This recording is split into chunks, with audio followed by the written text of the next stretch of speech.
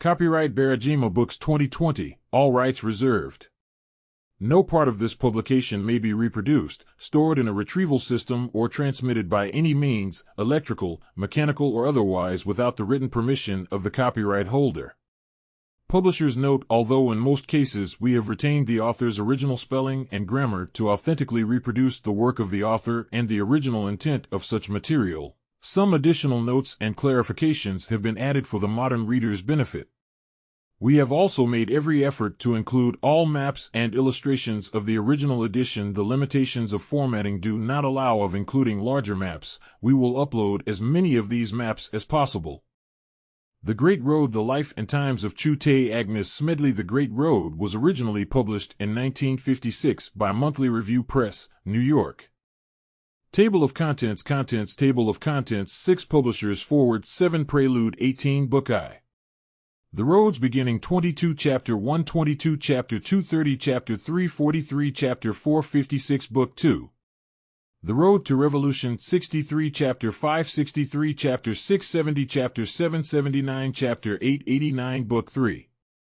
Scourge and Pestilence 97 Chapter 9 97 Chapter 10 108 Chapter 11 113 Chapter 12 119 Book 4. The Quest 126 Chapter 13 126 Chapter 14 132 Book V. On the Great Revolution 145 Chapter 15 145 Chapter 16 157 Book 6. The Agrarian Revolution begins 168 Chapter 17 168 Chapter 18 173 Chapter 19 179 Chapter 20 184 Chapter 21 193 Chapter 22 202 Book 7. Now listen closely to my song. 209 Chapter 23 209 Chapter 24 222 Chapter 25 231 Book 8. Red Phalanx 238 Chapter 26 238 Chapter 27 244 Chapter 28 248 Book 9. The Long March 256 Chapter 29 256 Chapter 30 265 Chapter 31 265 Chapter 32 265 Book X. Rendezvous with History 265 Chapter 33 265 Chapter 34 265 Chapter 35 265 Book 11. We Have One Secret Weapon 265 Chapter 36 265 Chapter 37 265 Chapter 38 265 Chapter 39 265 Book 12. The Great Road 265 Chapter 40 265 Chapter 41 265 Chapter 42 265 Chapter 43 265 Chapter 44 265 Chronology 265 Request from the Publisher 265. Publishers forward. Historians of the present are peculiarly fallible. They are circumscribed not only by the unavailability of many facts of varying degrees of relevance, but also by the difficulties in the way of achieving a three-dimensional stereoscopic view of the facts falling within their field of vision. Yet it is already safe to assert that the Chinese Revolution of 1949 is one of the crucial turning points of the 20th century, ranking with the October Revolution and the defeat of fascism in World War II in world historical importance. It has profoundly, if not decisively, affected the balance of forces between the socialist and non-socialist parts of the world. It has dealt a mortal blow to imperialism in Asia and probably in Africa.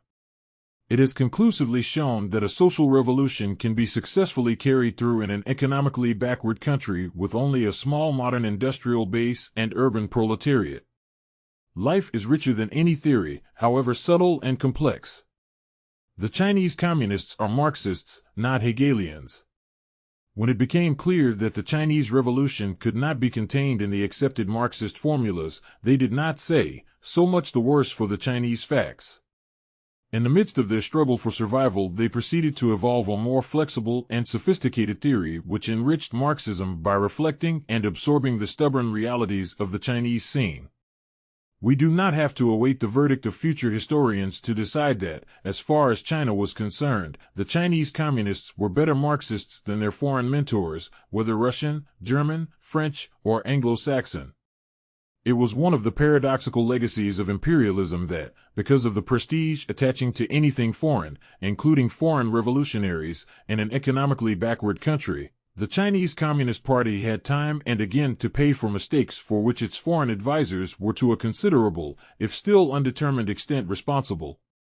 Some of these mistakes, as in the periods immediately preceding the counter-revolutions in Shanghai and Hankow in 1927 and during the Fifth Kuomintang extermination campaign in 1933 to 1934, were almost suicidal in their consequences and entailed great suffering and loss of life.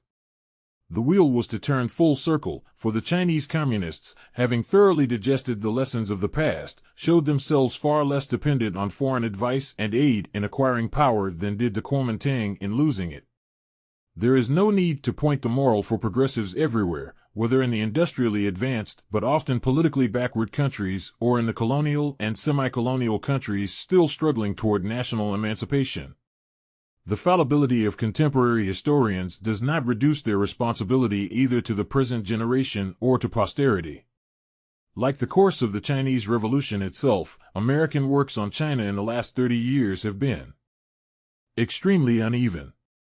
It is sad but true that there is still no reasonably comprehensive and dependable book in English on the background and course of the Great Revolution of 1925 to 1927. Yet the events of those fateful years, in which scores of millions of Chinese began for the first time to take an active part in molding their own lives, are no less fascinating, no less packed with drama and melodrama, no less fraught with historical significance, than the French Revolution from 1789 to 1793. Much Western writing on the subject is dominated by issues often bearing as much on Russian Communist Party history as on China, and its angle of vision tends to suffer from the same kind, if not the same degree, of Europocentrism as the reminiscences of old China hands. For the rest, to this day many Westerners are dependent on Malraux Mann's fate for their impressions of the Great Revolution. Whatever its literary merits, and they are no doubt substantial, Mann's Fate is primarily a story about foreigners in China, or rather in Treaty Port China, and is, moreover, chronologically unreliable.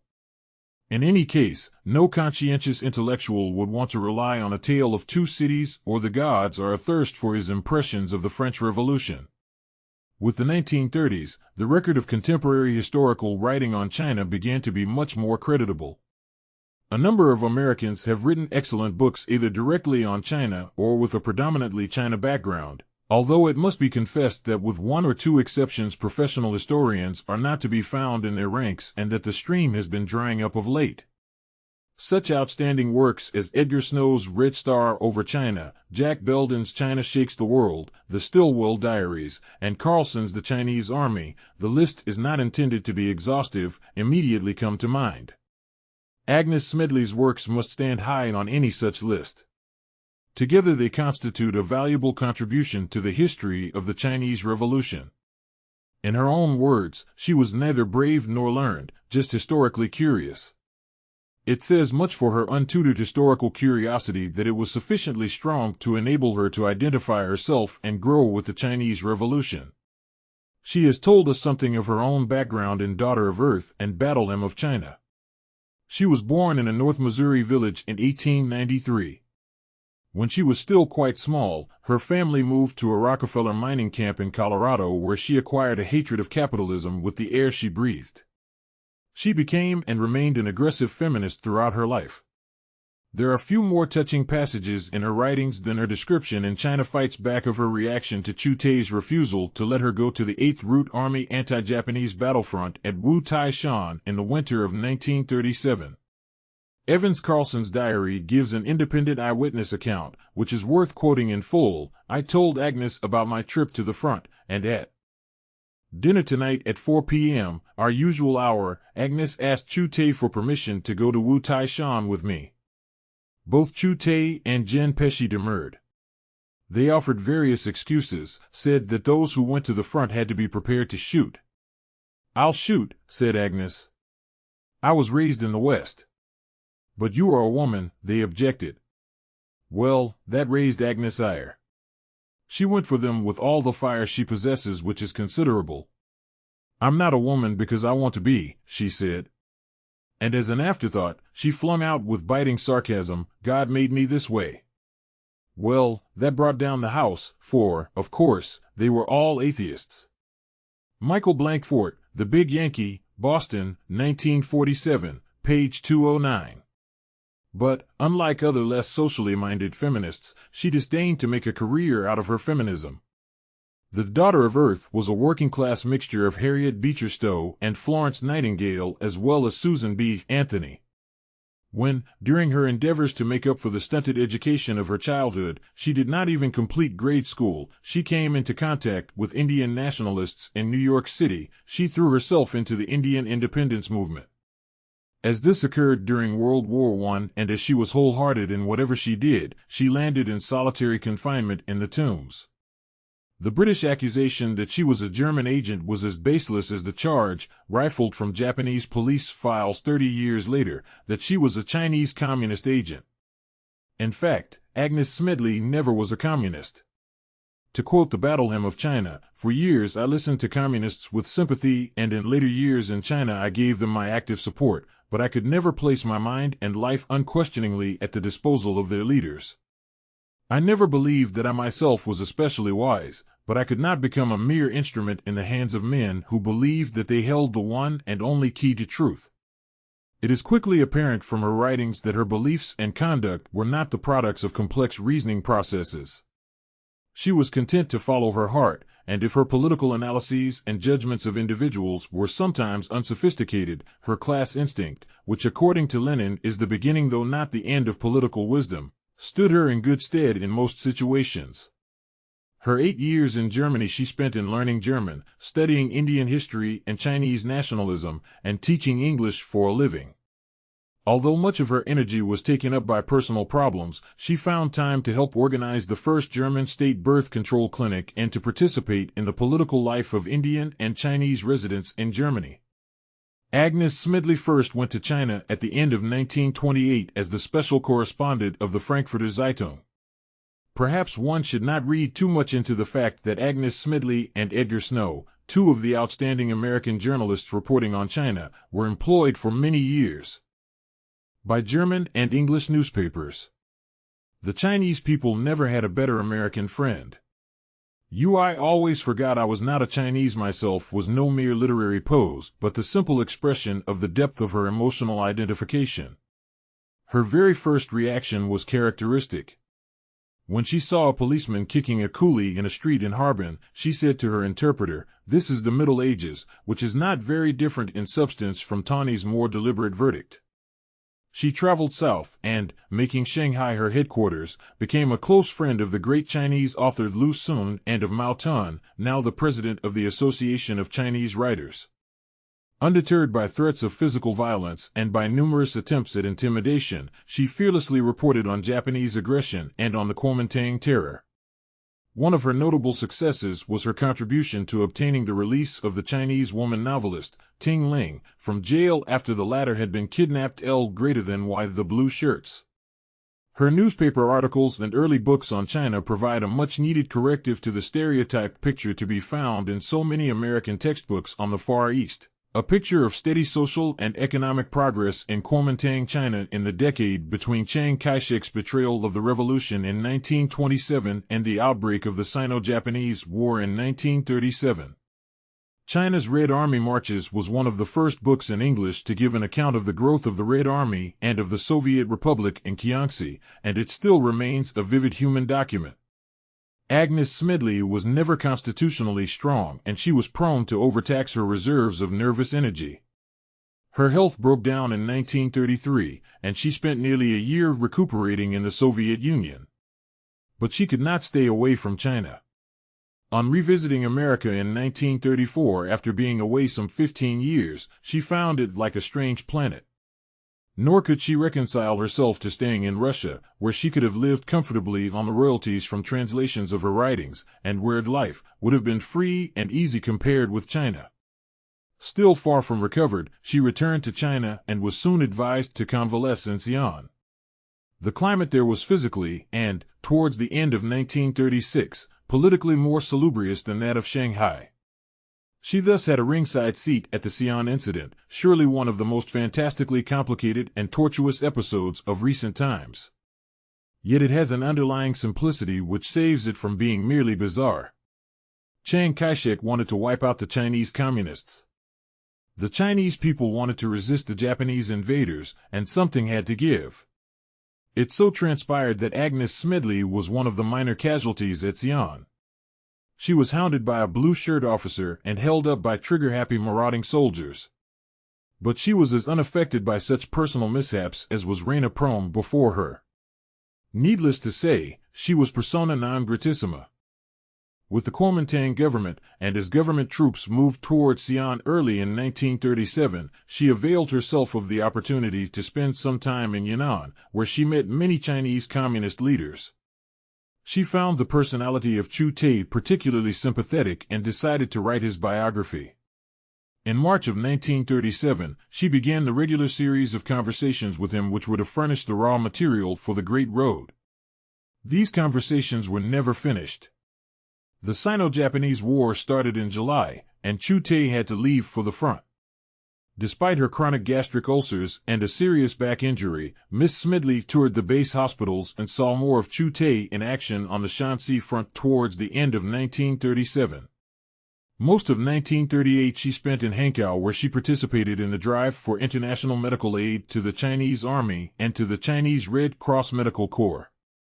She was appalled by the scale on which America was providing Japan with the sinews of war and was one of the few who tried to rouse world public opinion against this abominable traffic in death. She also helped in enlisting foreign doctors, including Norman Bethune and a number of Indian and refugee European doctors, for the 8th Route and other armies. Leaving Hankow just before it fell in October 1938, she wore herself out traveling with armies at the front and tirelessly inspecting their hospitals.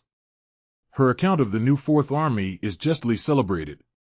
The story of the Little Devil, Shen Kuohua, who was assigned to her as an orderly by the Storm Guerrilla Detachment, its commander, Li Xinyan, is now Minister of Finance in the People's Government at Peking, was included by Hemingway in his anthology of war literature under the title After Final Victory. Perhaps the tribute she cherished most was the one Kuohua himself paid her in a little market town the inhabitants of which had never seen a foreigner. She is a woman and our American friend. She helps our wounded. In Tingjiakan she found a wounded man and fed him and gave him a bath. She even helped him do all his business. "Look at her bandaged hand," he demanded, taking my hand in his. She got this when she picked up a pan of hot water while she was bathing a wounded soldier. She is both my father and my mother. If any of you are sick, she will cure you. Only when hospitalization had become imperative did she consent to go to Hong Kong, where she soon resumed her propaganda activities despite local red tape. Agnes Smedley's flaming sincerity attracted a wide variety of people. The friendships with Madame Sun Yat-sen, Evans Carlson, and General Stilwell are easily understandable, but her circle also included Major, now General, Dorn, J. B. Powell, and a number of other American correspondents in China. The British Ministry of Information representative in Hong Kong, Donald McDougall, and the British ambassador to China, Sir Archibald Clark Kerr. Clark Kerr was a minor Scottish laird, an intellectual, a brilliant diplomat, and entirely human. It is hard to fathom why he was transferred from Chongqing, where he was doing a superb job in most difficult circumstances, to Moscow, where his special talents found no outlet. Foreign offices move in mysterious ways their wonders to perform. The new Fourth Army episode in December 1940 to January 1941 brought about a sharp deterioration in the internal situation and heightened the danger of civil war. To return to Kuomintang, China, and remain ineffectual under the surveillance of Taiwanese police was impossible for a person of Miss Smedley's temperament. Accordingly, in the summer of 1941 she decided to go back to the United States, where in Battle Hymn of China she faithfully carried out the testament of the Quanzi general, Chung Yi, "Tell your countrymen, tell your countrymen." After 1945, she longed to return to China, but with the outbreak of civil war her journey had to be deferred. She hoped to resume her conversations with Chu Teh where they had broken off in 1937. But it was not to be.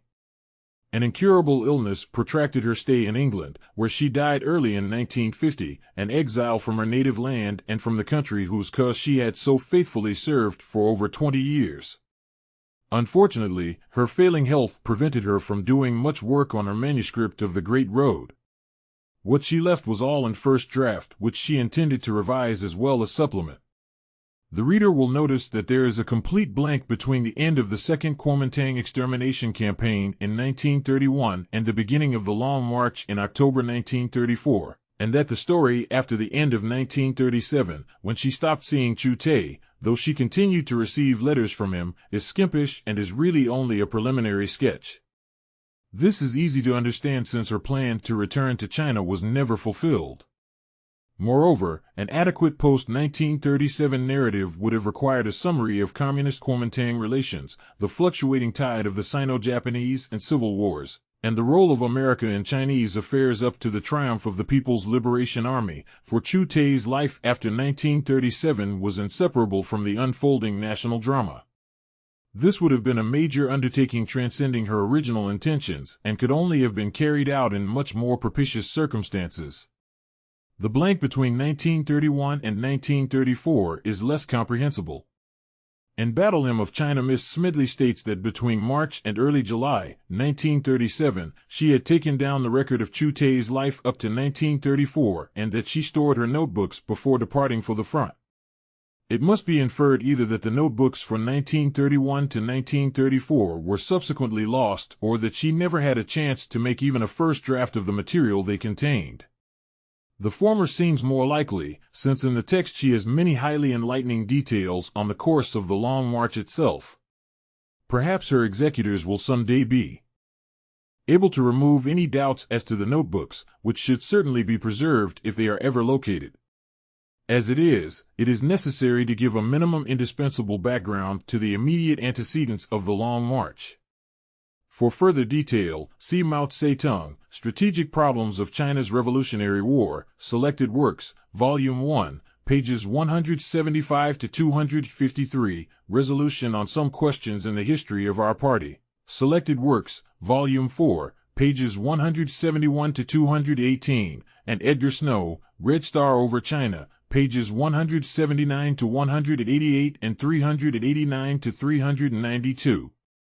The Red Army had decisively rebuffed the Fourth Extermination Campaign launched by Chiang Kai-shek in the spring of 1933. In 2 battles, 3 Kuomintang divisions had been annihilated and more than 10,000 rifles captured. Accordingly, Chiang made the most thoroughgoing preparations for the Fifth Campaign, which started in October 1933 and ended with the departure of the Red Army from Kiangsi in October 1934, on its epic long march of 8,000 miles. He mobilized nearly 1 million men, an air force of nearly 400 planes, and vast supplies for the project. The international situation was very favorable from Chiang's point of view.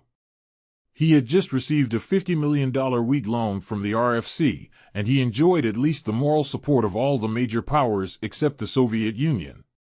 The strategy of the campaign was planned by his German military advisors, headed by von Seeckt, former chief of staff of the German army.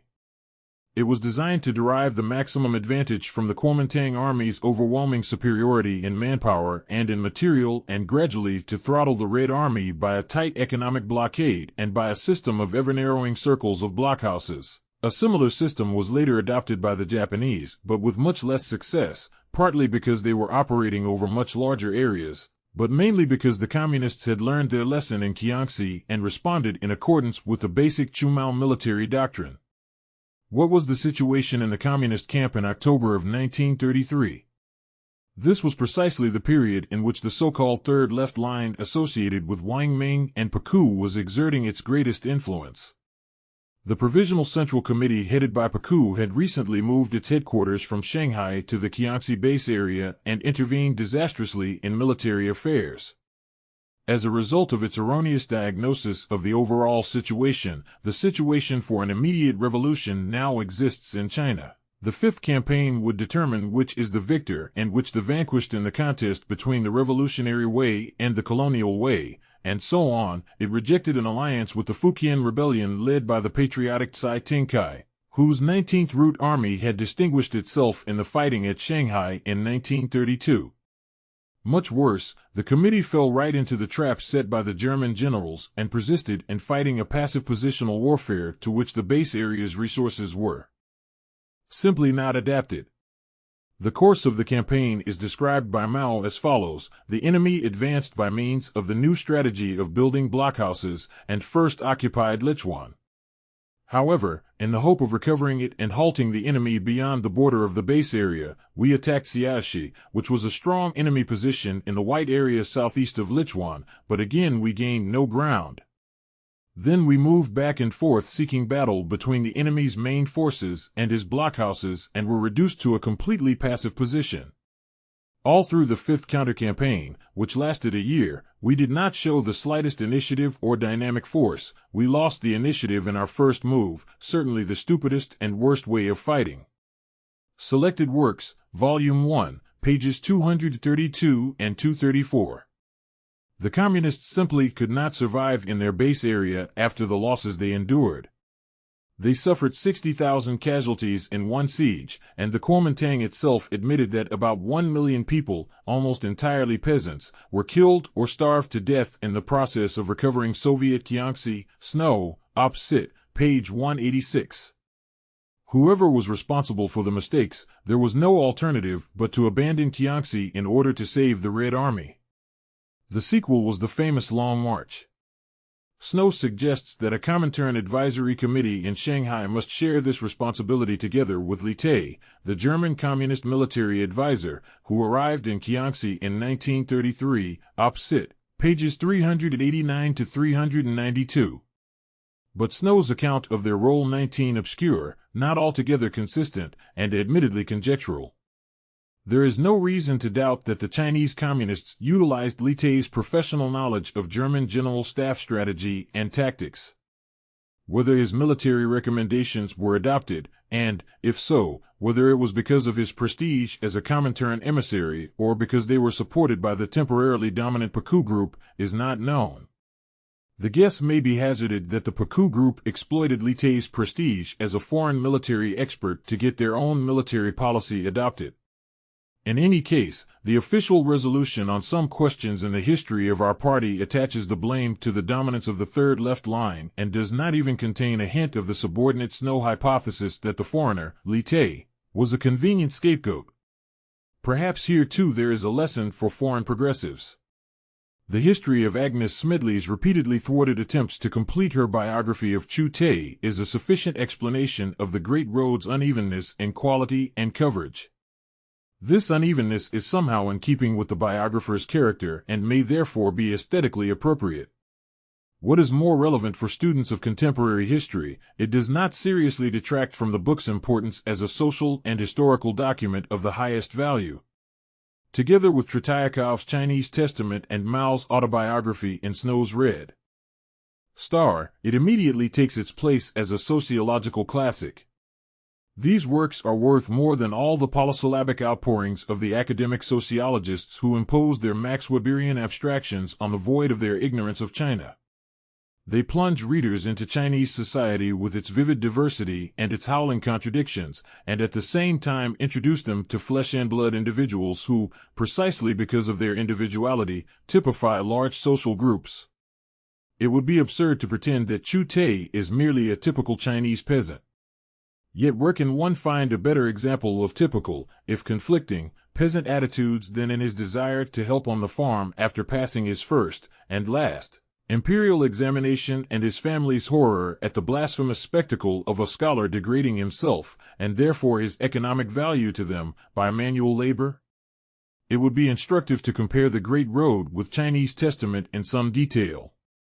The latter is the biography of a student in the turbulent years encompassing the 1911 Revolution, the May 4th Movement, and the First Kuomintang Communist United Front. Like the Tans, the Chus were Sichuanese. Like Tan Shihua's father, Chu Teh was a member of the Kolao Hui, the Tung Min Hui, and the Kuomintang, and a participant in the 1911 Revolution and in the defeat of Yuan Shikai's attempted restoration of the monarchy. Both risked their lives many times for the abortive bourgeois democratic revolution.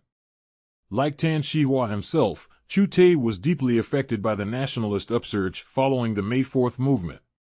Tan, a left-wing Kuomintang student in Peking, decided to complete his education in Moscow.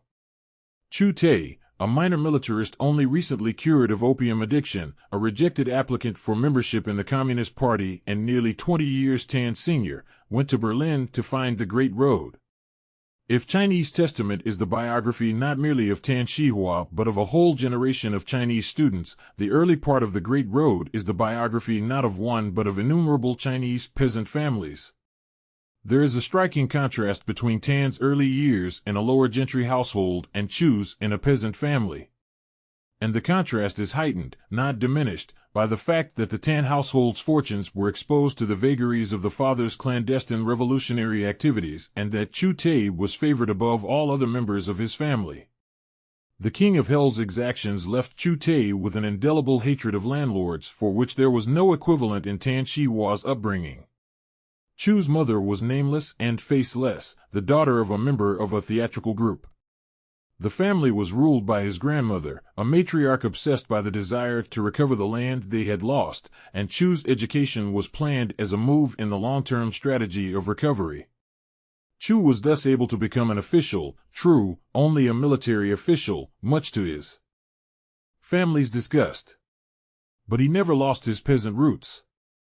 It is now generally recognized that one of the main sources of the Chinese communist strength is their capacity to reflect and anticipate the peasants' elemental aspirations. Agnes Smedley was guided by a wise instinct in her choice of Chu Teh as a sitter, if only because of his gift for projecting the peasant's point of view to the nth degree. It was this gift, plus political insight of a very high order, which led him to the conclusion that the peasants of China are the most revolutionary people on earth. It was this gift which enabled him to identify himself so completely with his troops and to organize them for the first time in Chinese history on the basis of what Evans Carlson called Christian principles or ethical indoctrination. Surely there has never been another commander-in-chief who, during his years of service, spun, wove, set type, grew and cooked his own food, wrote poetry, and lectured not only to his troops on military strategy and tactics but to women's classes on how to preserve vegetables. If the Great Road belongs to the same genus as Chinese Testament as a social document, as a historical document it bears comparison with Red Star over China. The two books overlap only at certain points, and even here they are complementary rather than competitive. Snow's chapter concerning Chu Teh, pages 354 to 363, is the exception to this statement. Here he was at the disadvantage of having to rely on second-hand and unchecked information, hence the description of Chu as this scion of a family of landlords and a number of other inaccuracies. Snow's book is unquestionably a classic, and Agnes Smedley's deserves to become one. There is space here for only a brief mention of some of the Great Road's historical highlights. Foreigners who visited Yunnan and who now come back from People's China astonished by the Communists' moral earnestness are unfamiliar with the strong Puritan strain in the Chinese intellectual tradition. This tradition was never entirely submerged. It is apparent in the formation of numerous small groups of young intellectuals, such as the one Chu Teh joined with his fellow teachers at the Luncheon School, who solemnly dedicated their lives to their country. Such groups, often almost private secret societies, were a common phenomenon in the 2 decades before political life had crystallized around the two major parties. It is strongly apparent in Chu Teh's remarkable mentor and patron, Tsai Ao, about whom one cannot help asking for more. As it is, the details on the 1911 revolution and the anti-Yuan Shikai movement in Sichuan and Yunnan help to fill in a rather vague chapter in modern Chinese history. Chu Teh's description of southwestern warlordism is most useful, and it is to be regretted that Miss Smedley did not repeat his account in full. For not only were such warlords as Lu Xiang, Chang Chun, Teng Shiho, and Yongsan national as well as provincial figures, but the period 1911 to 1949, throughout which political power depended on naked force, is unintelligible without a grasp of the nature and roots of warlordism. The theme of unity and division runs like a red thread throughout Chinese history. From 1842 to 1949, under the double stress of foreign encroachments and internal disintegration, it was the theme of division which prevailed. Warlordism, a malignant variation on the theme of division sired and fed by foreign money, was Yuan Shikai's legacy to China. The warlords were militarist politicians, semi-feudal condottieri, who played power politics with their armies and combinations of armies just as the imperialists played power politics with the warlords themselves. However intricate the interplay of these two games, they invariably had one result: the Chinese people got kicked around. Chiang Kai-shek, like Yuan Shikai before him, aspired to become the supreme warlord with all China as his bailiwick. Note his reiterated identification of China with himself. The fact that Yuan's antecedents were in the decadent Manchu army and Chiang's in the Shanghai stock market and underworld in no way vitiates the comparison. Many of Chiang's moves made no sense except in terms of the crazy quilt of warlord intrigues and ambitions, and even his approach to international politics was that of a warlord. Chu Teh's first assignment from the Kuomintang on his return from Germany in 1926 was to win over his old associate, the Sichuanese warlord Yang Sen, to the cause of the Northern Expedition, or at least to neutralize him, an assignment which was greatly facilitated by the brazen British bombardment of Huanchin in eastern Sichuan.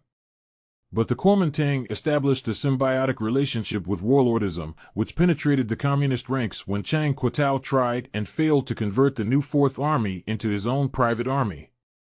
Agnes Smedley's account of the Civil War from the Nanchang Uprising to the end of the Second Extermination Campaign and of the Long March provides a wealth of material for the political as well as for the military historian.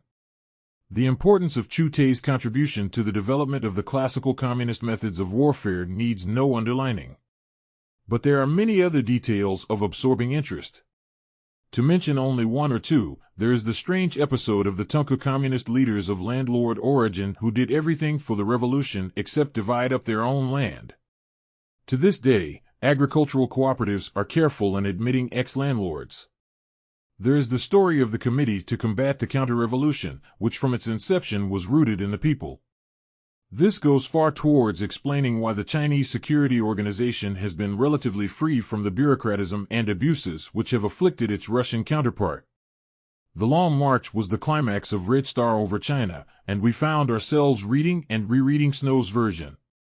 We are confident that many people will have the same reaction to the Great Road. The Long March is unique in military annals. Compared to it, Hannibal's march across the Alps fades into the small theater of the antique, and whilst Napoleon's retreat from Moscow was a disastrous fiasco, the Long March was the prelude to final victory.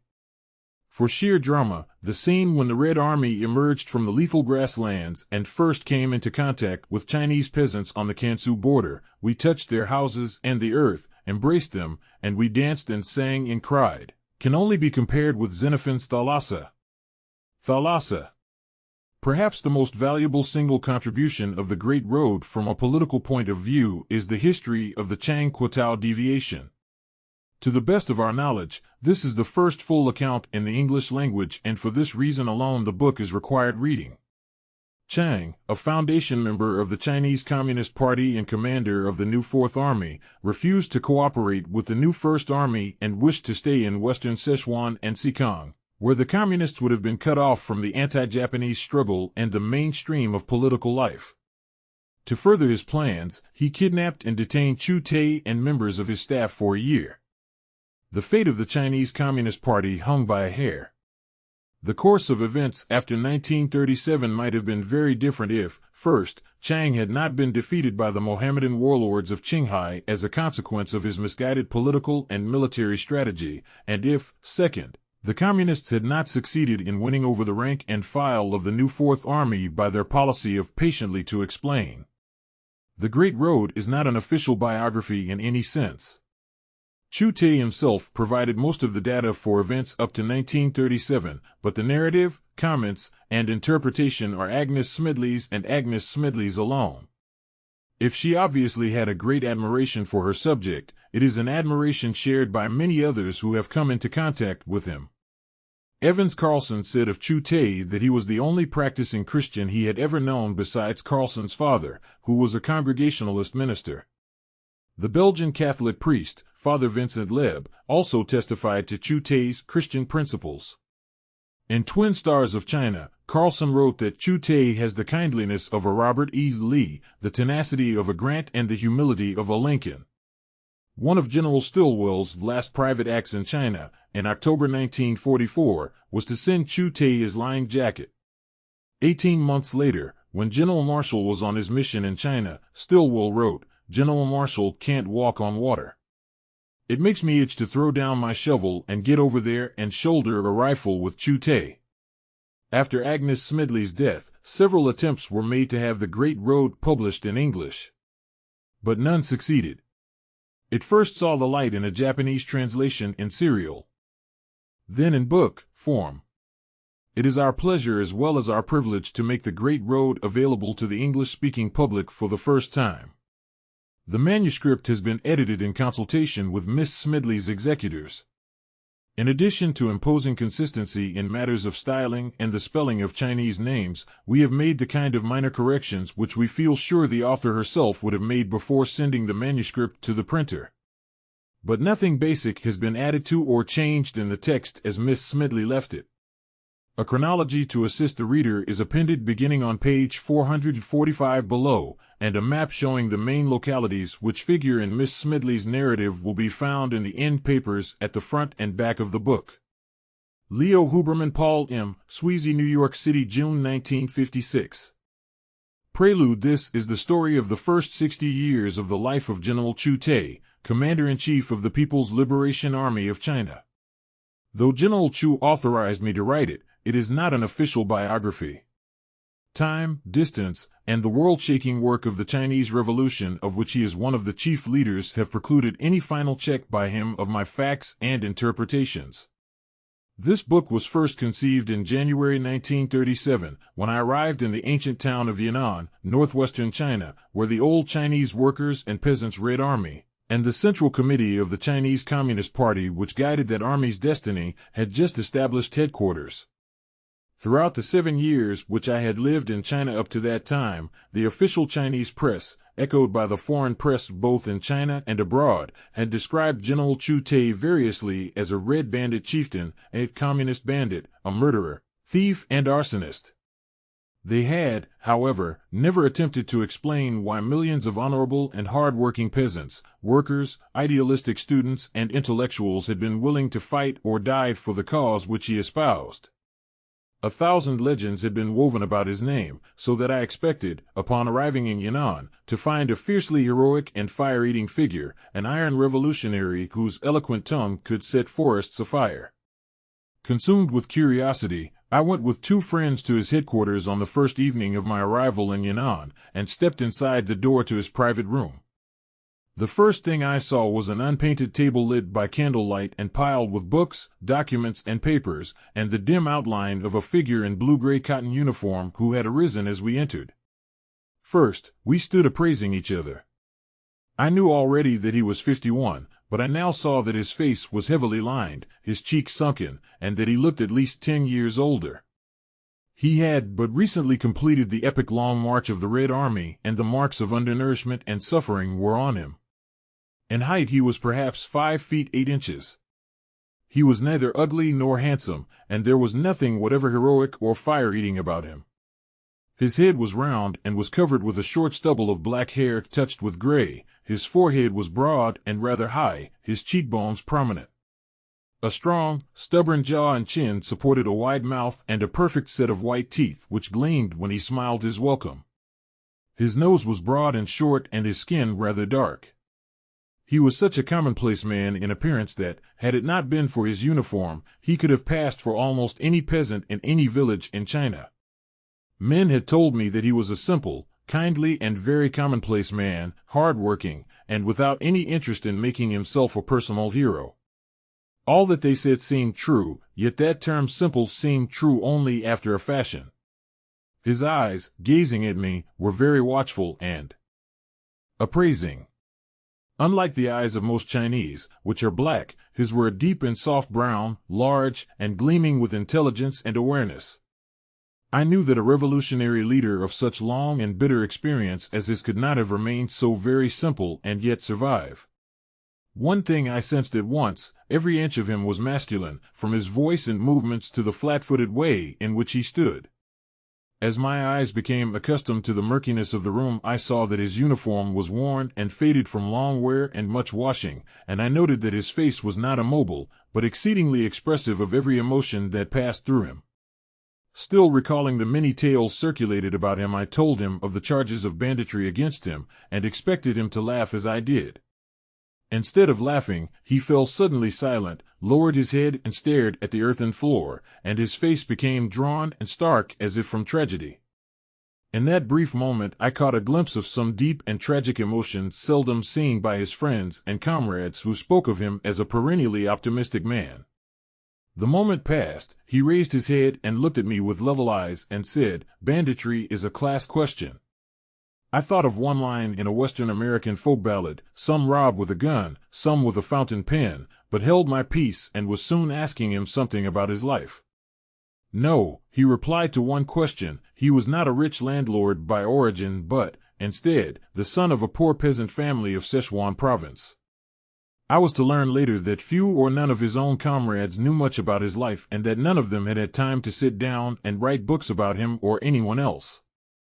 It was while he was speaking that I conceived the idea of writing his biography, and when he asked me what I wished to do in Yunnan, I replied, "I would like you to tell me the story of your whole life." "Why?" he asked, curiously, and I answered, "Because you are a peasant. 8 out of every 10 living Chinese are peasants. Not one has ever told his story to the world.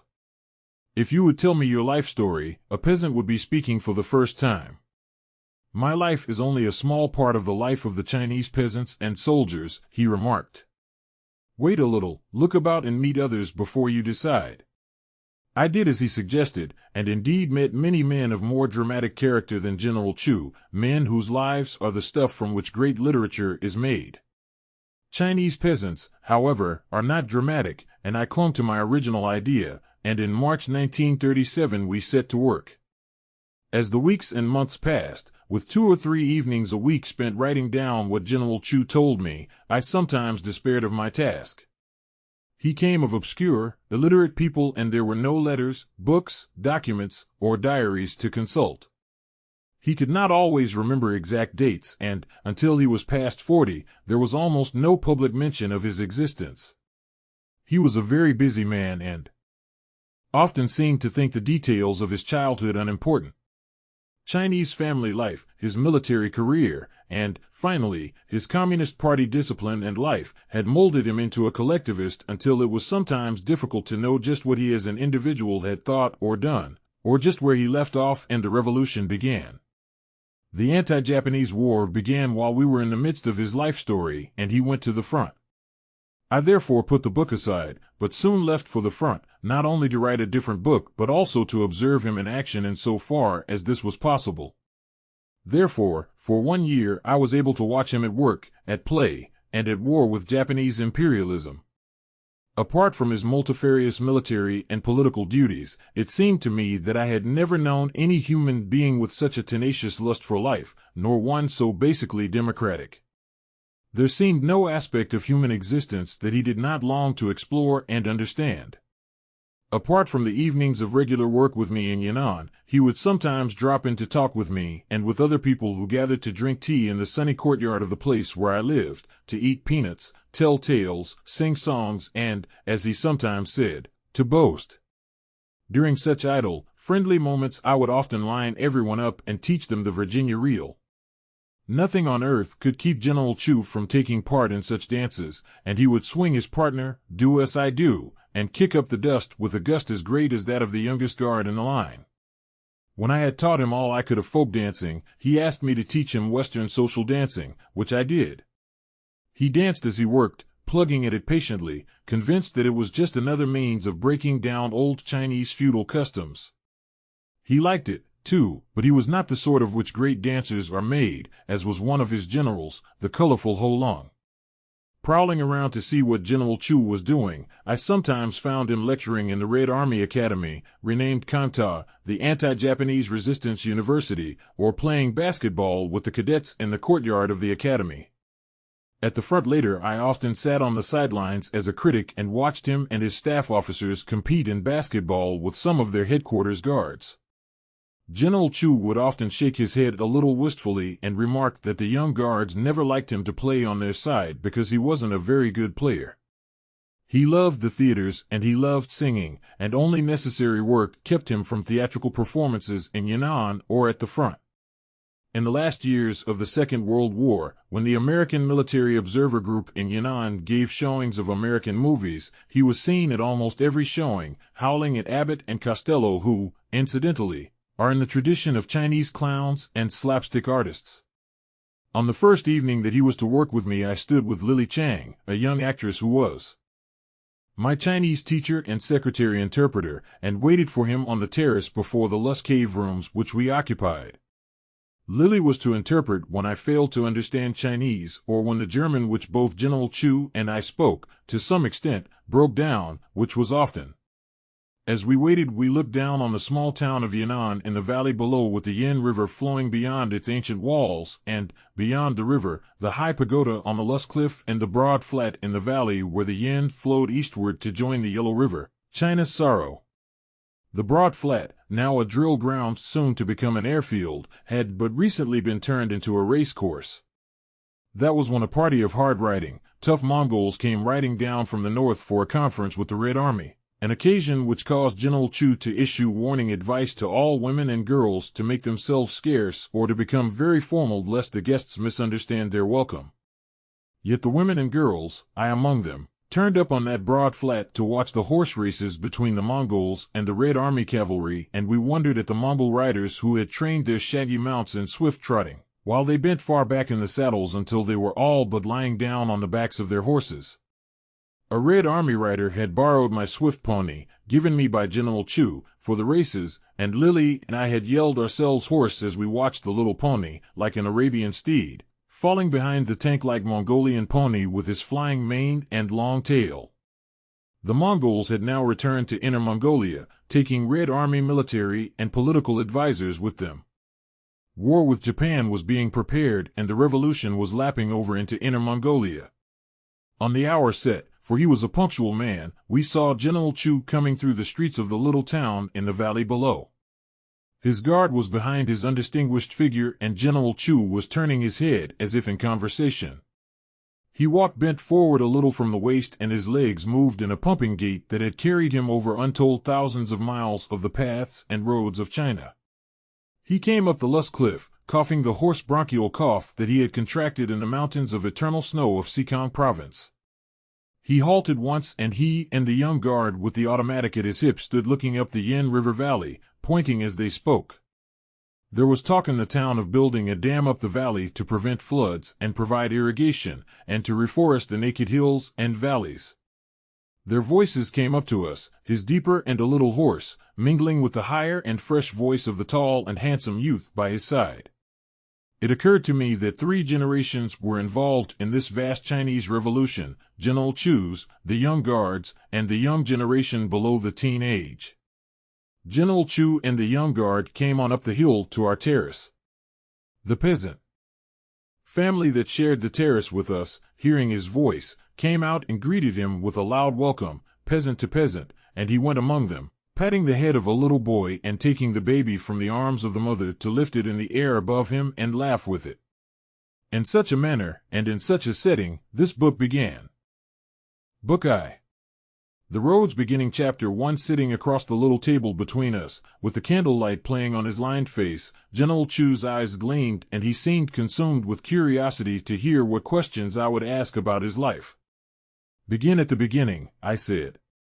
He was born, he began, on a Chinese date which is the equivalent of December 12, 1886, new calendar, near Ilunshan in Sichuan province, just 22 years after the Taiping Rebellion was crushed by the Manchu court and its foreign allies.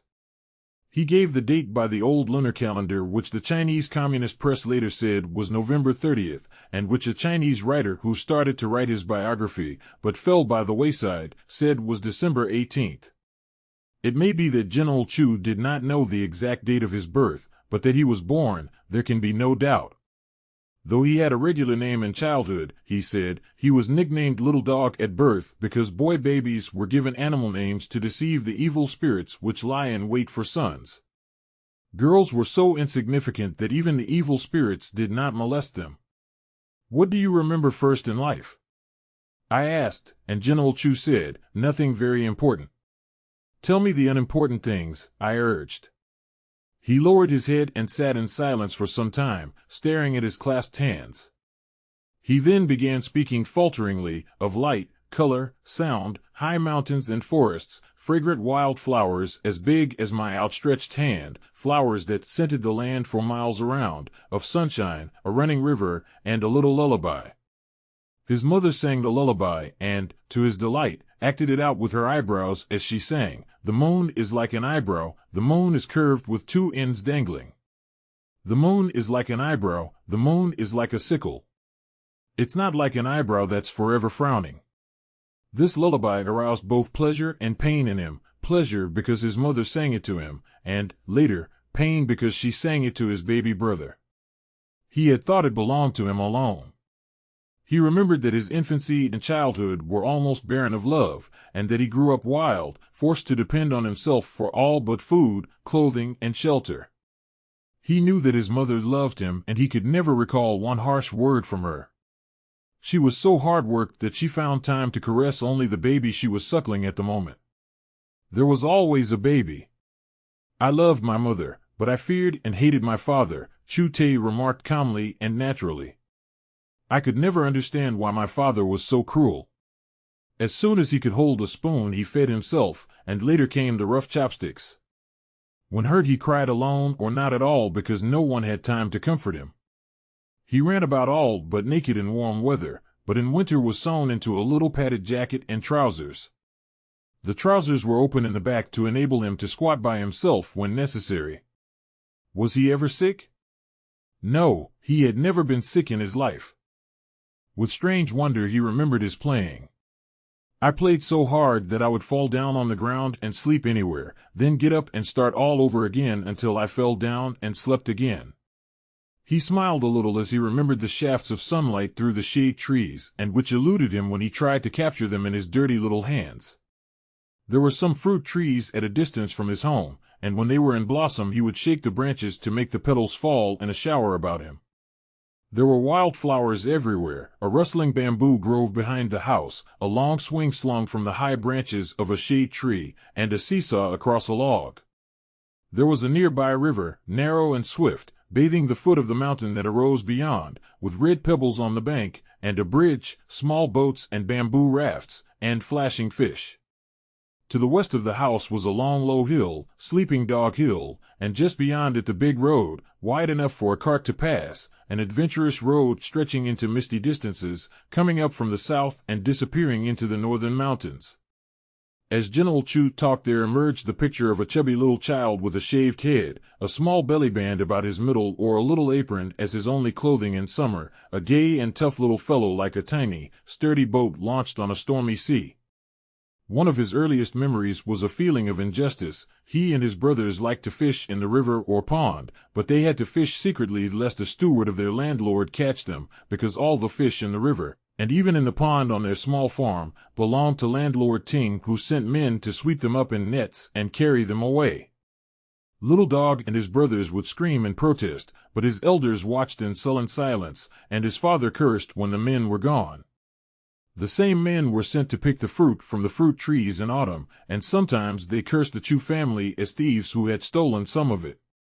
All the fish in the ponds and rivers, all the fruit on the land of the tenants, all the forests on the mountains, were claimed by landlord Ting, for China, for all the talk of its basic democracy, was a feudal country. Chu Teh remembered how he used to play the game of jacks such as American children play, except that he and his brothers played it with little stones and a ball of paper rolled very tight. In the autumn he and his older brothers made kites and flew them from the mountainside as they sang the ancient daisy song of escape from disaster. The daisy is yellow, we are strong. The daisy is fragrant, we are healthy. On the double ninth we drink daisy wine. Men and daisy drank on the double ninth. That song was to run through his life like the leitmotif in a symphony. In ancient times, ran a legend, a magician warned his disciples of a flood which they and their families could escape provided they fled to the mountains, which they did. Ever since that time, the people of China had flown kites on that day and sung the daisy song. Chu Teh's elder brother, Tai Li, for years older than himself, had a flute and a hu chin, or two-stringed violin, and Little Dog would squat by his side and listen rapturously to the playing. When his own hands were big enough, he also played, and after he grew to manhood he bought and learned to play many musical instruments. His second brother, Tai Fong, 2 years his senior, filled him with distress because he snared birds and, when old enough, shot them with the family bird gun. Little Dog would run to the dying birds, gather them up in his hands, and cry over them. His mother forbade Tai Fong to kill them, but the boy shot them anyway.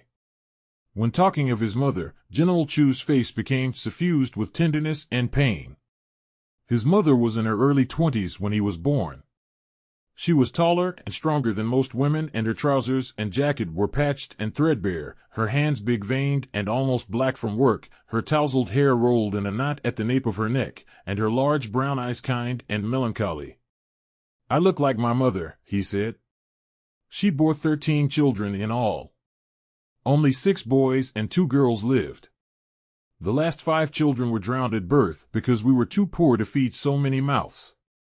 The eldest child was a girl, Cho Xiang, who cried for months when her feet were being bound and crippled, and at the age of 15 she was married.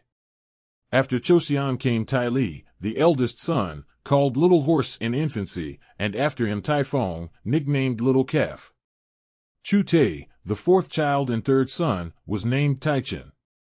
All the boys bore the generation name Tai, just as their father and uncles bore the generation name Shi.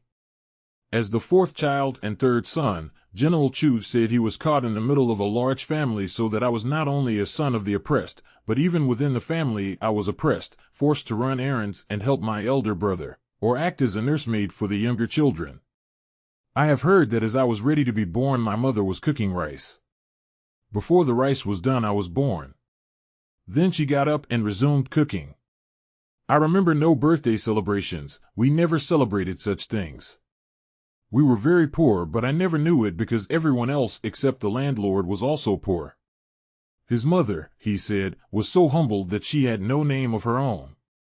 As a girl she had had a name, but after marriage she was known only by her position in the family, as mother to her children, as second daughter-in-law to her husband's parents, and as you or mother of our firstborn to her husband.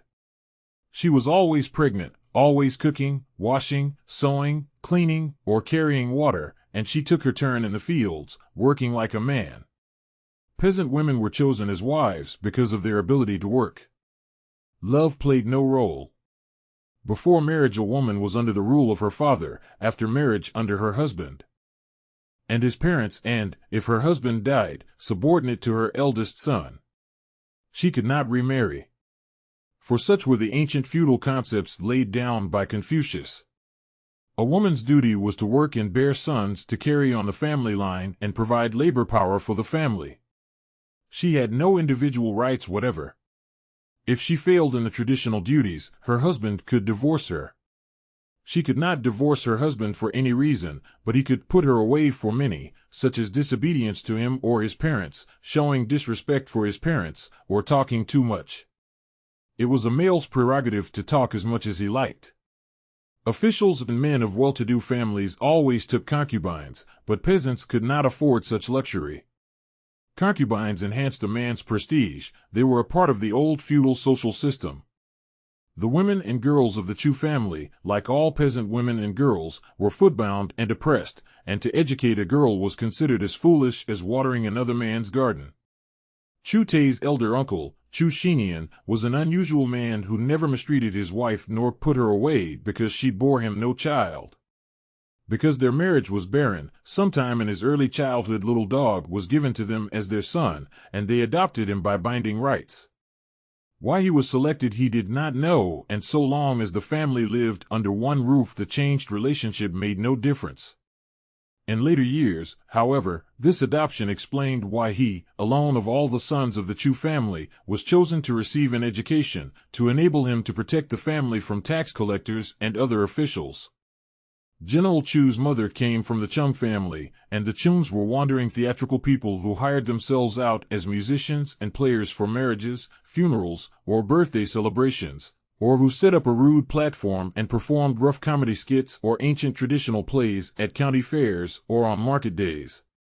Such theatrical people were social outcasts, they were desperately poor and were often politically suspect. But they were very gay and happy people, and the peasants loved such folk artists very much, Chu Teh said, smiling with affection as he recalled them. The Chu children grew up singing peasant songs and playing every type of musical instrument that fell into their hands. The Chungs were perhaps responsible for that. Some of the folk melodies were melancholy, some gay and rowdy and humorous, a few were love lyrics, and others were slyly political. There was one particular song critical of the ruling Qing, or Manchu, dynasty, recalling the history of Szechuan. It is a heavenly country, capital of kings and emperors from ancient times. It was a good country, and the strength of its 8 fronts threatened Wu. The cypress before the minister's hall, the ancient trunks of trees, the powerful beams of old supported us. But how is it now? The Chus were one of the thousands of guest families, which meant that they were immigrants from other provinces who had not yet lived 8 generations in the province and thereby won the right to be considered natives, or founding fathers. The first group of the Chu family came from Kwangtung province in the far south shortly after the Great White Lotus Rebellion at the end of the 18th and beginning of the 19th centuries. This rebellion, and its crushing by the Manchus, depopulated the province so that poor peasant families from Kwangtung and Guangxi moved into Szechuan and became guest families. Though the Chus had lived in Szechuan for some 80 years, they still spoke the Kwangtung dialect and preserved Kwangtung customs, and only Chu Teh's generation grew up speaking both the Kwangtung and Szechuan dialects. The first group of Chus saved enough money to buy a little land and build a house near the market town of Taowan, which was not far from Lanchang in Ailung district, or county, but with time the depredations of landlords, officials and usurers had compelled them to mortgage the place, move out and become tenants of this or that landlord. When Chu Teh was born, his family was one of some 60 tenant families who cultivated the estate of landlord Ting, who was simply referred to as the King of Hell. The 3 acres of land which the Chus rented from the King of Hell consisted of terraced mountain and valley land, almost every inch of which was carefully cultivated by hand. The family home stood near the foot of a forested mountain that arose on the east just beyond the small, swift river. 3 or 4 other tenant families lived nearby and, together with the Chus, constituted the village known as Lingluntsai. The market town, Lanchang, lay some 2 miles to the north. A little farther on stood Taowan and near it the ancestral home for which the Chus sighed. Another 25 miles or so to the north stood the walled town of Luncheon which, to the peasants, was a great metropolis which only a few had ever visited. A few miles to the west of the Chu home flowed the Kailing, one of the 4 rivers from which the province takes its name. Szechuan means 4 rivers. 3 generations lived in the Chu family home, grandfather and grandmother Chu, their 4 sons whose generation name was Shi, with their wives and children, and the 3rd generation of whom Chu Teh was one and whose generation name was Tai. Of the 2nd generation, the eldest son and titular head of the joint family was Chu Shinian, or Chu the First, Little Dog's foster father, who was about 37 years of age when Little Dog was born. The 2nd son, Chu Shilin, or Chu the Second, was Little Dog's dreaded father, a violent and passionate man. Of the 2 younger uncles General Chu seldom made mention. Nor did he do more than mention his younger brothers. Chu the First, Little Dog's foster father, was a serious-minded, ambitious man who worked hard, skimped, squeezed every cash until it screamed, and planned for the entire family. Like all peasant families, the Chus were an economic unit organized for hard, disciplined labor to stave off starvation. My grandmother organized and directed the entire household economy, General Chu explained. She allotted each member his or her task, the heavy field work to the men, the lighter field work and household tasks to the women and children. Each of her 4 daughters-in-law took their turn, a year at a time, as cook for the entire family, with the younger children as helpers. The other women spun, sewed, washed, cleaned, or worked in the field. At dawn each morning the daughter-in-law who was cook for that year arose, lit the fire, and started breakfast. When we heard my grandfather moving about, all the rest of us also got up and went immediately about our chores, such as carrying water from the well, chopping wood, feeding the ducks, pigs and chickens, or cleaning up. All the meals were the same the year round. The men all ate together, for such was the custom, and after them the women and children. We were too poor to eat rice except on rare occasions. Breakfast was a gruel of kalyang, sorghum, with perhaps a little rice or some beans mixed in, and with a common bowl of vegetables. We also had tea, but without sugar, of course. Dinner and supper consisted of about the same things. Instead of gruel, the kalyang mixed with rice was cooked dry and there was a common bowl, or perhaps 2, of boiled vegetables. When my brothers and I managed to fish without being caught, we loved to fish, we might have a bowl of rice. Meat or other special food was served only at the Lunar New Year celebration, if at all. Though Sichuan was a salt-producing province, salt was so expensive that poor people bought as little as possible. There were 3 kinds of salt: the refined white grain salt for the rich, a brown salt for people in medium circumstances, and a blackish, unclean salt, sold in solid cakes to poor people like ourselves. This salt was so precious that it was not cooked with the food.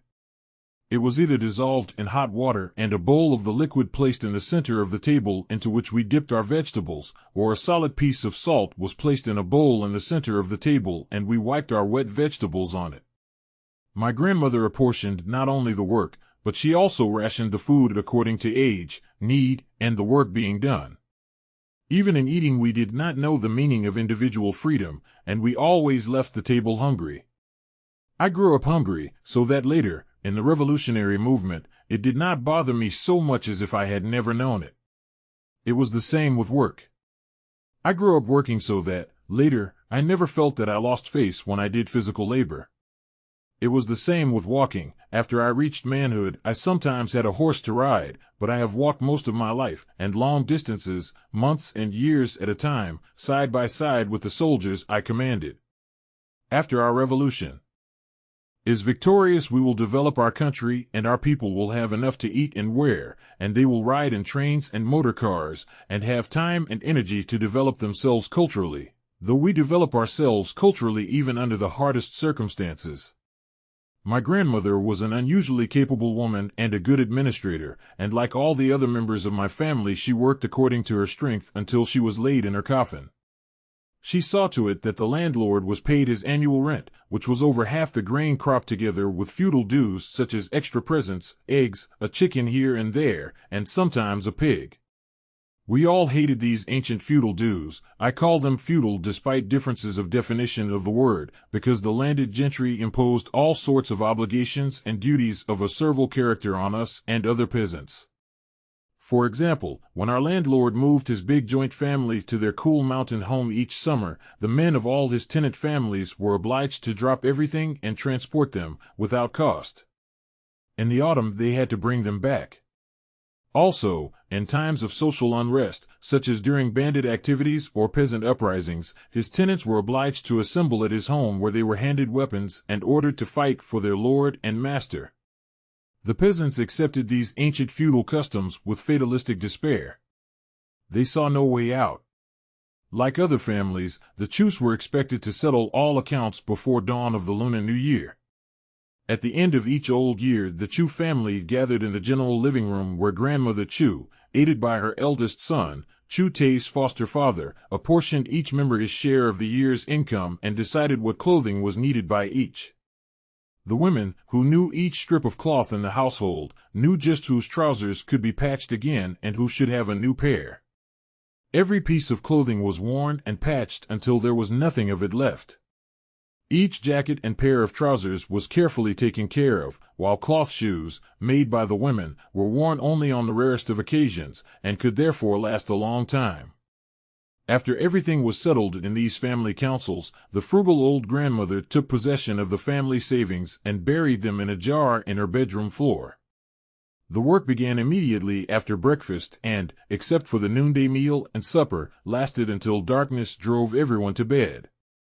It would have been condemned as rank extravagance to have a light when darkness fell, just as it was considered extravagance for any man of the family to smoke the tobacco which they grew in the fields and dried and prepared for market. Now and then the Chu men would fill the bowl of one pipe with tobacco and pass it from one to another, each taking a puff. Chu Teh's fathers sometimes declared openly that each man should have the right to a whole pipe of tobacco. But he was a resentful and violent man who had to be held in check by the others. There was no laziness, no slackness, no weekly day of rest for the Chu family, or for other peasants either. Well-situated people enjoyed themselves for a week or two during the Lunar New Year celebrations, but for tenants and poor peasants there was no rest even during that period. Peasants could slacken a little during the winter months, but even then the soil had to be prepared for the spring crops, or winter crops put in. Pigs and chickens, grown through the summer, were taken to the market town for salt. After the cotton from the fields was picked and cleaned, the women spun it into yarn, but they did not weave. Weaving was done by wandering weavers, all of whom were men. During the winter also, oil was pressed from the rig grown in the fields and either used for cooking or sold, or, on the most exceptional occasions, placed in a bowl with a twisted cotton wick and used for a light in the evening. Chu Teh was 20 years of age before he had a light in the evening, and it was only after he returned home as a student that he slept in a bed by himself and had a room to himself, and that was only for a few days. There was also an old, unwritten feudal law that tenants, both men and women, had to work for their landlords, free of charge, during the New Year or other national festivals, or on special occasions such as when the landlord's wife or one of his concubines bore another son, or when a banquet was prepared for some visiting official. On such occasions the tenants were also expected to make special gifts of food to the landlord. It did not matter to the landlord that the peasants did not have enough food for themselves, or that they were needed at home for plowing or harvesting, General Chu remarked bitterly. The men of my family had to go, and my mother or foster mother had to work in the King of Hell's kitchen.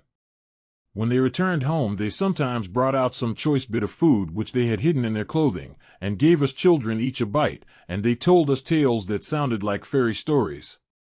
Sometimes, when General Chu talked like this, I would be unable to go on and he would regard me with curious and questioning eyes. Sometimes, I would explain, "You seem to be describing my own mother." We did not work for a feudal landlord, but my mother washed clothing for rich people and worked in their kitchens during holidays. She would sometimes sneak out food for us children, give us each a bite, and tell us of the fine food in the home of her employer. Her hands, too, were almost black from work, and she wore her hair in a knot at the nape of her neck. Her hair was black and disheveled. "And your father?" he asked in wonderment. In my early childhood he was a poor farmer who plowed the fields in his bare feet, but wore leather shoes most of the time. He ran away periodically because he hated our life and left my mother alone. He was not so disciplined as the men of your family. Then he became an unskilled day laborer, and we never had enough to eat. But we did have salt enough. The poor of the world are one big family, he said in his hoarse voice, and we sat for a long time in silence. Chapter 2 General Chu never mentioned Sichuan without recalling its magnificent beauty. The mountains about his home were a part of the high range that juts eastward from the towering Great Snow Mountains which stretch along the western borders. The Great Snow Mountains and the jutting northern range shelter the whole province and the great enclosed plains known as the Red Basin and give the province its mild, crisp climate in which rich vegetation of both a temperate and subtropical variety flourishes in abandon. The Red Basin, with the provincial capital of Chengdu lying in its heart, is one of the richest regions of China, producing crops the year round. The province is also rich in salt and minerals, and, General Chu reminded me, Szechuan was always coveted by both French and British imperialists who conspired to add it to their empires. Have you ever seen the flowers of Szechuan? He asked suddenly. They are very big and beautiful and so fragrant that they scent the air for miles around. His home, a dark old building crumbling from decades of rain, wind, and snow, stood in the midst of natural grandeur. Its long east-west section faced south, the roof was of gray tiles, and rough-hewn unpainted doors hung on wooden pivots and, like most doors in China's interior, could be lifted off and used as beds. Two shorter wings, roofed with straw, jutted off from the main section at right angles. There were no windows, the doors alone admitted light, and the floors were of earth packed smooth and hard. The house was plastered with mud and unpainted. In warm weather the family ate outside in the half-courtyard which, at harvest time, was also used as a threshing floor. Except for the kitchen, on the left as you entered, and the central room in the main section, the building consisted of bedrooms. There was a lean-to for pigs and poultry. The central room in the main section was the family gathering room where visitors were received or special ceremonies performed. A rough-hewn square table surrounded by benches stood in the center of the room, and directly behind it against the wall was the cabinet in which the family kept its ancestral tablets, small polished strips of wood each bearing the name of an ancestor. A small clay figure of Kuan Yin, goddess of mercy, stood on a shelf before the cabinet. The family made simple sacrifices before this ancestral shrine a few times each year, including the Lunar New Year and the Feast of the Dead on the 15th day of the 7th month. As the Lunar New Year approached they took down the grimy drawing of the kitchen god from the wall behind the kitchen stove, smeared its lips with wild honey that it might give a good report to heaven about the family, and burned it in the courtyard. On New Year's Day a fresh drawing of the god was pasted on the wall with rice paste. The Chus believed in such ancient ceremonies, and they believed in the earth god that watched over the crops, and in an array of good and evil spirits. The ubiquitous spirit of the fox was a particular nuisance that could engage in a lot of mischief or even assume many disguises, such as that of an old man with a beard or, in the case of hermits and lonely scholars, that of a beautiful young woman. The purest superstition, of course, General Chu remarked, laughing a little, and quite convenient for lonely scholars. His family believed that their poverty and hard life was due to an unlucky fate caused by an unpropitious constellation of the stars. They were illiterate, pessimistic, sighing at their unhappy lot. They knew nothing except hard work. In childhood Little Dog accepted all the current superstitions, including a belief in ghosts. Once he heard a traveler along the big road tell about a man who had studied in America where, it seemed, people did not believe in ghosts as a rule and where there were, therefore, no ghosts. That remark made such an impression that General Chu remembered it 50 years later. The big road, as he thought of the single-track road that ran past his home, was one of the most important influences of his childhood.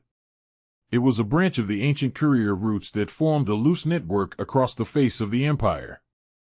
It came up from the south, ran northward to Ulunshan, and on through the mountains where it joined one of the main courier routes that led to Xi'an and northeastward to Peking, the capital.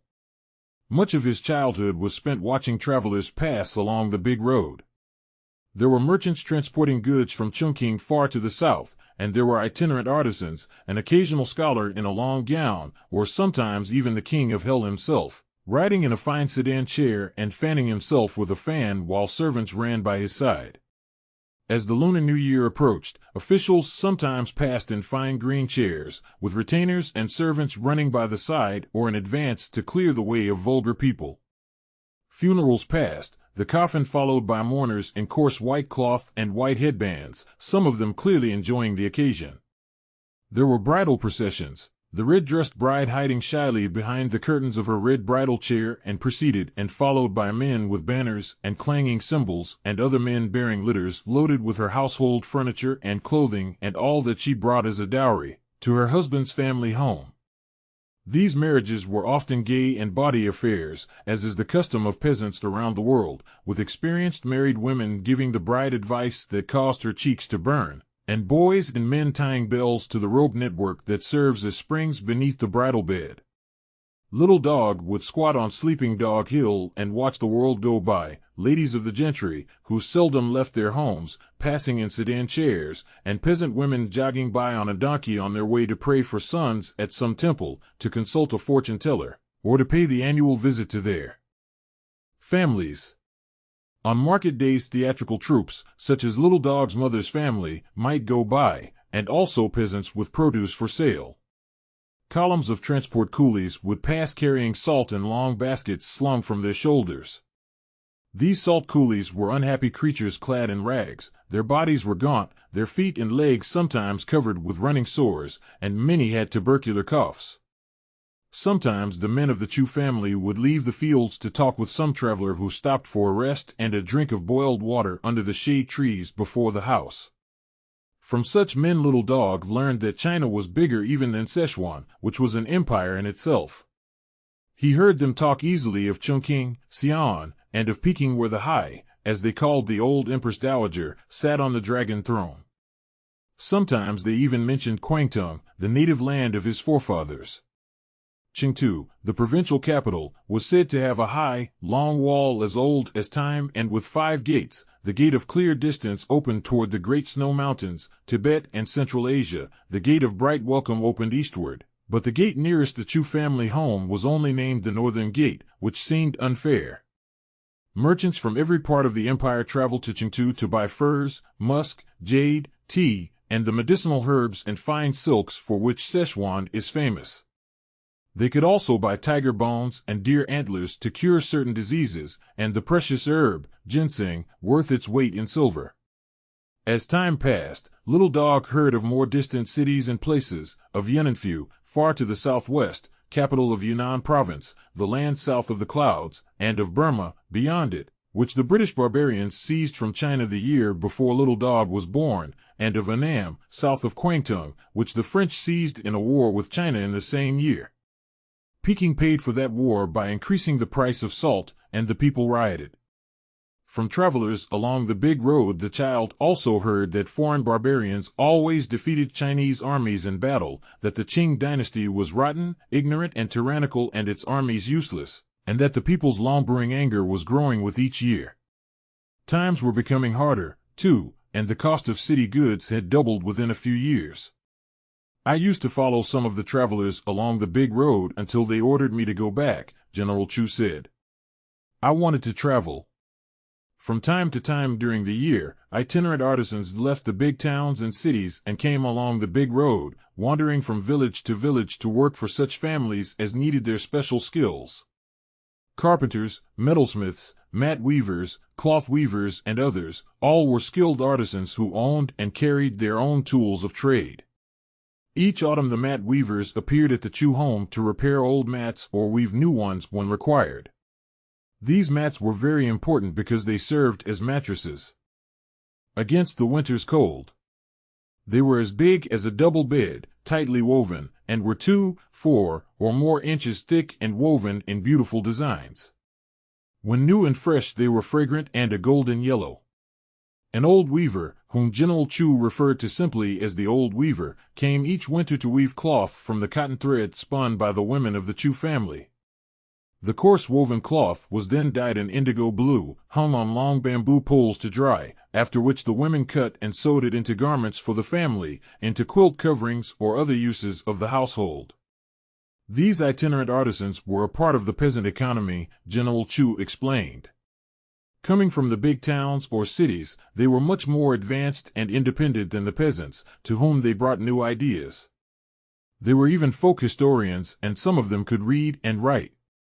They lived in the homes where they worked, and each evening the family gathered about to listen to their talk.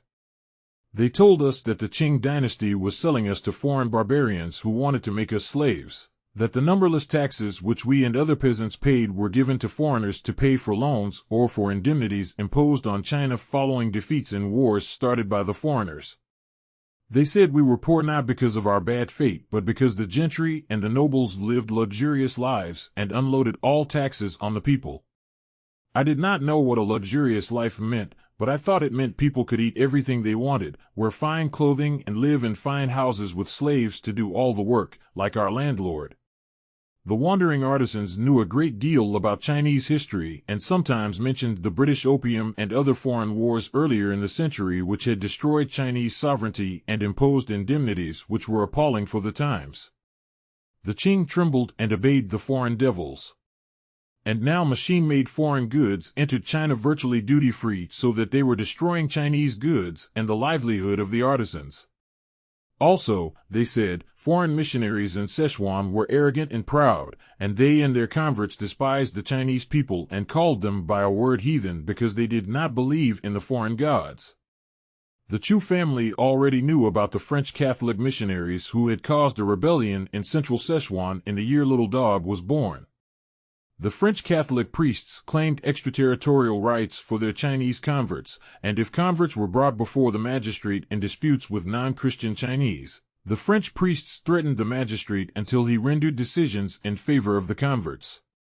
A Sichuan landlord, infuriated by such abuses, raised an army of peasants who burned Catholic churches and attacked converts, and when the government captured, imprisoned and killed him by torture, his son took his place and fought until he, too, was captured and killed, and the rebellion put down with fearful bloodshed.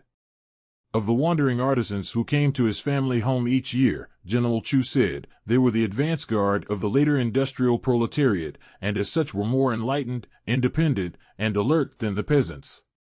Some of the artisans told tales about the Great Taiping Revolution in the mid-19th century, the greatest Chinese peasant rebellion up to that time and one which was strikingly similar, even in its Christian coloring, to the German Peasants' War 3 centuries earlier. In fact, one of the artisans who came to the Chu home each winter, the old weaver, had himself been a soldier in the Taiping army under Chu Teh, one of the most beloved of the Taiping leaders, a Hakka and a scholar who had sold all he owned, including his land, and turned the proceeds over to the Taiping army. There were many Hakkas in the Taiping army, for the army started in the south and the Hakkas live in many coastal and southern regions of South China. Where the Hakkas came from no one knew exactly, but it is said they were perhaps descendants of immigrants who came from North China thousands of years before. They have still a distinctive dialect and customs of their own, and the feet of their women have never been bound. General Chu Teh's chief of staff, General Ye Qianing, was himself a Hakka, as were many of his troops and a number of his commanders. The old weaver who wove cloth for the Chu family each winter seems to have been a Hakka also. He was a grim old fellow with a scalding tongue who would set up his long narrow loom in the courtyard or, if it was too cold, in the kitchen, and begin his weaving. Little Dog would watch in fascination because the old man's long brown hands worked as swift as light. He could weave 20 chi, some 20 to 30 feet of cloth, a day, for which he charged 2 or 3 cash a chi, with food and a place to sleep as was the custom. That was a lot of money for a man to earn. He could live for a week on one day's labor. Despite the old weaver's caustic tongue, the Chu family never wearied of listening to him, and Little Dog would often squat by his side and plead, "Honorable old weaver, please tell me a story." The grim old man with the long brown hands and lined face would begin, "The Tartars knew how to squeeze the people, but we taught them that the people were no longer big beans out of which fat could be squeezed whenever they wanted to build themselves a new palace. Everyone is poorer now than when I fought under the red banners. Today anyone can pay 20,000 in silver and become a magistrate and call himself the father and mother of the people. Elunction has to send 50,000 taels in silver to Chengtu each year, but the magistrate squeezes 10 times that from the people. In my youth myriads of men, and women too, followed Li Sucheng, the faithful prince, who commanded all the Taiping armies and who never submitted to the Qing and the scurvy gentry and foreign barbarians. Chu Teh was my chief, and though a learned man and a prince he allowed no man to kowtow to him. But today people kowtow, and the longer the pigtail the more virtuous they feel, seeds of piss that they are. When Chu Teh led our army westward through all the south, we scattered the Tartars like chaff before us. In Tunsa and Kwaichow we came in through the south gate and the slave troops fled out through the north. The people welcomed us and called Chu Teh Iwang, or Prince, and Prince Shi called the people to the drum tower and told them that we were dividing the land among those who labored on it and that it no longer belonged to the tiger gentry. The people prepared a great banquet and pleaded with us to stay with them. They presented silver to Prince Shi, but he told them to distribute it to us soldiers instead. And that was done, though we did not fight for money. We could not stay in Tunsa because we planned to drive the Tartars from Sichuan and from all China forever. Chu Teh explained this many times, but when we started on the road the people clung to his saddle and wept, and we turned back and stayed another night, and had another banquet, and Prince Shi agreed to leave 100 troops behind to train young men to fight. When we left Tunsa the people still wept and followed for a great distance. It was the same everywhere. The enemy called us robbers and bandits, the people called us saviors. There was a town where a landlord as rich as the king of hell brought a box of silver and a slave girl to Chu Teh, but Prince Shi stood up in mighty anger and said, "Do you take me for an official?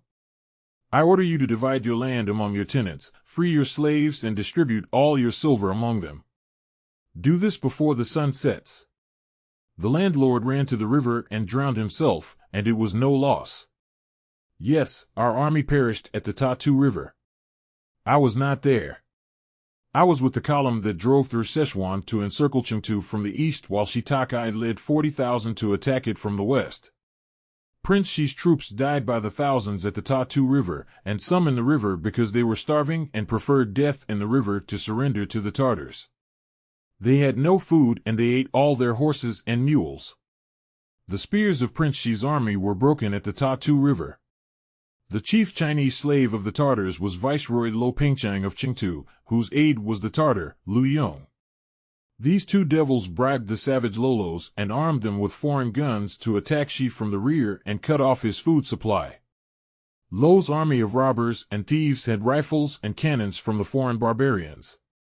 They built defenses along the Tatu River and Chu Teh could not cross, for we Taipings had only bows and arrows. The enemy lifted banners on the north bank of the river, bearing the characters, "Those who submit will have their lives spared." Chu Teh read the words, for he was a learned man, and he said to his soldiers, "If we fight we die, and if we do not fight we die. So we will fight." They made rafts, and 5,000 boarded them and held their leather shields before them and their spears in their hands. Their chieftains, in their red jackets, stood up fearlessly and the soldiers rode and everyone shouted fiercely, and they kept their faces on the enemy beyond. But the foreign cannon blazed, the rafts were destroyed, and the Tatu River was clogged with the bodies of the dead. Bitter gall filled the heart of Prince Shi, and he went alone to a rocky field where he knelt and prayed to the Christian God which he and many of us believed in at that time. But God gave no sign, and Chu Teh wept. When he stood up there was a poor peasant digging the field with a mattock, and he went up to him and said, "Old countryman, I am Chu Teh. The Tartars offer a big reward for my head. Take my sword, cut off my head, and you will be poor no longer." The poor man knelt and said he could not, but Chu Teh lifted him and told him to kowtow to no man. Today there are storytellers who tell you that that poor man took the sword and chopped off Chu Teh's head and delivered it to the Tartars. That is a lie. Prince Shi was not killed, nor was he put to death by the slicing process in Chengdu as Viceroy Lo boasted. Instead, Chu Teh returned to his camp from the rocky field, and there his fourth daughter stood up before him. This fourth daughter was not his natural daughter. He had rescued her after the Tartars had murdered all her scholarly family. Her family had educated her as if she were a son, and she was learned. When Chu Teh rescued her, she offered to become his concubine from gratitude, but he adopted her instead, and she copied his reports and letters for him. This fourth girl once saw a Taiping officer who resembled Prince Shi so closely that she asked her foster father to give her to the officer as wife. And this was done. Now, when Prince Shi returned to his camp on the day God deserted him, the fourth girl said she feared that all the army would soon die of hunger, for there were no horses or mules to eat. 5,000 men had drowned in the Tatu River and others had thrown themselves in rather than surrender. The fourth girl pleaded with Prince Shi, saying that the banners across the river offered life to all Taipings who surrendered. She begged Prince Shi to escape and lead our army to victory while her husband, who looked like him, surrendered. Now this was done, and it was the fourth daughter's husband who surrendered to the Tartars and was sliced to death in Chengdu by Viceroy Lo Pingchang, who thought he was Chu Teh. Prince Shi shaved his head and burned scars in his scalp as monks do, and in a saffron robe went forth as a Buddhist monk. He never reached our column in central Szechuan because by then our spears were also broken, our army had withered away. And I returned to my weaver's trade. 1 year later our capital at Nanking fell to the Tartars and foreigners, and our commander-in-chief, Li Sucheng, the faithful prince, fell into the hands of Sang Quifan and was murdered by him at midnight. The faithful prince was true and honorable and knew no fear of death. He was a hero beyond compare. When the Tartars and foreign devils captured Nanking, they slaughtered people for 3 days and 3 nights, but not one Taiping surrendered to them. The old weaver sighed and fell silent. What happened to Shitakai? A voice asked, though all knew well the story because they had heard it 1,000 times, and the old weaver said, official scholars boast that Sang Quifan, who served the Tartars, was a great general and scholar, and that he defeated us. The victors write the histories. Foreign guns in Tartar and gentry hands defeated us. Sang feared the foreign barbarians, but he feared the Chinese people more. He commanded the combined armies of the Tartars, the Chinese tiger gentry, and the foreign barbarians who massacred the people of captured cities and villages. We treated the conquered with respect, we shared our food with the hungry, and we gave loans without interest to people in need, but our enemies helped no man. When Viceroy Lo's armies at the Tatu River raised that banner that promised liberty to all who surrendered, Shitakai's army surrendered. His soldiers were disarmed and taken to Ta Shu Pu, where the enemy slaughtered them all. The Tartars are strangers to honor. On dark nights, when there is no moon, you can still hear the spirits of our Taiping dead wailing at the Tatu River crossing and over the town where they were slaughtered. They will wait until they are avenged. Then their spirits will rest. The old weaver looked at the stark faces of his listeners, for by then there were many who had gathered, and continued, many men have seen Shitakai since that time. 2 men saw him at the Min River crossing at Chiating not so long ago. One was a boatman and one was Mr. Li, a merchant from Chekiang on his way to buy musk and herbs in Qingtu. The boatman was preparing to cast off when an old man with a long white beard and carrying a paper umbrella appeared and asked to be taken across the river without pay. When the boatman said money was of no consequence, the old man said, "If you cross at this moment, a storm will sink your boat." The boatman was surprised, for there had been no cloud in the sky. He looked at the heavens and was surprised to see black clouds rolling up over the mountains. He tied up his boat and went with the merchant and the old man to a wine restaurant for wayfarers.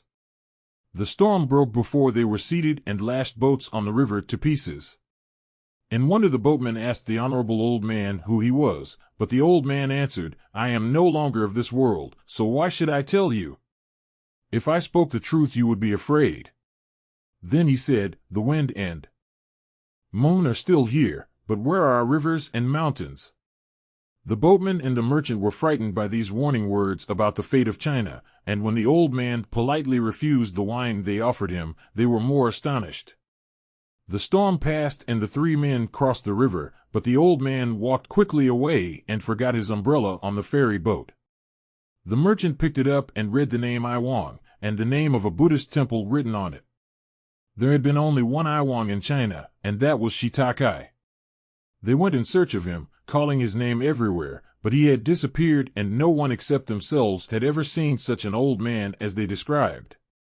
The merchant kept the umbrella, and many men have seen it since.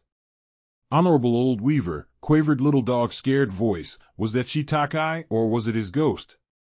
It is all the same, replied the old weaver, and began chanting one of the best-loved poems of Shitakai, "My whip swings, in sorrowing triumph I cross the central plains, moved neither by enmity nor gratitude.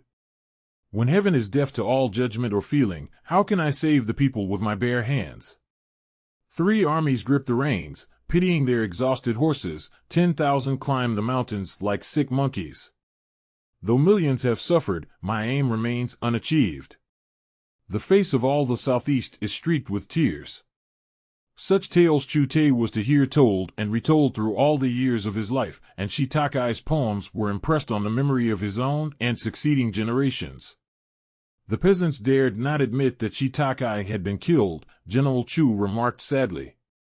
To admit that would have meant to give up hope. Yet she did surrender himself and his army to the Qing, and he was really sliced to death in Qingtu.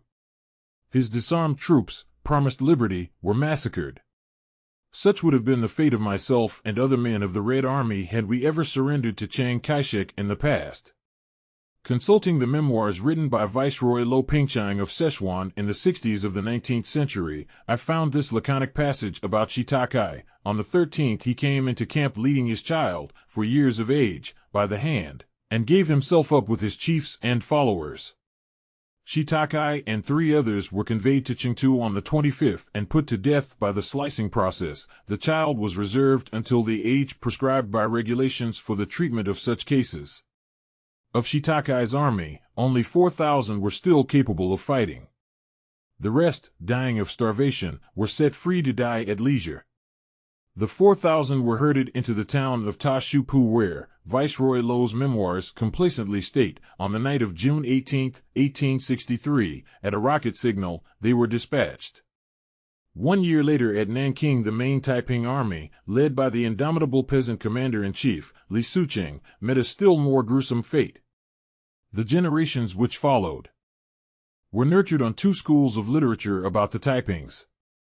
The ruling classes, fed on official literature, believed that Sang Quifan was the great hero-statesman who conquered the wild and lawless Taipings who had slaughtered 20 million people and left China a waste.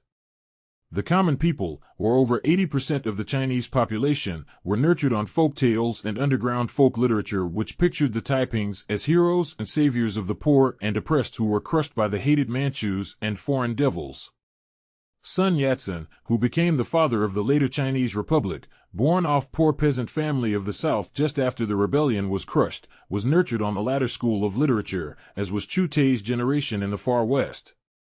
It was no accident that the Chinese Red Army, founded by Chu Teh and Mao Zedong 64 years later, not only assiduously studied the Taiping Revolution in order to learn from its mistakes, but even adopted many of its rules and tactics.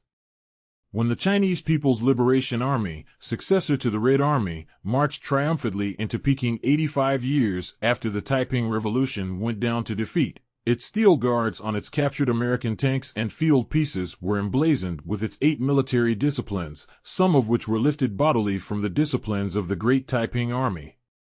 This new army was taught that the Taipings had started China's bourgeois democratic revolution and that it was its own historic task to complete what the Taipings had begun. One approaches the tragic majesty of the Taiping Revolution with something like awe. Long before it began in 1847, conditions in China had been shaping up into an uprising against Manchu despotism. The First British Opium War of 1839, ending in disastrous defeat and the Nanking Treaty of 1842, reduced China to a semi-colony and added fuel to the smoldering flames of revolt. In the wake of this war came the Great South China Famine with its consequent banditry and piracy and its mass starvation, for which the Manchus had no solution but the naked sword. Into this amorphous stream of torment there now entered a new element, Protestant Christianity. The Chinese read and reinterpreted the Gospels with their teachings of equality and the brotherhood of the poor and oppressed. This Christian movement, which foreign missionaries first hailed as the dawn of a new era in China, but which they later denounced and betrayed when it came in conflict with the vested interests of foreign imperialism, began imperceptibly in South China. In 1847, a Chinese schoolteacher, Hung Su-Ch Yuan, returned to his native village after a period of study in the American Baptist Mission in Canton. After converting and baptizing his family and neighbors, Hung and his new converts formed pious congregations of God worshippers which, within a few years, spread among the peasants of all of South China. The Manchus immediately branded the God worshippers as a subversive secret society, and in reply the Christians organized their own militia which was soon in armed conflict with government troops sent to exterminate them. As the struggle grew, many old anti-Manchu secret societies flocked to the rebel banners, while educated and gifted men, moved both by the new faith and by hatred of Manchu tyranny, also joined. One such man was Chu Teh, a young Hakka landowner of wealth and education, who sold all his property and turned the proceeds into the common funds to organize the Christian militia into an army which was named the Army of Great Peace, or the Taipings. The banners of this army were red and the jackets of its officers were red.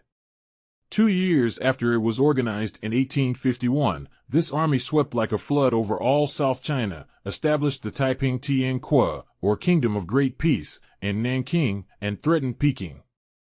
Because they existed and struggled in ignorance of and isolated from the great streams of human endeavor of the Western world, the Taipings cast a flood of light on the high intelligence and spiritual grandeur of a people which the Western world regarded both then and for the next 100 years as reactionary, ignorant, benighted, and inferior. It was an age when great discoveries were being made in the West, many of which were used to subject China and other countries which had not yet learned to make modern weapons of war. The middle classes were struggling against feudalism and for more advanced social forms. British progressives had already succeeded in abolishing Negro slavery, Western women were demanding sex equality, and the working class was claiming the right to organize labor and political associations. Just as the Taiping Rebellion was beginning, Karl Marx and Friedrich Engels published the Communist Manifesto. During its course, Darwin also published his Origin of Species. The 1848 revolutions erupted, simmered, and succumbed. India's Great Rebellion of 1857 went down in blood, and the American industrial North fought the feudal South, founded on human slavery. The progressive forces of Europe and America drew strength and comfort one from the other, but the Taipings in far-off, isolated China fought the same battles against feudalism and imperialism, and would have triumphed had not the reactionary West gone to the rescue of reactionary China. The Taipings confiscated and divided the land, abolished slavery, and emancipated women, thus striking deadly blows at feudalism. They made the sale and use of opium a capital crime. Prostitution and the use of wine and tobacco were forbidden.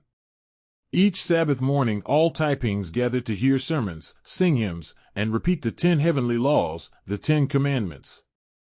The Taiping Kingdom of Great Peace existed for 15 years, but as the years passed its leaders became enmeshed in fratricidal strife and corruption.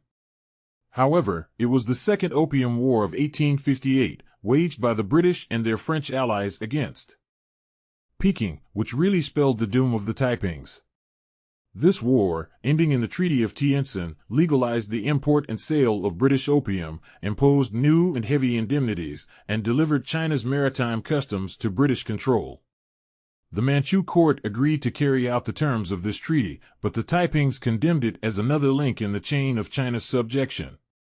The foreign imperialist powers, which until then had more or less remained neutral, now turned their guns on the Taipings and, jointly with the Manchu armies and the armed forces of the landed gentry, set to work to destroy the Christian power which refused to be their instrument.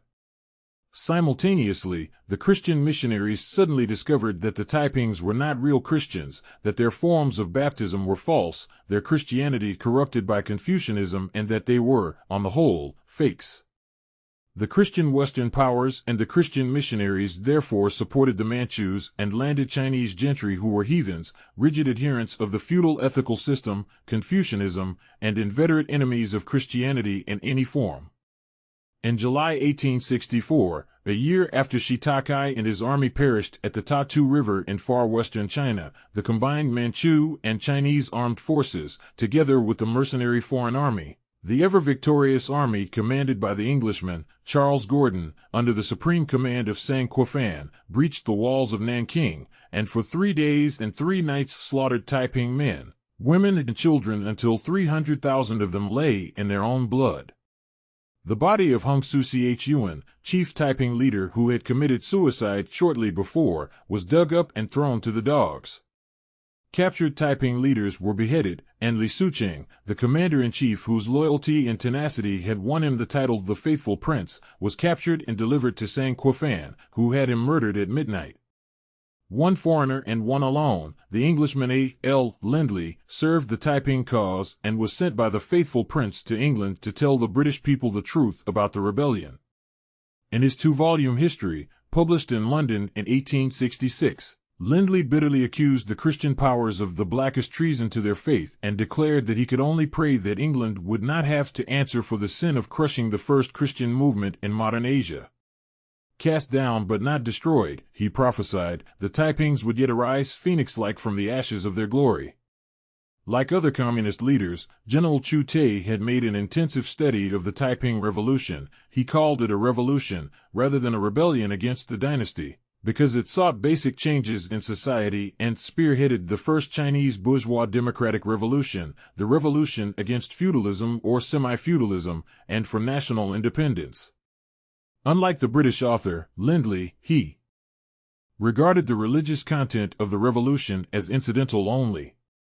Almost all social upheavals in China, he said, had taken on a religious coloring, much as had similar upheavals in Europe of the past. The Taipings divided the land, in part, and in part introduced communal distribution of food, clothing, and other essentials. They forbade the use of opium, wine, tobacco, and they went as far in the emancipation of women as they knew how. They forbade foot binding, a reflection of the Hakka origin of many Taiping leaders, allowed widows to remarry, and gave women the right to compete with men in the official examinations. Women served in separate regiments in the Taiping army and, like the men soldiers, were highly disciplined and moral in conduct. The revolution failed because it failed to organize the peasants completely and carry the agrarian revolution to its ultimate conclusion, because its leaders became involved in internecine strife, and because it made many serious tactical mistakes and failed to develop a revolutionary political party to lead it. The God Worshippers Society was not a political party, but a Christian ethical organization which advanced, but did not carry out, many of its social revolutionary ideas. Inspired in part by Christian principles, the Taipings also came out against feudal Confucianism, idol worship, and ancestor worship, thus enabling their enemies, the nobility and merchants, the scholar class, and the landed gentry, to mobilize the superstitious against them. Despite their mistakes and weaknesses, they wrote a heroic chapter in the revolutionary history of the Chinese people and lit the flame of hope, never extinguished, in the hearts of the masses. Instead of the Englishman, A. L. Lindley, General Chu said the writings of Karl Marx, though fragmentary, were much more valuable in evaluating the Taiping Revolution. At the time, Marx was London correspondent for the New York Tribune. In one article in that daily, dated May 22, 1857, he declared that the Taiping Uprising was a popular war for the maintenance of Chinese nationality, and that in a popular war the means used by the insurgent nation cannot be measured by the commonly recognized rules of regular warfare, nor by any other abstract standard, but by the degree of civilization only attained by that insurgent nation. The very fanaticism of the southern Chinese, Marx further wrote, and their struggle against foreigners seemed to mark a consciousness of the supreme danger in which old China was placed. The death struggle of the oldest empire in the world was taking place, he declared, and a new era was opening in all Asia. In still another article, Marx made the startling statement, not even thought of by the Taipings, that the Taiping Revolution was the first cry in the creation of a Chinese republic, and that it had already begun to write the words freedom, equality, and love of others over the doors of that republic. The Taipings failed, General Chu said, but the Chinese communists had learned from their mistakes and would never repeat them. When the Taipings were crushed, China was hurled back into medievalism and into new depths of poverty and national subjection. Peasant uprisings flared up here and there in the following decades, but each was drowned in its own blood. By the time Chu Teh was born, opium, the use of in traffic in which the Taipings had made a capital offense, was taken for granted and had become one of the foreign weapons in the subjection of the people. Our people existed in darkness, General Chu said. They hated their lot but knew no way out. They arose time and again were beaten down. The intellectuals who might have given leadership to such uprisings kept themselves aloof, contemptuous of the baseborn. To the peasants, all officials were like a plague of locusts. Any rich man, be he deaf and dumb, feeble-minded, or a criminal, could buy title and office. When I was a child, and throughout my life, officials could come as lean as tigers to office, but leave it fat. Official and tax collector were words of ill omen. Our people have struggled for liberation for 100 years, and the first and greatest of these struggles was the Taiping Revolution. Millions of Chinese peasants are still slaves. Our revolution today is against human slavery. We will yet complete the bourgeois democratic revolution begun by the Taipings. Chapter 3. Once the habit of recalling his childhood memories and impressions was established, all sorts of little memory pictures began floating up out of General Chu's past. He thought so little of them that he would have passed them by had I not sprung upon them like a cat and asked him to elaborate. He would do so readily enough, but he was a very busy man and, at times, seemed to think it a waste of time. One such memory picture was this: how old he was he could not remember. He was very small, and he was standing on the hill before his home, watching that big road as usual, when a wild weird cry, fierce and long drawn out, came traveling on the breeze. H-H-H-H-H-H. It sounded first from a great distance, then more and more clearly at intervals. Travelers had told him that tigers in the mountains gave a weird cry that froze the spotted deer in their tracks. He longed to see a tiger and a spotted deer frozen in its tracks, and now seemed his chance. He looked about, but saw only his elders running across the field for cover. From the house his grandmother screamed orders, doors slammed, and his older brother Ty Lee screamed at him, "Little dog! Quick, quick, come down!" Something frightening was happening everywhere, and Little Dog suddenly began to squall.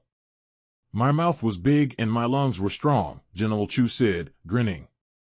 Then Ty Lee was by his side, but was dragging him toward the bamboo grove behind the house instead of inside the house.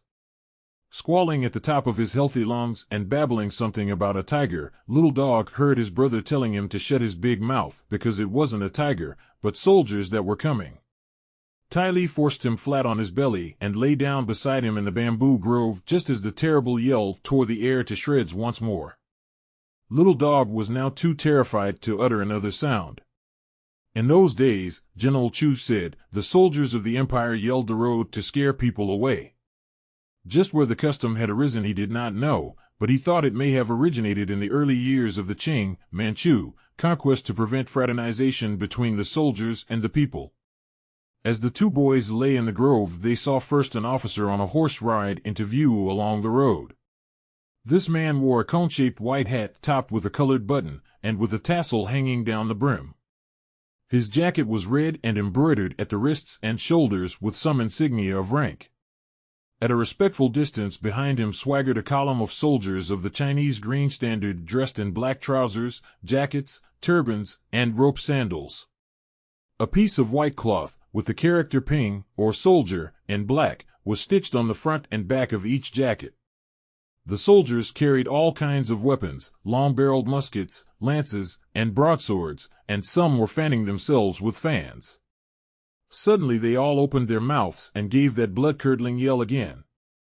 Only when the two little boys heard the yell coming from far away did they dare creep out and peek down the big road, before running into the fields where their elders were talking.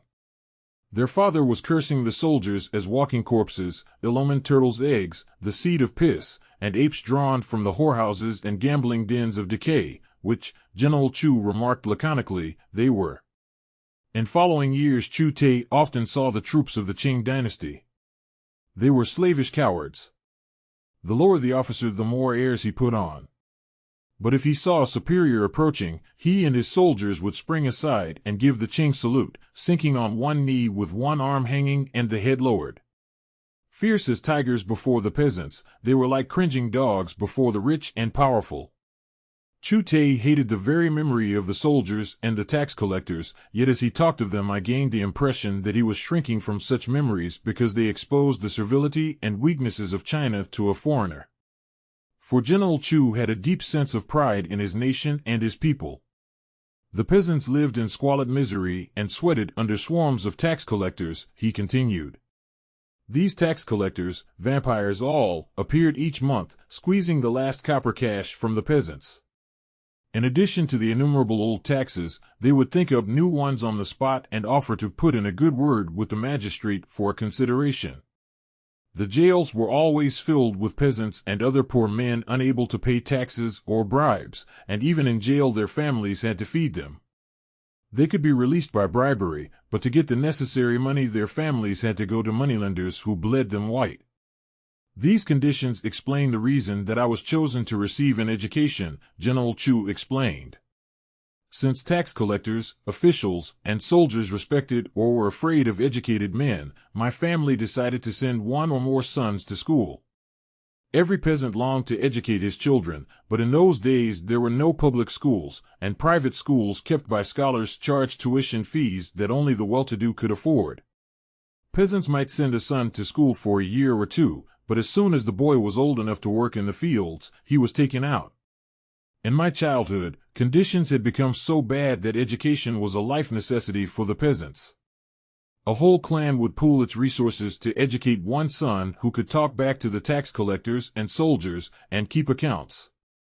My family was more fortunate than most. We worked very hard and squeezed every copper cash, and we had accumulated some savings. We had planned to use these savings to pay off the mortgage on our old ancestral home at Taiwan, but my elders now decided to use it to educate my two older brothers and myself for as long as possible. After prolonged negotiations with an old teacher who kept a private school in his home, which was some distance away, the Chu family agreed to pay tuition fees of 800 cash a year for Tai Li, and 200 each for Typhoon and Little Dog. It was a lot of money, but Little Dog's foster father was an ambitious man. As the auspicious school-going days drew near, it seems to have been in 1892, the whole family grew very solemn. Each of the three boys had to have a decent pair of trousers, a jacket, a skullcap, and a pair of sandals. Their pates were shaved and the rest of the hair washed, oiled, and braided into neat queues. Since they had now reached the scholarly estate, their animal nicknames were dropped and they took formal school names. Their neighbors, however, respectfully called them Lao Ta, Lao Air, and Lao San, Old Big, Old Two, and Old Three. Chu Teh was Old Three. The word old, used in such connotation, was a title of honor, for the ancient respect for learning in China was engraved deeply on the hearts of the people. Long before dawn on the first school day, the whole family was up to supervise the scrubbing and dressing of the boys, and to admonish them about unquestioned obedience to their teacher, for the relationship between teacher and pupil was second in importance only to that of parents and children. After breakfast the three olds, together with Chu the First, started out as if on a holy mission. The whole family watched them go until the morning mist hid them from view.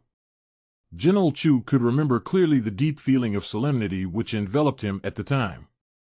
There were 16 other boys of various ages in the school, all of them sons of small landlords. Rich boys were not there because rich landlords kept their own private schools in their homes. To the 16 boys in the school, the spectacle of peasant children going to school seemed as ridiculous as if 3 water buffaloes had entered the schoolroom to study the classics. Peasants, coolies, and workers worked with their hands and were not expected to use their minds. Confused and humble, the 3 buffaloes, as the other pupils nicknamed them, endured the torment of taunts for weeks. Finally, unable to endure the suffering any longer, Tai Li turned on one of his tormentors and knocked him down while Old Two and Old Three began fighting the others who tried to interfere. The 3 olds were small but tough and put the sons of landlords to flight. It was the 3 olds, not their tormentors, who were ordered to hold out their hands to be beaten and afterwards to stand with their faces to the wall for the entire day. Old Three cried a little, but choked his sobs when he heard the other boys tittering happily, and allowed the tears to run down his face in silence. He learned early to suffer injustice, not only at school, but also at home. That night his father whipped the 3 boys until Chu the First told him to stop because, he insisted, the boys had done no wrong. When the pupils taunted them for their punishment in school, the 3 olds again fought, then went straight to their teacher and held out their hands to be beaten. This time none of them cried, and when their enemies saw it they drew back and felt it wiser to leave such creatures in peace. There was a hostile truce for the rest of the school year, the 3 olds entering and leaving the school in a solid little phalanx. In such old schools pupils began their studies with the 3-character classic, a compendium of rhymed couplets of Confucian ethics and ancient history, the meaning of which was never explained by the teacher.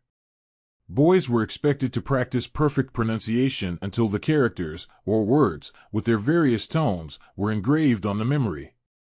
The meaning would come with the years.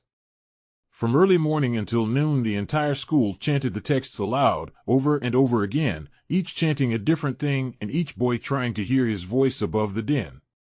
At noon they walked home for dinner. It was about 2 miles to the Chu home, then returned to study until evening. After finishing the first primer, pupils went on to the 100 family names, the 1,000-character essay, the ode for children, and the classic of filial piety. With the passage of years, those who survived were expected to finish all the 4 books and 5 classics, pass the state examinations, and enhance the family fortune by becoming officials. The door of officialdom was the door to wealth. General Chu said the old schools taught no modern subject, no mathematics, geography, natural science, or modern history. The theory was that the sages had known everything worth knowing, and each succeeding generation had merely to memorize their writings. Initiative and originality were regarded as vulgar or even subversive. Of the 3 olds, only Typhon was a poor pupil, so poor in fact that his family soon took him from school and put him to work on the land. Old 3 was a hard-working, obedient pupil who chanted his lessons until he fell asleep and had to be prodded awake by his elder brother. Tai Li was the smart one, a boy with such a memory that he quickly mastered his lessons and had time left to make up little melodies which he later played on his flute. Tai Li, however, had the disadvantage of age. If times grew worse, he also would be withdrawn from school and put to work in the fields. When the first school year ended, the Chu family decided that since they had to pay heavy tuition fees, their sons might as well have the very best of teachers. The king of hell kept a family school for the sons of the Ting clan. The teacher, a member of the clan, had passed the state examinations and become a Su Tsai, which was equivalent to a BA in the Western world. Throughout the summer of 1893, therefore, Chu I humbly entreated a steward of his honor Ting for the privilege of sending the 2 boys to the Ting family school. Chu I went to the Ting home one day, bowed humbly before the steward, and was informed that the 2 Chu boys could attend the Ting school provided they helped pay the salary of the famous scholar who presided over it. The Tings were very rich, but they always hungered for more money, General Chu remarked with bitter contempt.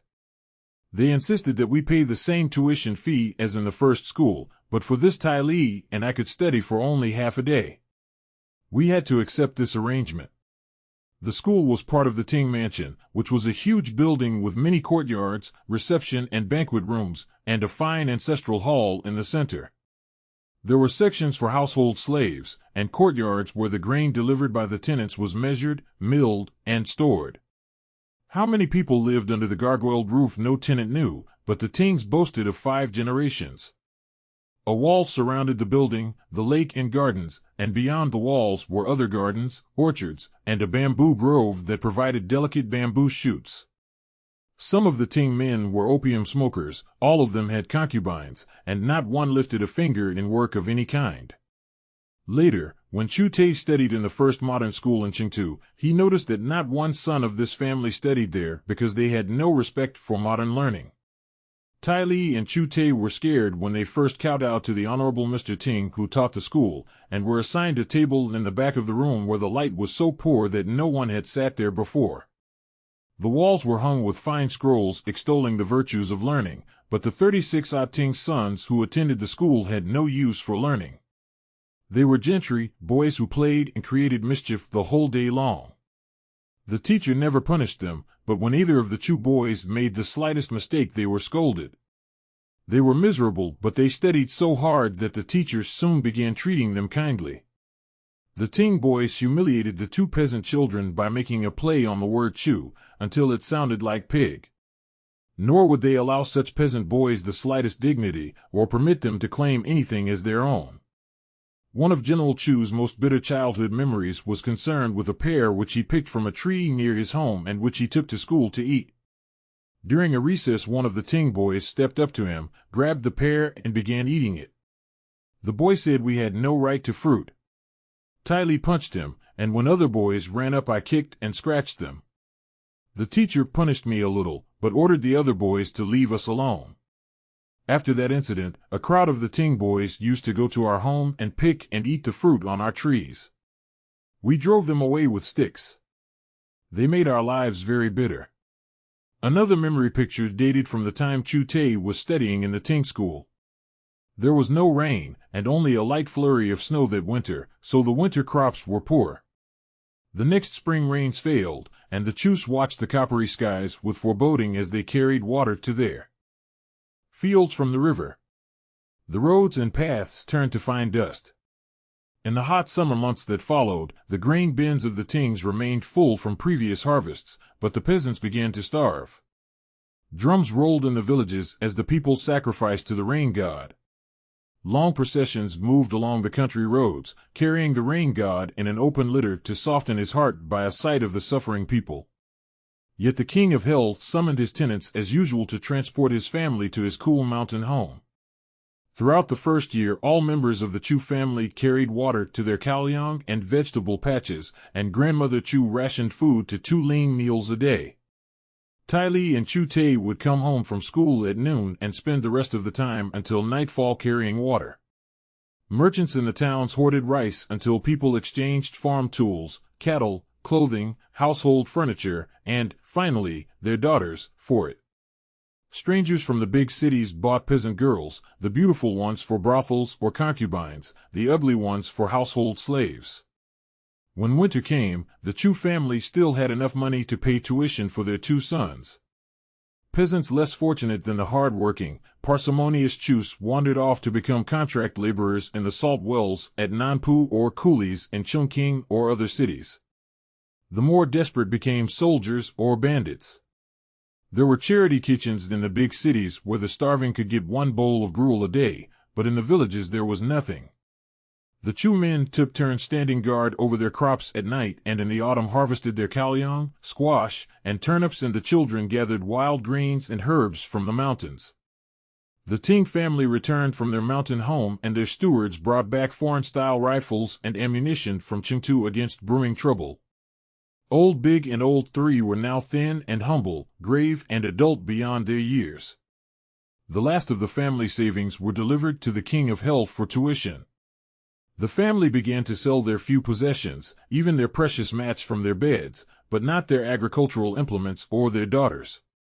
In the second summer of the drought the people lost all faith in the rain god, and haggard members of the ancient Ko Lao Hui, or Elder Brother Secret Society, began whispering in the villages. Peasants arose from their beds at night to mutter at the merciless skies and the blank moon. One early summer day, just as the Chu man had been summoned to the Ting mansion to help transport the family to the mountains, someone lifted his head and cried out, "Listen!" Old Three heard a strange sound. At first he thought it was his mother, who was again giving birth inside the house. A horseman galloped wildly down the road and on toward the Ting home, and the strange sound grew louder, coming from the north where a cloud of dust was rising along the big road. From the dust cloud there soon emerged a mass of human skeletons, the men armed with every kind of weapon, foot-bound women carrying babies on their backs, and naked children with enormous stomachs and cavernous red eyes plodding wearily behind. Through a vast confusion of muttering voices Old Three heard the urgent clanging of cymbals and the roll of drums from the Ting mansion. The king of hell was summoning his tenants to fight for him. The Chu men heard the summons but did not move. The avalanche of starving people poured down the big road, hundreds of them eddying into the Chu courtyard, saying, "Come and eat off the big houses." Grandfather and Grandmother Chu laid restraining hands on their sons, and through the din came the faint cry of Chu Teh's mother. Another baby had been born. Then the hunger marchers were gone. The Chu family was not yet desperate enough to join them. The next day the Chu family heard that wild, weird yell of ruffian soldiers.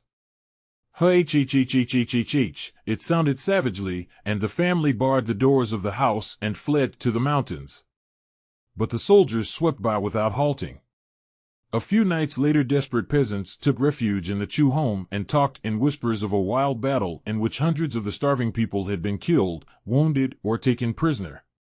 They had fought fiercely, and had taken many soldiers with them into the shadows.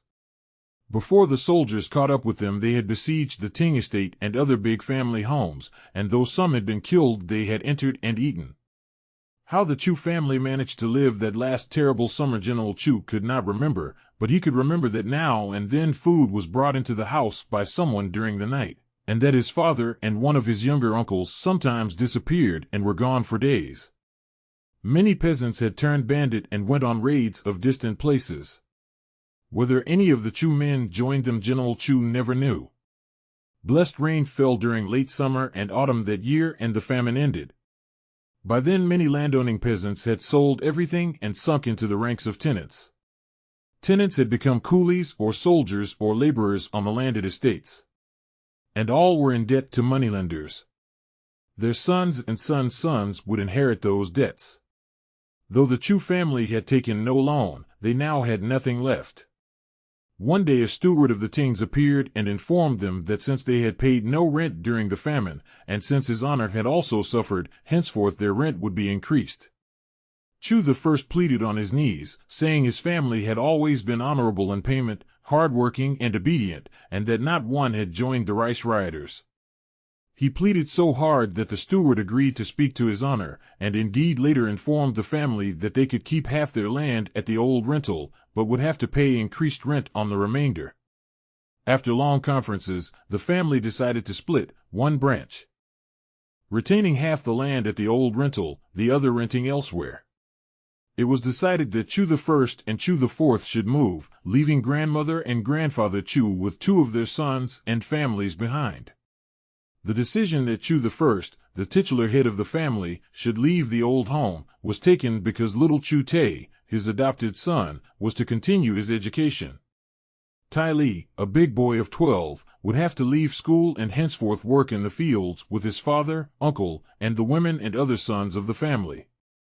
Though separated, the family income would be pooled as in the past, and Chu Teh's education would be the responsibility of all. Chu Teh was to part from his natural father and mother for the first time. When telling of this moment in his life, his face became drawn, and he spoke of the splitting up of the family as if it were a tragedy. It was, in truth, little less than a revolution for them all, for the family had been a closely knit unit. A very ambitious man, Chu the First rented 3 acres of land on the outskirts of Taiwan, near the old ancestral home which the family council had decided to reclaim at the earliest possible moment.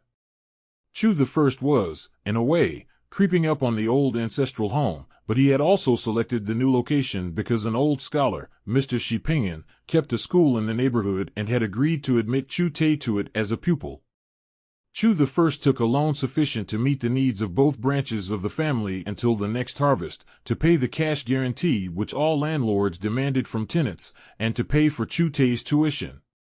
On second thought, Chu the First, being ambitious, even decided to send 2 sons of his younger brother to school, at least for a time. General Chu remembered that this loan was 10,000 cash, which was the equivalent of 120 Chinese dollars in the new coins being minted in the new mint at Qingtu. It was a large sum for the times, but the family believed they could repay it after 5 years of hard labor and skimping. These ambitious plans had a tragic background, General Chu explained, and this tragedy was opium. Up to that moment, though opium fields had appeared in the region, people regarded the drug as a disgrace. The Chus knew they could earn more money if they put in the opium poppy, but a sense of honor had held them back from this dire step. However, the family breakup and the big loan forced them to regard ethical considerations as a luxury beyond their means. Chu the First and his younger brother therefore planted part of their new land with the opium poppy. And, for a time, their condition was indeed less difficult. General Chu always remembered Taiwan with affection, not because its physical conveniences were superior to any he had known, they were not, but because the small town represented a step forward in the advancement of his family. About 9,000 people lived in or near Taiwan, he said, and it was the largest place he had ever seen until then.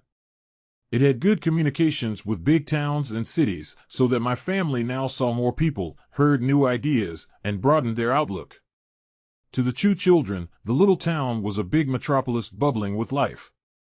There was a main street, which became a market twice a week, and there were artisans such as a blacksmith, cotton combers and cleaners, carpenters, millstone workers, menders of broken dishes, and a few weavers. The main street also boasted a butcher shop, wine and bean curd makers, a rice husking establishment, and a herbalist.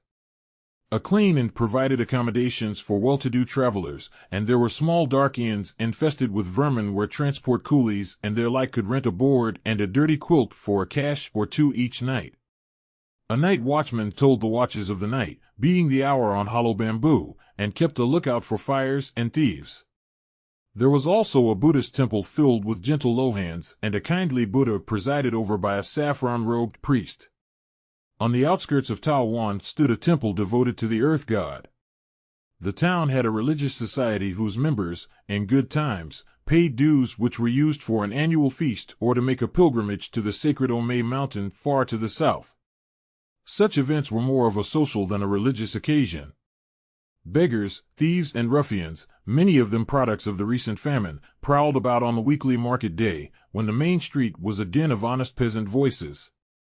On the market day, also professional letter writers sat behind their little desks along the street, while fortune tellers, magicians, and wandering actors plied their trade for a few cash. Wandering barbers, carrying a little stool, a washbasin, a towel, and a razor, would wash, oil, and braid a man's queue, or even pull a tooth, for very little. It was a town to delight the hearts of country children. From this time onward, General Chu spoke less of his family and more about his school and of public events of which he learned through the school. His family now had better food and clothing, and paid their rent and interest on time.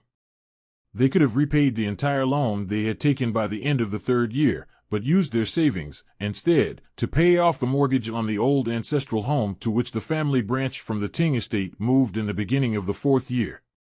That was a great moment. Old grandmother and grandfather Chu could now buy good coffins and, though still strong and healthy, would finally rest in their own earth. This long-yearned-for achievement had not been easily won. Even the savings from 3 years of hard labor by both family branches had not been enough to reclaim the old home. At the end of the second year they had withdrawn Chu Teh's 2 cousins from school. When even this saving proved insufficient, they had to take a small loan to make up the needed sum. Other events had eaten up money.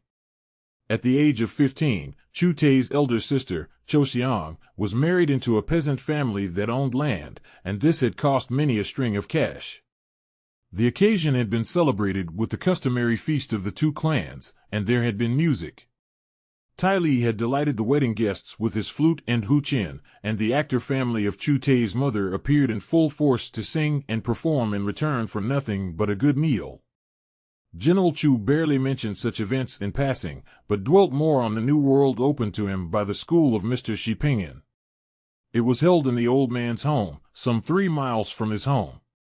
He walked this distance each early morning and each evening. When he and his 2 young cousins first entered the school, the 10 other pupils made their lives miserable, and for the same reasons as in the 2 previous schools he had attended.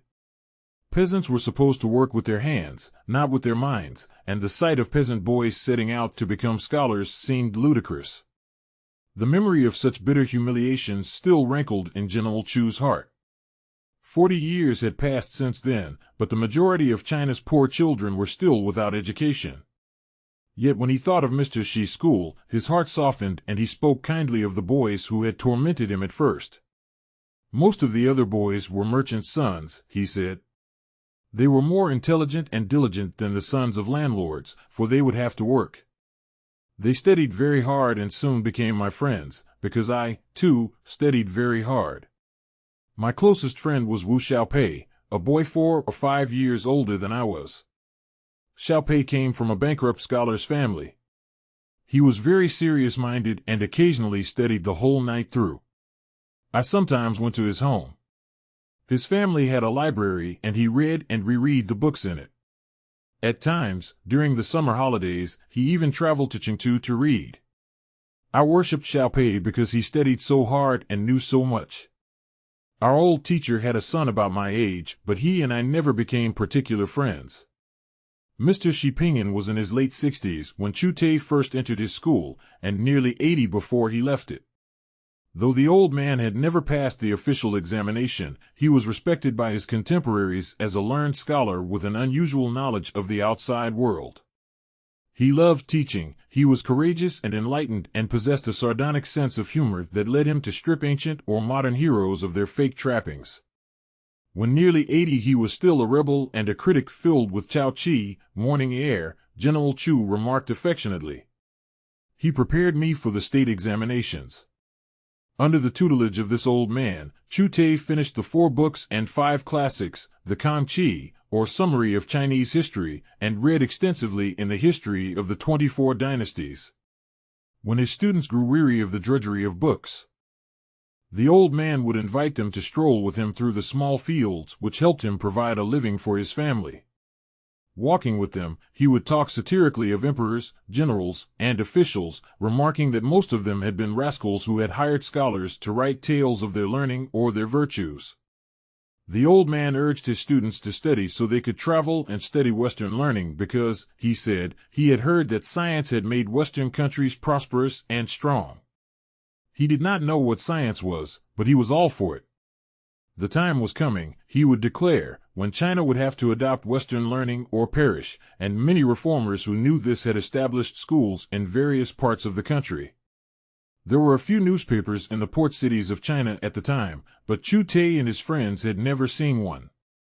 The dynasty regarded public affairs as the exclusive concern of officials. Such news as the little school received came only from travelers or from letters.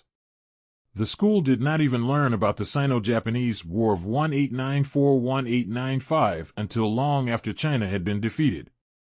General Chu could remember going home one evening and telling his family that the Japanese had just sunk the Chinese Navy, chased the Chinese army out of Korea and South Manchuria, and was going to make China pay them a huge sum of money. His elders listened with uncomprehending eyes, for they knew nothing about Japan, Korea, South Manchuria, or the Chinese Navy. Their enemies, they had assumed, were those right under their noses, the landlords, officials, and tax collectors. But they were proud that one of their sons could talk of distant places and state affairs. He would make a great official someday. General Chu also recalled the time old Mr. Shi read out from a copy of a document signed by the constitutional monarchist reform leader, Kan Yu, and by 1,000 other graduates from every province in the empire. It was a document appealing to the throne not to ratify the Shimonoseki Treaty, but to modernize the country to prevent its enslavement by foreigners. The throne did nothing. The intelligentsia of the country, General Chu said, were terrified by the terms of the Shimonoseki Treaty. Here was the little Japanese empire, suddenly a competitor with the Western powers for the control and exploitation of China, and it was right next door to China, a vast, backward country ruled by an ignorant and decadent dynasty opposed to any change. From that time onward, General Chu stated with a voice level with hatred, the Peking government became nothing but the tax-collecting agency of foreign moneylenders who forced loan after loan upon it.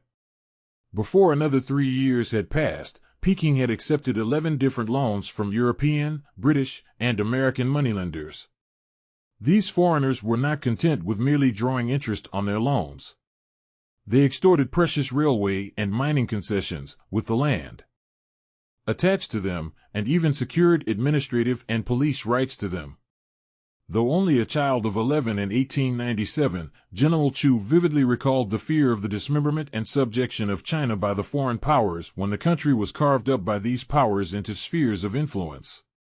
The Germans set the pattern by first engineering the murder of 2 of their own missionaries in Shantung and using the incident as an excuse for seizing the great naval base of Tsingtao, with surrounding territory, and claiming the whole province as their sphere of influence, in which they held priority in industrial development over the business interests of any other country.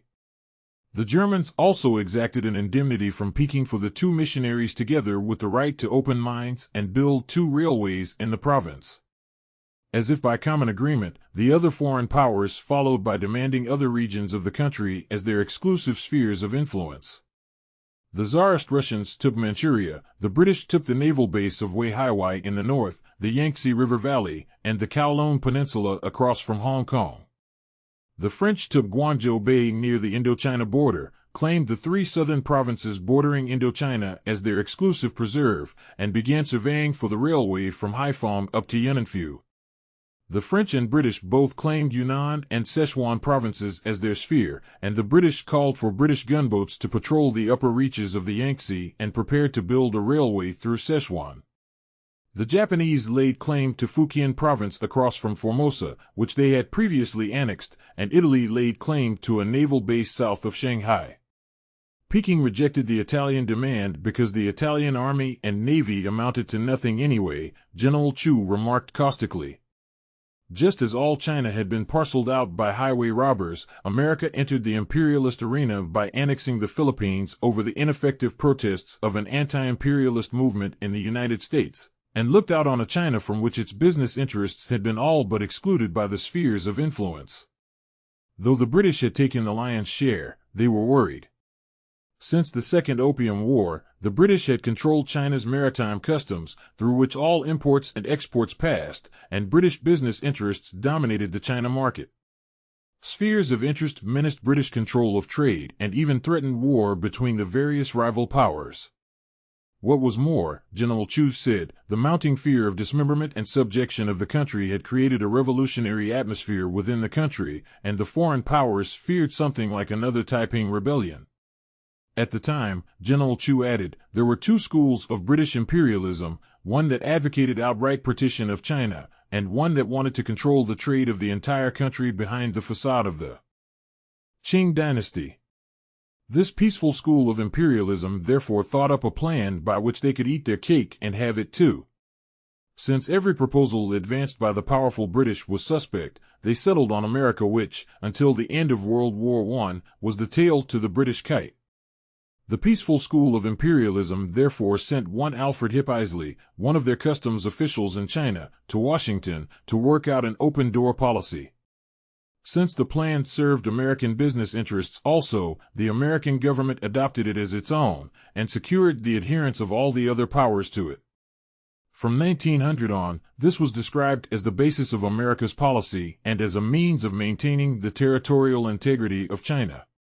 The spheres of influence remained, General Chu added, yet the merchants and investors of all the foreign powers had the general right to operate in every part of the country. From the Chinese viewpoint, the situation was not changed in any way.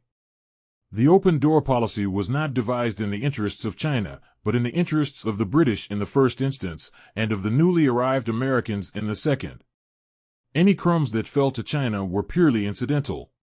The collective looting of China's natural resources and industrial development began, and national fear of subjection continued to grow. The Qings were completely helpless, impotent, ignorant, and tyrannical against the people. At the time, the empire had only 2 or 3 modern divisions in the north. The rest of the Chinese army was equipped with only a few modern rifles, old blunderbusses, and with muzzleloaders 10 feet long which had to be laid across the shoulders of a number of men while one fired them. Some Chinese troops had only big swords, spears, and even bows and arrows. Such armed forces were impotent before the foreigners, but powerful against the unarmed people. There were 20,000 troops in Chu Teh's native province, 5,000 of them Manchus whom General Chu described as lazy and worthless louts who, alone of all the armed forces, received their regular pay and, in addition, the annual subsidy in rice which the government gave each Manchu in the country. Fear of foreign subjection and hatred of the Qings continued to mount, and all kinds of rumors spread swiftly through the villages. Chu Teh had never seen a foreigner, but travelers declared that most of them had red faces covered with hair, legs without joints, and cat's eyes sunk deep into their heads, and that they could look at the ground and tell whether gold and silver were embedded there. Christian converts of the French Catholics, in particular, were hated, though all converts were called foreign slaves. Even thieves, murderers, and bandits joined the Christian churches to get immunity from Chinese law, General Chu said, a statement that was borne out by history. Chu Teh's old teacher discounted the terrifying tales of foreigners and held that there must be some good people among them, in foreign lands beyond the seas if not in China. Old Mr. Shi called himself a follower of the great reform movement that swept the country after the Sino-Japanese War, and continued to urge his students to study and go abroad to master science. Just what the reform movement was no one knew exactly, but it embraced everything from Kan Yuwei's constitutional monarchism to the republicanism of a Cantonese doctor, Sun Yat-sen. It was years before Chu Teh knew just who Sun Yat-sen was and what the dread doctrine he advocated represented, but at the end of the century he learned of the word republic from one of its most eloquent enemies, the famous reform viceroy, Chiang Chi-tung, who was a constitutional monarchist, a Confucian, and an industrialist whose disciples were Kan Yu-wei and the brilliant scholar and writer, Liang Chi-chao. By some means, old Mr. Xi received a copy of the famous treatise, Exhortation to Learning, in which Viceroy Chiang Chi-tung urged Chinese youth to study Western learning but to beware of the dreadful thing called a republic. The Viceroy wrote, "Alas! Where did they find this word that savors so much of rebellion? A republic indeed! There is not a particle of good to be derived from it. Instead, such a system is fraught with 100 evils. If this republic is introduced, only the ignorant and foolish will rejoice, for rebellion and anarchy will come down upon us like night." Republic. Old Mr. Xi thought long about that word but could not make head or tail of it. Republicans were said to be a secret society of bandits who looted and murdered or planned to do so. However, the old man was not easily scared because every person who advocated change had been called similar names. And were not the Taipings called bandits and murderers? Yet was not the famous viceroy an advocate of the new learning, of the science that made foreigners powerful enough to overrun China? A smile, that was half pity and half bitterness, came to General Chu's lips as he recalled the booklet which a traveler gave Mr. Xi. It was said to be a textbook on Western science. Old Mr. Xi suspended classes while he and his students all but memorized it, much as they had memorized the classics. It was nothing but a pamphlet of the most rudimentary sort, about a new soap factory in Chungking where modern machinery was used, General Chu recalled. It had very simple outline drawings of the machinery. Shortly after that, Chu Teh's schoolmate, Wu Xiaopei, spent a summer in Qingtu, and returned with a real textbook on Western learning, a book on mathematics, one of the first put out by the New Translation Bureau in Peking. A year later Xiaopei spent another summer in Qingtu to study with a friend, and this time he returned with mathematical instruments, T-squares, angles, a slide rule, and what not. From the moment the textbook reached the school, old Mr. Xi invited Xiaopei and Chu Teh to spend nights in his home to study it, together with his son. In the evenings the three students and the old man with his graying hair and scraggly beard would bend over the book under the candlelight for hours. "I learned enough to keep accounts for my family," General Chu said, and this weakened their prejudice against Western learning. The worship of science had begun, and I was one of its most pious devotees. Chapter 4. The reform movement that swept the country on the waves of fear of foreign subjection arose to a crescendo in 1898 when the young emperor, Kwang-su, came of age and ascended the dragon throne to rule in his own right instead of through his reactionary old aunt, the Empress Dowager. The famous reform viceroy, who later betrayed the reform movement, recommended Kan Yu-wei and his reformist followers to the throne as advisors. The young emperor placed the reform program in their hands, and the Wu-su Chengpian, the reform movement of 1898, swept the country. General Chu could still recall the passionate enthusiasm that swept through his little school near Taiwan. The old decadent China was dying in the flames of the 100-day reforms which embraced everything, except the land, and the country, the army, the schools, finances, and the state examination system. The country was to be industrialized, a weekly day of rest was proclaimed, and even the queue, symbol of subjection to the Manchus, was to be discarded. Despite reactionary opponents of change, led by the old Empress Dowager whose retainers still held great power, new schools of Western learning sprang up like mushrooms after a rain. Old Mr. Xi cast about in desperation for modern textbooks, but it was years before these reached the country districts. The lone book on mathematics brought back from Qingtu by Chu Teh's schoolmate had to serve for the entire school, whose student body had doubled with the years. Xiaopei and Chu Teh found themselves the pioneers in introducing mathematics, spending hours each week tutoring the other boys. There was even talk of the changed position of women, of the education of girls, and the end of foot binding. Chu Teh's family agreed that women with natural feet would most certainly be better workers, but what man would want to marry a girl with big feet? They talked of the end of foot binding but did nothing about it. General Chu could remember going home from school at night to do such work as he could in the fields, and afterwards talking eagerly with his family about the wonderful reform movement.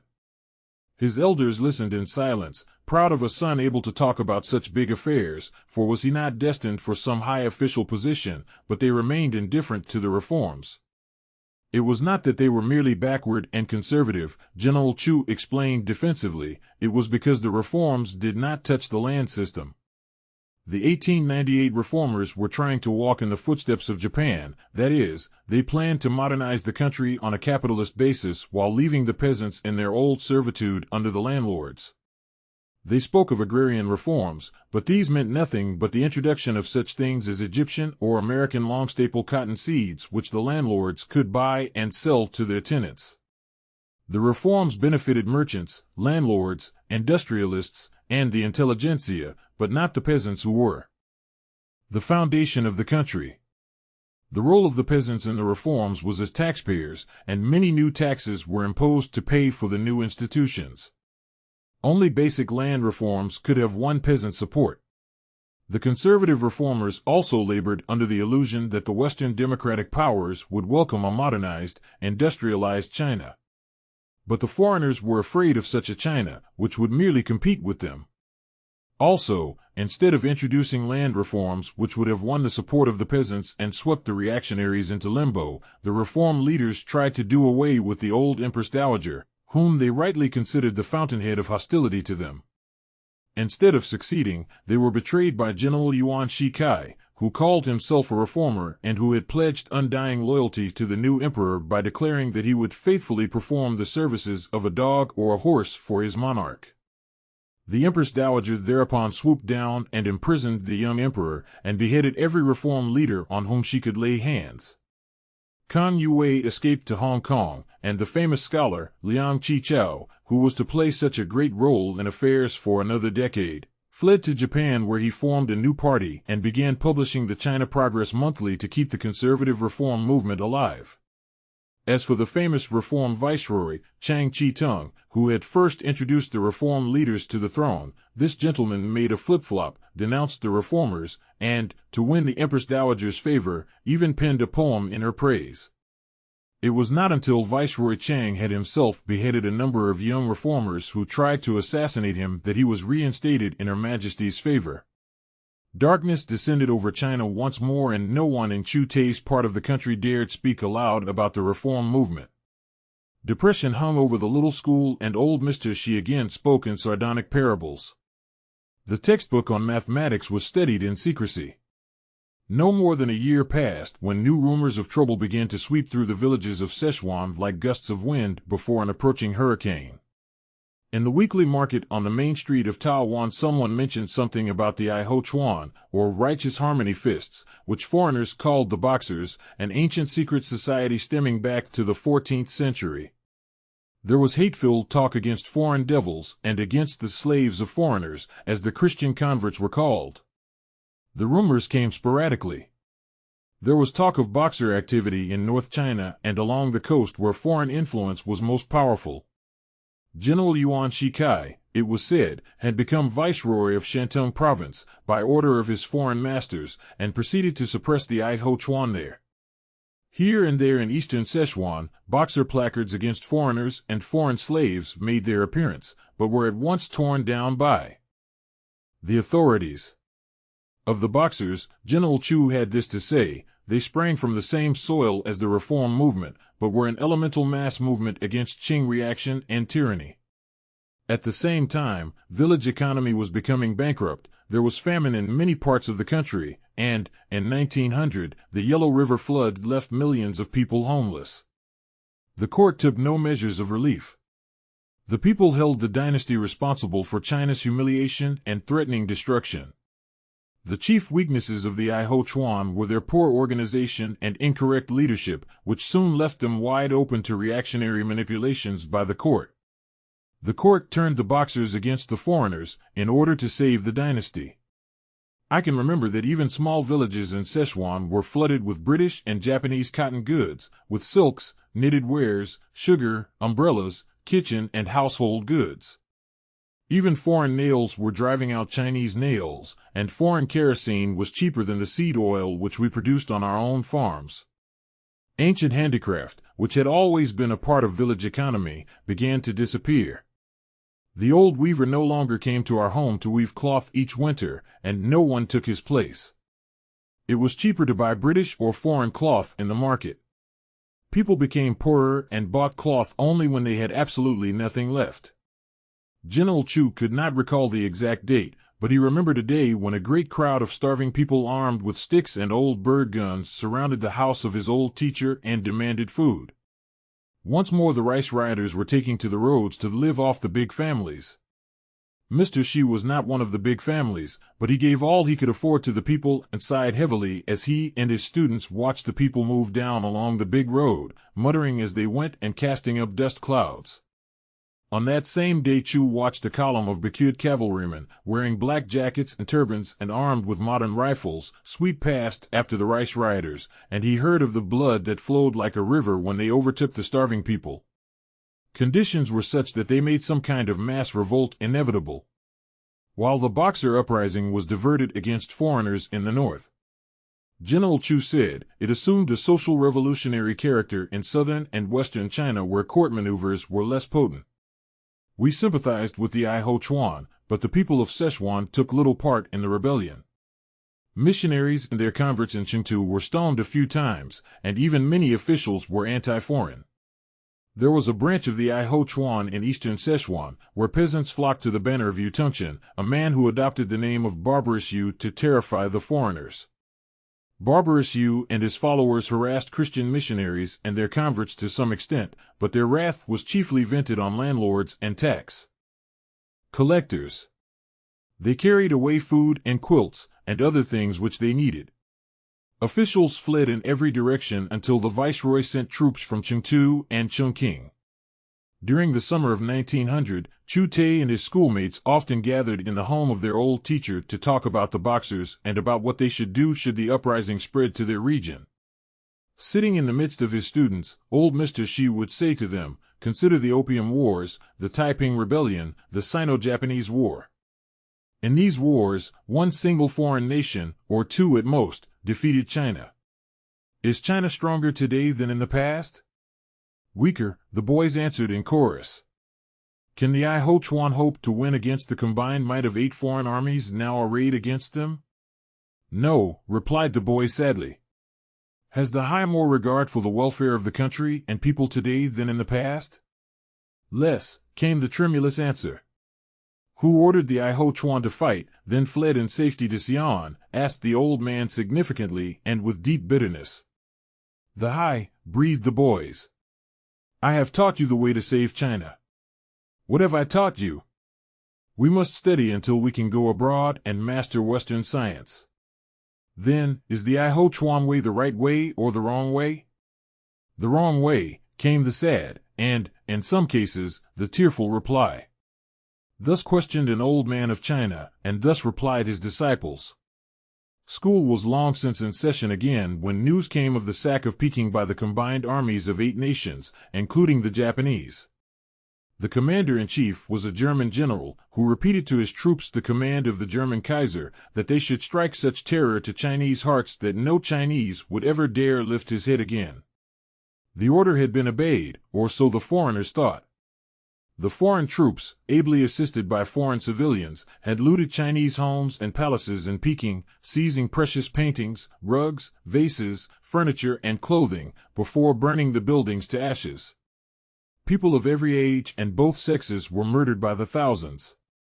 The wells and lakes of the ancient city were filled with the bodies of women and girls who preferred death to outrage, or who had been outraged. A smile that was not a smile formed about General Chu's mouth as he recalled the fate of Peking. The news almost paralyzed our school for days, he said.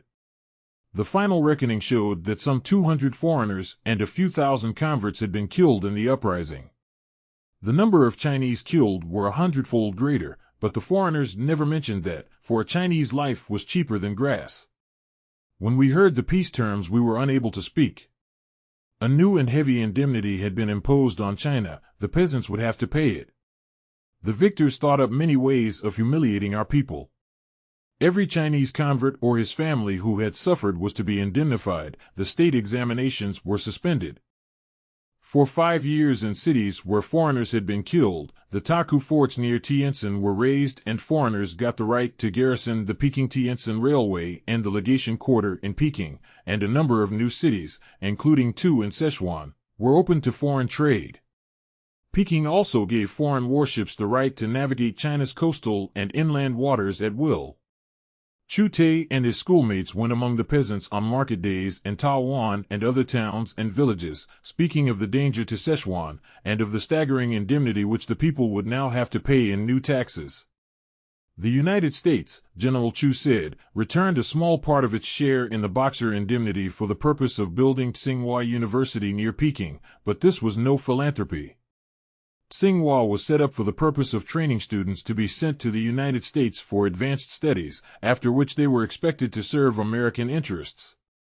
After the Russian Revolution of 1917, the new Soviet government returned its share of the Boxer indemnity unconditionally, and simultaneously repudiated all treaties and agreements previously concluded between the old Tsarist and Peking governments, or about China with any other power. Germany and Austria were forced to relinquish their share of the Boxer indemnity after World War I, but 30 years passed before the other powers returned their share of the indemnity, and then on terms that were in their own selfish interests. 3 years after General Chu talked with me in this harsh manner about the interested motives behind the founding of such institutions as Tsinghua University, I heard a French diplomat in Chongqing bemoan the ingratitude of the Chinese who had been educated in French schools in China. Instead of serving French interests, he declared with amazing frankness, they acted just like men who had been educated in Chinese institutions. The Americans had more success, he complained, but even many of their products had bit the hand that fed them. Consequently, the French would have to make revisions in their educational institutions in China, or close them down altogether as a failure. His entire approach to the question of French schools in China was their usefulness to France. In talking about the Boxer Rebellion, General Chu seemed to possess little or no knowledge of the foreign interpretation of that uprising. He was so completely Chinese, so completely one of the people, that he viewed it entirely from that angle. Despite its weaknesses and the reactionary uses to which it had been put, he said, the rebellion nevertheless demonstrated the tremendous strength, bravery, and fearlessness of the Chinese people. And he recalled a story that even captured Boxer mules in North China had refused to obey the invading foreign armies. They had sat back on their haunches and refused to move even when mauled by foreigners. General Chu clearly had more respect for the Boxer mules than for the Manchu court, which the victorious foreigners finally permitted to return to Peking from Xi'an, to which city it had fled. The old Empress Dowager fawned upon the victors and presented precious jewels to the wives of foreign ministers whom she invited to tea in her palace. Her jewels alone, Chu said, would have been sufficient to pay the entire indemnity, but the government thought up new taxes on the people instead, driving them deeper into poverty and despair. After the rebellion, he continued, every Chinese was afraid of the dread foreigners, but foreigners in the interior, where foreign armies and navies could not penetrate, were also scared of the Chinese. Missionaries in Sichuan were now less loudmouthed in their contempt for the heathen. Afraid of losing their influence over Chinese youths, they even introduced more scientific subjects into their schools. When I asked him if he had ever thought of going to a missionary school to study Western science, General Chu stared at me in amazement. How could I? He exclaimed. I was a patriot. The missionaries turned Chinese into political and cultural eunuchs who despised their own history and culture. Chinese Christian converts could speak Chinese but hardly write a letter in their own language. They thought America, Britain, or France was the paradise to which the souls of all good Chinese went when they died. Hatred of the Manchus deepened and hardened after the Boxer Rebellion, he continued, and the Republicans under Sun Yat-sen's leadership grew stronger and bolder. A new Republican newspaper, the Min Pao, founded in Hong Kong, called for the extermination of the dynasty. This paper was smuggled into the interior, but it took some 5 or 6 years before Chu Teh saw a copy of any Republican publication. The conservative reformers also became bolder and began publishing a small clandestine newspaper in Qingtu. Chu Teh's little school saw one copy of the latter newspaper. It was the first newspaper they had ever seen. It published nothing but news in those days was revolutionary. People made copies of it and sent them to their friends. After the rebellion, the court proclaimed a number of new but cautious reforms, but after proclaiming them did nothing. However, intellectuals again took hope and began founding new schools in which Western learning was taught. There were still no modern textbooks, and the teachers had to teach from memory or from notes. The students in Chu Teh's school watched for every traveler in the hope of falling heir to some book, and every time an intellectual from Chu Teh passed through, old Mr. Shi would suspend classes and invite the travelers to tell everything they knew about Chengdu and Peking or other places. The students could sit for hours, their eyes on the speaker's face or following every movement of his hands, missing not one shade of expression or meaning. Chu Teh was a youth in his middle teens, with large brown eyes, a shaved pate, and a long queue down his back. He had reached an age when he could fully comprehend the extent, if not the solution, of China's problems. The tragedy of the Boxer Rebellion was carved deeply upon his memory, and as he talked about it he seemed oblivious of time, and was like a man talking to himself. When I studied in Germany in later years, he said, his voice as cold and hard as packed ice, I was sometimes a guest in homes where I saw Chinese rugs, vases, paintings, carved furniture, or other art treasures. When I asked about them, my hosts became embarrassed and I knew they were loot from the homes and palaces of Peking. I also saw Boxer banners hanging in a Berlin military museum. Had I sought for them, I could have found similar things in the homes of Frenchmen, Britons, Americans, and Japanese. Pausing, he suddenly asked me if I had ever read the Kaiser's orders to his troops in China during the Boxer Rebellion, orders which were followed by all the invading foreign troops. Since I had but a vague memory of that order, I searched among the books in the library for it. Instead of the order itself, I found the letter which Mark Twain had written to the New York Sun on Christmas Eve, 1900, describing foreign atrocities against the Chinese after the rebellion. The letter was based on a report made by a certain Reverend Ament of the American Board of Missions about the indemnities which he had collected from Chinese villages in which converts had been killed by the Boxers. Mr. Ament had collected 300 taels in silver for each convert killed, and also assessed fines amounting to 13 times the amount of the indemnity, money which, the reverend gentleman said, will be used for the propagation of the gospel. Mark Twain quoted a report from Mr. Ament from Peking. Mr. Ament declares that the compensation he has collected is moderate when compared with the amount secured by the Catholics, who demand, in addition to money, head for head. They collect 500 taels for each murder of a Catholic. In the Wanqiu country, 680 Catholics were killed, and for this the European Catholics here demand 750,000 strings of cash and 680 heads. Mark Twain added, our Reverend Ament is justifiably jealous of those enterprising Catholics who not only get big money for each lost convert but get head for head besides. Had the Kaiser's orders to German troops in China during the rebellion been applied under similar circumstances to America, he wrote, they would have read like this, march through America and slay, giving no quarter, make the German face there. A terror for 1,000 years, march through the great republic and slay, slay, slay, carving a road for our offended religion through its heart and bowels. Midnight came and passed as my secretary, Lily, read out and translated this article. General Chu listened, his eyes narrowed to small points, and when it was finished he asked, who was Mark Twain?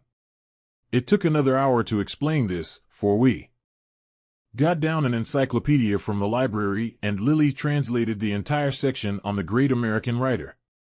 Until that moment General Chu had never known that there had been any foreign sympathy for the Chinese during and after the Boxer Rebellion.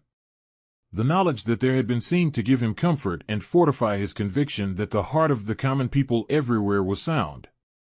Book 2. The Road to Revolution Chapter 5 General Chu, when he next came to talk to me, recalled at length the mass misery that followed the Boxer Rebellion.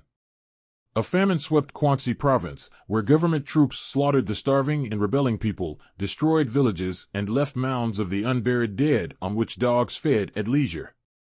In many provinces, the annual land tax was collected 6 or 7 times each year. The prisons were filled with peasants unable to pay the taxes or the bribes demanded by the officials. The Chu family was more fortunate than most, yet even they were now caught in the net of official extortion. After 7 years of hard labor, they had liquidated their old debt of 10,000 cash, but the new taxes and extortions ate up everything they earned.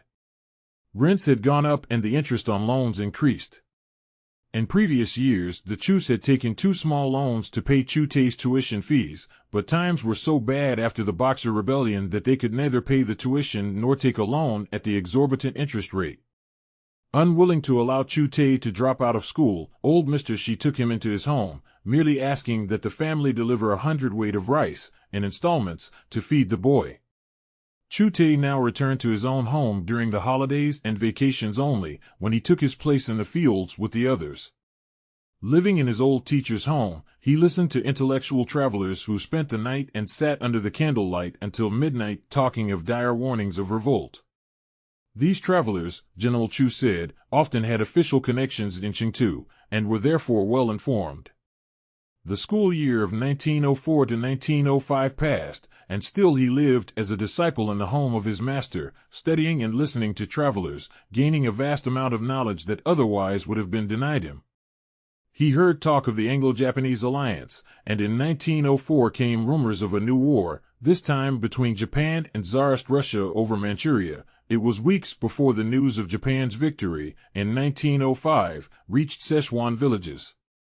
After this war, he said, Japanese influence spread swiftly throughout China, and Japanese advisors were attached to every branch of the government, to industries, and to schools and colleges. A Japanese teacher even began teaching in a new school not far from my home. Frightened by the rapid rise of Japanese imperialism, Peking sent thousands of students to Japan. In addition, a stream of private students poured to Japan, most of them to study military science, administration, and international law. Many Chinese students went to Japan to study because the cost of living there was about the same as in China. Some went to America on Boxer indemnity scholarships, but America was not popular in China in 1905 because the final step in the Chinese Exclusion Act had just been taken and because news circulated in China of maltreatment and even murder of Chinese in the United States. A nationwide boycott of American goods began, and even in Taiwan people looked carefully at all goods before they bought anything, fearful of buying something made in America. We heard rumors of some trouble in Russia in 1905, General Chu said, but we in Szechuan heard nothing beyond this of the 1905 Russian Revolution. Russia was far away. The defeat of a white imperialist power by Japan, an Asian nation, lit the fires of hope in subjugated countries, from Egypt to China, and nationalist struggles for independence began to break out. Yet Japan's victory over Russia, General Chu said, had a very different reception in China than it had in India, Persia, and elsewhere because it had been fought on Chinese soil and for Chinese territory. Not all Chinese shared the opinion of Dr. Sun Yat-sen that Japan's victory was the opening shot in the struggle of Asian peoples against their white rulers. Dr. Sun hoped to use Japan, but Japanese imperialists intended to use the nationalist movement of China to fish in troubled waters. In 1905, Dr. Sun was in Japan, still in exile with a heavy price on his head, and it was there that he founded, in 1907, the Tongming Hui, an alliance of secret revolutionary societies whose goal was the armed overthrow of the Manchu dynasty and the establishment of a Chinese republic on the Western model.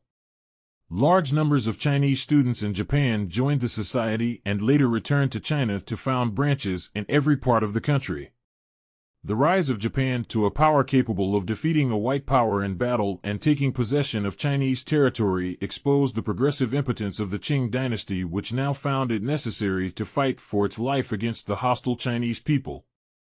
And this, General Chu declared, was the reason the court, still in the hands of the old Empress Dowager, decided to introduce reforms and allow the industrialization and modernization of the country on the Japanese model. Of course, General Chu said, she placed the reforms in the hands of high officials whom the people called foreign slaves, and, of course, foreign moneylenders again descended on Peking like wolves on the fold. Again, it was the British and Americans who were in the forefront of a group of powers allied with them and who began negotiating for great loans to Peking in return for which they demanded railway concessions. Since Chinese industrialists themselves were planning to build railways with Chinese money and thus keep such developments in Chinese hands, the foreign bankers insisted that the government should centralize all railway construction in its own hands and allot all new projects to them.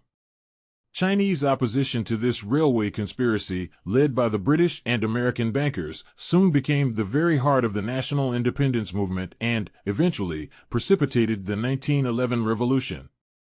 As hatred of Manchu oppression of the people and subservience to foreigners grew, an anti-tax movement spread throughout the South and echoed through Sichuan. A mass movement against forced labor spread through Shantung, and the Tongming Hui, under General Huang Yuzhang's leadership, arose and fought in Hunan province, where Hunan industrialists planned new railways and the opening of new mines.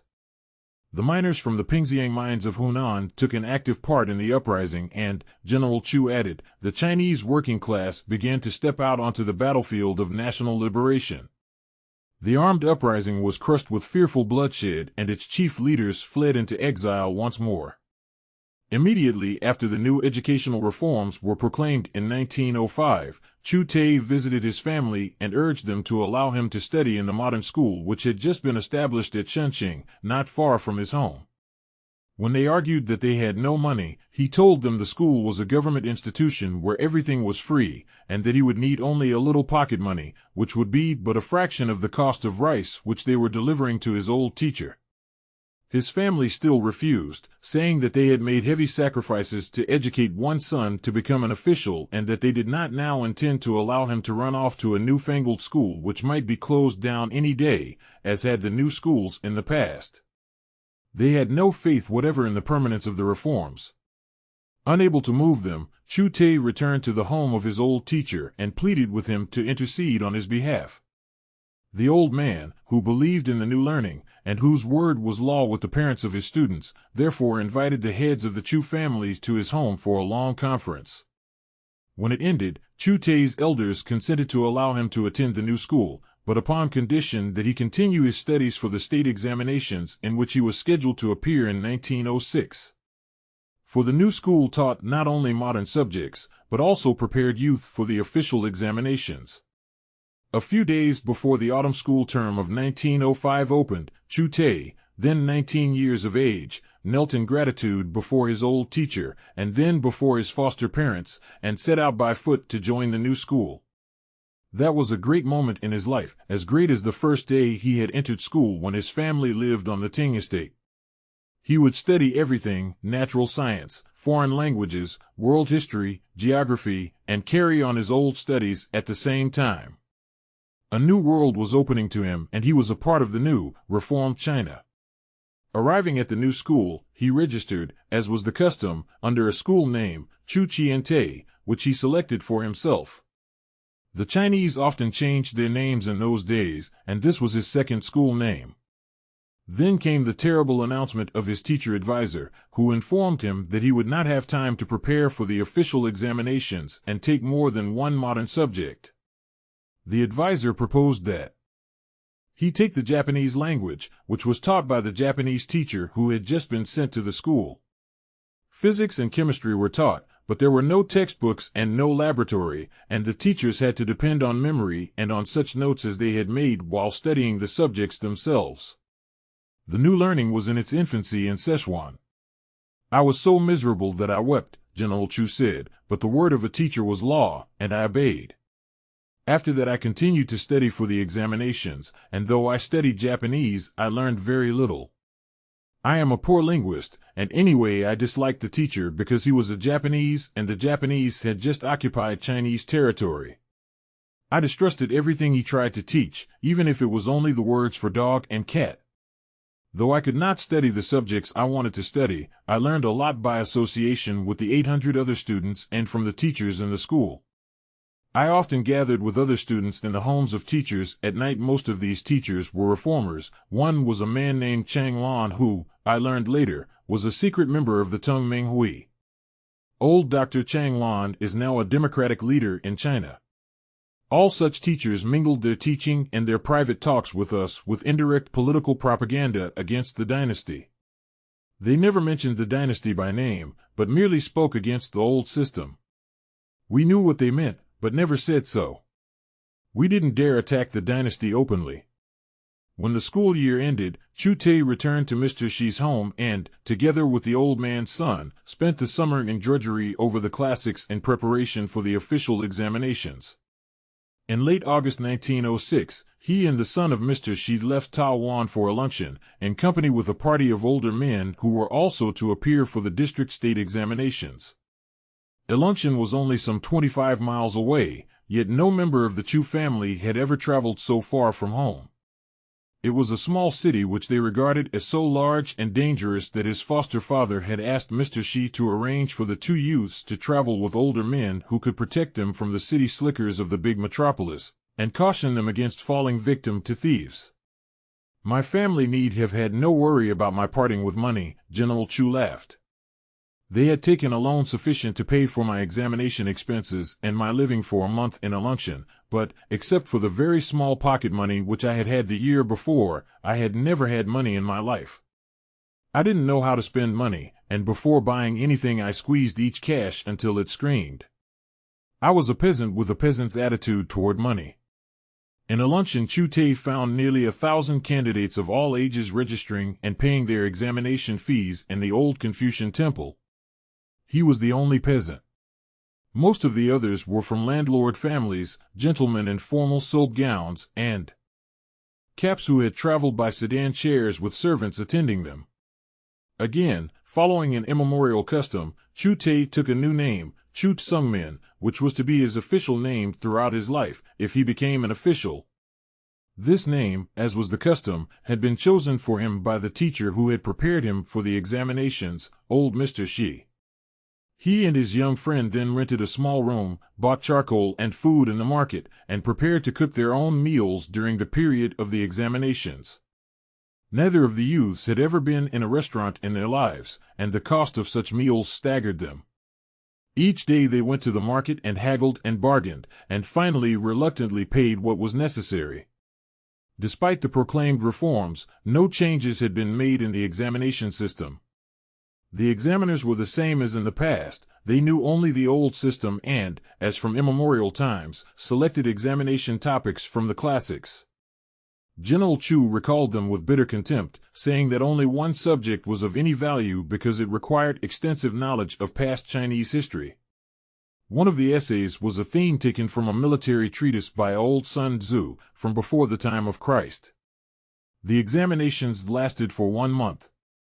At the end of each 5th day there was a 2-day recess during which time the candidates waited to see if they had passed and would be entitled to tackle the next group of subjects. Hundreds of men fell by the wayside, but Chu Teh and his friend passed each group and appeared for the finals. During the recess periods, Chu would hover about, listening respectfully to candidates who were planning to leave for Japan or for the new higher normal college in Chengdu. Strangely enough, he remembered one candidate who had studied for 1 year in Japan already. He remembered him in connection with some electrical machine the student claimed to have bought there and which, he said, made a buzzing sound and could cure rheumatism. This candidate was most vociferous in his patriotic determination to destroy the old order and introduce the new, but just why he had returned to China to take the examinations remained a mystery to Chu Teh. The fellow, however, was planning to set up as a doctor of medicine in Chengdu and put his magical machine to use. "I'll cure your rheumatism, or any aches and pains you have," the fellow argued with Chu Teh, who replied, "But I haven't got rheumatism. I have no aches or pains. I've never been sick a day in my life." "It doesn't matter," the student urged, seeing that he was dealing with a country bumpkin. "My machine will give you the strength to master anything you want to do." And he mentioned his price which, he insisted, was dirt cheap and was less than he would charge anyone else. When Chu Teh escaped from the insistent modern doctor, he carefully counted his money to see if any of it had disappeared. It had not. The fellow had met his match. Of all the conversations that he heard, The one that attracted Chu Teh the most was about the new government normal college in Chengdu, which was said to have a special physical training department where men could study athletics and graduate as teachers of the subject at the end of 1 year.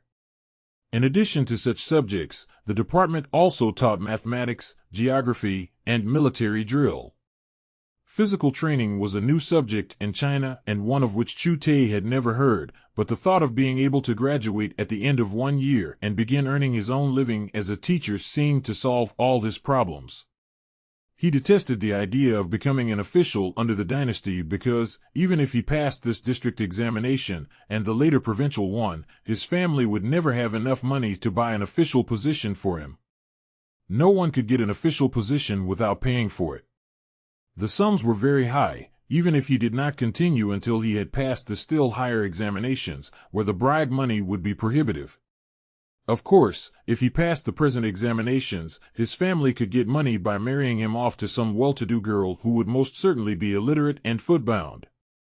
The subject had already been proposed to him, but the new winds of freedom were blowing through China and young men were saying that they would never marry until China was free, and that, even then, they would marry only educated girls.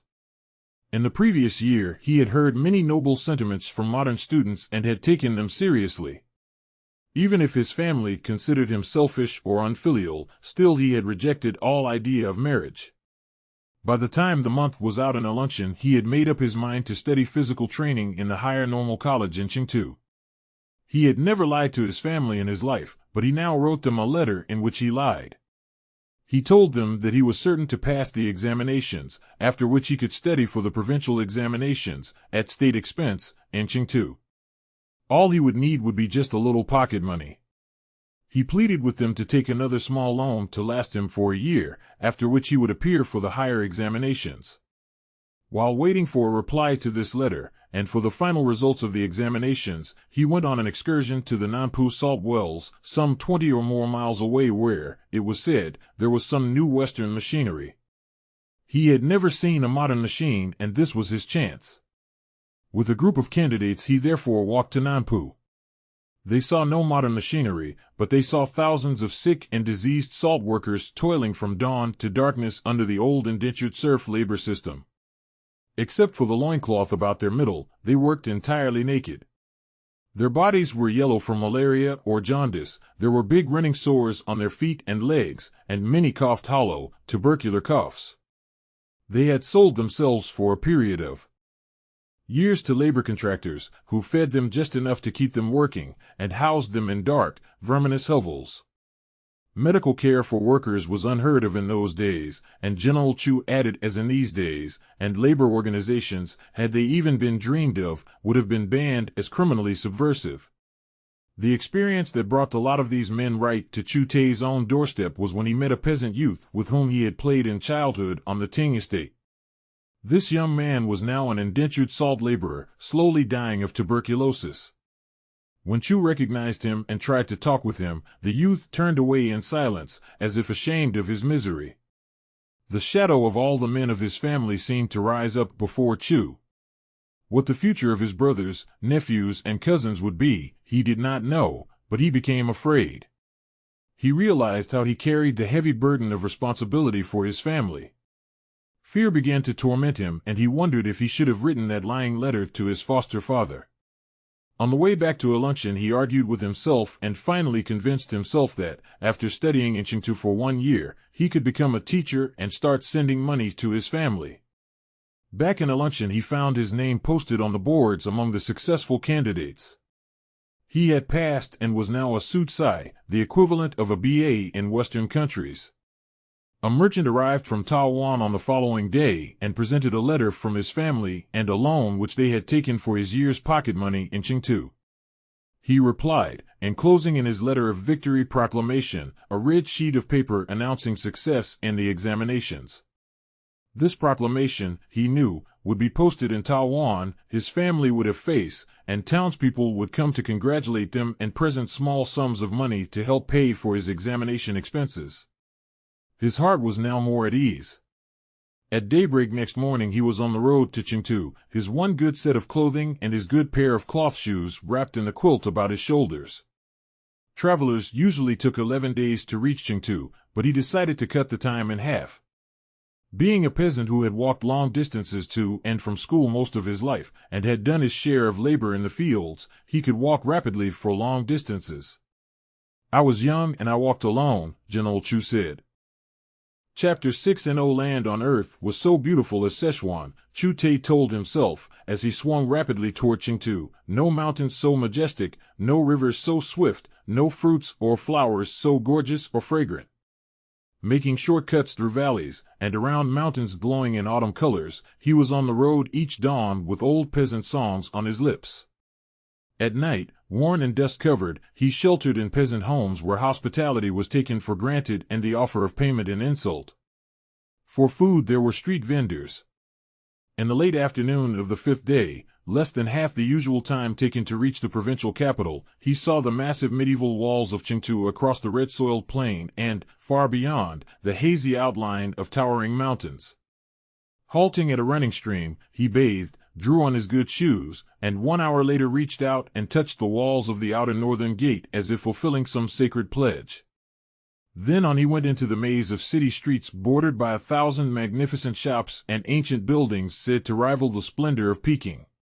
Exulting in an ecstasy of achievement, forgetful of weariness, he knew only that he was at last in the literary, educational, political, and commercial center of Western China.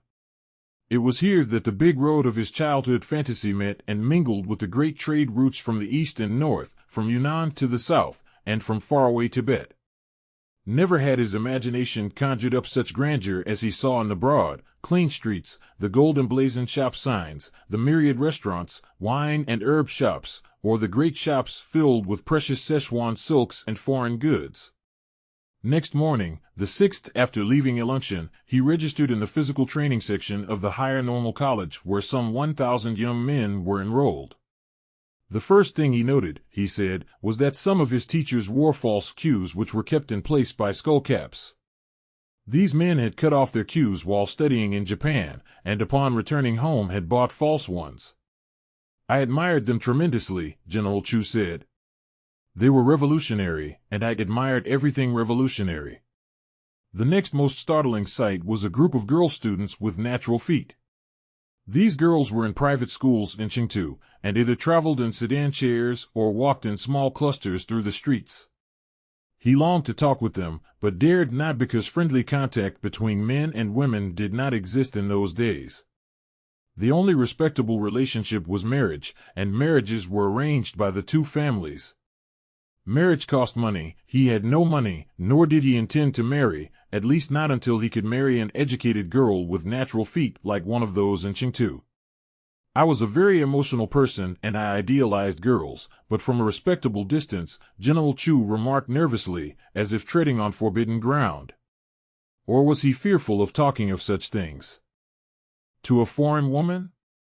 From what I had already observed of him, he was a lusty man with a ribald sense of humor whose remarks often set a table of men rocking with laughter. 30 years and more had passed since he was a shy youth watching girls from a respectable distance in Chengdu. Quickly dropping the subject, he talked of his life in the provincial capital. In 1906, he said, there were 2 large government schools in Chengdu, one the Higher Normal College, and the other the new military academy which trained officers for the Reform Army, and had a branch for the training of non-commissioned officers. He thought of transferring to the military academy but feared to break entirely with his family who still shared the ancient contempt for soldiers.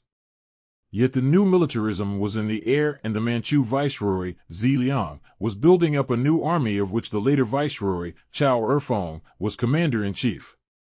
Handsomely clad army officers strode proudly through the streets, mingling with the uniformed students of the normal college, all of them conscious of the role they were to play in the new China.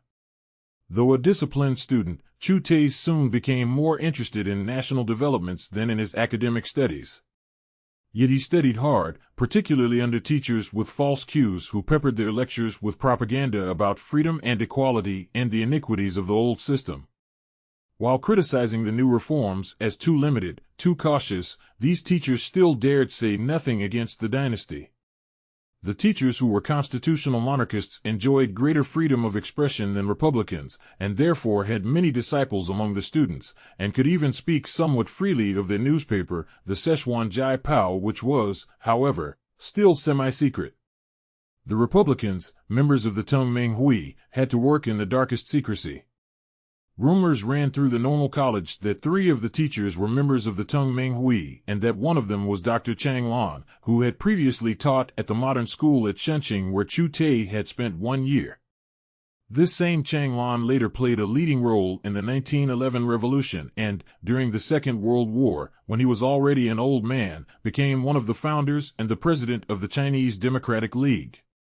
Candidates for the secret Tung Ming Hui had to be guaranteed by 2 members and pass through an initiation ceremony during which they drank the blood oath of loyalty to the cause.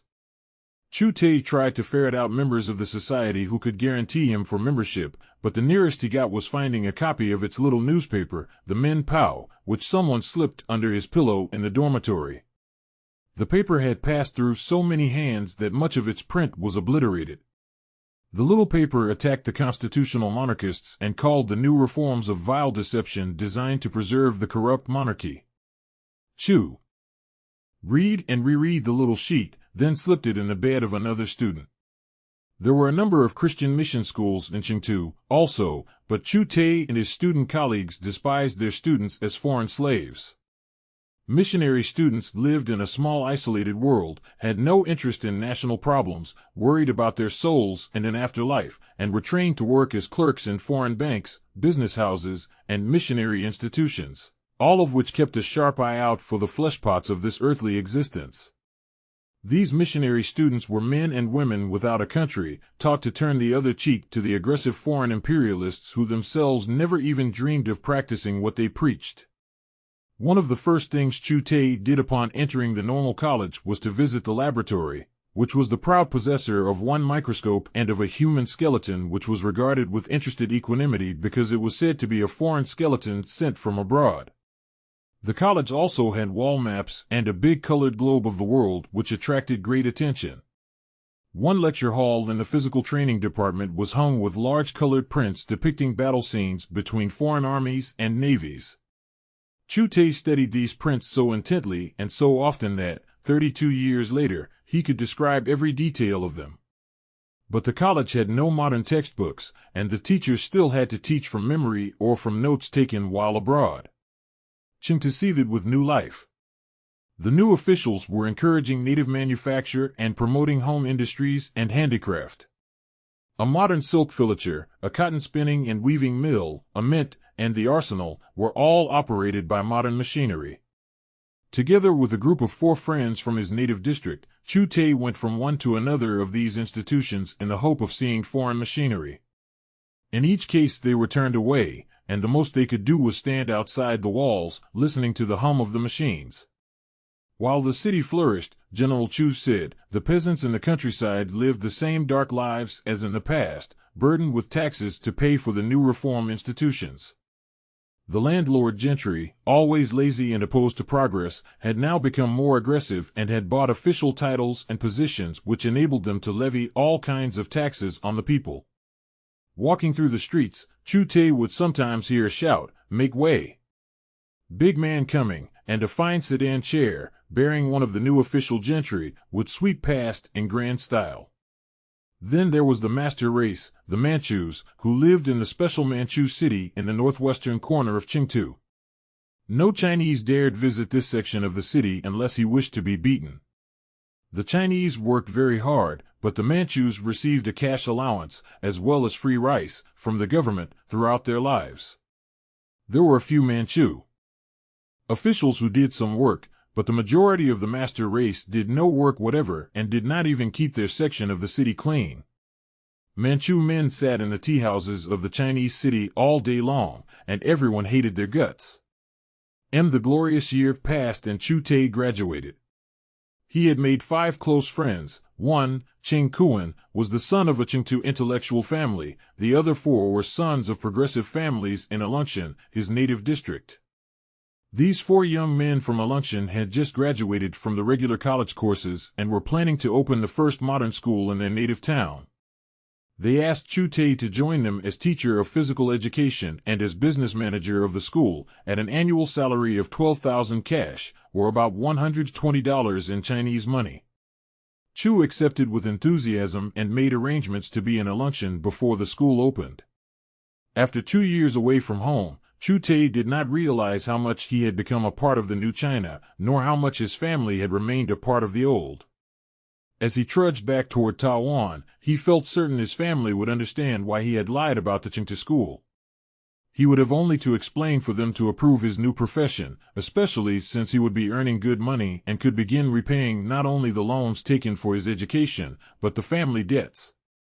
He had written in advance that he would spend the summer at home helping in the fields, and they were expecting him. One of his nephews saw him coming from afar, waving and shouting, but instead of waving back, the boy fled across the fields toward the house, and then everything was in motion, with everyone running. By the time Chu reached the house, his whole family was lined up in 2 rows, and as he came up they all bowed respectfully before him. Instead of treating him as a son, his foster father bowed him into the house and forced him to take the seat of honor in the general family assembly room. About him were his family, their eyes gleaming with pride, and everyone addressing him in the formal and humble language which the poor used with the rich and powerful. General Chu's voice, as he talked of this homecoming, became low with pity and sorrow. The whole house had been cleaned, and special food prepared, in his honor, and though no member of his family had ever had a room to himself, a special room had been set aside for his private use, and it had been furnished with the best bed, table and chair from the whole house. They had even given him their one good bed mat and an open lamp fed by seed oil that he might have the luxury of a light at night. He was allowed to do no work whatever, and each time he tried they protested and forced him to sit down and do nothing. They served him special food, but ate only poor food themselves. They said nothing, but their eyes lingered in amazement at his hands. Instead of allowing his fingernails to grow long, as did officials and the gentry, his were cut as short as theirs. Realizing with growing shock that they thought he was a big official, or would soon become one, he kept postponing the moment when he would have to tell them that he had lied to them and that he would henceforth teach an undignified subject, physical training. In the 2 years he had been away, his family's poverty had deepened. The change was not so obvious from the outside, but all too clear from within. Clothing had been washed and patched in honor of his homecoming, but it was threadbare and faded, the same clothing that had been worn for years. He learned that the family was heavily in debt and that a haunting anxiety hung over everyone. They expected him to rescue them at last. Both branches of the family had worked and waited for this moment. I knew they felt obliged to offer me a wife, General Chu said, and I knew that I could command a dowry big enough to pay our debts. But they were so awed by what they considered my greatness and my learning that they did not dare hint at marriage. They hung on every word I spoke as if jewels were falling from my lips. Only when I talked enthusiastically about the new reforms did my foster father remark that reforms were good for nobles, but meant nothing to peasants. The peasants were paying for the reforms in high rents, innumerable taxes, and in every conceivable way the government could think up. Most cloth in the market was now of foreign make and cheaper than the native cloth, yet peasants could afford to buy cloth only when they were half naked. Tax collectors came around every 2 or 3 months to demand the yearly taxes again, taxes for the new schools, for uniforms for the new army, for the local troops, for a new road that was never built, for the repair of irrigation canals, or to pay the local officials' salaries. The landlords unloaded all taxes off on their tenants by raising the rents. To pay the taxes, peasants had to go in debt to usurers at high interest rates. Against this gnawing uncertainty and poverty, my eager talk of the reform movement sounded thin and empty. After a few days in his foster father's home, Chu Teh visited his natural father and mother and his grandfather and grandmother in the old ancestral home, then paid visits to other relatives. Everywhere he met the same reception, and he realized with each passing day that he was a burden and that they hoped he would leave. It was while he was visiting his ancestral home that he finally confessed his lie and told them that he would henceforth be a teacher of physical training in a luncheon. He hurried on to explain that he would earn money and could start paying off the family debts. The effect of my confession was terrifying, General Chu said. First there was a long, shocked silence, then my father asked what physical training meant. When I explained, he shouted out, saying that the whole family had worked for 12 long years to educate one son to save them from starvation, only to be told that he intended to teach boys how to throw their arms and legs around. Coolies could do that, he shouted in violent bitterness, then turned and ran from the house and did not return while I was there. That night I heard my mother sobbing. Next morning I announced that I was leaving for a luncheon to help my friends organize the new school. They tried not to show the relief they felt, but I sensed it, and my mother's eyes were red and swollen from weeping. I returned to my foster father's home. My father had already been there and told them of the disgrace that I had brought upon them all. My foster father sat in total silence while I defended myself, telling him just why I had lied and acted as I had. The official examination system had now been changed, I explained. Henceforth all candidates would require modern knowledge which I did not have, including natural sciences, international law, history, and other subjects. Most of what I had learned in the old schools was now useless. In any case, I argued, even had I passed the higher examinations, I would have had to pay heavy bribes before receiving a government post. Our family could never raise so much money. Even if they succeeded, I would have to become a corrupt official and loot the people as did other officials to pay it back, and the new China should be honest. I talked of the great changes taking place in China and of the new education in which physical training was a part. My foster father was a very kind man and he was willing to listen even if he did not understand. This in itself tormented me, and that night I did not sleep at all, but lay in my solitary room trying to reevaluate my entire life. I had betrayed the ancient virtue of filial piety, yet I argued with myself that family loyalty must give way to broader loyalties, to the country and all the people. A man could not serve his family by serving it alone. Though the son of a peasant, I now knew that I was no longer a peasant with one foot in the field and one in school, but that I had become a member of another class. It was too late to turn back, nor did I intend to turn back. I had chosen my road. I did not blame my family. I had always hated my father's violence and cruelty, but I now knew that the merciless realities of peasant life were responsible for them. Nor did I blame my family for servile conduct toward me when I came home. I recognized it as one of the harsh products of the old system. When they repulsed my efforts to bridge the gulf between them and me, and to work in the fields that summer, they were merely trying to prevent me from sinking back into the darkness of peasant life. That last night was a torment, and next morning I left for a luncheon. My foster father, who had always loved me, walked with me for many miles before turning back. He finally stopped to turn back, and then he said, "We are simple country people and do not understand many things. What is unclear today may be clear later on. Care for your health and write us." He would be 60 that year, and he was old and worked out. He wore threadbare clothes and a pair of old rope sandals. When he turned back I wept. Then on and on along the road that he, a man of the new China, had chosen to tread, he came to a luncheon where, as he expressed it, I fought my first real battles against feudalism. He and his 4 teacher friends, Li, Lu, Tian, and Chang, had expected some opposition from the old scholars who kept the old-style schools, but had not even dreamed of the open warfare in which they soon found themselves enmeshed. In the great cities like Chengdu, General Chu explained, feudal forces were in retreat, but in the countryside the landed gentry and their allies still ruled like kings, setting all standards of thought and conduct and controlling the courts, the police, and the local armed forces. The old scholars sprang from such families and, in common with them, condemned the new learning as a barbaric invasion threatening the national essence.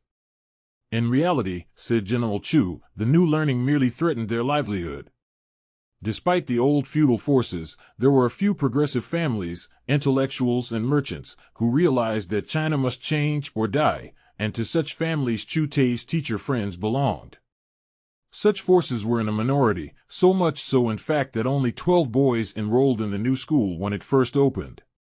Even these 12 alarmed the conservatives, who began warning that when one dog barks, all the dogs within 100 li will answer. The battle for the new learning began with skirmishes of this kind, followed by rumors that the new teachers were fake foreigners who had cut off their fingernails, wore false queues, and were teaching barbarian thought. They were said to be contemptuous of filial piety, righteousness, and even of the virtues of womanhood. Why, ran the question, had none of these new teachers married as did respectable young men? Despite the rumors, a few students from the old schools began joining the new, a development which led the conservatives to move up their heavier guns. One of the new teachers, ran the charge, was a man named Chu, from the meanest classes, who was teaching something called body training, which called for boys to strip naked and go through contortions before this teacher. The use of the body was quite proper for peasants and coolies, but the sons of gentlemen used their minds. General Chu said that the battle line soon ran from the old schools into the homes, the streets, shops, tea houses, and temples. We were called racial scum, men who remained unmarried for unnatural reasons. Servant girls and other women in the streets ran from us, men would stop and stare after us, and boys threw stones. The families of our students defended us with great courage and vigor, and fathers and grandfathers took turns sitting in my physical training classes. They told the public that my students were not stripped, but wore their trousers and jackets, and that all students should strengthen their bodies so they would not fall victim to disease and to foreign enemies of the country. They also proclaimed that the college from which we teachers had graduated had been founded by the provincial viceroy. Nothing helped. Before the year 1907 was out, our school was temporarily closed while we teachers were hauled before the magistrate where I was accused of teaching an indecent subject. All the teachers, and all the men of the families of our students, appeared in my defense. I made my first public speech at that time. What I said I cannot remember, but I gave an account of my education and of the meaning of physical education and athletics as I had learned them in the Chu Teh College. I also explained that physical training was being introduced in all new schools as a means of preserving the health and strengthening the bodies of students. Foreign armies had defeated China in many wars, I explained, and China would have to become as strong as foreign countries or become like India. We won the case and reopened our school, but the feudal forces soon brought us to court again, accusing us of corruption of school funds. The progressives again rallied to our defense, and again we won. Next we were accused of having shaved off our queues and of wearing false ones. This would be equivalent to treason to the dynasty. We proved this charge false. By that time we had become so popular and our supporters so numerous that we had about 70 students in our school. As the old forces lost ground legally, and as public opinion turned against them, they adopted all kinds of dirty tricks. They hired ruffians to dump buckets of night soil before our school and, when this failed to stop us, they hired gangsters to attack us in the streets. I began training my students to fight in self-defense, by jiu-jitsu, with their fists, and with sticks. We carried sticks and fought pitched battles with gangsters in the streets. We even captured some of the ruffians and hauled them to court, where they betrayed their paymasters to protect themselves. General Chu said that the same kind of struggle was going on throughout China. Except in the big port cities, students had to fight for the right to study the new education and they spent half their time in self-defense. The new school in Alunchen was also a center of new political thought which percolated through the small city and into neighboring towns and villages. Soon people were declaring that the dynasty was the most corrupt and oppressive of any in Chinese history and that the reforms had been proclaimed, not because the court wanted a modernized China, but in an effort to preserve itself from the Chinese people. The old Empress Dowager died in November 1908, but the day before her death the young emperor, whom she had held prisoner since 1898, was poisoned. As he lay dying, the young emperor asked his brother, the Prince Regent, to avenge his death. He accused General Yuan Shikai, henchman of the Empress Dowager and betrayer of the reform movement of 1898, as his murderer. The first act of the Prince Regent, therefore, was to strip General Yuan Shikai of all official position and banish him from Peking, an act of great courage because General Yuan was a favorite of the British and Americans, and it was they who later, in 1911, maneuvered this man into the presidency of the Chinese Republic over the elected president, Dr. Sun Yat-sen. General Chu said that his experiences in Aleutian were among the most important in his life because they gave him knowledge of feudal forces in action and also self-confidence in active struggle. As his knowledge and vision broadened, and as the national situation grew more critical, he said, he realized that teaching was not the living road for me. Throughout that year in Aleutian, he had been corresponding with his Chu Teh student friend, Ching Kuan, whose family had forbidden him to study in the new military academy in the capital. Chu had also heard that his old schoolmate, Wu Xiaopei, who had also graduated from the normal college, had gone to Yunnan province to enter the new military academy there. He had done this because his family also refused to allow him to adopt a military career. Ching Kuan kept urging Chu Teh to join him in Chengdu and run away to join the Yunnan Military Academy, thus sparing their families the shame of having to admit that their sons had adopted a military career. Though the new school term of 1908 had opened, Chu Teh's friends urged him to go. Until then, Chu had begun repaying his family debts and had kept only enough to pay for his living in Aleutian. He did not have enough money to go to Yunnan, but his teacher friends solved this problem by taking up a collection among themselves. Before leaving Aleutian, Chu Teh and his 4 teacher friends met in solemn conclave and took a pledge that not one of them would ever seek or accept an official position, nor marry, until China was liberated from Manchu and foreign control.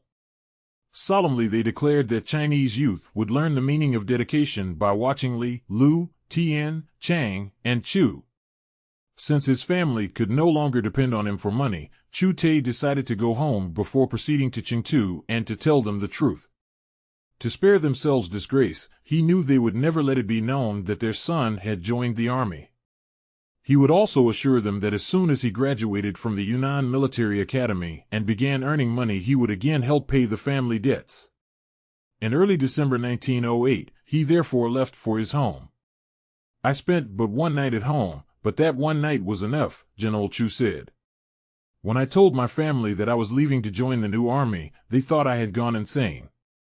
To become a teacher of such an outrageous subject as physical training was one thing, but to join the scum of the earth was more than they could take.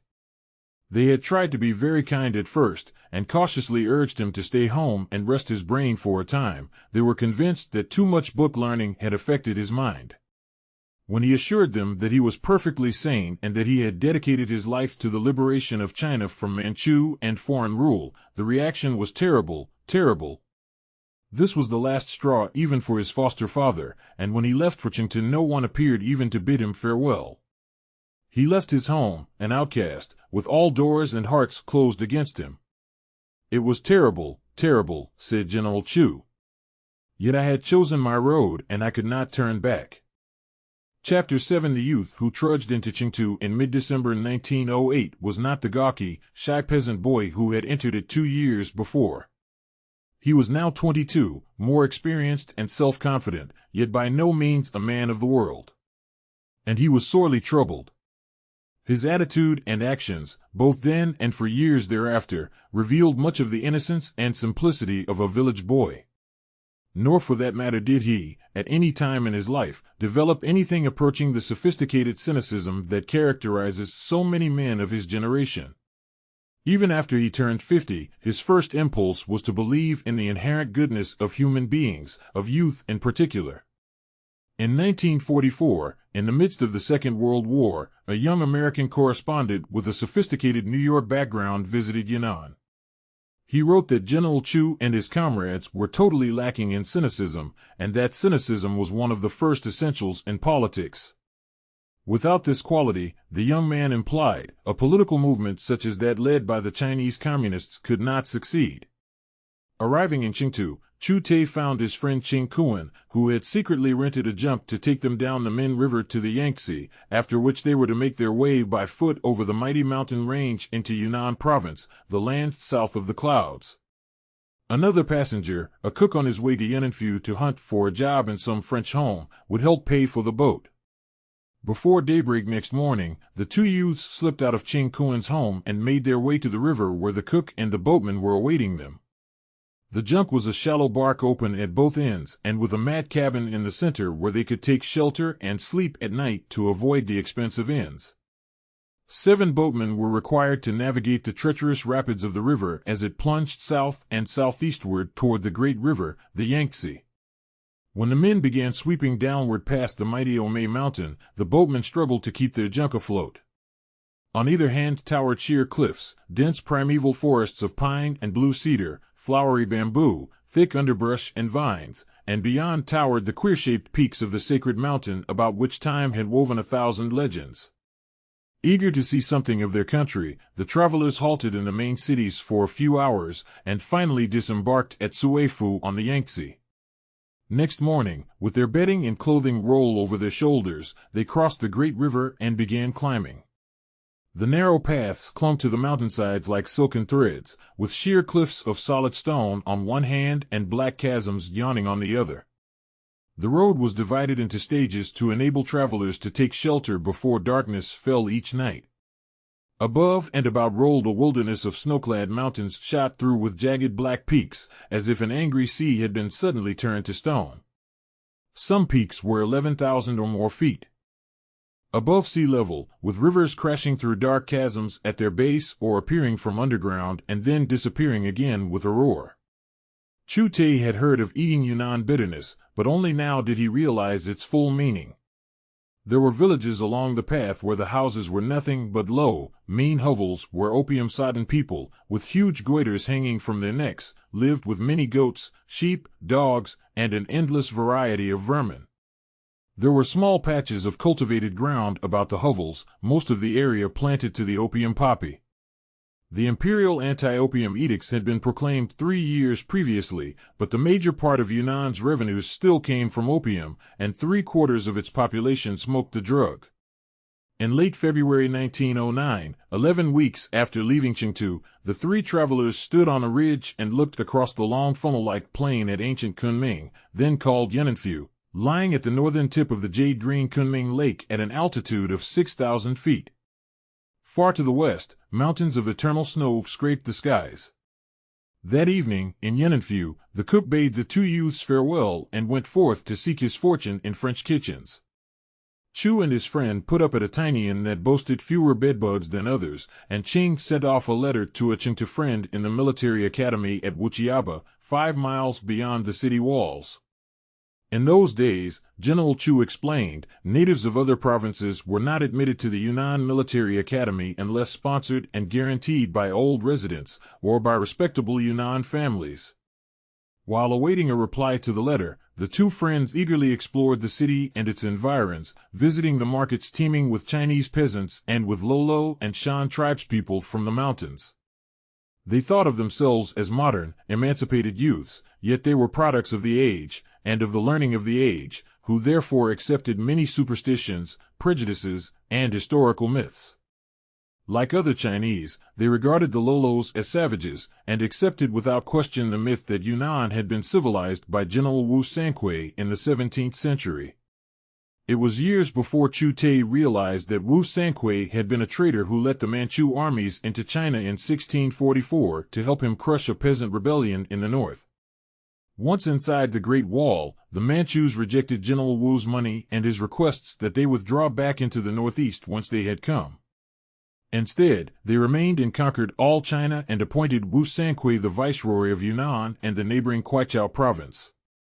From Yunanfu, General Wu hunted down the last member of the Ming dynasty and put him to death on a hill inside Yunanfu's walls, a hill still called Compelled to Die. In 1909, Chu Teh and Ching Kuan moved admiringly among the relics of Wu Sanquei's barbaric reign. Ching's friends soon arrived and took them with him to Wuchiaba, where they set to work to make friends with Szechuan army officers who for years had lived in the province and whose sponsorship could gain them admission to the military academy. The Yunnan military situation was very complicated at the time, General Chu said. Apart from the old feudal provincial army, regiments and divisions of the new army were being organized in a few cities. There had been 1 regiment of Szechuan troops in the province for many years, and the new reformed 19th Division, the core of the new reform army, had been built up around it at Wuchiaba. As this regiment was retrained and rearmed, many of its officers and men were transferred to new regiments of Yunnan natives for training purposes. The new 19th Division was armed with Krupp rifles, machine guns, and field pieces. The Manchu viceroy regarded it as an instrument to protect the dynasty from the rising revolutionary movement. Peking had sent a number of high northern Chinese officers, who were monarchists, to hold commanding positions and act as super spies against suspected subversive elements. Many of the young officers, who were simultaneously instructors in the military academy, had studied in Japan.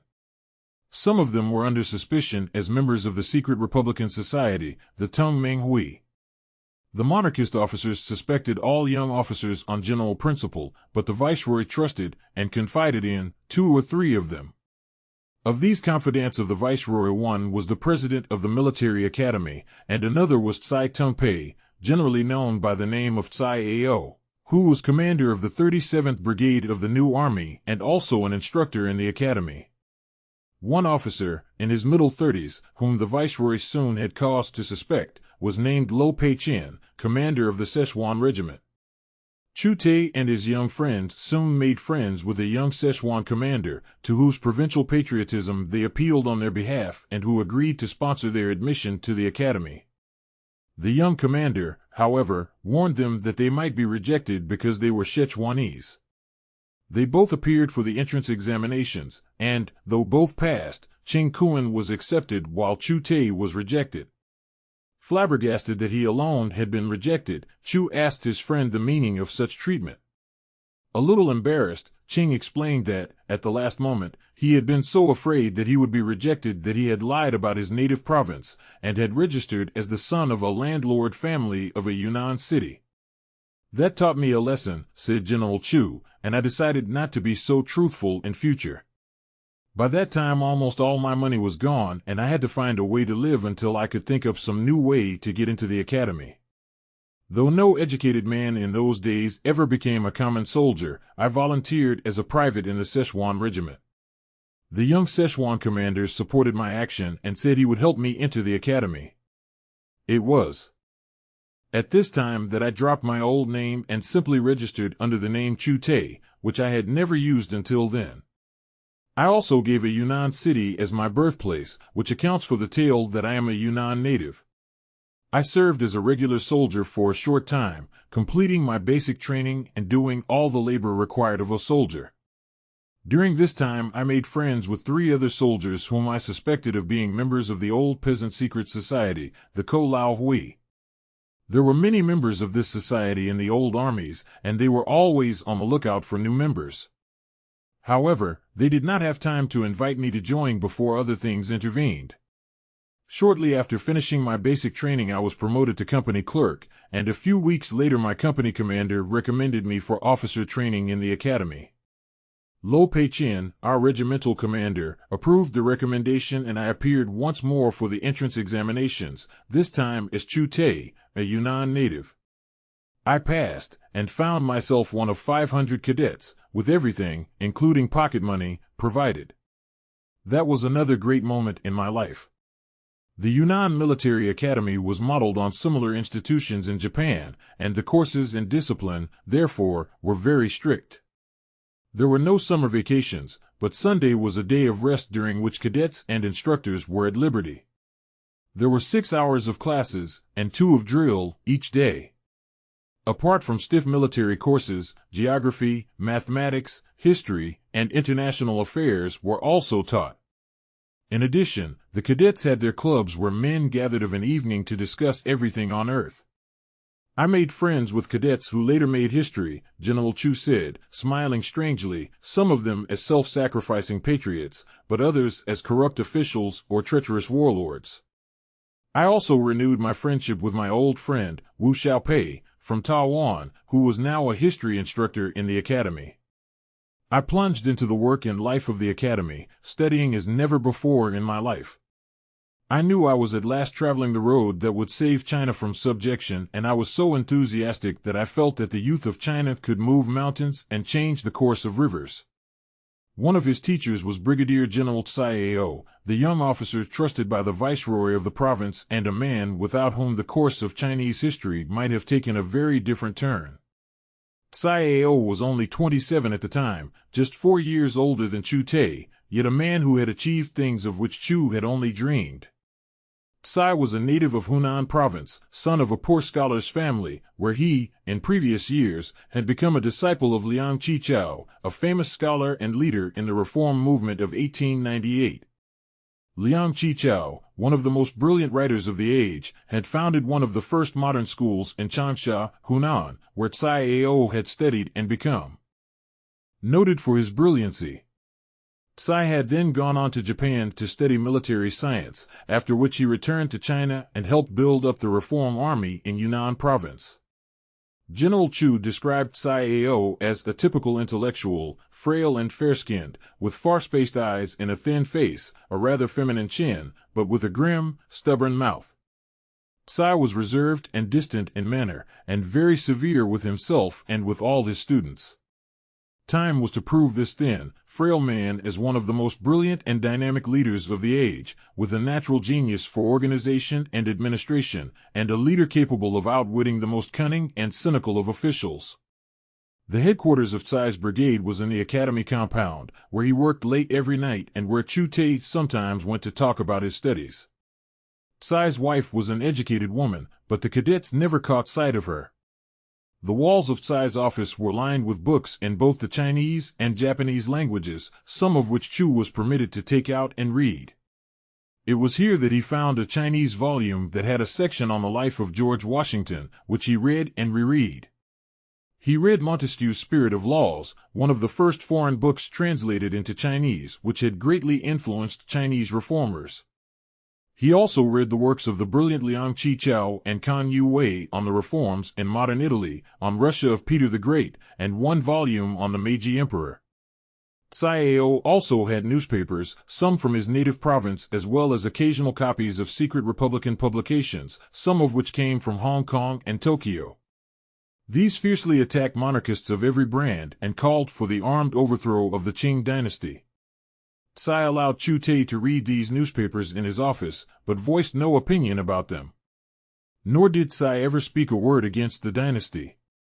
Unlike many other instructors, he injected no revolutionary idea in any of his lectures. Month in and month out he drove himself and his students like a slave driver for part of the day. The rest of the time he lived a life apart, cool, reserved, withdrawn. Chu Teh adored the man, worshipping his brilliant mind and his capacity for work. Tsai seemed to represent all that he wished to be but was not and never could be. All that he ever accomplished was due to hard and methodical study and work, whereas Tsai's mind seemed to work in lightning flashes of genius. Despite the differences between this peasant and his intellectual teacher, an unspoken sympathy and friendship developed between them, ripening with the passing years. Chu Teh had been in the academy for no more than a few weeks when a cadet who belonged to his club asked him to join the Tung Ming Hui. Chu accepted and was immediately initiated, taking the blood oath of loyalty. This secret Republican organization had two branches in the academy. Instructors had their own groups, while cadets had a parallel organization divided into isolated cells of 7 or 8 men each. Only one man in each cell had contact with the center, and none of the cells were connected, a device against betrayal from within any one cell. A member knew only those in his own cell. Over a decade later, foreign and Chinese reactionaries charged that the cell system of the Chinese Communist Party was an alien idea imported by the Russian Bolsheviks. When I mentioned this, General Chu dismissed it as stupid if not a deliberate fabrication. Or, he added, it was based on the foreign imperialist assumption that the Chinese people were a subhuman race without intelligence. The cell system, he said, was as old as Chinese secret societies, and the Tung Ming Hui had taken it over from the ancient Ko Lao Hui. With no publication of its own in Yunnan, the Tung Ming Hui smuggled literature into the interior from the coast. Cadets made copies and circulated important articles further. In our secret cell meetings we talked eternally about military uprisings. Theoretical political discussions were either feeble or non-existent. We were followers of the god of war. We were forced only by national developments to broaden our ideas. Those were times of great suffering for our people. There were floods, droughts, and famine, and of all calamities the dynasty was the greatest. Struggles of desperation began to break out. Starving peasants arose under the leadership of the Ko Lao Hui in many places, attacked landlords, tax collectors, government institutions, and seized food. The uprisings were mercilessly crushed by the government and the heads of the leaders stuck on high poles before towns and villages. The Tung Ming Hui led sporadic revolutionary uprisings. The two streams of struggle never mingled. The peasants fought their desperate battles alone, the Tung Ming Hui did the same. The Tung Ming Hui membership consisted primarily of intellectuals, with a sprinkling of merchants and other middle-class elements, whom class prejudices kept from uniting with the peasants. The result was that everyone was crushed. What was worst of all, the reform armies in the various provinces, under control of the dynasty, crushed them. Up to then, the soldiers of the reform army had been given modern military training, weapons, and uniforms, but nothing had been done to change their minds. No changes had been made in their treatment as men, and they were still subjected to the same brutalizing and humiliating beatings and cursings as in past ages. Not even the revolutionary intellectuals could think of the common soldier as anything but a ruffian who had to be treated like an animal. Chu Teh was the first man in the Yunnan Military Academy to raise the question of the humane treatment of the common soldier. Supported by a number of other cadets, he led a movement for the abolition of corporal punishment of soldiers. Some of the young officers agreed with them, but could do nothing because army rules were made by the highest officers sent from Peking to prevent just such subversive activities.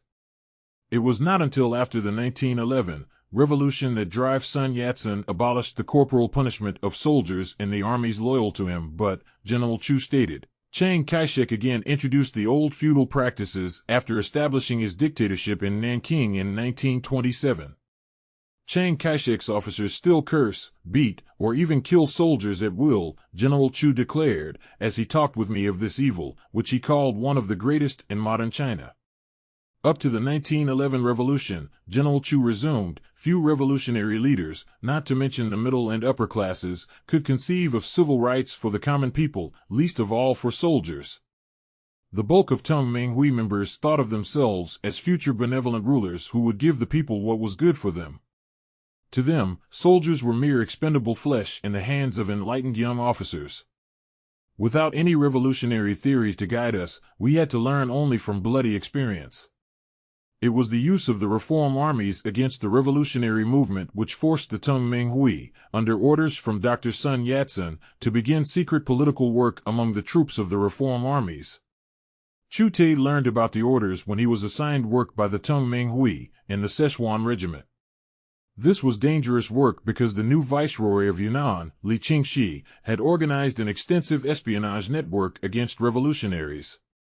Chu Teh began his new task by looking up the 3 soldiers with whom he had been friendly while serving as a private in the Sichuan regiment, and whom he had suspected of being members of the Ko Lao Hui. The system of work which he developed became the pattern which the Chinese communists used in later years. Sitting with these men in an isolated spot, he talked with them about their personal and economic problems and wrote letters for them to their families. From this, he went on to discuss national problems. It wasn't long before they invited him to join the old Ko Lao Hui. He accepted, and his initiation took place before many soldier members who gathered in an isolated temple in the hills. There he went through the ancient ritual, which included much kowtowing and drinking the blood oath of brotherhood. This oath was carried out in the following manner. First, Chu Teh and the members giving the oath cut a vein in their wrists and allowed a few drops of their blood to fall into a bowl of wine. The bowl was then passed around, and each of the principals in the ceremony drank a little. As this was done, Chu pledged deathless loyalty to the society's principles of brotherhood, equality, and mutual aid. He then learned the signs and passwords by which society members can, to the present day, identify one another anywhere. Political work with the Sichuan regiment became less dangerous thereafter. The soldiers depended on him for knowledge, while he depended on them for protection. He could talk freely with small groups of men who would continue the work with other soldiers. The soldiers were illiterate men who had lived the hardest and most brutalized life, said General Chu, yet many of them were very intelligent men and had a hunger for knowledge and new ideas that was very moving. I had great respect for them, and after I began commanding troops, I never permitted any officer to mistreat a soldier under my command. After all, most of the soldiers came from the poor peasantry. I interrupted his narrative to remark, so you could say, there, but for the grace of God, go I. It would be more truthful to say, there, but for the chance that my elder uncle adopted me, go I, he amended. Because times were dangerous and disasters afflicted the country, he found no difficulty in talking with the soldiers about national events. At the time, the soldiers were talking about an uprising, led by the Tongming Hui, at the frontier town of Hokkao. The Szechuan regiment had been sent to Hokkao to reinforce the border garrison and put down the uprising, but by the time it arrived, hundreds of soldiers of the garrison had joined the rebels. Told that they were being sent to put down a bandit uprising, the Szechuan regiment found, not bandits, but scholars and even some merchants with dare-to-die badges on their sleeves and guns in their hands, fighting from door to door and calling to the soldiers, "Death to the alien Qings! 10,000 years to the Chinese," and other such things. The regiment had put down the uprising, but hundreds of soldiers from the border garrison had retreated into Indochina with the revolutionaries. Who could understand such a fearful thing, which clearly meant that another Boxer rebellion was brewing? The soldiers were also amazed at the fearlessness of the rebels, who had fought to kill. Up to that time, Chinese troops seldom fought to kill, unless sent against a poorly armed enemy such as a peasant uprising. When faced with a strong enemy, they had always retreated. The Hokkao rebels, though poorly armed, had fought fiercely, and the Szechuan regiment had, for the first time, fought to kill. What was going to happen to China? The soldiers clustered around Chu Teh, who explained the program of the Tongming Hui, which had led the Hokkao uprising. He went on to explain the servile impotence and ignorance of the alien dynasty which sold the country to foreigners and taxed the people to pay the foreigners, reducing the peasants to beggary. Just how was the government selling the country to foreigners? Well, take the railway loans which British, American, German, and French bankers were forcing on Peking. In return, they demanded the right to build railways through the country. Railways would be good for the country, but not on the terms set by the foreign moneylenders. The whole country was agitating against the railway loans, which would further destroy the country's independence. These loans were also connected with a currency loan from the foreigners, who demanded the right to appoint a foreigner to sit in high position in Peking to supervise the expenditure. Other countries had lost their independence by such methods, and now China was on the butcher's block. The railways planned by these foreign moneylenders ran from Canton in the south to Hankow on the Yangtze, with a branch line running westward to Qingtu in Sichuan. Chinese industrialists in Hunan had raised money to build a railway with Chinese money, and Chinese industrialists in Sichuan had already floated provincial bonds and raised money for the Sichuan Railway. A part of the railway in Sichuan was already being built, but the foreign moneylenders demanded that it be turned over to them, instead, for construction. In order to hide their plot, the foreigners insisted that Peking centralize all railway projects in its own hands, and turn them over to the foreigners. Chu Teh further explained the projected railway loans by telling about the railway which the French were thrusting from Indochina to Yunnan. This French railway concession had been wrung from Peking some 10 years previously, when the French had staked out Yunnan province as a part of their sphere of influence. When the last spike was driven, the entire Yunnan Military Academy marched into Yunnan to watch the first train arrive. Chu Teh stood with the cadets, and when the first train rolled in, one of the academy instructors suddenly wept. Then everyone wept. Agitation against the projected railway and currency loans to Peking precipitated the greatest tragedies suffered by the Tongming Hui up to that time. When it became clear that the hated loans would be signed, Dr. Sun Yat-sen and other Tongming Hui leaders called for a great armed uprising at Canton, which was to be the signal for the final struggle to overthrow the Qing dynasty and establish a republic. The Canton uprising was the final effort to prevent the hated railway loans from being signed, General Chu explained. It was to take place around the end of March or in early April 1911. Hundreds of trained Tongming Hui leaders from every part of the world began gathering in Canton in March, and Sun Yat-sen used all the money he had collected from Chinese abroad to buy arms and ammunition for this final struggle. The plan was discovered before everything was ready, and the revolutionaries in Canton were forced to fight before they were ready. The Reform Army at Canton was called out against them, and after a few hours of fierce fighting our men were disastrously defeated. 72 of the chief leaders were killed outright, hundreds of others were wounded, and the rest had to flee for their lives. It was a terrible defeat, a tragedy that shocked the revolutionary forces of the entire country. Only then did the Tung Minghui realize, deeply, that serious political work should be carried on among the soldiers of the reform armies. Only after this tragedy was such political work begun throughout the country. Though we had suffered this great defeat, national hostility to the railway loans was so fierce that Peking and the foreigners signed them secretly 6 weeks later. The chief negotiator of the loans was an American, Willard Straight, who represented 4 big American banking corporations. The chief Chinese negotiator was Xing Suanhui, Minister of Communications, one of the most notorious officials of the country whom the Chinese people simply called the father of deceit and corruption.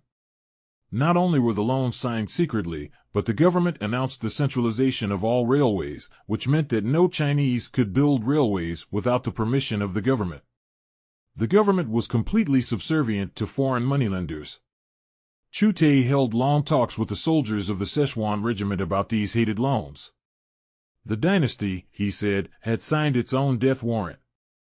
By July 1911, Szechuan province was in revolt. Merchants, industrialists, students and intellectuals gathered before the viceroy's yamen in Chengdu to protest the loans, and the viceroy turned the soldiers loose on them, killing and wounding many. Peasants, led by the Ko Lao Hui, then marched to Chengdu to protest, and were told that they could enter the city if they stacked their arms outside. They stacked the arms and entered, and were also massacred. After that, the viceroy, Chow Erfong, was simply referred to as the butcher. After these massacres, Chu Teh continued, Szechuan's economic life was paralyzed. People refused to pay taxes, merchants closed their doors, and students and teachers organized and aroused the province. Unable to depend on the reform army, the butcher called in Tibetan troops who shot people on sight. Preceded by these troops, officials went from shop to shop and significantly asked merchants why they had closed their doors. The merchants hurriedly opened their doors once more. Business would now proceed as usual, proclaimed the butcher. Yet the streets remained as empty as a graveyard. No person appeared to buy. Tibetan troops were sent against rebelling villages, but the peasants ambushed and exterminated them. As during all periods of struggle, the peasants struck at their ancient enemies, the tax collectors, moneylenders, and feudal landlord officials. Missionaries began to squall boxers. Boxers, and they and other foreigners throughout the country advised the government to crush the rebellion before it was too late, simultaneously calling for international armed intervention. Dr. Sun Yat-sen and other Republicans were referred to in the foreign press as crack-brain theorists, visionaries, disappointed office-seekers, and soreheads. These and other terms of opprobrium were heaped upon Dr. Sun's head by some foreigners until the day he died in 1925. General Chu could remember the hope which the foreigners placed in the Manchu general, Tuan Fong. Peking ordered Tuan Fong to leave the Wuhan cities on the Yangtze, where he was in charge of railway affairs, and lead troops to subdue Szechuan.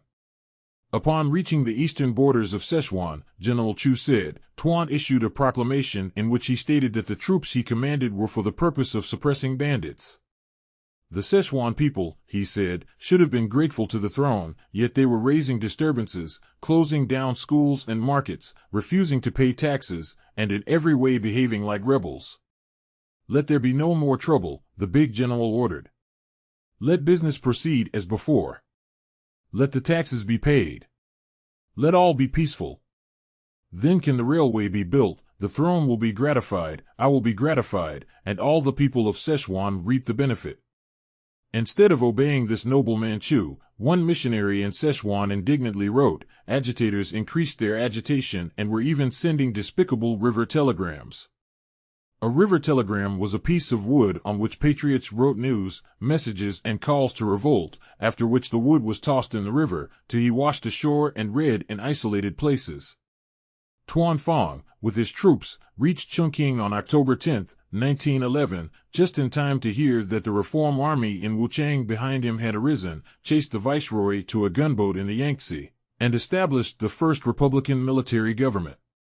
The Manchu general dilly-dallied after that, reluctant to venture further on the road to Qingtu, while high officials in Peking ran themselves ragged in an effort to force him to march by double stages.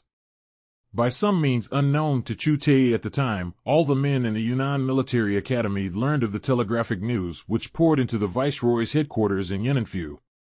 Foreign ministers in Peking, they learned, had demanded that the government recall General Yuan Shikai from banishment and place him in supreme command of all the armed forces of the country and, in fact, of the government.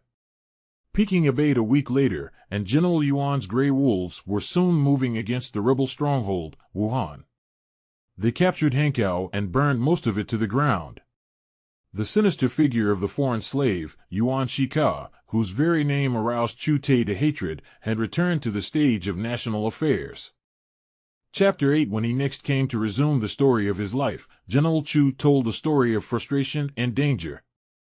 By July 1911, when he graduated from the military academy with the rank of second lieutenant, the monarchists were so afraid of young officers that the new graduates were not given command of troops, but merely sprinkled around in the Reform Army as trainees, or were given odd jobs to do for higher officers. For a time Chu served as adjutant to a company commander who used him as his personal servant, sending him out to shop for anything he needed, or ordering him to prepare and serve tea. A few weeks later Chu was transferred to General Tsai Ao's brigade and given charge of company supplies, a job which he particularly welcomed because it enabled him to work directly with the soldiers. As soon as Yunnan received news of the Wuhan revolt on October 10, the viceroy canceled the annual autumn maneuvers of the new army, withdrew all ammunition from it, and banished Lo Pei-chen, commander of the Sichuan regiment, to a distant part of the province. Troops of the old army were transferred to the capital and issued modern rifles and ammunition. Defense works, swiftly thrown up around the viceroy's yamen, were manned by 2 companies of machine gunners, one of them commanded by Captain Li Fenglo, a secret Republican who soon warned the Tung Menghui that the viceroy was planning to massacre all revolutionary suspects. The viceroy thought he had us sewed up in a bag, General Chu said.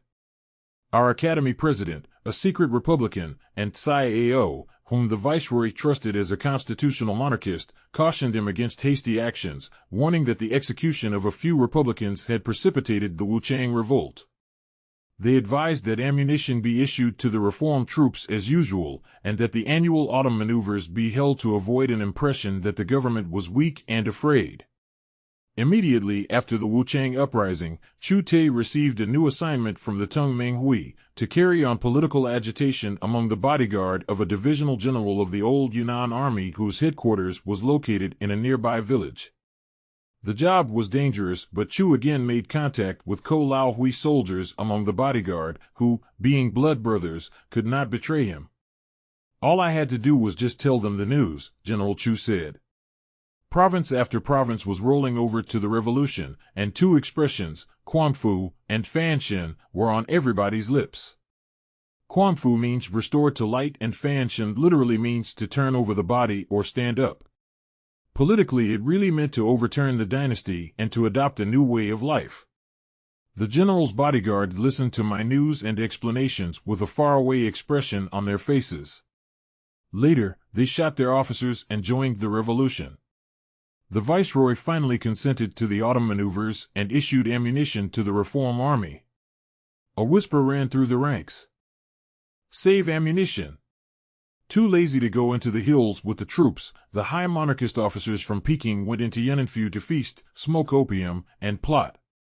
By October 30th, the maneuvers were finished and the troops back in their barracks, 2 of them at Wuchiaba and the other, the Sichuan regiment, stationed a mile north of the capital where its commander, Lo Pei-chen, was in hiding after returning secretly from banishment. The troops had saved enough ammunition to last until Yunnan fell to them. Midnight of October 30th had been set for the uprising, but at 8 o'clock that evening news reached the Tung Menghui leaders that someone had betrayed the plans to the viceroy.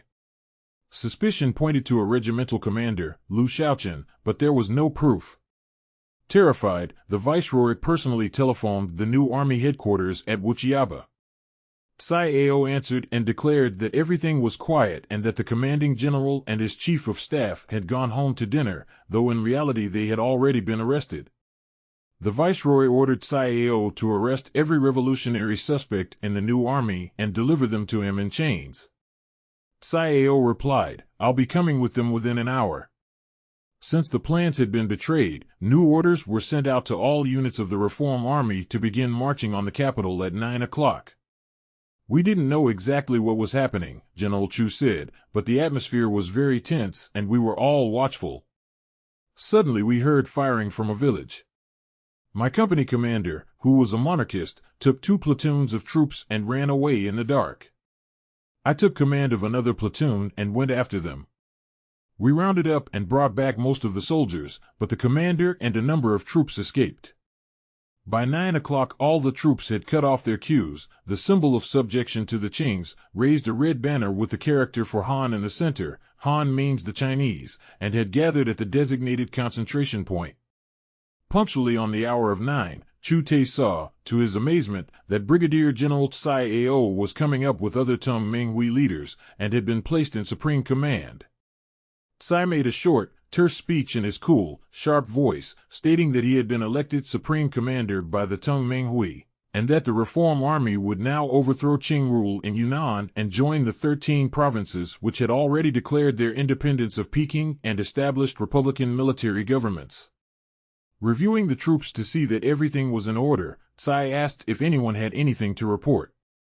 Chu Teh stepped forward, saluted, and reported that his company commander had fled with 2 platoons, but that he had taken another platoon and brought back most of the troops. Tsai ordered Chu to assume command of the company.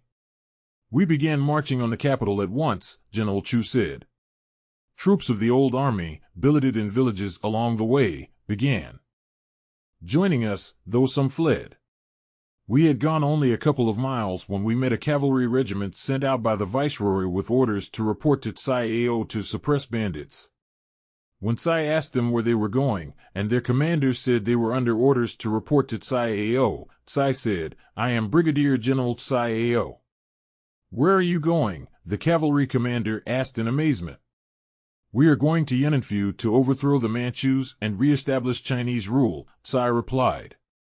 "You are Chinese, join us." There was the most terrible confusion. Horsemen began dashing about shooting at nothing, with our own cavalry trying to round them up. Men were running and shouting, and our Ko-Lao Hui yelling to their blood brothers in the cavalry regiment to join us. Some joined us, then deserted, then turned back and joined us again. Others rode off wildly into the night, shooting into the air. In the midst of the confusion we heard the roar of guns from the north of the capital and realized that our Szechuan regiment was already attacking. In giving final orders, our leaders had forgotten that the Szechuan regiment was only a mile from the north gate, while we were 5 miles away. The attack was therefore not coordinated.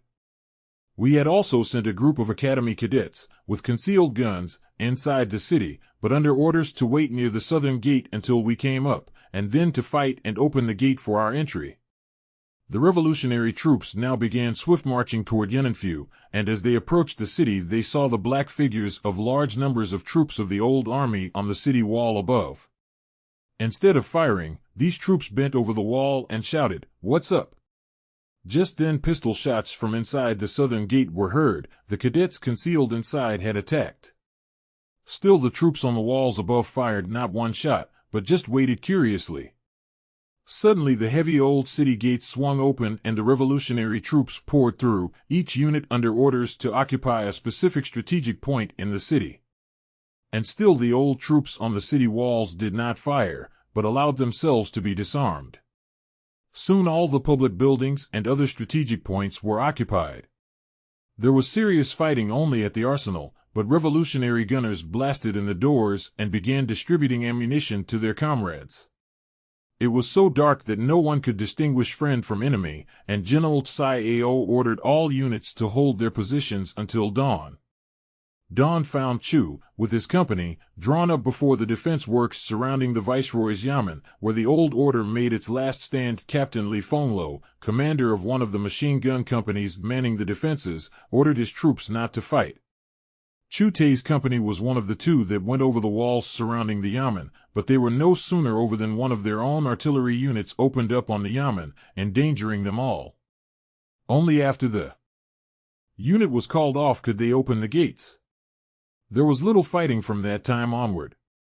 The chief job of the revolutionaries was dragging the old soldiers out from hiding places inside the compound.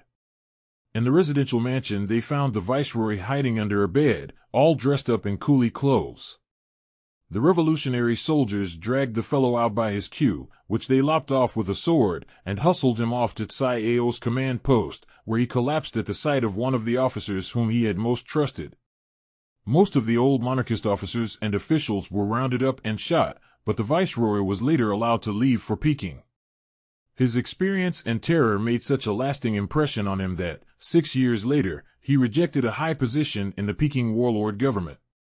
Reform units in other parts of Yunnan had also arisen on the night of October 30th, and within a few days the whole province had overthrown Manchu rule. The revolutionaries suffered only some 40 dead and 100 wounded. The dynasty was so rotten that when we blew on it, it collapsed, General Chu remarked. On the afternoon of October 31st, Tsai Ao and other leaders addressed a huge mass meeting of civilians and soldiers, and Tsai was proclaimed military governor of the Yunnan Republic. Chu Teh and his company were patrolling the streets of the city, vigilant against reactionaries and protecting revolutionaries. As they marched they sang old ballads and composed new ones on the spot. They made up new words to the ancient daisy song which generations of men had sung on the 9th day of the 9th moon, the song of escape from disaster. In the long years that followed, Chu Teh's troops always sang that song of victory. The Yunnan revolutionaries had little time for rejoicing. Weeks before the uprising, their leaders had made plans to send an expeditionary force into Sichuan where the revolutionary forces were still unable to overthrow Manchu power. Cadets from the military academy who came from other provinces had long since slipped away to their native provinces to take part in the revolution. The natives from Sichuan left under orders to report to Teng Menghui leaders in Qingtu and Chongqing and inform them of plans for the expeditionary force. When the Yunnan army reached the city of Suifu in South Sichuan, the people of Qingtu and Chongqing were to arise and establish revolutionary military governments similar to those in other revolting provinces. Immediately after the uprising, General Tsai Ao personally led 8 battalions, 2 of them from the Sichuan regiment, up over the ancient trade route toward Sichuan. Chu Teh, now commissioned captain, marched with his company in this expedition. The expeditionary force was small, yet thought sufficient to tip the scales in Sichuan. 3 weeks later the expedition contacted the first 2 enemy battalions before the walls of Suifu. The enemy let out blood-curdling yells and fired. One volley from their old muzzleloaders, the very memory of this aroused hatred in General Chu's mind because it epitomized the feudal backwardness and impotence of the old China which made a big noise like a few peas in an empty gourd. Without missing a step, the Yunnan revolutionaries continued advancing, one platoon returning the fire with its model rifles. The enemy battalions broke and fled wildly in every direction, many of them taking to the hills to join the bandits with whom they had always been connected. Suifu welcomed the revolutionaries with banners and demonstrations, and a republican military government, composed of merchants, Teng Menghui intellectuals, of whom there were a few in the city, and representatives of the Yunnan army, was established. Though the Yunnan expeditionary force had operated by plan, still no news came of the expected uprisings in Qingtu and Chongqing. The army therefore pushed on toward Qingtu, entering the Great Seliacheng Salt Well region and beyond to get astride all routes of communication along which the army led by the Manchu general, Tuan Fang, was advancing. It was in this region that the revolutionaries first heard that Tuan Fang, together with his brother, had just been beheaded by their own troops and that Tuan's head had been sent in an American kerosene can to the authorities in Chongqing. They also heard that Viceroy Chao, the butcher, upon learning of the advance of the Yunnan forces and the beheading of Tuan Fong, surrendered power to a Qingtu committee made up of businessmen, industrialists, and landlord gentry, which immediately called on both sides to lay down your arms because our aims have been achieved. General Chu's face was a study in contempt as he recalled the committee of time-serving property owners that wanted to step into the boots of the old officials. The Yunnan army continued marching on Qingtu until news reached it that the expected uprisings, led by the Tung Meng Hui and the Ko Lao Hui, had taken place in Qingtu and Chongqing and that republican military governments had been established. Only then did the army halt and hold its positions in South Sichuan. Chu Teh, with his company, spent the next 3 months patrolling the Salt Well City, Tseliacheng, and now and then taking part in short campaigns against bandit raids. The salt wells, which had previously closed down due to bandit raids and other disturbances, had now resumed operations, but under the old conditions. Both the peasants and the workers had sympathized with the 1911 revolution and had hoped for reforms to better their sad lot. They were bitterly disappointed, General Chu said. None were undertaken because, within a short period of time, the 1911 revolution was aborted by Republican compromise with foreign imperialism. What happened during that period made a deep impression on his mind and influenced his thinking for the rest of his life. He explained it in these terms: the Republican National Assembly met in Nanking in December 1911 and elected Dr. Sun Yat-sen the first provisional president of the Republic. It appointed a committee which drew up a democratic constitution, the first in Chinese history to grant civil rights to the people. Dr. Sun was abroad at the time, rushing between Washington, London, and Paris in a futile effort to hold up a new foreign loan, the reorganization loan, which the International Banking Consortium was planning to grant General Yuan Shikai, who was now in complete control of the Peking government. Dr. Sun hoped this loan could be given to the new republic and on terms that would not further destroy China's sovereignty. The foreign governments and the consortium, however, informed him that they dealt only with recognized governments which, in this instance, meant Peking. Still believing that these Western democratic governments would welcome a new Chinese republic that emulated them in many respects, Dr. Sun therefore rushed back to China in late December 1911, and a few days later took the oath of office as China's first provisional president.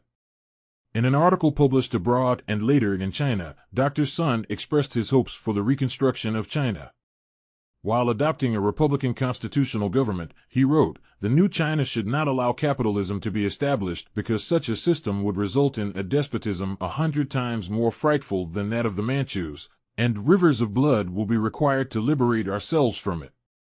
In America, Britain, and France, he warned, the gulf between the rich and the poor is far too great, and unless China had a social revolution, our people will be deprived forever of joy and happiness. Such plans were not shared by Dr. Sun's comrades in Nanking, many of whom even aped foreign imperialists by calling him an impractical visionary. From this point they went on to urge disastrous compromises about the new reorganization loan and about the republic itself. The foreign powers and the International Banking Consortium were debating the possible recognition of the Republic, but only on condition that Dr. Sun Yat-sen resign as president in favor of their own strong man, General Yuan Shikai, whom they called a liberal and great administrator and the only man capable of holding China together.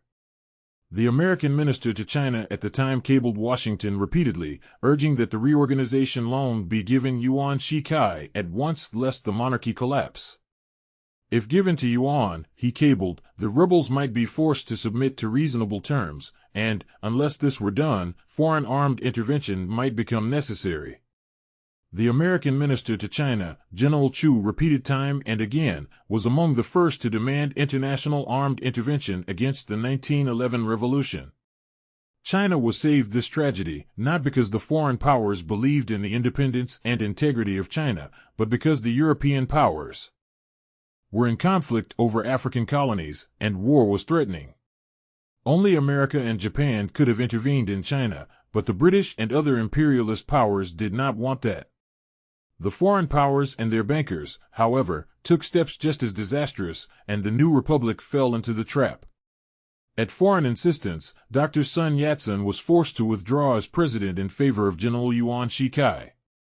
In preparation for this move, Yuan himself drew up the Edict of Abdication of the Boy Emperor. This edict stated that Yuan Shikai was empowered to form a republican form of government. The Republicans swallowed this insult, though it clearly implied that the monarchy, and not the Chinese people, was the source of all power. Dr. Sun resigned from the presidency in the belief that General Yuan could be more easily controlled if he were president of the republic, and because he wanted peace. He believed that Yuan would not dare take the reorganization loan on terms dictated by the banking consortium. Chu Teh and his comrades, doing small but necessary jobs in Sichuan, at first did not believe the rumors that Dr. Sun had resigned in favor of General Yuan, who was a known monarchist and a treacherous man who had betrayed the reform movement of 1898. If this man could not even honor his oath of allegiance to the emperor, what would he do to the republic, they asked one another. Yet the rumor became a fact, and the fact spread confusion and demoralization in republican ranks. Looking back over the years, General Chu could see that the 1911 revolutionaries went from mistake to mistake, while Yuan and the foreigners played with them as a cat plays with a mouse, at one time slapping them down, and at another enticing them with promises of recognition and money. Instead of dallying in Sichuan, General Chu said, the Yunnan Revolutionary Army should have marched at once on the Wuhan cities in central China and smashed Yuan's armies there. Instead of this, the Republicans compromised with their mortal enemies. The urban population of the times had progressed beyond mere reformism to realizing the necessity of setting up a new governmental power, General Chu said, yet they now allowed themselves to be sucked down into the morass of feudalism and imperialist intrigues. They also allowed feudal elements to remain in the army and in official positions. In the years that followed, Yunnan was one of the very few provinces that made political and military progress, though this also did not last long. We could blame foreign imperialism for the abortion of the 1911 revolution, General Chu stated with harsh conviction, yet the foreigners could have done nothing whatever had there not been Chinese willing to sell themselves and their country. On the revolutionary side we failed because we did not introduce democracy. Also, the desire for profit and promotion was very great in our own ranks, so that, after the first selfless burst of revolutionary fervor, it was easy for men to lose their character. He felt certain, he said, that there were citizens in foreign countries who sympathized with the Chinese Republic and had supported Sun Yat-sen, but he had read only of the stand taken by V.I. Lenin, the exiled Russian revolutionary leader, in an article published in Geneva while Dr. Sun was still president. Lenin wrote that Dr. Sun could not be compared with the presidents of republics in Europe and America who are businessmen, agents, or tools in the hands of the bourgeoisie which had long since renounced all the ideals of its youth. Dr. Sun, he wrote, was the great revolutionary democrat of nobility and courage whose program of reconstruction breathed a militant, sincere spirit of democracy and frankly raised the problem of the Chinese masses. General Chu could quote the exact words in which Lenin analyzed Yuan Shikai, whom the imperialist powers called a liberal and the only strong man capable of holding China together. Lenin's words were, "Such liberals are above all capable of treachery." Yesterday they feared the emperor, cringed before him, then, when they saw the strength and sensed the victory of revolutionary democracy, they betrayed the emperor. Tomorrow they will betray the Democrats in order to strike a bargain with some old or new constitutional emperor. Still speaking of that era and its aftermath, General Chu said, 30 years of revolutionary experience have taught me that a revolution must have a revolutionary party founded on scientific principles. It must have a revolutionary army which not only fights, but sees to it that a democratic system, with the masses as its source of strength, is carried out. Revolutionary phrases are not enough. Many men today mouth Sun Yat-sen's words while betraying them in practice, but the real disciples of Sun Yat-sen were never afraid of democracy. Book 3. Scourge and Pestilence Chapter 9. It was a troubled and confused army that left Sichuan in March 1912 and marched southward to its home base in Yunnan over the same route it had come with such wild hopes 4 months before. The 2 battalions of Sichuan troops in the Yunnan army had been left behind in Sichuan. Yunnan was one of the poorest provinces in the country and would now have to draw on its belt to put through the modernization program planned by Tsai Ao and other Republican leaders. Chu Teh and his comrades were somber as they trudged along over the ancient trade route. Instead of having moved mountains and changed the course of rivers, as they had believed themselves capable of doing in October, they could not help feeling that they were retreating. Perennially optimistic, Chu tried to keep up his courage by arguing that even a monarchist would never dare betray the republic, and that Yunnan could become the model province which its leaders planned. In May, back in Yunnan, during a military ceremony, he was promoted to the rank of major, and was humbly grateful when General Tsai Ao singled him out as one of the men to receive both the Support Szechuan Medal and the Recovery Medal, the latter meaning the recovery of Chinese rule from the Manchus. The unspoken friendship between the two men, established in previous years, remained unbroken, and General Tsai had taken time off occasionally to ask Chu not only about himself but about his family. Chu had heard from his family again and had been sending them most of his salary. "You do not look well," Chu had said to Tsai. "We worry about your health." Tsai had smiled a strange little smile in reply, as if he were thinking of something far away. In a speech to the troops, Tsai reported on the problems of Yunnan and on the need for each man to make sacrifices far greater than the struggle against the Manchus had called for. The troops had not been paid for 2 months, and sweeping economies would have to be made.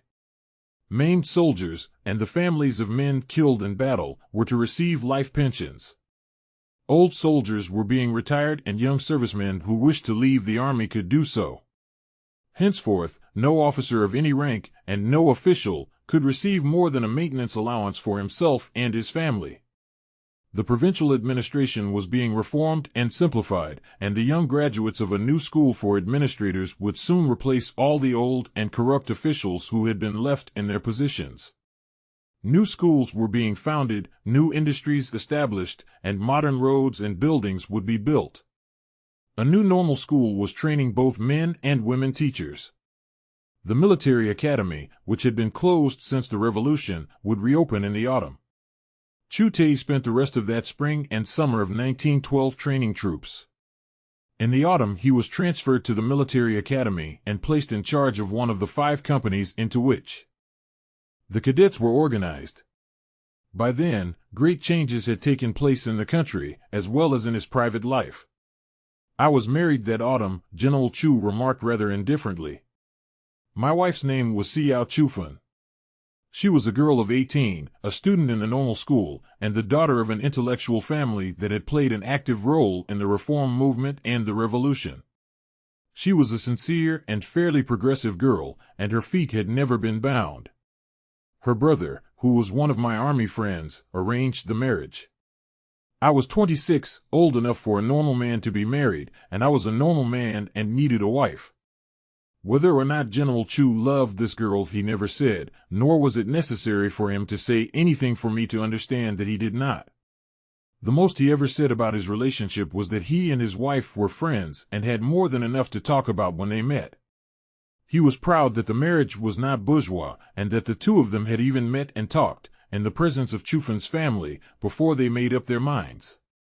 This was a revolutionary step in those days. Respectable girls, even after the revolution, still did not talk with their husbands before marriage. Furthermore, Chufan continued her studies in the normal school and lived in the school dormitories, while Chu Teh stayed at the military academy. They met only on Sundays, the one day in the week when he was at liberty. "We were both revolutionaries with serious work to do," General Chu added, and turned again to problems that seemed of greater importance to him than his marriage. When the military academy reopened, he found himself closely associated with a large number of cadets from other provinces, many of them young men who had left the academy in the previous year to take part in the revolution in their native provinces. Some had gone as far away as Shanghai and Canton. Returning to complete their subjects, they were much more experienced and less naive than Chu Teh and his friends had been. Cadets from other provinces were refugees, as were a number of the instructors, for Yuan Shikai had begun a reign of terror against Republicans. Yunnan, one of the few provinces in which Republicans held supreme power, was filling up with refugees. They enriched the life of Yunnan by becoming teachers, officials, army officers, and workers on the two newspapers which we now published in Yunnan, General Chu said. I spent most of my leisure hours listening to the refugee cadets and instructors tell of the arrest, imprisonment, and assassination of Republicans by Yuan Shikai's paid henchmen. The chief national problem was the reorganization loan which the International Banking Consortium was negotiating with Yuan Shikai.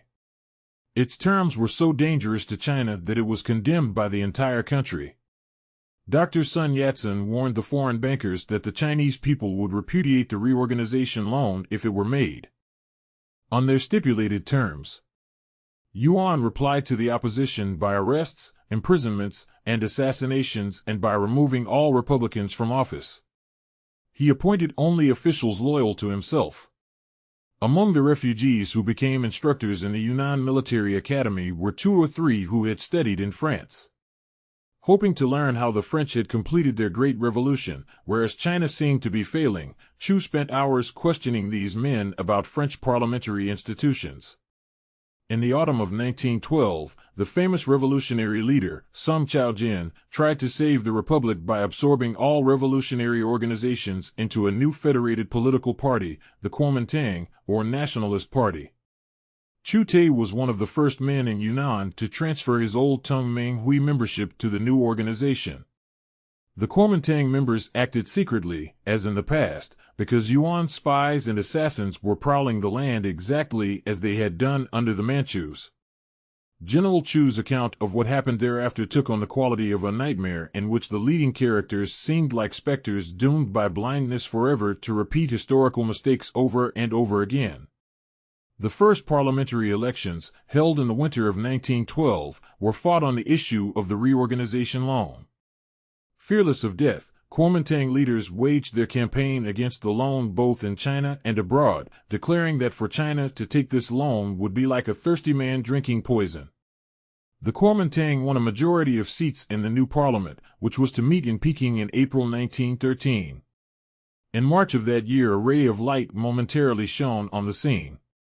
The new American president, Woodrow Wilson, electrified revolutionary elements by announcing that his government could not approve of the participation of American bankers in the loan. It threatened, he said, the administrative integrity of China. The American banking groups thereupon withdrew, only to reappear later as individual entities instead of members of the international consortium. Almost simultaneously with the American president's announcement, Sun Chaojin, organizer of the Kuomintang and leader of the national campaign against the loan, was assassinated by one of Yuan Shikai's henchmen. It happened while he was on his way to Peking to take his seat in parliament. Despite this new outrage, the 5 remaining banking groups in the consortium met with Yuan Shikai in the Peking branch of the British Hong Kong and Shanghai Banking Corporation. There they secretly signed the contract for the reorganization loan, on terms dictated by the foreigners. The vice chairman of parliament broke into the room and denounced the loan as unconstitutional, but at a wave of hands guards threw him out. In a desperate effort to prevent the loan contract from being carried out, Dr. Sun Yat-sen appealed to the London president of the consortium, warning that blood would flow if the bankers persisted. Dr. Sun was ignored, as if he did not exist, as indeed he did not for the leading characters in the tragedy. By June 1913, 6 southern provinces of China arose against Yuan Shikai, who had secretly signed the hated reorganization loan. The rebels were defeated almost before they could take to the battlefield because Yuan used the loan to equip, feed, and finance his armies and to build up his personal dictatorship thereafter. Again, Sun Yat-sen and other Republican leaders fled into exile, with prices on their heads. Dr. Sun hid in the home of Japanese friends in Tokyo where Yuan's agents searched for him. In November 1913, Yuan outlawed the Kuomintang and ordered its members shot on sight. In December, he proclaimed Confucianism the state religion and revived the worship of heaven, an ancient rite reserved only to emperors. He next dissolved parliament and gathered together an advisory council of old militarists and monarchists to help him rule the country. And soon a new character stepped out on the stage in the form of Dr. Frank Goodnow, a citizen of the American Republic who had been sent to Peking as Yuan's constitutional advisor. By mid-1914, Dr. Goodnow had produced a weird document called the Constitutional Compact, which Yuan proclaimed as the law of the land and which General Chu subsequently described as the first fascist constitution in the world. This compact made Yuan Shikai the supreme dictator of all China, with the right to appoint or dismiss every official or army officer in the land, to determine the official system and official regulations, to declare war, conclude peace, make treaties, and confer tithes of nobility. A few weeks later, Dr. Goodnow drew up another document giving Yuan the right to appoint his successor. A few months later again, he produced the notorious memorandum in which he argued that a monarchy was more suitable to China than a republic, but that it should be carefully engineered to prevent too much public opposition. Yuan used the memorandum as propaganda in his nationwide monarchist campaign. To achieve a semblance of public support, he instructed officials throughout the country to cable him petitions to restore the monarchy with himself as emperor. Bowing to public demands, Yuan proclaimed January 1, 1916, as the date of his coronation. Yunnan was so isolated from national affairs, General Chu explained, that it was not until December 1913 that someone warned Yuan Shikai that a dangerous genius named Tsai Ao was still loose in that province, and that his prestige and cunning were such that he could best be controlled in Peking. Instead of assassinating Tsai, Yuan therefore ordered him to Peking to become, of all things, chief of the Land Demarcation Bureau and one of his military advisors. All secret Republicans in Yunnan went into little huddles, after which Tsai wired that he would proceed to Peking at once. Had he refused, General Chu said, Yunnan would have been overrun by Yuan's armies, and Tsai would have had to choose between assassination and exile. Tsai's old teacher, Liang Qichao, was an official in the Peking government and might protect his life. Tsai's plan was to maintain the Yunnan revolutionary regime intact and keep the province in Kuomintang control until the Republicans could reorganize their shattered ranks. Before leaving Yunnan, Tsai deployed the 1st Division, in which Chu Teh was an officer, along the length of the French railway and along the border. Encouraged by Yuan's rise to power, all the imperialists were again riding high, and the French were arming bandits and tribesmen to make raids into Indochina so as to give French troops the excuse of chasing them back into Yunnan and holding such territory.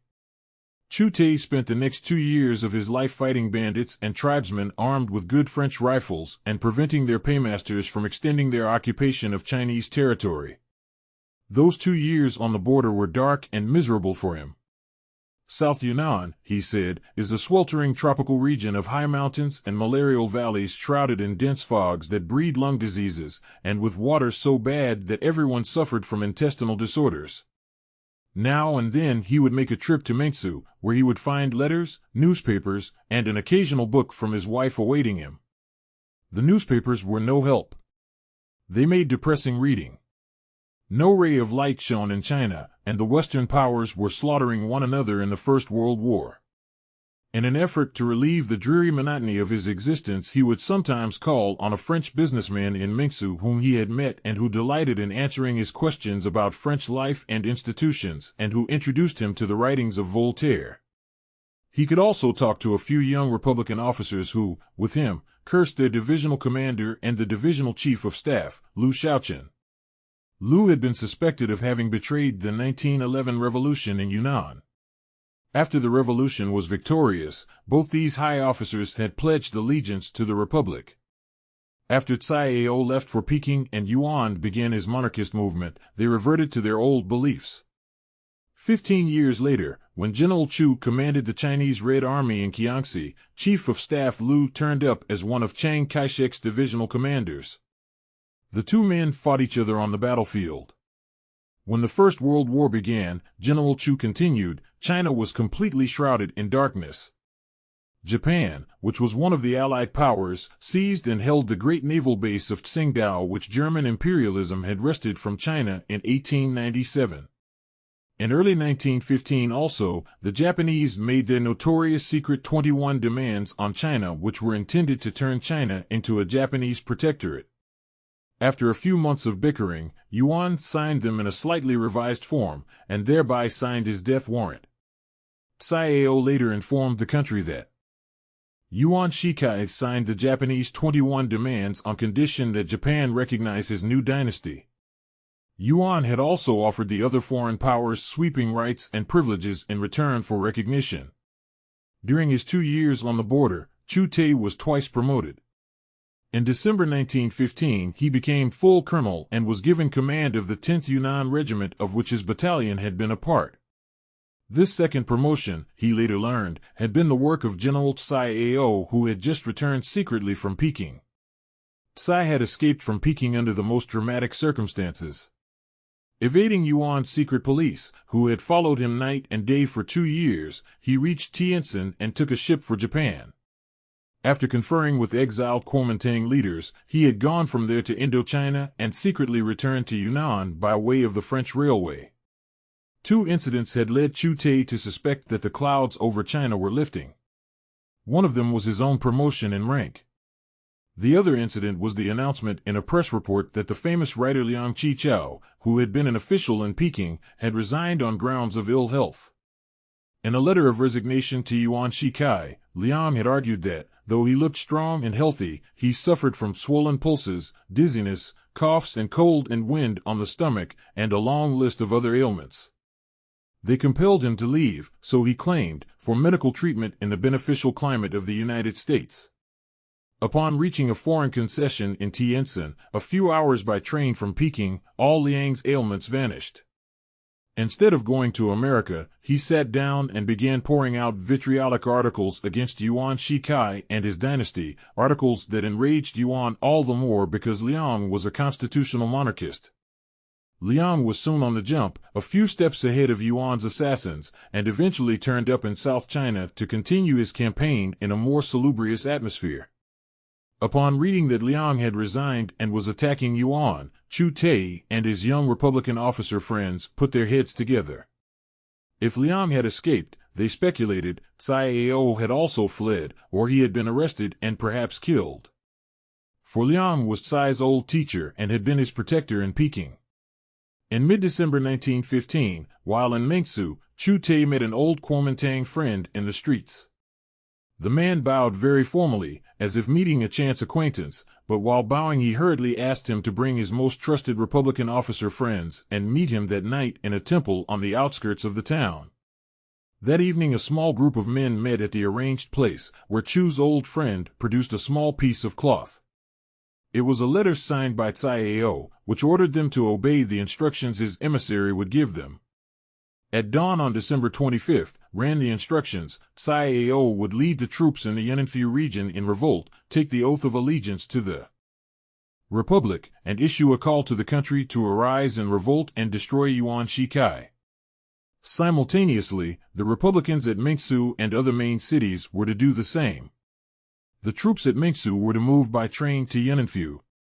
8 regiments of the Yunnan army were to march from there into Sichuan province to overthrow Yuan Shikai's rule. The uprising was to take place before January 1st, when Yuan's coronation as emperor was to take place, and before the foreign powers could recognize the new dynasty.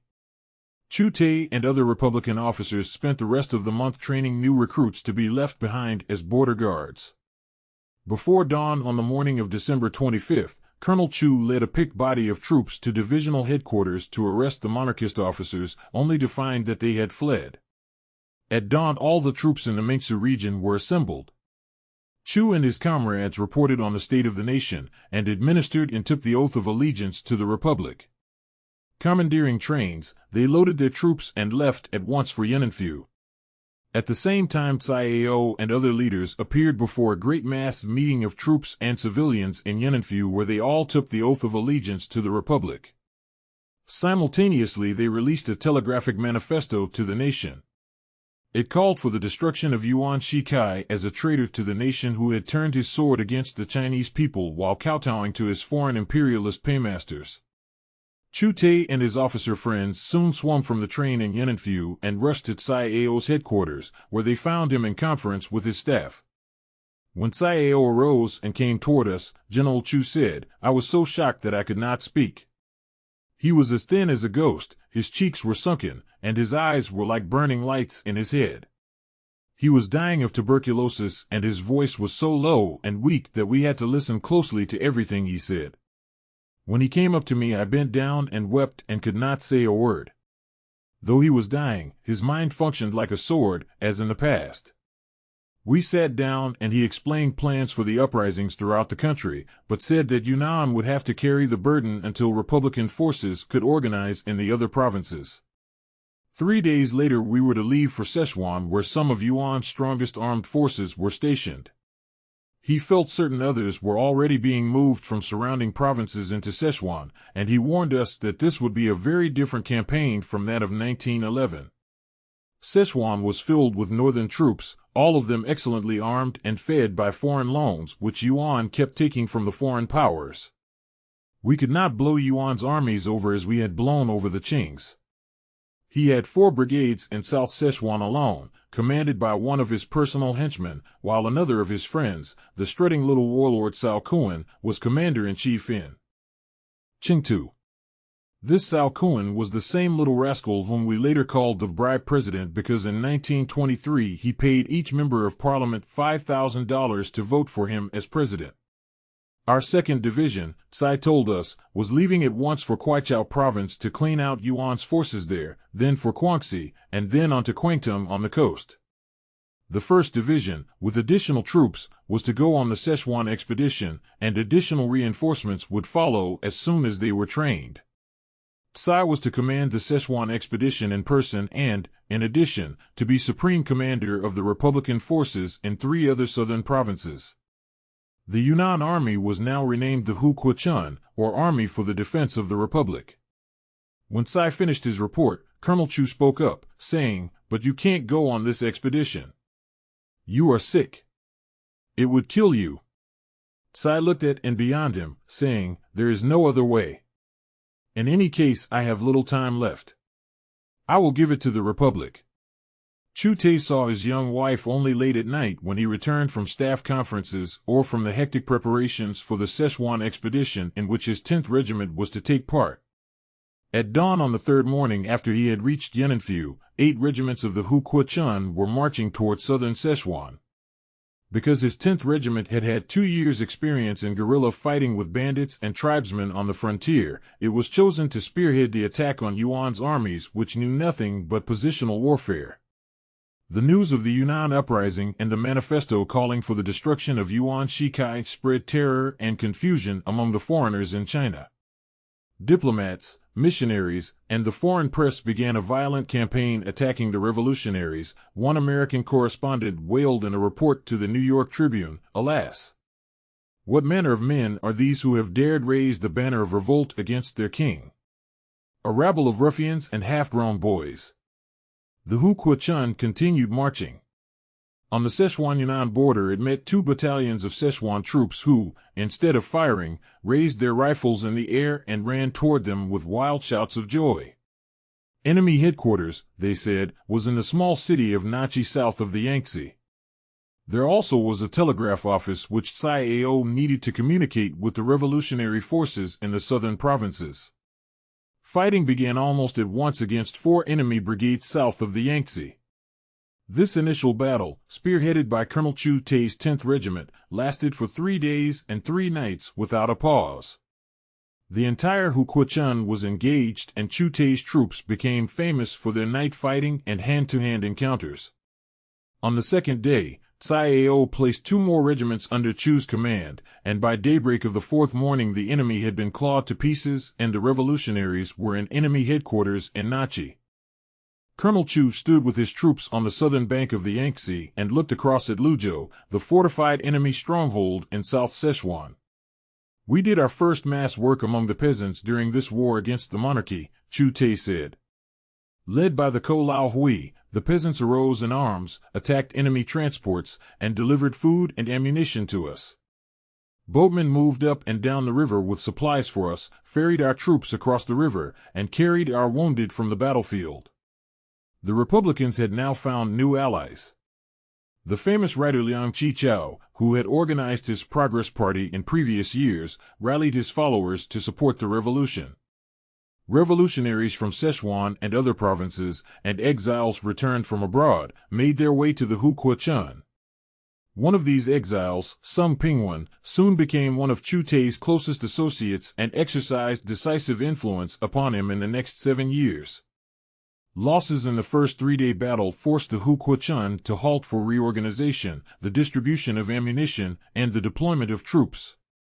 In this reorganization, General Tsai Ao raised Chu to the rank of brigadier general in command of a brigade, and assigned him the returned exile, Sung Pingwen, as his brigade secretary, a position which in those days, at least with Chu Teh, was something like a political commissarship.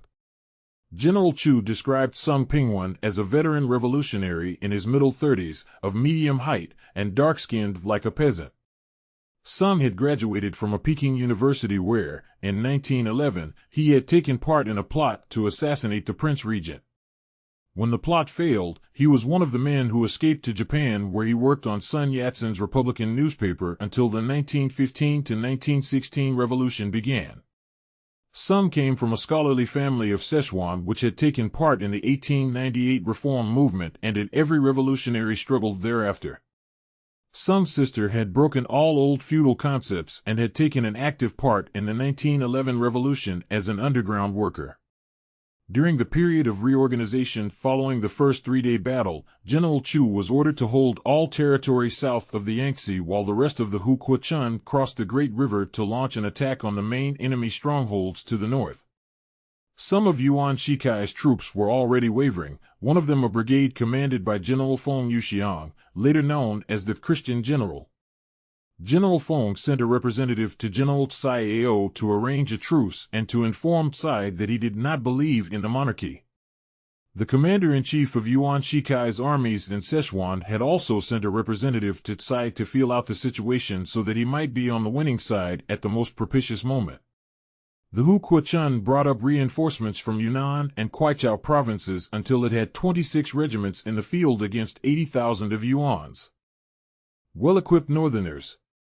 By mid-March 1916, all South Szechuan was a battlefield, and for the next 45 days and 45 nights the fighting raged without cessation. By April, Chu Teh's brigade had grown to 6,000 men engaged in hand-to-hand battles, with 3 times that number of fresh enemy troops hurled against them. "We had the Ko Lao Hui peasants behind us," General Chu stated proudly, "and they were like the sands of the sea. North of the river, cities changed hands a dozen times, but our troops finally captured and held Suifu and other cities and laid siege to the fortified enemy stronghold, Luzhou. Tsai Ao's headquarters moved with my brigade, shifting with the tide of battle. Nachi changed hands 3 times. Tsai's voice grew weaker, his eyes more feverish, and his uniform hung like a shroud about his gaunt body. I had such heavy losses that my 10th Regiment had to be replenished 3 different times. It was in this battle that the Yunnan Army won the renown that is still associated with it. It was in this struggle also that Chu Teh won his reputation for fierce tenacity and loyalty. Men who saw him in action said that he seemed to be able to do with 3 or 4 hours sleep at night and that his physical strength seemed limitless. His troops knew him as a peasant like themselves, a man who treated them like men and would allow no officer to curse or strike them. His soldiers loved him, even the wounded continued to fight, and it was impossible to keep his wounded men in the hospitals long enough for them to recover.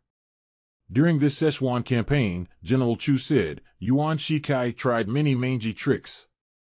In February he postponed his coronation in the belief that this would prevent the revolution from spreading. In early March, while Republicans of the whole country were gathering their forces, he turned on Peking and slaughtered hundreds of people, many of them his own officials whom he accused of plotting against him. On March 18, he sent gunmen to Shanghai where they assassinated the chief Kuomintang leader. By the end of March, when the whole country was on the verge of revolt and while the Huquechun was clawing his armies in Szechuan to pieces, he tried to gain time by renouncing the monarchy completely and called on the old national parliament, which he had destroyed in 1913, to reconvene. The turtle's egg was scared to death, General Chu remarked, his voice hard with hatred at the memory. We paid no attention to his tricks, but fought on, and by the end of the first week in April 6 southern provinces had taken the field against him and 8 others rejected all his orders. A new revolutionary military government was established at Canton and elected Li Yuanhong, the vice president of the republic whom Yuan had held prisoner in Peking for years, as president. Yuan's only friends were the foreign imperialists, militarists and monarchists. When 2 of his chief generals, his personal friends, one in Sichuan and one in Nanking, refused to obey his orders and urged him to resign, he grabbed a sword, rushed into the room where one of his concubines lay in bed with her newborn baby, and hacked them both to pieces. He was that kind of man. By June we had shattered his armies in Sichuan and the whole country was in revolt. On June 6, while Sung Pingwen and I were working in our headquarters in Nachi, the telegraphic news came that Yuan had just died in Peking. I sent men out to spread the news. Li Yuanhong, whom Yuan had held prisoner until the day of his death, now became president, and General Feng Quochang of Nanking became vice president. General Tuan Chi-ji, chief henchman of Japanese imperialism, who had a powerful military machine of his own, remained premier. The government which replaced Yuan's was again a compromise with militarism and imperialism. Only in name was it a republic. An obituary notice in the British North China Herald expressed the hope that Chinese, as well as foreigners, would mourn the death of a great man, and added, Yuan Shikai's death will be deeply lamented by all foreigners and especially by the British nation. A great man is dead, errors he may have committed, but they were errors of a large nature, had he not been ready to catch up the reins of government when they dropped from the nerveless hands of Sun Yat-sen. The history of China during the past 5 years would have been very different. General Chu Teh turned pale when he was reminded of such opinions as this. Yuan Shikai, he said, was nothing but the instrument of foreign imperialism, a man who sold himself to the highest bidder which, at the time, happened to be Anglo-American imperialism, just as his successor, Tuan Chi-ji, was the running dog of Japanese imperialism.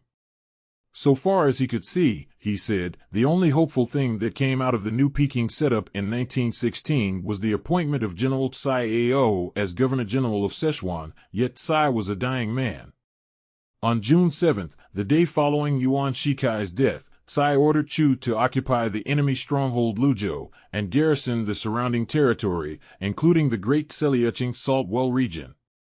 By then, my brigade was so dirty and ragged that it looked like a band of beggars, he said. My veteran 10th Regiment received the honor of entering Luzhou first. More than half of its original forces had been killed in action, and even the replenishments were now veterans. We cleaned ourselves up and entered Luzhou. The people welcomed us with firecrackers, waving banners, and with shouts and songs.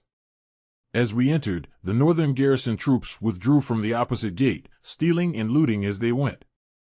They had come to Sichuan like conquerors and were leaving like bandits.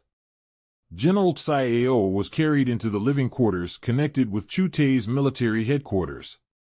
The doctor attending him ordered him to stay in bed and see no one until he was strong enough to travel to Chengdu. Tsai stayed in bed, but he had brought his secretary and chief of staff with him, and he worked on plans for the reconstruction of Sichuan.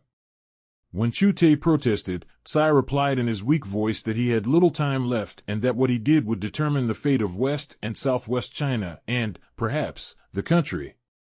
After no more than 2 weeks in bed, Tsai insisted on leaving for Chengdu. He traveled overland by sedan chair, taking 5 regiments of troops with him. They literally had to fight their way to the capital, General Chu said. Local militarist armies swarmed everywhere, ruling territory as their private property. Warlordism, sired and fed by foreign money, was Yuan Shikai's legacy to China. After Yuan's death, Dr. Paul Reinsch, American minister to Peking at the time, called on the Russian minister. He asked him if he thought the Chinese regarded Russians as half Asiatic and therefore brothers. The Russian minister replied wearily, "No, they count us with you and other Europeans as a scourge and a pestilence." Chapter 10. When General Chu talked of the era of warlordism, he made no effort to paint himself as a hero. Instead, the picture he painted of himself and his environment had a nightmarish quality. His figure seemed to move through a miasma of chaos, at first confident and hopeful, then confused and stumbling until he was finally sucked down into the very militarism which he thought he was fighting. Just 10 days after Tsai Ao had taken office in Qingtu, General Chu related, he had to surrender his position of Governor-General to Lo Pei-chen, his chief of staff and right-hand man, and leave for Japan in a last but futile effort to save his life. Tsai came down the river in a boat, with a doctor and nurse as attendants, and was carried to Chu Teh's home in Luzhou for a few days' rest before proceeding further. When Chu caught sight of him, he was overcome with despair. Tsai was now nothing but a shadow. He was so weak that he could walk no more than a few steps, and his voice was so soft that Chu had to bend over his bed to hear him. This trip to Japan, Tsai whispered to Chu, was a waste of time and money because he knew he was dying. He was not afraid of death, but he was afraid for the future of China. Ruthless, pro-Japanese Premier Tuan Chi-ji was now the real master of Peking. Tsai had hoped to reorganize Szechuan into a firm Republican base, but he had had time merely to lay the foundation for its military reorganization, which would provide a basis for the political reforms planned. The Hukuo-chun, linked with Dr. Sun Yat-sen's armed forces in the south, might, if Tsai's plans were executed, become powerful enough to disrupt the conspiracy of the northern warlords and their foreign masters. As Chu Teh listened to his dying friend and leader, he was filled with fear for the future. When the guiding hand of this dangerous genius was removed from Szechuan, ambitious men within the Hukuo-chun itself might break away and set up business as warlords. Tsai's genius and selflessness had commanded their allegiance in the past, and Chu doubted if even Dr. Sun Yat-sen, whom few of them had ever seen, could take Tsai's place. There was no leader of Tsai's stature in West China. Yet there were hopeful signs that might keep the revolutionary forces united. The struggle against Yuan Shikai had called into being a powerful national movement for the protection of the 1912 Constitution. The Hukuo-chun, which now called itself the Army to Protect the Constitution, or simply, the Protection Army, was the chief arm of this movement in West and Southwest China. The fountainhead of this new national revival movement was Peking National University, where a galaxy of brilliant professors had begun to emerge in 1915, in the very midst of chaos, to proclaim the new civilization, or new tide. In time, foreigners called this new movement the Cultural Renaissance. This new tide, as the Chinese called it generally, and which soon began to influence the life of Chu Teh and some of his associates, increased in momentum through 1916 and 1917, particularly after the ideas of the 1917 Russian Revolution began to percolate through China. Its battle cry was democracy and modern science, and its advocates challenged everything feudal in Chinese culture, including Confucianism and the Old One Li, or dead classical language. Seldom in human history had there been a greater intellectual and spiritual upheaval in the midst of chaos than this Chinese cultural renaissance. General Chu's voice and manner became a strange mingling of wistfulness and pride as he talked of it. He was proud of the never-ending striving and dauntless courage of the Chinese intellectual world, but he seemed filled with sadness at the memory of Tsai Ao's slow and tragic dying at the early age of 34 and of his own isolation from the great movement of young China that began to thunder across the country. Only the outer ripples of this new tide reached him. A Peking friend of his friend and secretary, Sung Pingwen, wrote of a new magazine, New Youth, one of whose editors was Professor Chen Tu-su, the later secretary and one of the founders of the Chinese Communist Party. Chu Teh saw this magazine, which was reforming the Chinese written language while he still wrote in the Old One Li, only much later, when he tried to learn his own language anew. He looked back on the new tide, with its message of mass education, democracy, and natural science, as one looks back on great and all but lost opportunities that might have changed the course of one's life. He heard but echoes of the passionate enthusiasm with which Ibsen's Doll's House and other plays of the Western world were received in faraway North China. As in an aside, he remarked that respectable girls still could not appear on the Chinese stage and that the role of Nora in the Doll's House had to be played by young men students who paved the way for modern Chinese womanhood. He recalled Sung Pingwen sitting by his side and bending with him over the wasted body of Tsai Ao, and that Sung had talked eagerly of the new tide, and that he himself had tried to encourage Tsai by declaring that the old elected parliament had again convened in Peking, had abolished Confucianism as the state religion, and had announced its determination to prevent the rise of any future dictator by making the president and the cabinet and the appointment of high officials everywhere responsible to it. Things were not so bad, he assured the dying man. The youth of China would prevent a repetition of history. Tsai's mind seemed to have lost none of its brilliance, and he uttered whispered warnings that Premier Tuan Chi-ji was no different from Yuan Shikai, and that his shadow was already lengthening over the land. Then came the day when Chu and Sung and their officer friends stood sorrowfully on the pier and watched Tsai Ao's boat fade into the mists of the Yangtze, and after it was gone Sung had to comfort Chu Teh, who was like one bereft. During this same period, Chu Teh's young wife had come up from Yunnan. Heavy with his unborn child, she had made the long overland trip by sedan chair and was now mistress of the small home which he had rented. In late September, shortly after Tsai's departure, she bore him a son whom they named Pao Chu, and they were still rejoicing over its birth when, on November 18th, the news flashed through China that General Tsai Ao had died in Japan. Stricken with grief, Chu Teh all but forgot his wife and child. Tsai's body soon arrived in Shanghai where, after a ceremony, it was sent on to his home province, Hunan, where a monument to his memory was erected on a high hill overlooking Changsha. That was a period of much sorrow, because General Huang Xing, another famous revolutionary leader, also died of tuberculosis, worn out like Tsai from long years of struggle and suffering. The nation mourned two of its noblest sons, both of them still young when they died. Yunnan Province, and all units of the Yunnan Army, held special memorial services for the young commander who had led them since 1911.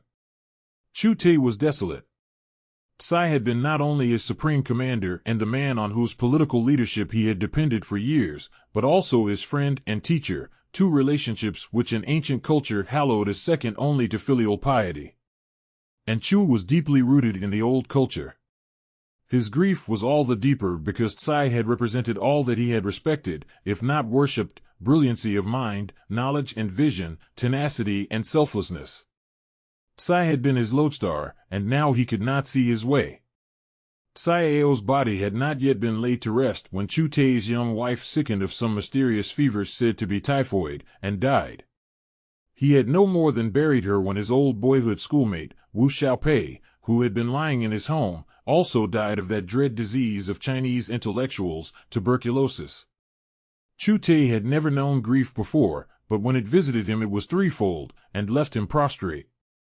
He was now left with a motherless child, who was temporarily cared for by friends. At the same time his supreme army commanders called him in for important conferences. Premier Tuan Chi-ji of Peking had sent agents to intrigue with provincial rulers and warlords throughout the country, dangling money before them.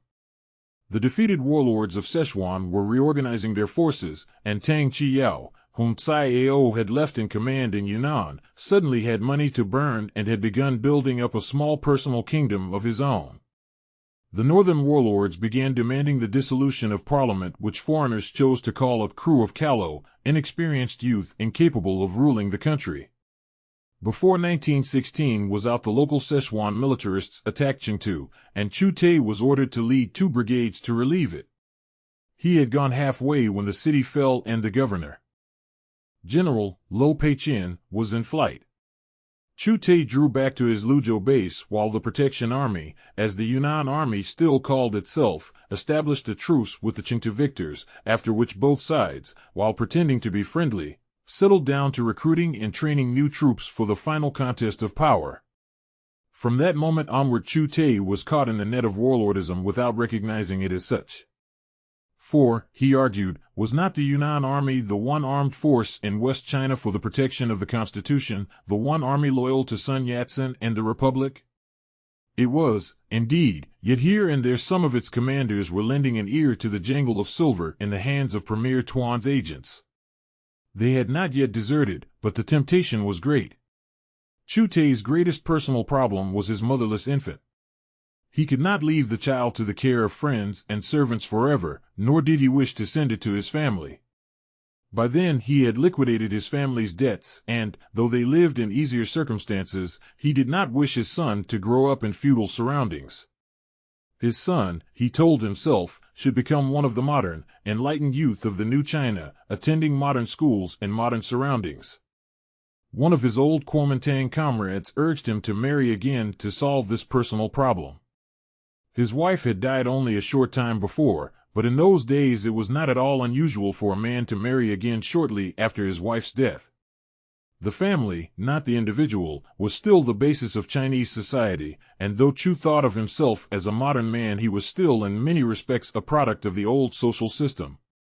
Personal love was not yet the basis of marriage, though it might develop afterwards. He needed a mother for his child, and he needed a wife for his home. Before the year was out, therefore, he agreed to marry again. One of his army friends acted as the go-between. This marriage also was modern for the times, for the friend had an educated sister with natural feet who had taken part in the 1911 and 1916 revolutions, and had refused to marry any suitor unless she had first seen and talked with him before making up her mind.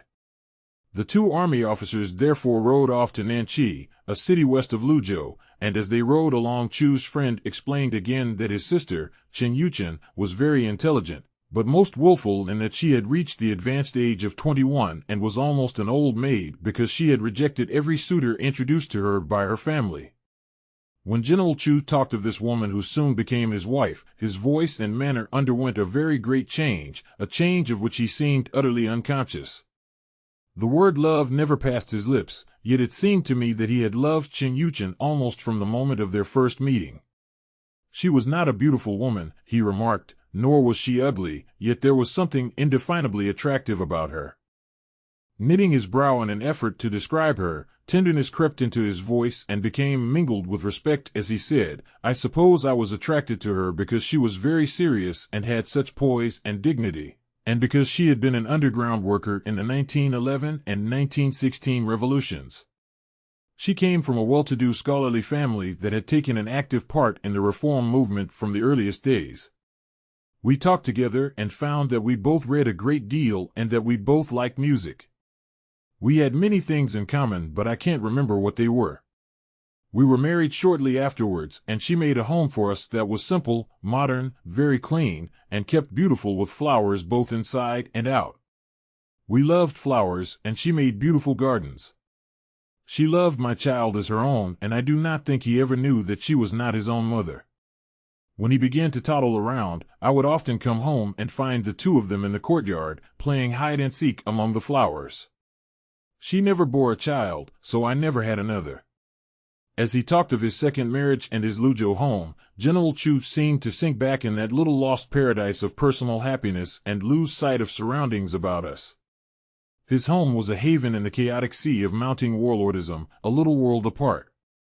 He had a good salary and his wife had money of her own, and though both were careful in expenditures, they bought the things they wished to have and entertained their friends. They built up a good library and spent considerable time reading and discussing what they read. After the ideas of the 1917 Russian Revolution, with its proclamation of racial and national equality, began to seep through China, they sought for books or pamphlets on such subjects and subscribed to magazines like The New Youth and The New Tidal Wave.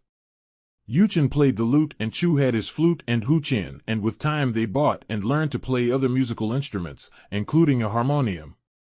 The period of his second marriage coincided with the Great May 4th movement, known as the Student Movement of 1919, when Peking students and professors led great demonstrations against the Peking warlord government's betrayal of China and against the betrayal of China at the Paris Peace Conference when the Allied powers gave Germany's former possessions in China to Japan.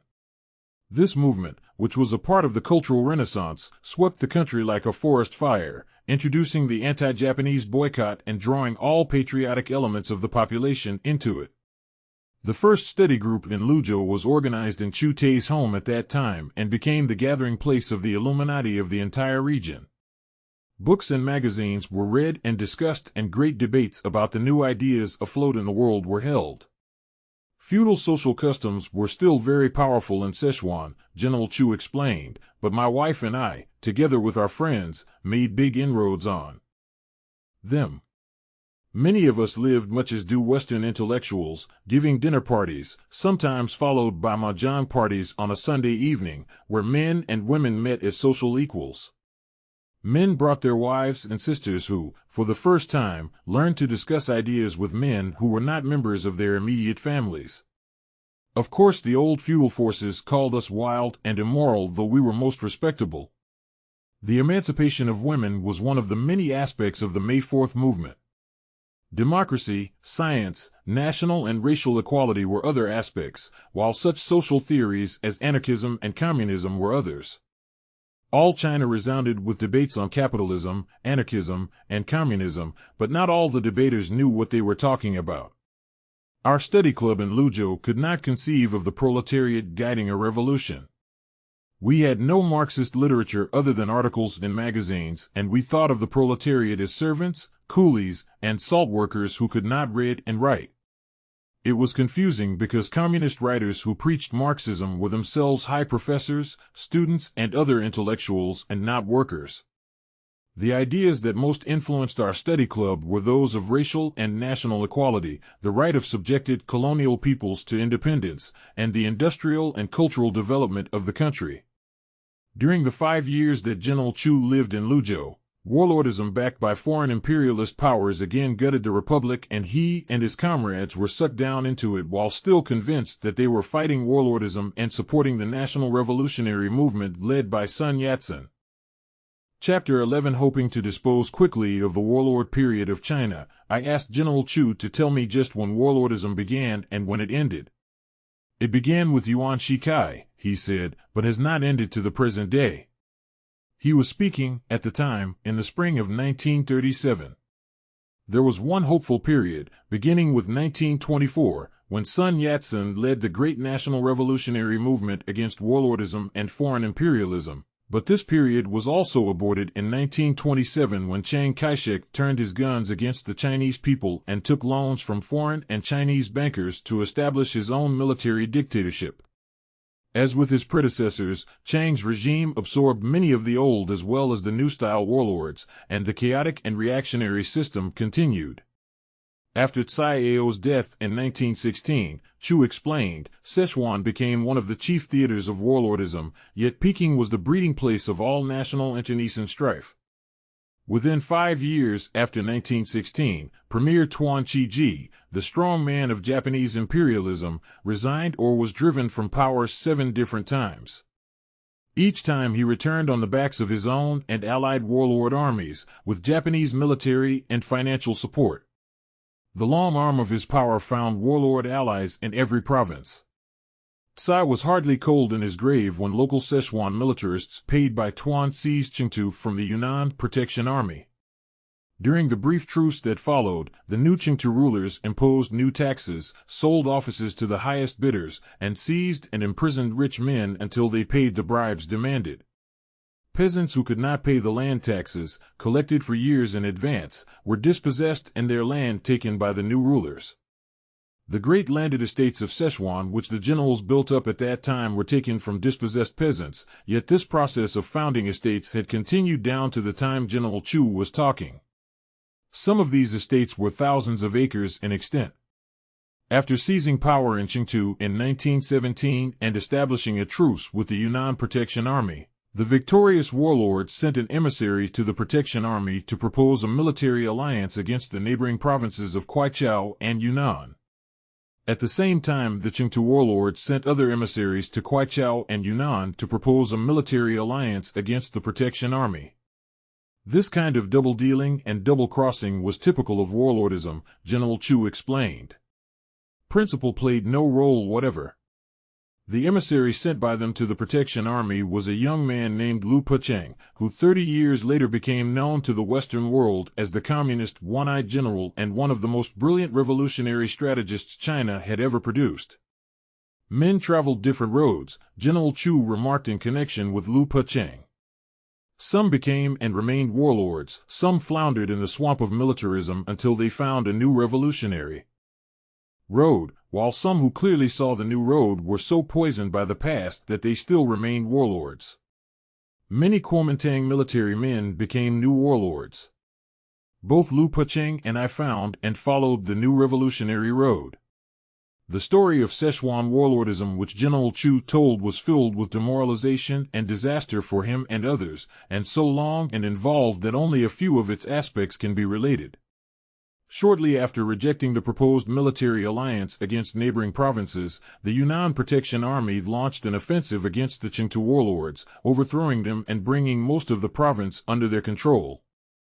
The defeated armies merely withdrew and began feeding on isolated parts of the province and, as General Chu expressed it, waiting for some warlord powerful enough to lead them. That warlord soon appeared, and he was none other than General Sung Keh, the very man whom the Protection Army had installed in power in Qingtu as Governor-General. General Chu selected Sung Keh as something like Exhibit X to explain the evolution of a one-time revolutionary into a warlord. Subsidiary exhibits were his vice commander, Chang Chun, and two other ambitious militarists, one named Lu Xiang and one Yang Sen, all of whom later became Chu Teh's mortal enemies. The story General Chu told was long and intricate, for few things in China of this nature are simple. They resemble a vast underground labyrinth with countless interlocking tunnels. General Sung Keh, or Exhibit X, had, like his vice commander, Chang Chun, been a loyal Kuomintang member up to that time. Once in power, however, Exhibit X began acting exactly as had his warlord predecessor, scraping the earth, building up a great landed estate, and sending his cash to a British bank in Shanghai until, within 2 years, he had a fortune in cash said to be over $1 million Chinese dollars. Each such warlord, fearing that his tenure of office would be short, made hay while the sun shone. Power and wealth bred personal ambition, and soon Exhibit X began, surreptitiously, absorbing the troops of the defeated warlord before him and building up his private army. In the course of such actions, he also made a military alliance with a small but most ambitious local warlord named Lu Xiang, and by May 1920 felt himself rich and powerful enough to drive the Yunnan Protection Army from the province and take over Szechuan as his private domain. He therefore suddenly declared his allegiance to the Peking warlord government and ordered his old comrades to get out of Szechuan or be thrown out. Just how far his ambitions reached was unknown, but this was a period during which the warlords of the whole country were fighting. The one who emerged on top could capture Peking and claim the title President of the Republic, receive foreign recognition as such without delay, and, if he were a good boy, get foreign loans. Instead of obeying the ultimatum of their old comrade, the Yunnan Protection Army marched on Qingtu and drove Exhibit X and his ally, Lu Xiang, out of the province. They retreated to Shenxi to the north where they conscripted and trained new troops and received money from Peking, after which they drove down into Szechuan and began the longest and bloodiest civil war since the overthrow of the monarchist movement. When the end of the year 1920 came, the Protection Army had been driven back to South Szechuan, with only half of its original forces of 40,000 men left. Chu Teh's brigade alone had been reduced to the strength of only one regiment. In this struggle, however, Exhibit X had himself suffered heavy losses and was so weakened that his loyal ally, Lu Xiang, simply kicked him out and installed himself in power as ruler of the province, a position which he held, with variations, for the next 20 years. In the course of this same struggle, Yang Sen, one of the commanders in the Protection Army and an old friend of Chu Teh, also caught the warlord fever. He set himself up as an independent warlord in eastern Szechuan, with Chongqing as his capital. Lu Xiang and Yang Sen divided the province between them, the larger share going to Lu. When General Chu Teh next heard of Exhibit X, 6 to 7 years had passed and that frustrated gentleman had just been arrested in South China where he had engaged in a conspiracy to overthrow the new nationalist government established in Canton by Dr. Sun Yat-sen. His underground labyrinth had yet another exit. After 1927, when Chiang Kai-shek set himself up as dictator in Nanking, Exhibit X turned up as one of his generals, and his one-time vice commander, Chang Chun, became Chiang Kai-shek's Minister of Foreign Affairs in the years immediately preceding the war with Japan, a position which he still held when General Chu told me this story in 1937. Public opinion soon forced Chang Chun to resign because of his notorious pro-Japanese policy. And somewhere along those years, both Chang Chun and Exhibit X had become members of the so-called political science clique, a group of professional politicians and militarists that had been organized in Peking during the reign of Yuan Shikai. Nor does the labyrinth end there. After the Second World War, when the United States emerged as the chief foreign power in China, American spokesmen singled out the political science clique as the kind of liberals and Democrats most capable of establishing a Chinese democratic government.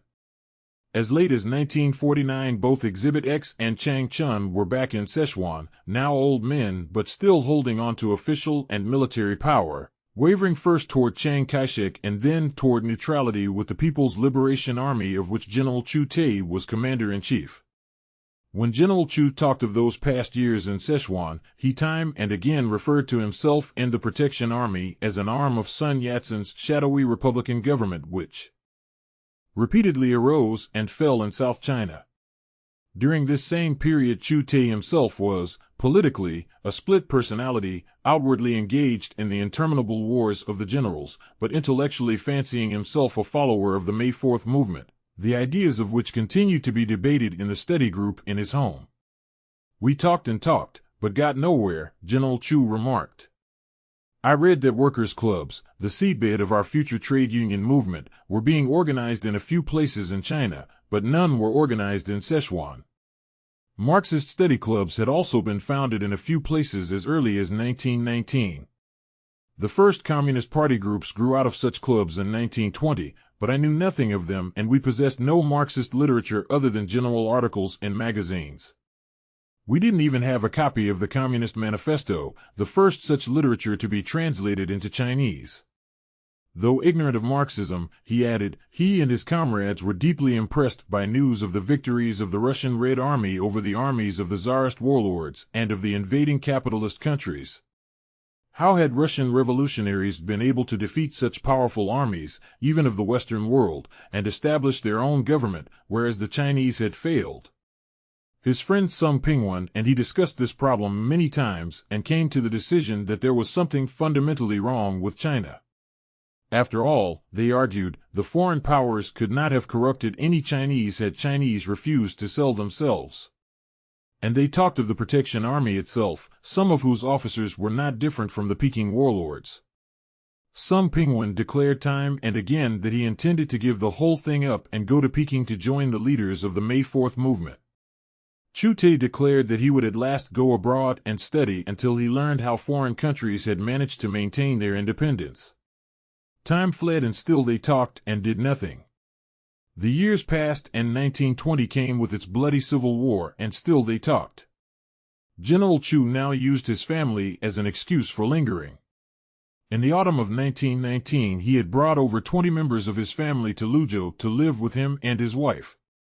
He was sinking back into feudalism, proving himself a filial son and gaining face by proving that he had, and could provide for, a large family.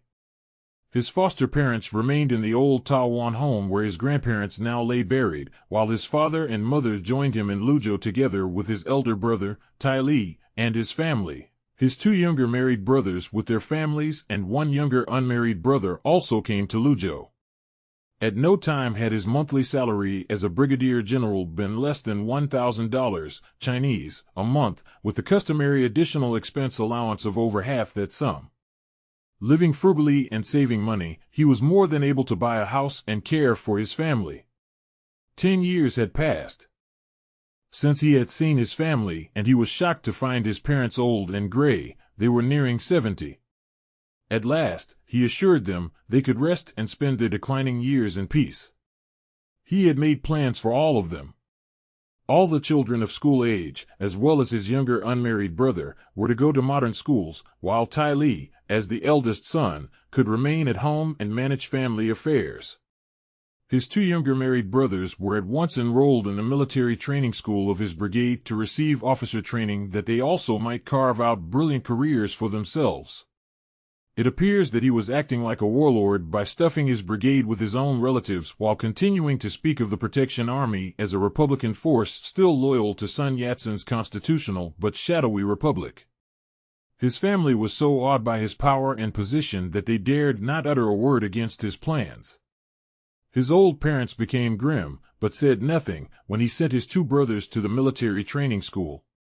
They saw him only when he was surrounded by officers and officials, and they sat in humble and uncomprehending silence to hear the son of theirs talk so learnedly and fluently with others in the study club. He thought he had everything fixed up, but as the weeks passed his parents began wandering around the house like unhappy ghosts. They had always worked and did not know how to be idle. They were shy and reserved before his educated wife, and the big, crowded, noisy city of 500,000 souls harassed them, and there were no neighbors with whom they could gossip about crops, marriages, deaths, and local scandals. He urged them to rest and enjoy themselves, but they declared that the good food which they now had was not as healthful as the poor fare to which they had always been accustomed. The end of the year 1919 brought a short but fierce military struggle with a local warlord in eastern Sichuan in which Chu Teh's brigade fought.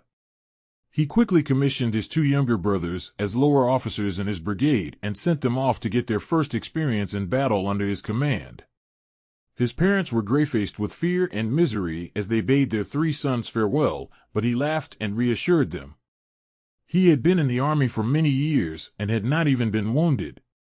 "We were defeated in that short war and my brigade had heavy losses," General Chu related grimly.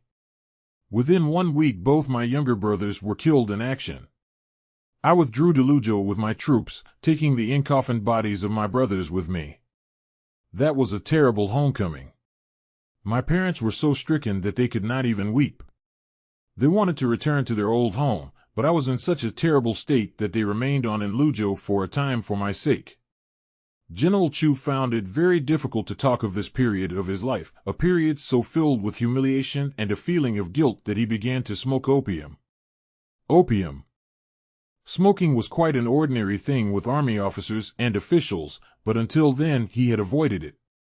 Now, lying on an opium couch with a pipe and lamp by his side, he smoked and talked with his friend and secretary Sung Pingwan, who tried in vain to win him away from the drug. Yes, he told Sung, he would stop smoking and go abroad to find a new way of life for himself and a new way for China. He talked and smoked, avoiding his family and neglecting his military duties. Then came the last big bloody war with General Sung Keh Wu, Exhibit X, in which Chu Teh lost all but one regiment of his brigade.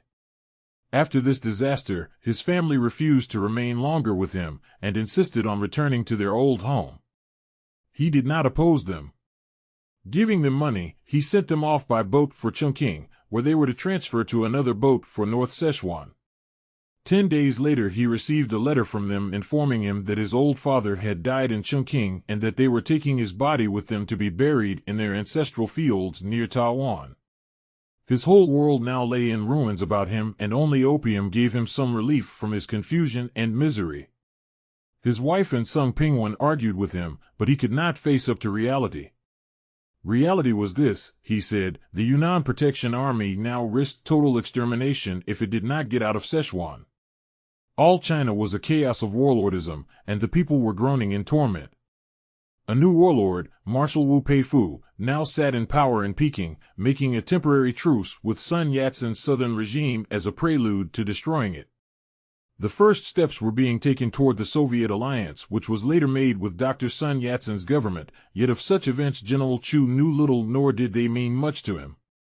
He had chosen a military life as the road to his country's liberation, yet after over a decade of military struggle his dreams lay shattered like broken tiles. He had directly caused the death of his two brothers and held himself responsible for the death of his father.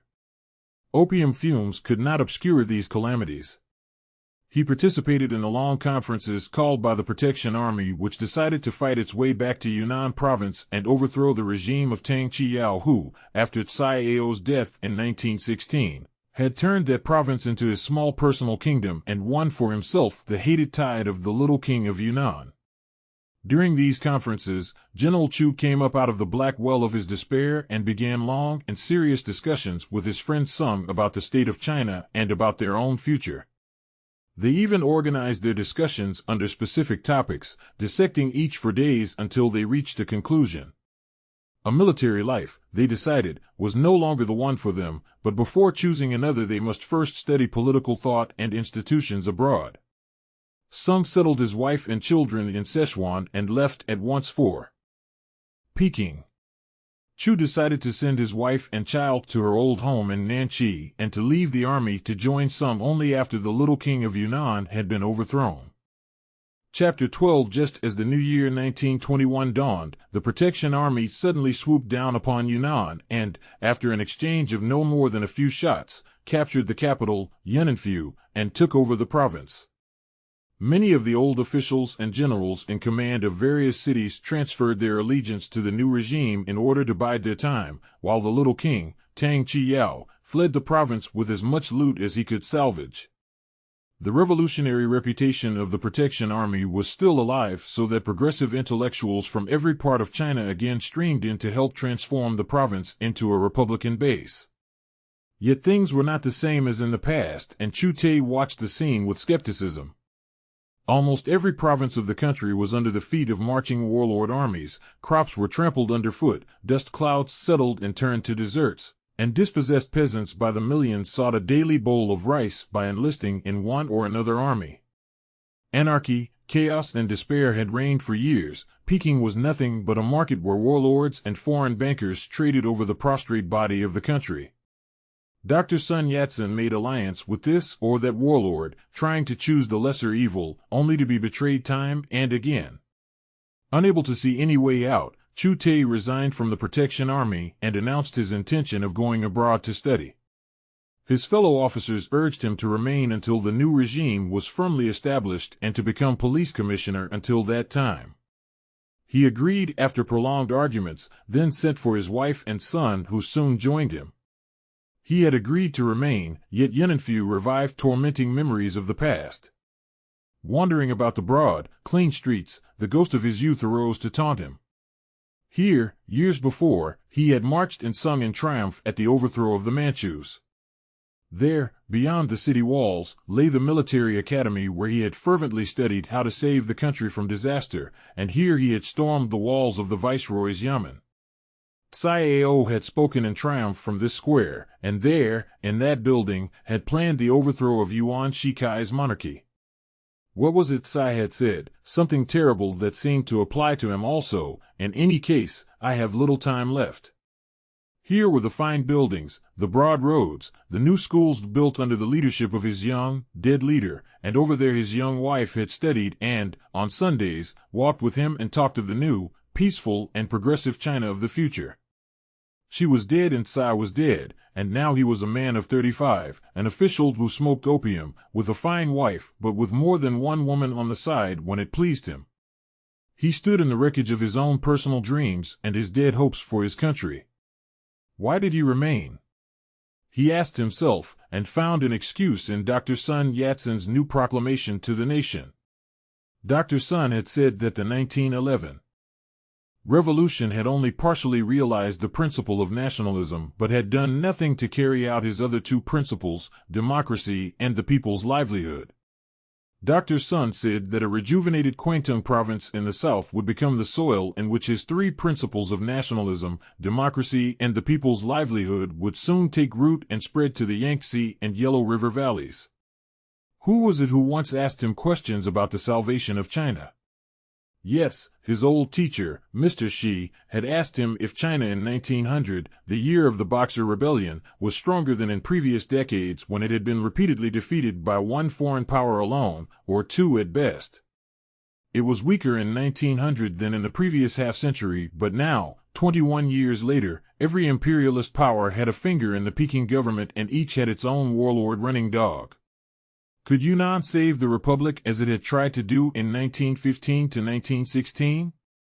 Could this or that general who for years had licked the boots of the little king of Yunnan be trusted to remain loyal to the Republic? No, General Chu told himself. May 1921 came, and Dr. Sun Yat-sen again gave him an excuse for malingering. At Dr. Sun's call, the extraordinary Republican Parliament assembled in Canton, established the new Southern Nationalist government, and elected Dr. Sim president. In a flaming declaration, Dr. Sun proclaimed that the new government would uproot warlordism, unify the country by military means, and break the chains of the unequal treaties that had fettered China's sovereignty for nearly a century. Rumor had it that Dr. Sun would ally himself with the Soviet Union. When autumn came, General Chu took final steps to go abroad. He bought a quantum herb said to be a cure for the opium habit and carried it in his pocket, telling himself that he would begin taking it almost any day now. Next, he transferred his life savings, $10,000 in Chinese money, to a Paris bank to help his wife and child should they require money beyond his wife's own property. Then came the year 1922, and the Yunnan army marched off to the east at the call of Dr. Sun Yat-sen to begin the war against the warlords and imperialism. Only a weak garrison remained behind in Yananfu. 2-3 weeks passed, and when the main Yunnan forces were far away, panic suddenly gripped Yananfu. Tang Chiyao, the Little King, was marching on the city with an army of local militiamen and bandits, and his old generals and officials were going over to him, their hands held out for the silver which he dangled before their eyes. Intellectuals fled the province or went into hiding, and Chu Teh moved his wife and son to the home of friends who were preparing to flee to Sichuan. The battle for Yananfu ended before it had hardly begun. The new governor led the local garrison into battle but was captured and beheaded. Chu Teh swiftly collected all the cash he had saved for his European trip, armed himself, mounted his famous horse, and joined a party of 19 other Kuomintang leaders who, with cavalry companies, were ready to crash their way out through the western gate and make a dash for Tsecho to the west, where the road southward into Burma would lie before them. The party of 20 leaders included General Lo Pei-chen, Tsai Ao's old comrade and a veteran revolutionary. Riding hard, this party of refugees reached a village where they were told that General Wa Fengque, garrison commander of Tsecho, had just proclaimed his allegiance to his old master, the Little King. General Lo Pei-chen scoffed at this news.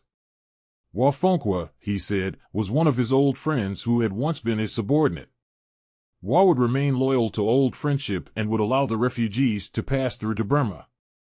No! Cried the others. The old feudal virtue of friendship had long since vanished under the clink of silver, and Wa was so corrupted that he would sell the last one of his friends to the Little King in return for higher rank and more power. Instead of trusting themselves to this treacherous man, the party should turn northward at once, take the old trade route to the Kinsha, the River of Golden Sands, as the Upper Yangtze is called at that point, and pass through Xikang and western Sichuan and escape to the coast. Once in Shanghai, they could join Sun Yat-sen at Canton. General Lo protested, saying that the northern route meant certain death. The wild mountains were inhabited by tribesmen and bandits, while Sichuan was ruled by the new warlords, Lu Xiang and Yang Sen, whom the Yunnan army had fought. Unable to agree, the party split. General Lo took a few of the guards and rode off to Tsecho, while the rest rode into the wild mountains to the north. 4 months later, after the northern group had reached Sichuan, they learned of the fate of their old revolutionary comrade. Instead of protecting him for old friendship's sake, Wa Fengque of Tsecho had arrested and sold General Lo Pei-chen to the Little King, who publicly tortured him to death in the streets of Yananfu, together with hundreds of other captives. The Little King had offered big rewards for the capture of revolutionaries, and they were ferreted out and delivered to him. For weeks Yananfu was a scene of terror and carnage. So devastating was the slaughter that the cultural movement in the province was completely uprooted for decades. After parting from their old comrade, General Chu and his companions rode hard through the wild mountains of northern Yunnan. General Lo, in asking for protection, had told of the route they had taken. Wa Fengque sent a cavalry battalion after them and offered high rewards for their capture. The wild man hunt began. Sleeping in the open at night and riding hard from the earliest dawn until black night fell, the refugees finally reached the River of Golden Sands, but could find no ferry crossing into Xikang province where they could shake off their pursuers. The party split in two. Search for a ferry crossing, riding along the high and treacherous mountains with the icy torrents of the river crashing through black chasms far below. Chu Teh's group found the ferry first, sent guards back to guide the others, and crossed. The rest came up and began crossing. All but 6 leaders and a few guards had made the other bank when the enemy battalion overtook them. There was a short, desperate battle, and all of them were either killed or taken captive. The first group were now in Sichuan province, yet the enemy also crossed the river and continued the pursuit. This territory, however, was ruled by a bandit chieftain, Lei Yongfei, whose small kingdom reached from the river to Huili in the north, a 5 or 6 days' ride. The refugees met Lei's border guards almost at once and explained to them that they were refugees on their way to meet their chieftain. Jealous of their own territory, the guards told them to send outriders in advance to talk with Lei while the rest followed more slowly. The guards themselves would drive back the invading troops. 2 days later the refugees saw a body of armed horsemen riding down on them from the north and could distinguish their own comrades among them. They dismounted and waited. When the horsemen came up, a short, wiry man in his 30s dismounted and strode toward them. Chu Teh and his comrades waited with mingled fear and hope. The man approached, bowed, and welcomed them with old-world courtesy, saying that he, Lei Yongfei, considered them his guests. Suspecting that this man might be a member of the ancient Ko Lao Hui secret society of which he himself was a member, General Chu, and greeting him, uttered a few words and made gestures by which such blood brothers could recognize one another anywhere. Lei's eyes gleamed as he returned the greeting and gave the awaited sign, and from that moment onward the refugees were doubly safe. In gratitude for their reception, the refugees at once presented Lei with some of their rifles, which he refused until the offer was repeated 3 times, thus proving that it was not merely a polite gesture. He then led them to his fortified mountain village, where he ordered pigs, goats, and sheep to be slaughtered for a banquet in which hundreds of guests took part. Lei moved about among his guests in a manner that would have done credit to a nobleman. The refugees remained with him for 10 days, while civilian clothing was made for them that they might thereafter travel as merchants through hostile territory. General Chu spoke of Lei Yongfei with deep compassion. Once an illiterate peasant, he had been nurtured on ancient tales of rebellion against tyranny such as the 108 Heroes, or the Shu Hu Chuan, translated into English under the title All Men Are Brothers.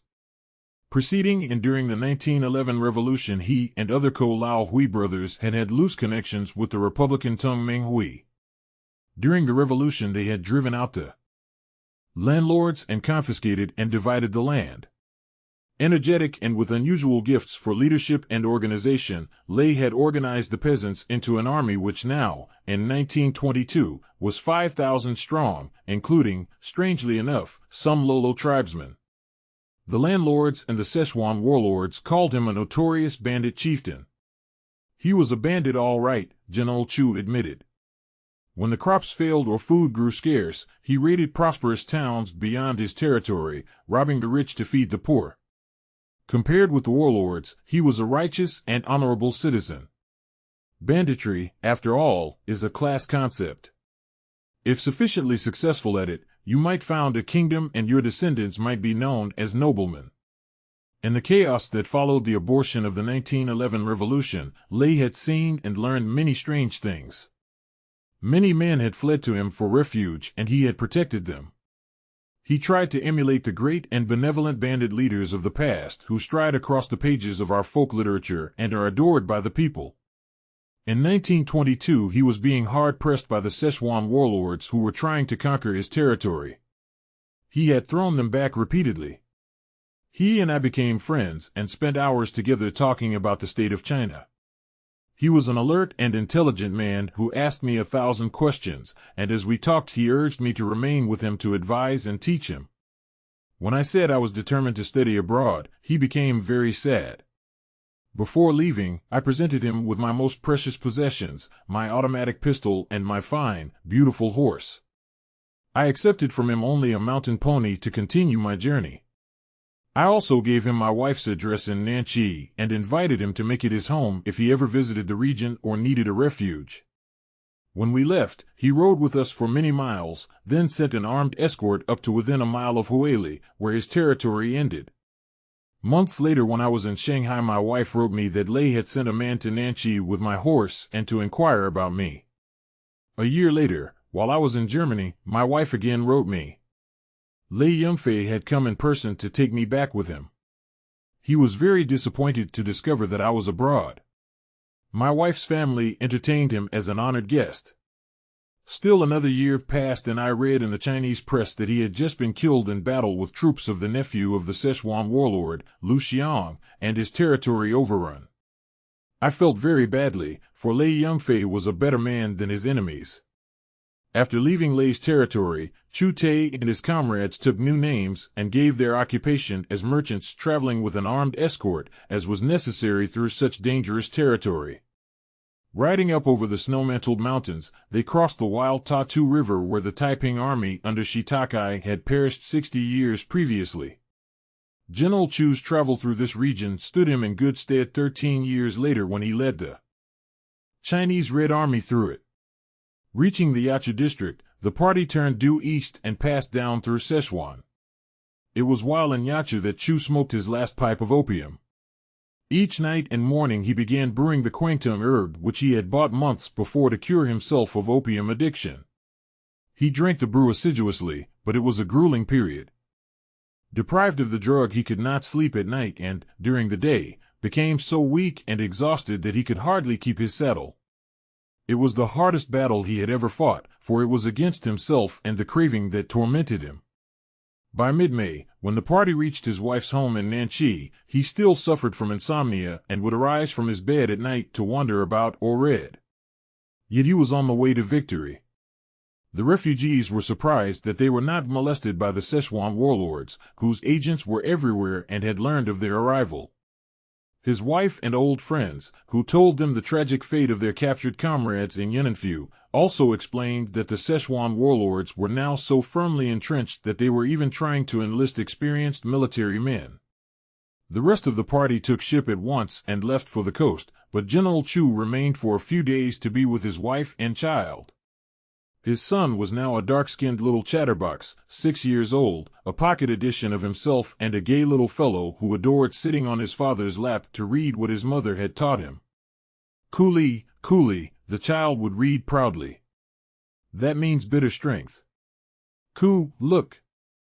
It looks like the face of a little old man, it's screwed up. He's in pain. He has a hard life.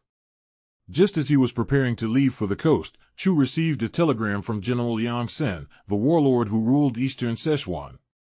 Yang invited him, in the name of old friendship, to come to Chungking as his guest. Chu wired his acceptance and bade his wife and child farewell. He never saw them again. 13 years later they were murdered by the warlords of the West. In early June 1922, during the Dragon Boat Festival, General Chu's boat docked at Chungking and General Yang Sen stepped out from among his armed bodyguard and greeted him effusively as if no shadow had ever crossed their friendship. General Lu Xiang had just come from Chengdu for a secret military conference, the nature of which Chu was too wise to ask. He knew without asking.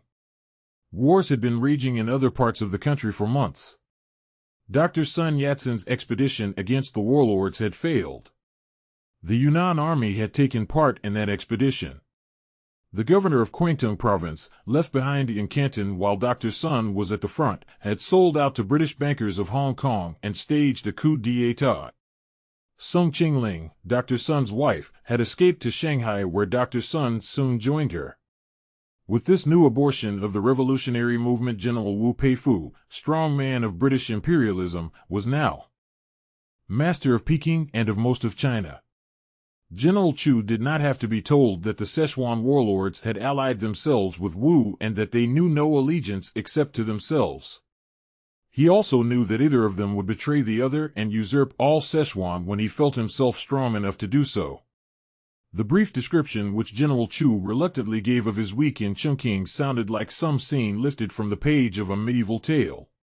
There was a continuous round of banquets and mahjong gambling parties replete with sing-song girls, shrieking huqins, and flowing wine, everything enveloped in the fumes of opium.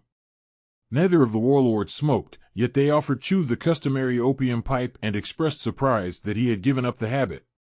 Over their cups the three men talked as feudal lords once talked.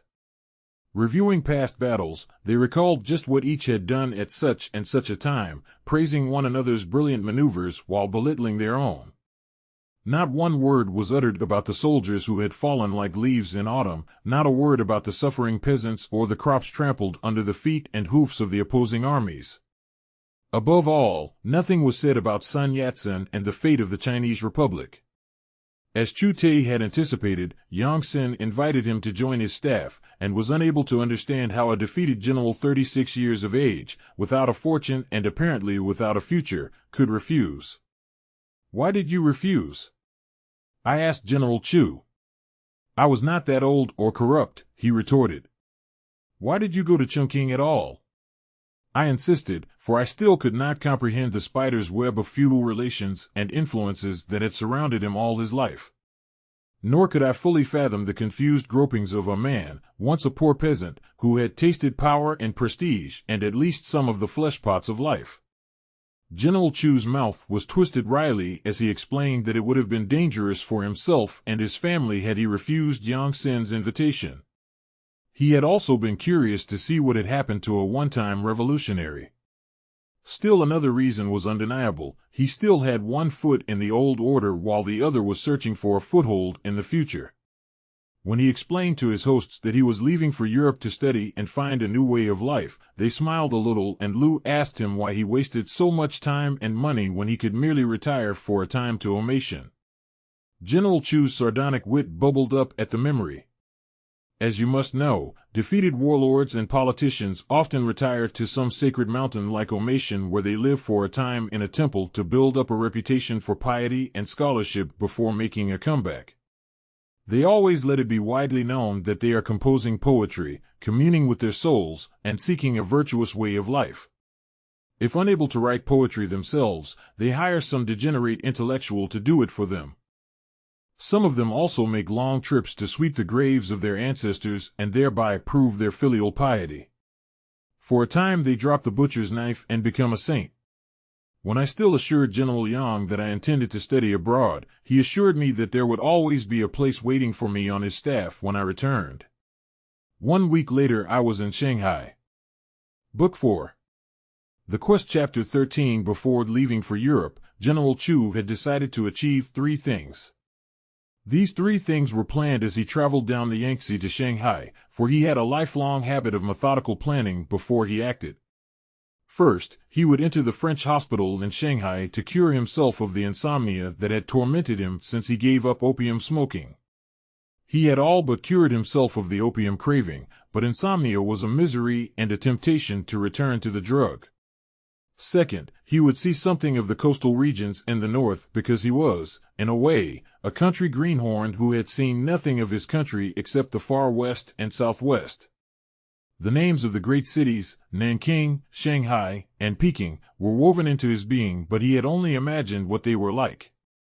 He knew that Shanghai was the bastion of Far Eastern imperialism, but legends in West China claimed that it was a city founded on modern science where gold all but grew on trees. Third, he hoped that his old friend, Sung Pingwen, now working on a newspaper in Peking, could introduce him to leaders of the May 4th movement, to Sun Yat-sen and other national revolutionary leaders with whom Sung had worked in Japan in former years.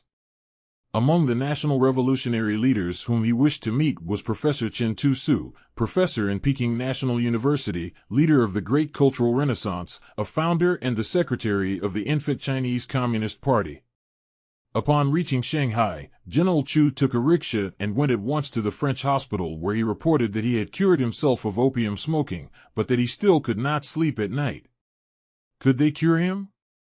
The influence which the French exercised on General Chu's plans was something of which he seemed unconscious even when he told me the story of his life 15 years later. He had transferred his money to Paris banks, he had the address of the French hospital when he landed in Shanghai, and he soon went to a French steamship line and reserved 2 third-class passages on a French steamer, the Algiers, which would sail for Marseilles in early September. 1 passage was for himself, 1 for his friend Sung Pingwen, to whom he had written even before reaching Shanghai. Sung had asked him to make the reservations and then come on to Peking.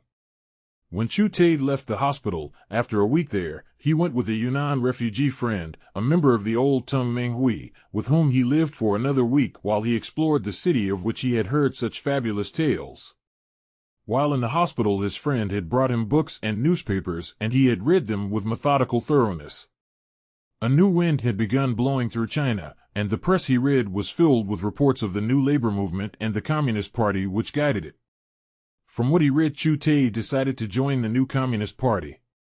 Just what its principles were he did not know fully, but one thing had become more than clear: the foreign imperialists attacked the party with everything ugly in their vocabulary.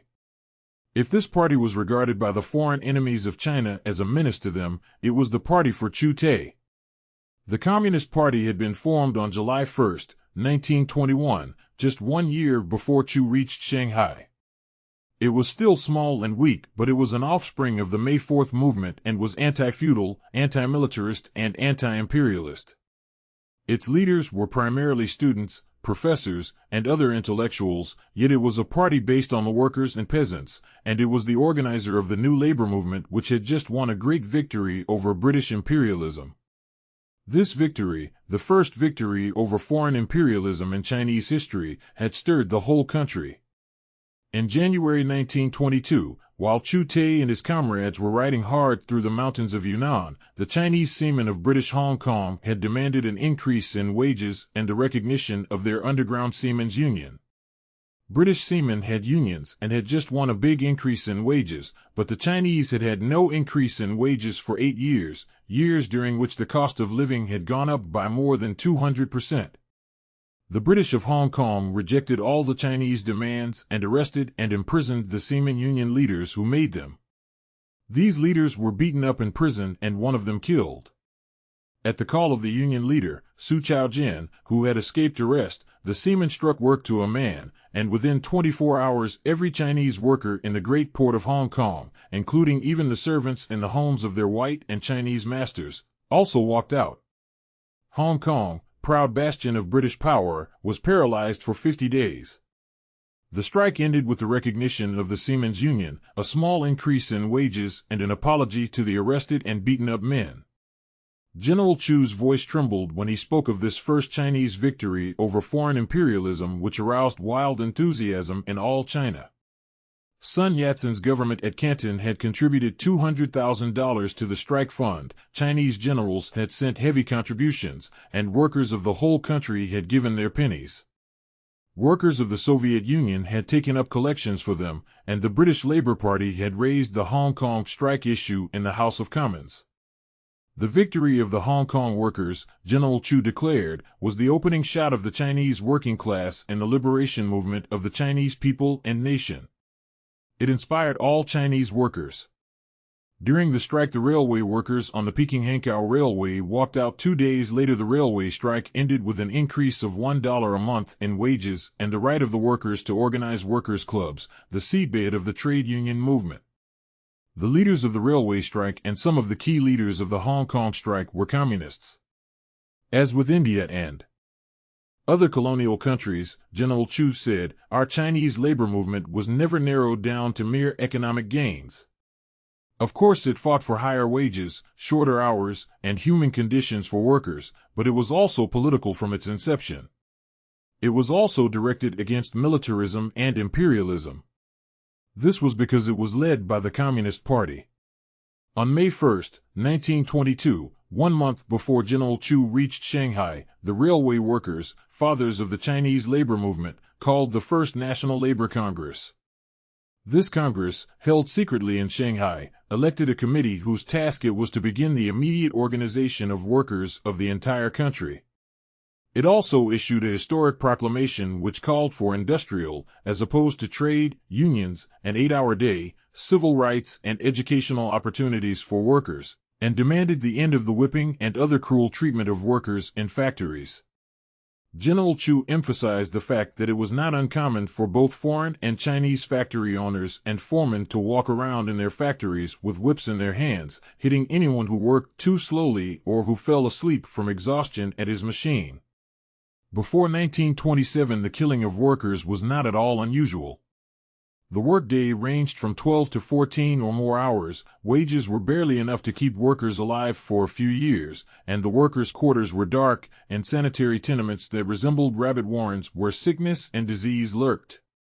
There was no protection for workers either then or when General Chu talked with me in 1937. No one has ever estimated the cost in human lives of the vast foreign and Chinese fortunes wrung from the workers of Shanghai alone, General Chu said. To the present day, death wagons go about Shanghai each day to pick up dead bodies from the streets.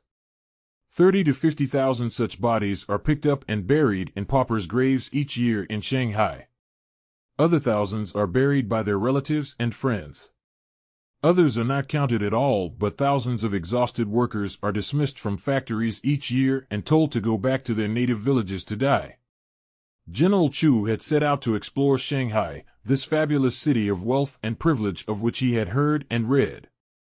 He tramped up and down, around and about, through the fine foreign business and residential sections with their great buildings, paved streets, light and water systems, then into the dark hell of the workers' districts where men, women, and little children labored for their meager bowl of rice. He looked into the thousands of small Chinese workshops where small boys, bought from famine or war-torn regions, worked as slaves until they fell dead at their primitive machines. A pall of poverty, sickness, and misery hung over all working-class Shanghai. The city, he said, was a hell of limitless luxury and corruption for the few, and limitless work and suffering for the many. At night he saw homeless workers sleeping on the hard pavements in the shadow of great modern buildings which their hands had built, and their bodies were as thin and flat as if something had rolled over them. Modern science in the service of capitalism had brought no good to China, he told himself in despair, but from what he had heard in the far interior, the British and Dutch colonies of Nanyang, the South Seas, were very different. For legendary tales had circulated everywhere of the wealth amassed by Chinese immigrants to Nanyang. As for Western countries, he knew that they must be paradises of modern science. Of one thing I was certain, said General Chu, no country on earth was as miserable as China. As he tramped through the streets of Shanghai, and, later, of Nanking and Peking, all his frustrations came out in fantastic daydreams. When he saw exhausted men sleeping on the pavement, or the dark turgid rivers of men, women, and little children pouring from factories, when he saw a foreigner shove the Chinese off the pavement, phantom armies arose behind him and followed him into battle. Advancing in mighty waves, they slew phantom foreigners or washed them into the sea by the thousands. The memory of such fantasies depressed him. Unlike most people, he showed not the slightest hesitancy in speaking of his daydreams. He explained them by saying, I suppose I had been a military man for so long that my mind could function only in military terms. From Shanghai his pilgrimage took him to Nanking, where he made a trip to the tomb of the founder of the Ming dynasty, a peasant whose name had been Chu and who had organized a powerful army called a Red Army that overthrew the alien Mongol dynasty. Then on to Peking, where his old friend, Sung Pingwen, gave up his job to show him the city, to travel with him into Suiyuan province, then back to Peking and to Shanghai. The Peking government, he remarked with contempt, was only a shadow government shrouded in the thick smell of feudalism, a decaying cesspool where old-style officials and warlords played at government, feasted, whored, smoked opium and sold China to the highest bidder. Sung introduced him to groups of students who had remained in the city during the summer vacations to teach night schools for workers, while other groups went to the villages to teach the peasants. He had hoped to meet Communist Party leaders, but all were away, and Chen Tu-su, the party secretary, was in Shanghai. Back in Shanghai the two friends spent one morning with Dr. Sun Yat-sen, who was then living with his wife in his home in the French concession. General Chen Hanting, one of Chu Teh's companions on his flight from Yunnan province, went along. General Chu recalled with deep emotion this first and last time he ever saw the great national leader. 56 years of age at the time, Dr. Sun had spent 37 years of his life in the revolutionary movement. He was still quick and vibrant in movement and, despite defeat after defeat, was still optimistic about the future. He was a modest and very sincere man, General Chu said. He had been betrayed and driven from Canton by one of his own generals, but was planning to recapture Canton and re-establish his republican government.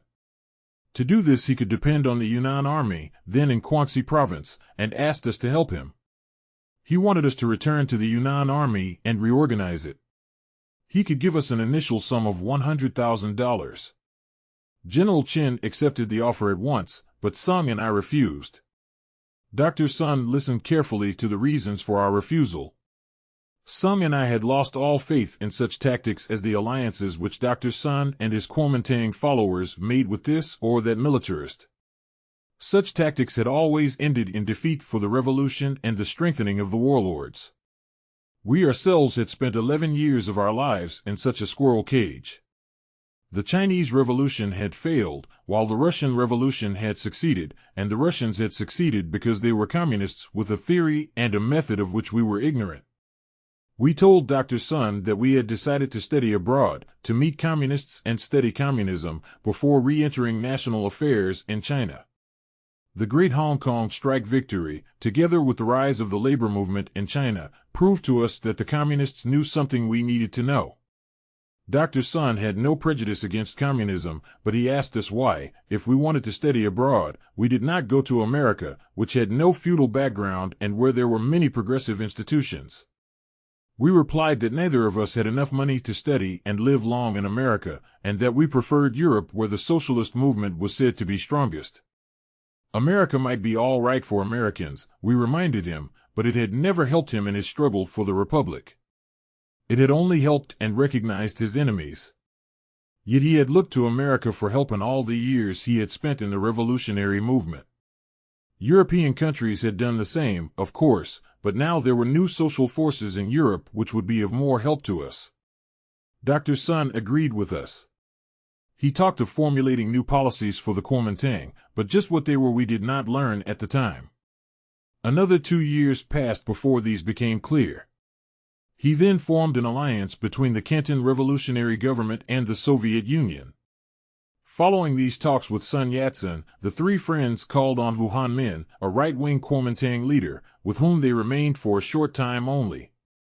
General Chu peremptorily dismissed Wu with these words: he was a real reactionary, a typical representative of the Hong Kong comprador class. Next came a visit with Wang Qingwei, a leftist nationalist with a great reputation as an intellectual leader, and a leader said to be closest to Sun Yat-sen. With all his inherited reverence for intellectuals, Chu Teh must have approached this man with deep respect, yet looking back across the 15 years of characterlessness and treachery which Wang had shown since that meeting, he could remember him only with contempt. What they had talked about he either could not or did not wish to remember. Apart from political considerations, however, Wang Qingwei was offensive to Chu Teh as a person. A male from his head to his toes, Chu did not respect men who were neither men, women, nor good red herring. Wang reminded me of a concubine, he exclaimed with open disgust. He pursed his lips and made languid gestures with his hands as he talked so that I could only watch instead of listening to the fellow. He affected all the effeminate mannerisms of decadent feudal intellectuals.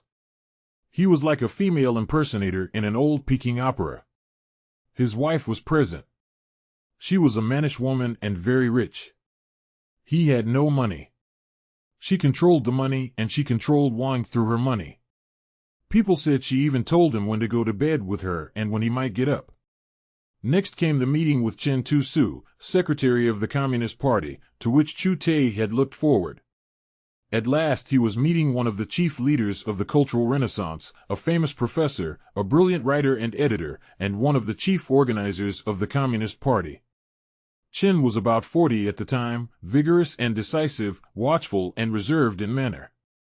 His face was dark and pockmarked, and he lived austerely in a small room in the native city of Chu Teh adjoining the international settlement. From this room he directed the work of the Communist Party in organizing the underground labor unions. The memory of this meeting clearly aroused great conflicts in Chu Teh's soul, but of these he was reluctant to speak.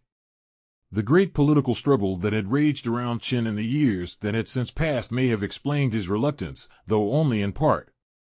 Chu went to this meeting in the belief that he had only to apply for membership in the Communist Party to be accepted. Thus it had been with the Kuomintang, which anyone who applied could join. Chu had expected the same procedure with the Communist Party, after which he was convinced he would step out on a new revolutionary road. Cool and reserved, Chen looked at his visitors, and in particular at Chu, the general with a none too savory reputation. A whole decade of militarism, with all that militarism meant in China, must have flashed through his mind. Why should a general from a far western warlord province wish to join the party of the Chinese poor? Words dried up on Chu Teh's tongue, and the cloud of despair that previously shrouded him returned and enveloped him. A man could join the Communist Party, Chen Tusu told him, provided he adopted the workers' cause as his own and was prepared to give his life to it. For a man like Chu Teh, this required long, steady, and sincere application. Chu listened in depressed silence. He had knocked on the door of the future, and it had refused to open to him. Those were terrible days, General Chu remarked, miserably. I was hopeless and confused. One of my feet remained in the old order, and the other could find no place in the new. At the time, Shanghai was filled with refugees from Yunnan province who could find no work and had no means of living. Each day they asked me for money and would not believe that I had not made a great fortune. I explained, but they did not believe. Each day they besieged me. I felt like a criminal. In early September 1922, Chu and his friend boarded the French liner Algiers and set their faces toward foreign lands in search of the secret of their country's liberation. Chapter 14. There was nothing of the tourist in General Chu's description of his ocean voyage through South Asia to Marseilles, nor of his later trips through France and Germany. Sitting across from me, his head down, his hands clasped on the little table between us, he often seemed but half conscious of his surroundings. His voice was filled with awe and touched with great loneliness as he recalled the limitless ocean that rolled and heaved as it clung to the earth, rolling through infinity. First came the ports of Nanyang, the lands of the South Seas to which millions of Chinese had emigrated to seek their fortunes, to work in mines, on the great plantations, or do other hard labor in the sultry heat which few white men and often not even the native peoples would do. These were the British and Dutch colonies which he had envisaged as lands little short of paradise. With his friend he went ashore in eagerness and returned hours later in confused hopelessness. These were half-Chinese lands where, the same as in Shanghai, his countrymen and the native inhabitants lived in humble poverty and squalor in the shadow of great buildings, palatial homes, and bridges built by their hands. After that he saw no more Chinese, and loneliness ate at his heart. India was dark and turgid, gaunt of body and with great eyes filled with torment, with palaces on the hills and squalid hovels in dank alleyways. Then came the black men of Africa, heaving and lifting in nakedness for their white masters. Egypt was a skeleton with pus-filled eyes against a background of cold and arrogant luxury. Chu Teh's voice was low and far away. Everywhere I saw a dark world of suffering. China was not the most miserable land on earth, it was one of many. The problems of the poor and subjected are the same everywhere. After we landed in France, I saw that Europe was not a paradise of modern science as I had thought. French workers were better dressed and better fed than Chinese, yet they were haunted men, and the French government was a marketplace where officials bargained and bought and sold. We tramped the streets of France from morning till late at night, and we visited the battlefields of the Great European War. France was one of the victors, yet everyone talked of the miseries of the war, and maimed veterans, widows and orphans moved like broken shadows against a background of past greatness. The Great European War for the redivision of the world sent 3 dynasties crashing in ruins and inflicted mortal wounds on the victors, yet even then I believed that the capitalist system would benefit China. In the home of a Chinese merchant where the two friends found lodging, they heard of a group of Chinese students who had just organized a branch of the Chinese Communist Party. Chu questioned his host eagerly.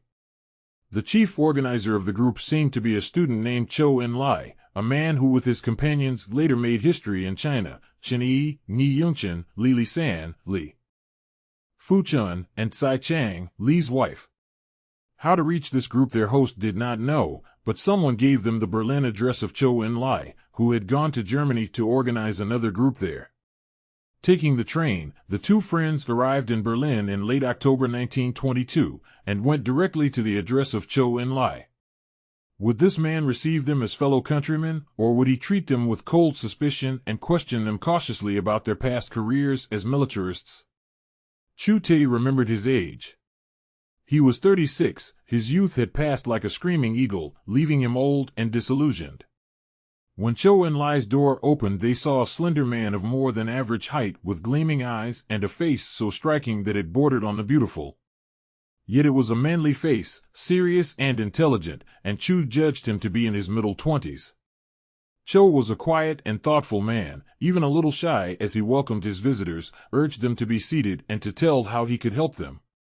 Ignoring the chair offered him, Chu Teh stood squarely before this youth more than 10 years his junior and in a level voice told him who he was, what he had done in the past, how he had fled from Yunnan, given up opium smoking, talked with Sun Yat-sen, been repulsed by Chen Tu-su in Shanghai, and had come to Europe to find a new way of life for himself and a new revolutionary road for China. He wanted to join the Chinese Communist Party group in Berlin. He would study and work hard. He would do anything he was asked to do but return to his old life, which had turned to ashes beneath his feet. As he talked, Cho En-lai stood facing him, his head a little to one side as was his habit, listening intently until the story was told, and then questioning him. When both visitors had told their stories, Cho smiled a little, said he would help them find rooms, and arrange for them to join the Berlin Communist Group as candidates until their application had been sent to China and an answer received. When the reply came a few months later, they were enrolled as full members, but Chu's membership was kept a secret from outsiders. General Chu explained this procedure as necessary because, as a general in the Yunnan army, he had been one of the earliest Kuomintang members and he might be sent back to Yunnan by the Communist Party at some future date. Though not publicly known as a communist, General Chu said that he broke all connections with his past and with the old society in every way, so that a heavy burden seemed to fall from my shoulders. There were hundreds of Chinese students in Germany at the time, most of them rich men's sons with whom he might have associated in the past. Such men he now avoided, and he spent his time studying hungrily, avidly, with young men many of whom were almost young enough to be his sons. The Berlin group of the Chinese Communist Party devoted itself almost exclusively to study. Apart from the regular university studies which its members pursued, they held 3 evening discussion meetings a week where they studied and discussed the problems of the Chinese Revolution in the light of Marxism-Leninism. Chu Teh sat as a humble candidate in these meetings. When they were finished, he studied with the help of one of his young comrades. Together they read and discussed such Marxist literature as had been translated into Chinese, the Communist Manifesto and the ABC of Communism. But they devoted most time to the Xiangtu, or Guide, the official theoretical organ of the Communist Party in China, which published study material on the history of the Chinese Revolution and its problems. In the light of such material, the group analyzed past revolutionary struggles in China, and Chu Teh began analyzing his own past life and activities. At the same time, he began the study of the German language to qualify for entrance to some German university. Time was a wolf pack at his heels, and he studied doggedly, humbly, driving himself relentlessly and cursing his slowness in learning the German language, which had no earthly connection with Chinese. Perhaps he was too old, he told himself. Perhaps it was because so many years had passed since he sat on a school bench, or was it that he had been a military man for so long? He was used to an active physical life, and it was a torment to sit over books for endless hours, as Chinese students, accustomed to study, could do. He had come to Europe to study not only books, though books were the accumulated thought, if not always the wisdom, of ages. He had also come to study European civilization, which included the industrial and cultural institutions which had made it strong enough to conquer his own and other countries. The only way to do this was to go out and study it as best he could. His manner of doing this was strikingly similar to the methodical manner in which he had once studied the classics. First he bought a map of Berlin and translated every street and institution marked on it into Chinese. Unable to speak enough German to ask directions, he decided to walk through the streets and visit every museum, school, art gallery, every beer hall and restaurant, and every factory that would admit him. He would go to the opera and attend concerts. He would visit the Reichstag and he would go through the parks, and he would try to visit the homes of the people to see how they were furnished and how the people lived. He would even go to the churches and see how they differed from Chinese temples. He would pore over his books till his eyes ached and then go on his quest, generally alone but sometimes with his newfound friend, Teng Yinda, a brilliant young Chinese intellectual who later became one of the most noted Chinese revolutionary leaders and who died a martyr's death. Tang would walk with him for an afternoon or an evening, then drop out, unable to endure his ceaseless tramping. When friends asked him where Chu Teh was, he would reply, "Somewhere in the city. Yesterday it was an art museum, the day before the war museum, last night a concert." A concert, he sits there listening to the noise made by some fellow named Beethoven. He likes it. He says he's going to hear everything the man ever wrote. Another student once remarked, "He dragged me to the opera. I went to sleep. He asked me afterwards how I liked it. I said I liked the sandwiches between the acts, and he lectured me all the way home. Of course I like the songs at the mass meetings in the sports palace, but the rest of this German music sounds just like one big noise." The concerts and the opera at first sounded like just one big noise to Chu Teh also, but he caught first melodies and motives and then the patterns of creative imagination that ran through the whole. He never understood the whole composition, yet he would sink to sleep at night with a vast symphony of sound like the dawn of creation, the marching of armies, or the chaotic strivings of man, sounding through his dreams. Arising from his studies he would, day by day and night after night, go on his explorations, tramping endlessly. In the Berlin War Museum he studied weapons of wars of the past and banners captured by the German armies in battle. Before these banners he once drew up suddenly with a shock. Before him was a banner captured by the German troops in China during the Boxer Rebellion. How long he stood staring before this banner he did not know, but a phantom army of soldiers began swarming through his mind, and again, as in Shanghai, Nanking, and Peking, he was a general leading them in battle, slaying China's enemies and driving them into the sea. For days afterwards, as he tramped the streets, the phantom armies returned, obsessing him. Under his command they threw up barricades in the streets of Berlin, and some of them were, strangely, German soldiers who fought side by side with their shadowy Chinese comrades. And always he was victorious and his enemies vanquished. Again General Chu shook his head as if to get rid of the phantoms as he said, "My mind seemed to think only in military terms." There came a time when he thought he knew every street, every building, every institution of value in Berlin. He had visited many workers' homes, and many homes of intellectuals also. He had visited the great parks and forests about the city, had prowled through the palace and grounds of Potsdam. He had visited a camp of the communist youth where boys and girls sat in long orderly lines and asked him carefully formulated questions about China, many of which he found difficult to answer. Then came the great factories, which he visited with letters of introduction from the Chinese consulate, factories that astounded and confused him by their complexities and implications. And then he began extending his explorations to other cities. With letters of introduction from the consulate, he visited factories, mines, and other institutions in cities near Berlin and then farther and farther away. After I knew Berlin like the palm of my hand, and after I began visiting other cities and industrial establishments, General Chu said, I began to lose my old belief that capitalism could save China. It seemed to me that if a highly organized industrial country like Germany, with a skilled, disciplined, literate and organized working class, could be defeated in war as Germany had been, then it would be foolish for China to follow in its footsteps. I remember a week that I spent in Kassel, where I saw railway locomotives created from the pig iron stage to the finished locomotive rolling out on the tracks. That made a deeper impression on me than all the cultural institutions I saw in Germany. Before leaving Germany for years later, Chu Teh had visited almost every major city in Germany, visited the chief industrial institutions, and tramped along the Rhine and through the Harz and Bavarian mountains. Every weekend and every holiday or vacation found him plodding on the road, his pockets filled with maps and with notebooks in which he methodically recorded his observations. When he finally finished, he had a trunk filled with notebooks, maps, and guidebooks about Germany. He left Berlin in early 1923 and enrolled in the political science faculty of Göttingen University, where large numbers of Chinese students were studying and where the communist branch was the strongest.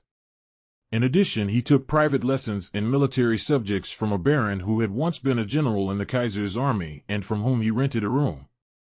General Chu's lips curled with scorn as he recalled this nobleman who insisted that he be paid for both lessons and rent in Chinese currency. These were the years of inflation, and who haggled with him for hours before settling for $2 a lesson.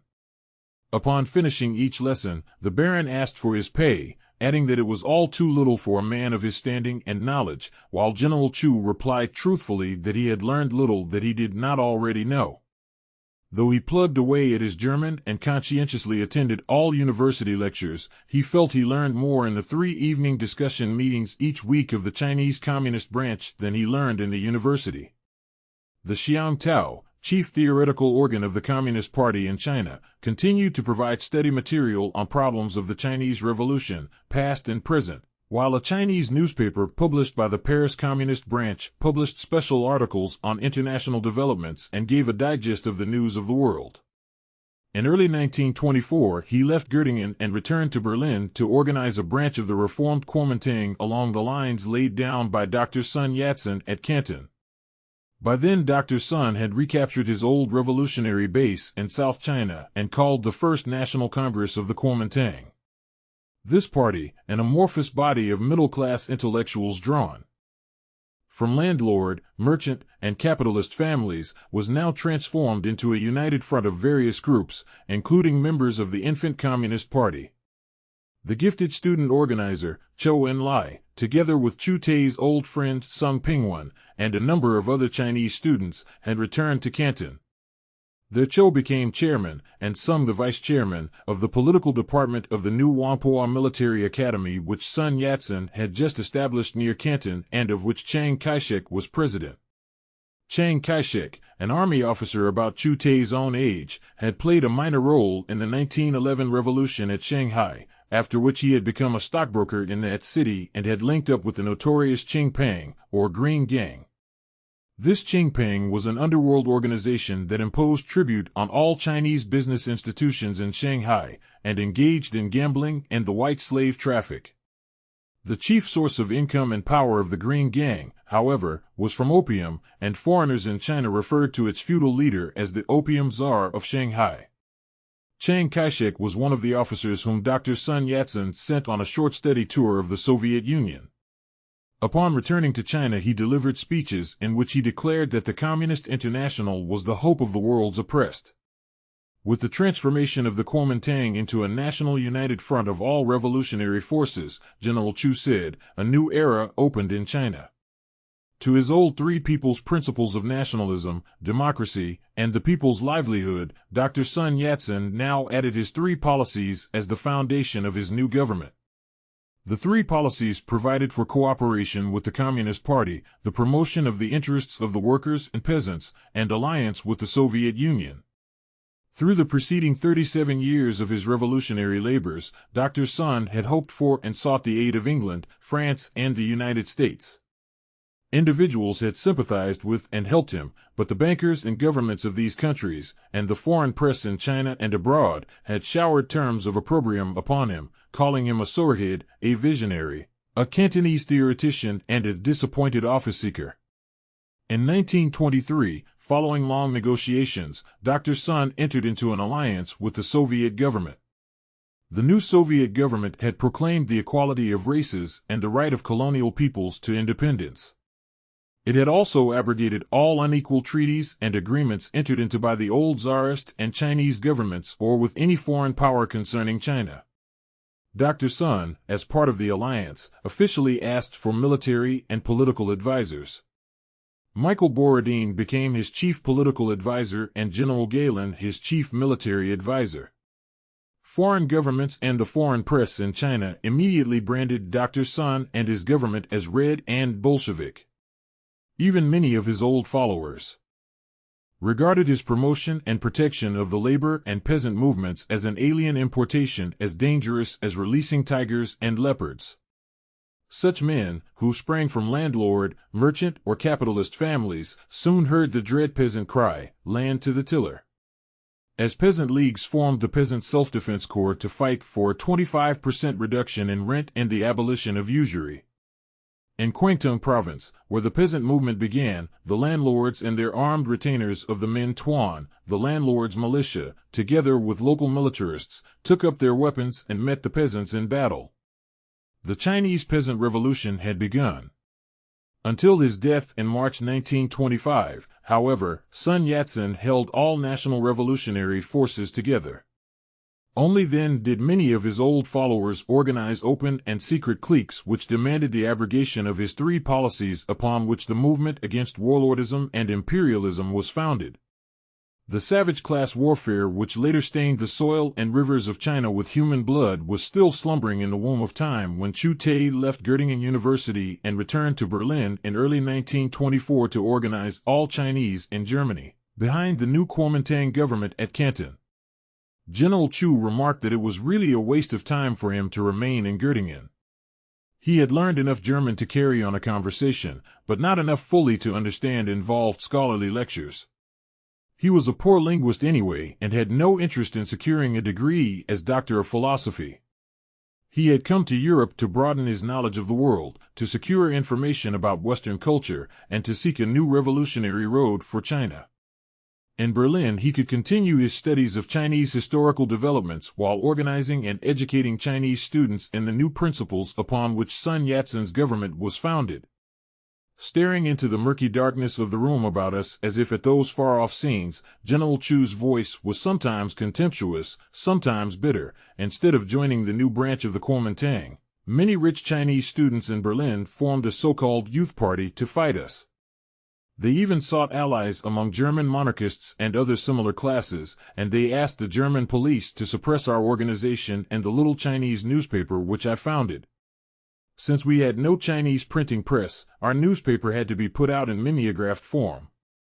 I was everything on the paper from business manager to office boy and porter. I took charge of the articles, operated the mimeograph machine, addressed wrappers, licked stamps, and carried the paper to the post office to be mailed. Everywhere my comrades and I went, we were followed by German detectives. We learned interesting things about those detectives. They were colonial experts, Germans who had once lived in Tsingtao, and they spoke the Chinese language. German imperialists were seeping into the Weimar Republic and dreaming of the day when they would again take possession of the Tsingtao naval base and former German possessions in China. They had entered the police, and our own countrymen used them against us. I learned my first serious lessons in the class war in Germany when Chinese united with German imperialists against us. We have an ancient saying, the deer does not walk with the tiger. While organizing men into the Kuomintang and doing all the necessary humble work to bring out the little Chinese newspaper, General Chu found time to speak in meetings of German workers, and from these activities he went on to broader fields, attending conferences of an international nature. He was twice arrested while attending conferences to protest the terror against the revolutionary movement in Bulgaria. When first arrested by the German police, he was released by demand of the Chinese embassy, but was kept in jail for 2 days when arrested the second time. The police kept me in jail for 2 days while they tried to find some law under which to hold me. Finding none, they turned me loose, but after that I was never free from detectives, colonial experts who spoke Chinese. During these black inflation years, rich German speculators filled the restaurants and cafes while poor men died in the streets. We allowed no event in China to pass unnoticed. We called a meeting of Chinese when the Peking government signed the new Sino-Soviet agreement of May 1924, when the American ambassador in Peking tried to prevent Carlson, the Soviet ambassador, from taking possession of the old Tsarist legation, and when all the foreign imperialists engaged in acts of violence to prevent Chinese-Soviet friendship. I remember the British and American writers who campaigned against the Yellow Peril of China and denounced the Soviet Union as the enemy within the gates of the white world because it advocated the freedom and independence of China, and when they called the Canton Revolutionary Government a gang of Bolshevik anarchists whose members practiced free love and stirred up the Chinese people. Then came the disastrous death of Dr. Sun Yat-sen in Peking on March 12, 1925. Gloom shrouded Chinese revolutionaries in every part of the world. In Berlin, Chu and his comrades called a memorial meeting and put out a special pamphlet in both Chinese and German in which they recounted Dr. Sun's 40 years of heartbreaking struggle for the liberation of China. The pamphlet contained Dr. Sun's last will and testament and his final letter of friendship to the Soviet Union. In his last will and testament he exhorted his successors to ally themselves in a common struggle with those peoples of the world who treat us on a footing of equality so that they may cooperate with us in our struggle. And in his final letter to the Soviet Union he wrote, "Dear comrades, I am going to part with you now. I wish to express my hope that the Soviet Union will find in a strong and free China a friend and ally. In the fight for the liberation of all oppressed nations throughout the world, these two allies will march toward victory hand in hand. Such a day is not far off." Not only foreign imperialists, but many Chinese rejoiced at Sun Yat-sen's death, General Chu remarked in a heavy voice, but at the memorial meeting in Berlin many men wept. For 40 years he had dominated the Chinese Revolution, and now that his resolute hand was removed from the wheel of national life, people felt orphaned, lost, alone. Old and new leaders alike aspired for the position he had held, but none were of his stature, none possessed his selflessness, while the younger men were without the prestige which he commanded. And no sooner was he dead than cliques within the Kuomintang began gathering in dark secrecy to distort or wreck the revolutionary structure which he had built. His Chinese enemies in Germany became more courageous and renewed their attacks on his followers. As General Chu talked of such struggles, I, who had also lived in Berlin during that same period but had known nothing of his existence, recalled one of many Chinese meetings rent with conflict. This particular meeting of perhaps 500 people, including Germans, Indians, and Chinese, had been called by the local Kuomintang of which General Chu had been one of the chief leaders. A group of conservative Chinese students sat in a small, tight block, heckling and catcalling as a Chinese student spoke. Just who the man was I did not know, but suddenly a middle-aged Chinese in a foreign business suit strode fiercely down the aisle toward the group of hecklers. Without uttering a word, this man reached out, grabbed a heckler by the collar, practically lifted him into the aisle, and fiercely forced him toward the door at the back. Kicking the door open with one foot, he tossed the heckler outside as if he were a sack of potatoes. Turning, the man again strode down the aisle, this time followed by 3 or 4 Chinese students, and again he reached out and grabbed a heckler and half lifted him toward the door while the students following him did the same with others. Man after man was hurled out of the hall until there was no heckler left, except one persistent woman, who continued to squall at the speaker on the platform. While the audience watched in breathless silence, the middle-aged man again strode down the aisle, reached out and dragged the woman from her seat, hustled her unceremoniously to the door, and tossed her out with her men colleagues. The whole incident, which had taken little more than 10 minutes, had been carried out with military precision. The middle-aged man then took up a command post in the rear of the hall while his student lieutenants distributed themselves at other strategic positions. After telling General Chu of this scene, which I had personally witnessed, I asked, "Did you take part in that incident? Were you that middle-aged man?" "Perhaps," he grinned. "We had many such meetings. The reactionaries always tried to break them up and we always tossed them out. But things changed after we received news of the May 30th massacre in Shanghai. That was in 1925 when the British police shot into a parade of workers and students who were protesting at the killing of a Chinese worker in a Japanese factory. This massacre was too much even for many conservative Chinese, and they joined in a vast German mass meeting at the Sports Palace in Berlin. The mighty boycott movement against everything British began in China. Martial law lay over the foreign concessions, foreign Marines landed at Shanghai, foreign businessmen organized and armed themselves into volunteer corps, and white Russian regiments in the foreign concessions were turned loose on our people. While the workers of America, Britain, and the continent supported the Chinese revolutionary struggle, their ruling classes called for the suppression of the forces of anarchy and discord in China. The American Senate, however, rocked with debate when Senator William Borah announced that the American people would like to see the rights and interests of China respected and extraterritoriality abolished. And when American business interests in China violently objected to such sentiments, Senator Borah threatened to expose them if they continued their pernicious conduct. The anti-British boycott was complete in South China, and Chinese workers in British Hong Kong began leaving the colony for the mainland by the thousands. Then came June 23, when British and French troops on the island of Chemin at Canton fired point-blank into a parade of men, women, and children who were marching along an avenue across from the island. 52 people were killed outright and 117 wounded. Immediately, all workers of Hong Kong went into action. Chinese seamen left all British ships, factory workers walked out, servants left all foreign homes, and for the next 16 months the great port bastion of British imperialism lay in its own dust. Tens of thousands of Chinese workers poured into Canton, where thousands entered the new Revolutionary Army while other thousands either became the armed guards of the Canton government or patrolled the entire Kwangtung coastline to prevent British goods from being smuggled into the country. Up and down the coast, up and down the Yangtze River Valley, the British began killing Chinese, a few here, a few there, and each killing hardened the Chinese and tightened the anti-British boycott. Class lines vanished, and even the Peking warlord government, which had again changed hands, gave tacit support to the boycott in that ancient capital. In Germany, General Chu and his comrades, together with the German working class, organized 10 gigantic meetings within 2 months. Similar demonstrations were held in France, England, Holland, and the United States.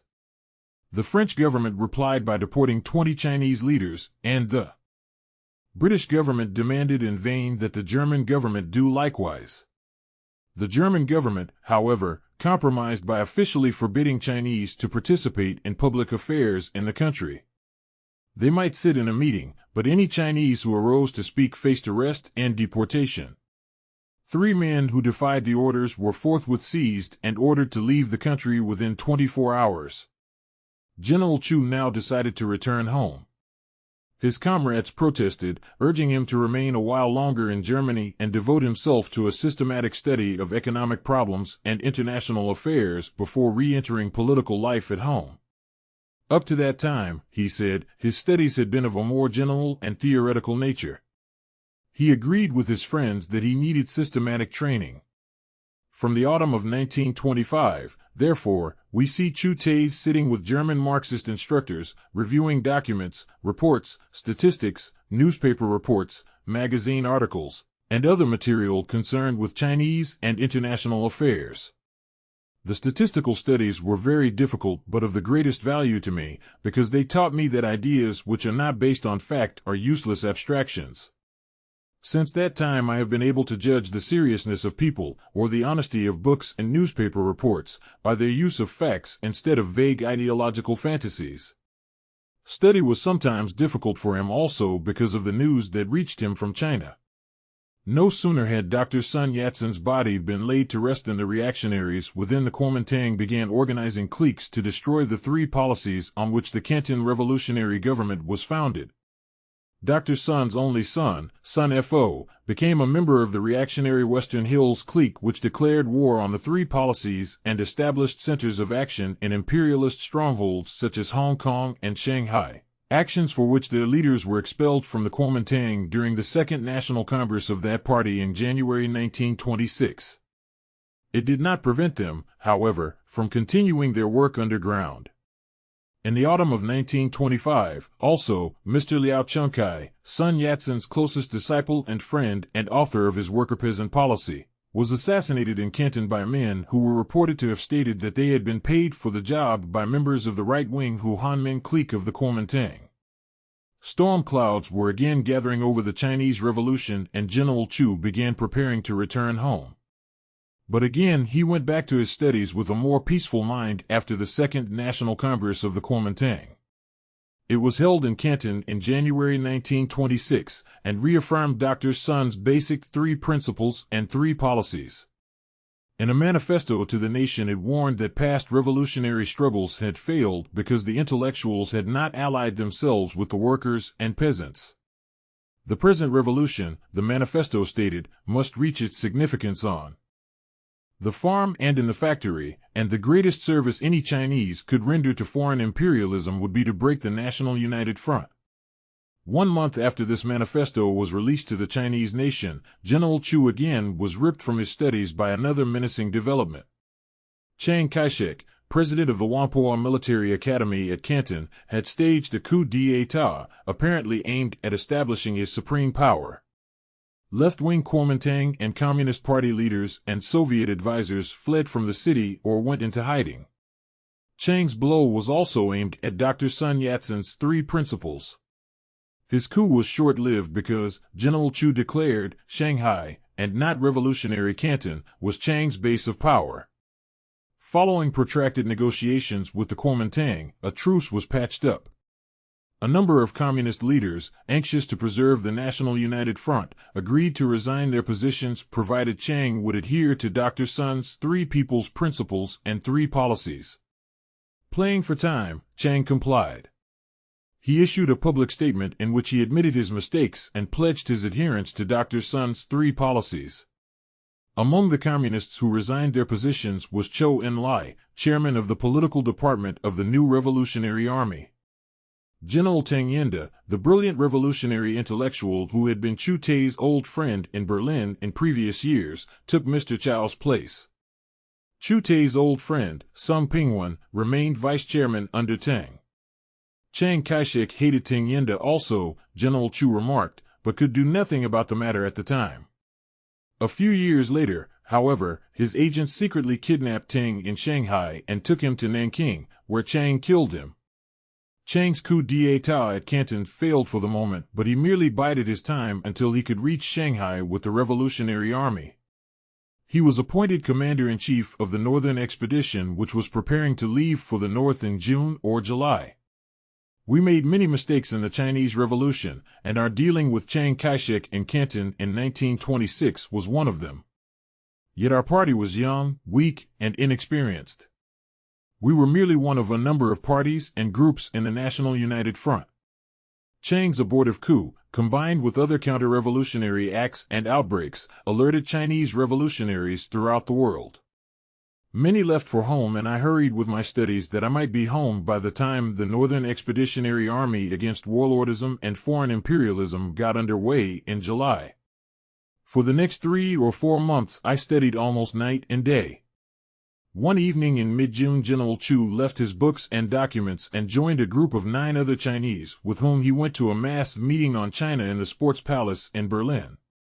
By a special decree of the German government, no Chinese could take part in such a meeting, but there was nothing to hinder them from sitting in an audience and listening to what was said. After the meeting, when they were leaving the hall, Chu Teh's group was suddenly surrounded by police, arrested and driven off in a Black Maria to Alexanderplatz police jail, where they were locked up for 10 days while the authorities tried to find some law under which to hold them. I had been arrested twice before, but each time released, General Chu said, smiling a little. This new arrest did not worry me.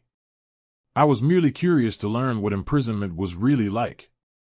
The jail was calm and peaceful, and since I had been working very hard for months, I used the time to catch up on sleep. Each morning a guard entered my little cell and placed a tin cup of thin coffee and a chunk of black bread on the table. After eating it, I exercised, sang a few songs to pass the time, and went back to sleep. At noon and at night the guard again entered and placed a plate of black beans and a chunk of black bread on the table and withdrew. So it went for 10 days, when we were all brought to court, asked to show our passports and answer a few simple questions. The police judge then informed us that we were troublemakers and that we were ordered to get out of Germany within 24 hours. The Chinese ambassador intervened and got the orders of expulsion lifted from 8 of our group, but not against myself and another comrade. We too had been arrested before and were suspected of having had a hand in preparing the big mass meeting. Of course, all of us had had a hand in it. The Chinese ambassador, however, told us that the British government had secretly demanded that we be expelled from Germany, and the German government complied. I was already prepared to leave for China, and I had just enough money left to buy a third-class railway ticket to Shanghai by way of the Soviet Union. My comrade, also ordered to leave Germany, went home by way of France, while I took my 3 trunks of books, maps, and documents and set sail from Stettin for Leningrad. As his boat nosed its way through the Baltic, General Chu paced the deck and tried to summarize his experiences in the preceding 4 years. He was a very different man from the one who had left China in 1922. Though worried about the counter-revolutionary outbursts in China, he was now totally free of the pessimism and confused despair that had once held him a prisoner. He felt that he had learned a lot about Germany and, through his associates and studies, about other Western countries. Above all, his years of studies with Chinese communists in Germany had given him an explanation of why past Chinese revolutions had been aborted and how the present revolution could be saved. The alliance of the revolutionary intellectuals with the masses of workers and peasants was the key to China's future victory. Basic in his new knowledge, he said, was the great law of the movement of history as defined by Engels and according to which all political, religious, philosophic or other ideological struggles are expressions of the struggle of social classes. This knowledge of the law of the movement of history, combined with my other studies and experiences, gave me the key of understanding to Chinese history, both past and present, he declared. Not only General Chu Teh, but other Chinese from every part of the world were winging their anxious way homeward to take part in the decisive struggle against warlordism and imperialist control of their country. Because of the danger signals in China, he was now glad that he had kept his membership in the Communist Party a secret from all but his party comrades, and that he was known generally only as a Kuomintang member. The Canton revolutionary government was trying to neutralize or win over some of the less obnoxious minor warlords, and he felt that he might be of some service with his former military colleagues. In 1922, he remembered, General Yang Sen of Sichuan, once a 1911 revolutionary, had urged him to join his staff. Who could say, perhaps he could now play a political as well as military role in the new revolutionary wave facing China. But this time he would be able to avoid the mistakes which had filled so many years of his earlier life. He was 40 years of age, but felt that he was just beginning his revolutionary career. Book V. On the Great Revolution Chapter 15 in mid-July in 1926, Chu Teh was cautiously making his way through the international settlement of Shanghai toward the adjoining Chinese city of Taipei, where the All-China Labor Federation and the Communist and Kuomintang parties maintained their concealed headquarters. He had already conferred once with Chen Tu-su, Secretary-General of the Communist Party, who had asked him to return for a conference with a group of nationalist, Kuomintang, and Communist Party members in charge of military intelligence. The Southern Revolutionary Army had already left Canton on the northern expedition, and Chu Teh's long connections with the militarists would be of value. As he passed through the streets, Chu speculated on the great changes that had come over China within the past 4 years. The foreigners, once contemptuous of the nationalists, were now filled with fear and hatred. The army of the Canton Revolutionary Government was called Bolshevik hordes and forces of anarchy and discord. Chiang Kai-shek, commander-in-chief of the Northern Expedition, was called a Bolshevik and the instrument of his Russian military advisors. The Chinese press in the international settlement and French concession of Shanghai was rigidly censored, mass meetings or even small gatherings were forbidden, and Chinese homes were being raided and men dragged off to jail. Passing through the streets, Chu smiled a little when he saw British police officers cursing as they scratched nationalist posters off telephone poles.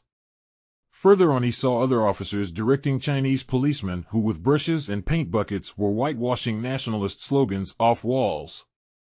Each day the slogans were washed off or painted over, but each morning the walls of the city were decorated with them again. Slogans were chalked on sidewalks, on the windows of business houses, and even on foreign motor cars. For years before, when he left China, the Chinese people had accepted the supremacy of the white man, and poor men cringed when foreigners pushed them off the sidewalk. Now the Chinese walked proudly with squared shoulders and looked the foreigner in the face. Labor unions were still illegal, yet the factory workers were organized, and wages had increased. Each cent of increased wages had cost the lives of men, women, and children. Chinese had died at foreign hands in many cities of China since Chu Teh had left the country, but a new nation had arisen over their dead bodies. And now the final struggle against warlordism and foreign domination seemed at hand. Reaching his destination in Taipei, Chu Teh passed through the front door of one house, went out at the back, walked through another, and finally reached the room where a group of men awaited him. Leaving them later, he returned to the international settlement and began the work assigned him. Some of his old Yunnan friends were still in the city. Seeking them out, he began collecting information about the warlord armies. Some of them introduced him to staff officers of warlord Sun Quanfang in Nanking. He talked for hours with them. The officers had loose tongues when talking with a military man whom they took for one of themselves. The British were supporting General Sun with ammunition and with money to finance his army of mercenaries who fought for nothing but their rice. The general military situation at the time, as explained by General Chu, was like this. The old Peking government was now controlled by the Manchurian warlord, Chiang Tso-lin, a one-time bandit who had become master of his native Manchuria with the help of Japanese imperialism. Shantung province in the north was ruled by General Chiang Tsung-chang, another Japanese running dog, noted for his size and savagery, his wealth and concubines, as well as for the czarist regiments in his army. Chang was a man who received foreign diplomatic officials while in bed with a concubine or with one perched on his knee. A rebel killer, Chang was proud of his 50 concubines of many nationalities.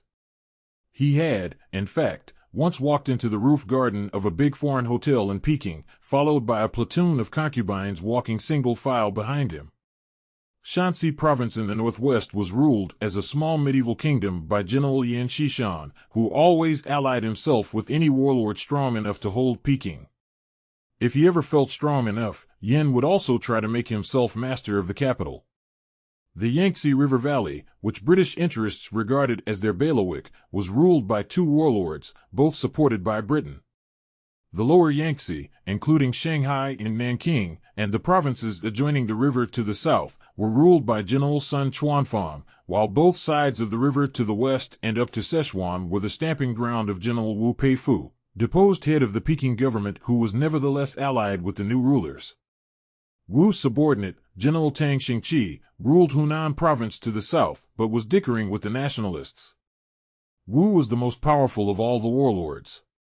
His headquarters was in Wuhan, the triple cities of Hankow, Wuchang, and Hanyang. He therefore controlled the greatest arsenal in China, that in Hanyang. Sichuan province in the west was still held by the two warlords, Lu Xiang and Yang Sen, but Yang had been squeezed out of Chongqing by his ally and now, with an army of about 100,000 men, made his headquarters in Wancheng and fed on all eastern Sichuan.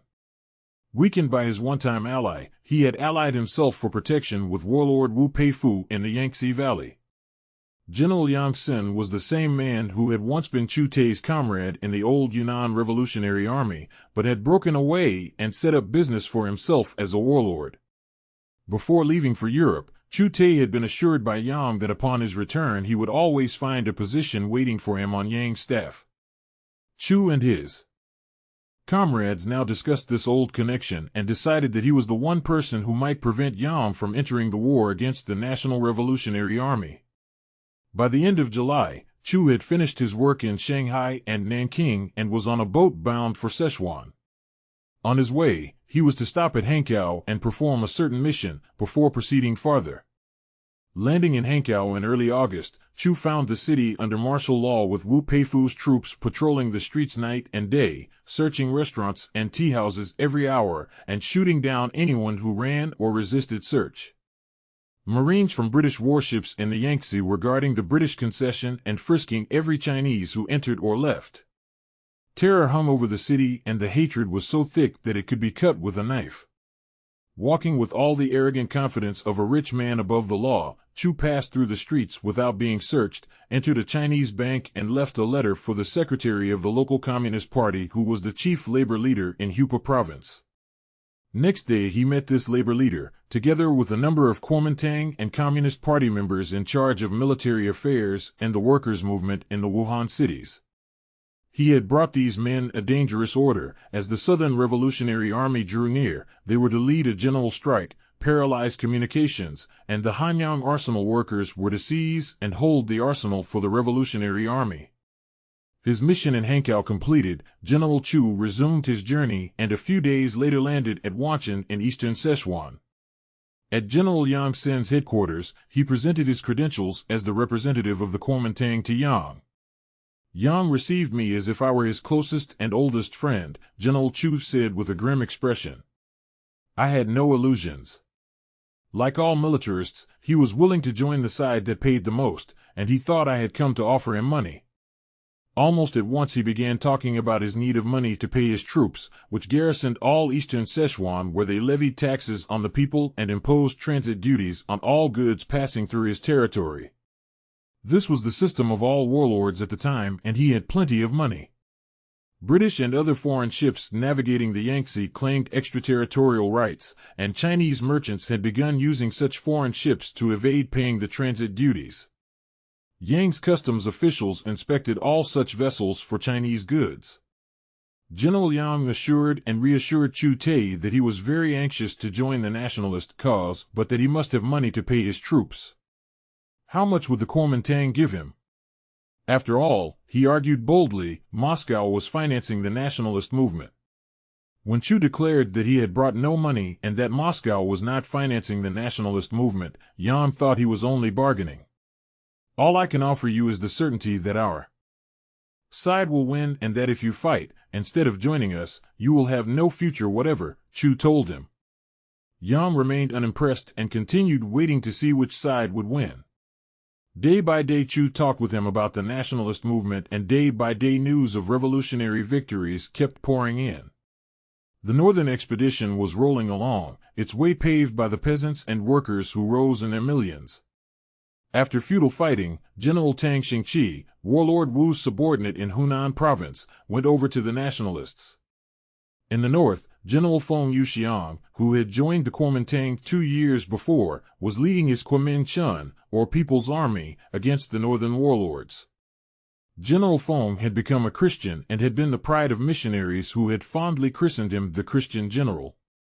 However, after Feng joined the nationalists, the missionaries and other foreigners began referring to him contemptuously as the so-called Christian General. News of the great mass movement in South China worried Yang Xin even more than the defection of local militarists who, he knew, had their own plans. Peasant leagues were spreading like flames across the south, and barefoot peasants with big dirty hands were chasing the landlords to the great cities where the workers struck and chased them up and down the Yangtze. Such things were enough to scare any warlord, for they also were great landowners. Yet Yang Xin did not send troops to support his ally Wu Peifu. In early September came the news of the general strike in Wuhan. The workers arose and fought and died, but the Revolutionary Army crossed the Yangtze, occupied Hankow and Hanyang, and laid siege to the great walled city of Wuchang, which soon fell.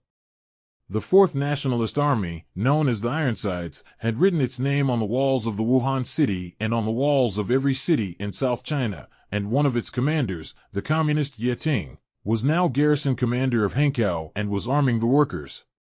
Other names of commanders, both high and low, in the Ironsides, were becoming household words in the homes of workers and peasants, names like Ho Long, Lin Piao, Chen Yi, and Ni Yongchen, and the names of such political leaders as Mao Zedong and Zhou Enlai. Even after the Ironsides took Wuhan, Yang Xin still dickered and wavered, and Chu Teh soon learned the reason. Landlords and industrialists fleeing from Hunan and the Wuhan cities had reached his headquarters with rumors of widespread conflict within the ranks of the Northern Expeditionary Army. Many officers in that army, they told Yang, were themselves landowners or the sons of landowners or members of industrialist families.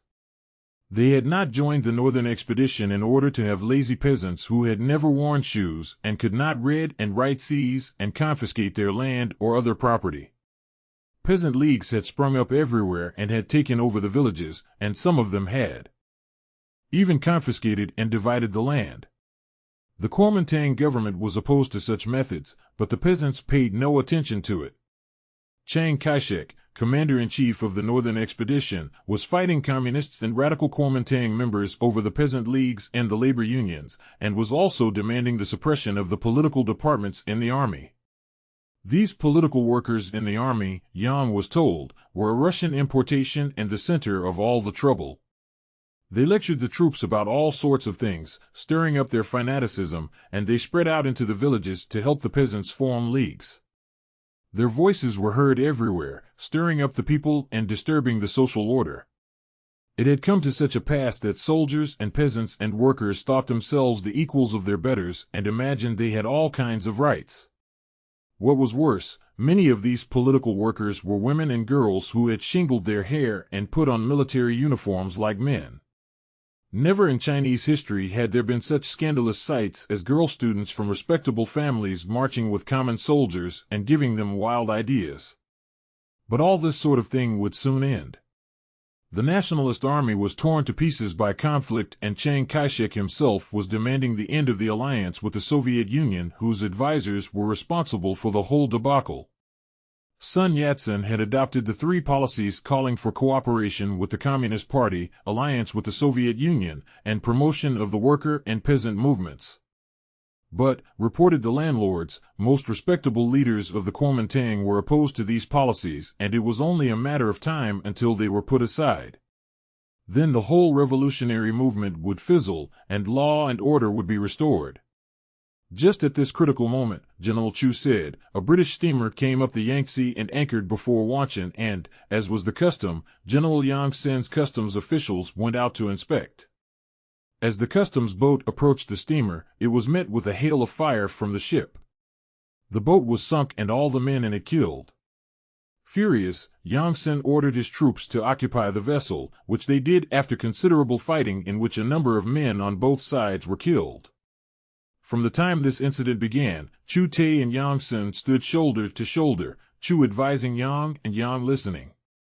Negotiations for a settlement began, but, while they were going on, two British gunboats came up the river and tried to take the steamer by force. When they met resistance, they turned their guns on Wanchan and bombarded the city for 2 hours without pause.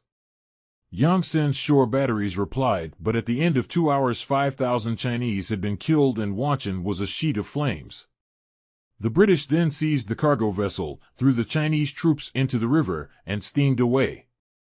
News of the Wanchan incident flamed through all China. The nationalist government issued a blistering proclamation against this new British outrage, people's organizations of every kind did the same, and the Communist Party put out a manifesto recounting British crimes. From his files of historical documents which he had collected and preserved for many years, General Chu brought out the creased sheet of paper on which the Communist Party manifesto was printed, and a part of which read, "The British have tried many previous provocations. Apart from the Shanghai, Hankow, and Canton massacres, at the beginning of the Northern Expedition British troops landed at Wuchao and Quanxi and arrested Chinese engaged in the anti-British boycott. When the Northern Expedition reached Wuhan, British gunboats openly helped Wu Peifu by bombarding our army. On September 4, British gunboats anchored before Canton, arrested Chinese pickets, detained private boats, and by violence moved British goods into the city. The Wanchan bombardment was the fourth act of intervention against China. British imperialism has not only utilized every method to disturb the rear of the Northern Expeditionary Army, but has adopted every means to support the defeated Wu Peifu. They are also supporting Sun Chuanfang by giving him $10 million in cash and 20 million rounds of ammunition to prolong the power of the northern warlords and create internal disturbances. While supporting General Sun, they are also proposing international armed intervention in China. The British Mediterranean Fleet has already arrived in Canton. The manifesto ended with a call to the Chinese people to destroy the very roots of British economic structure in China, and to give united and unwavering support to the Northern Expedition. The one positive result of the Wanchan incident, General Chu said, was that it forced General Yang into the revolutionary camp.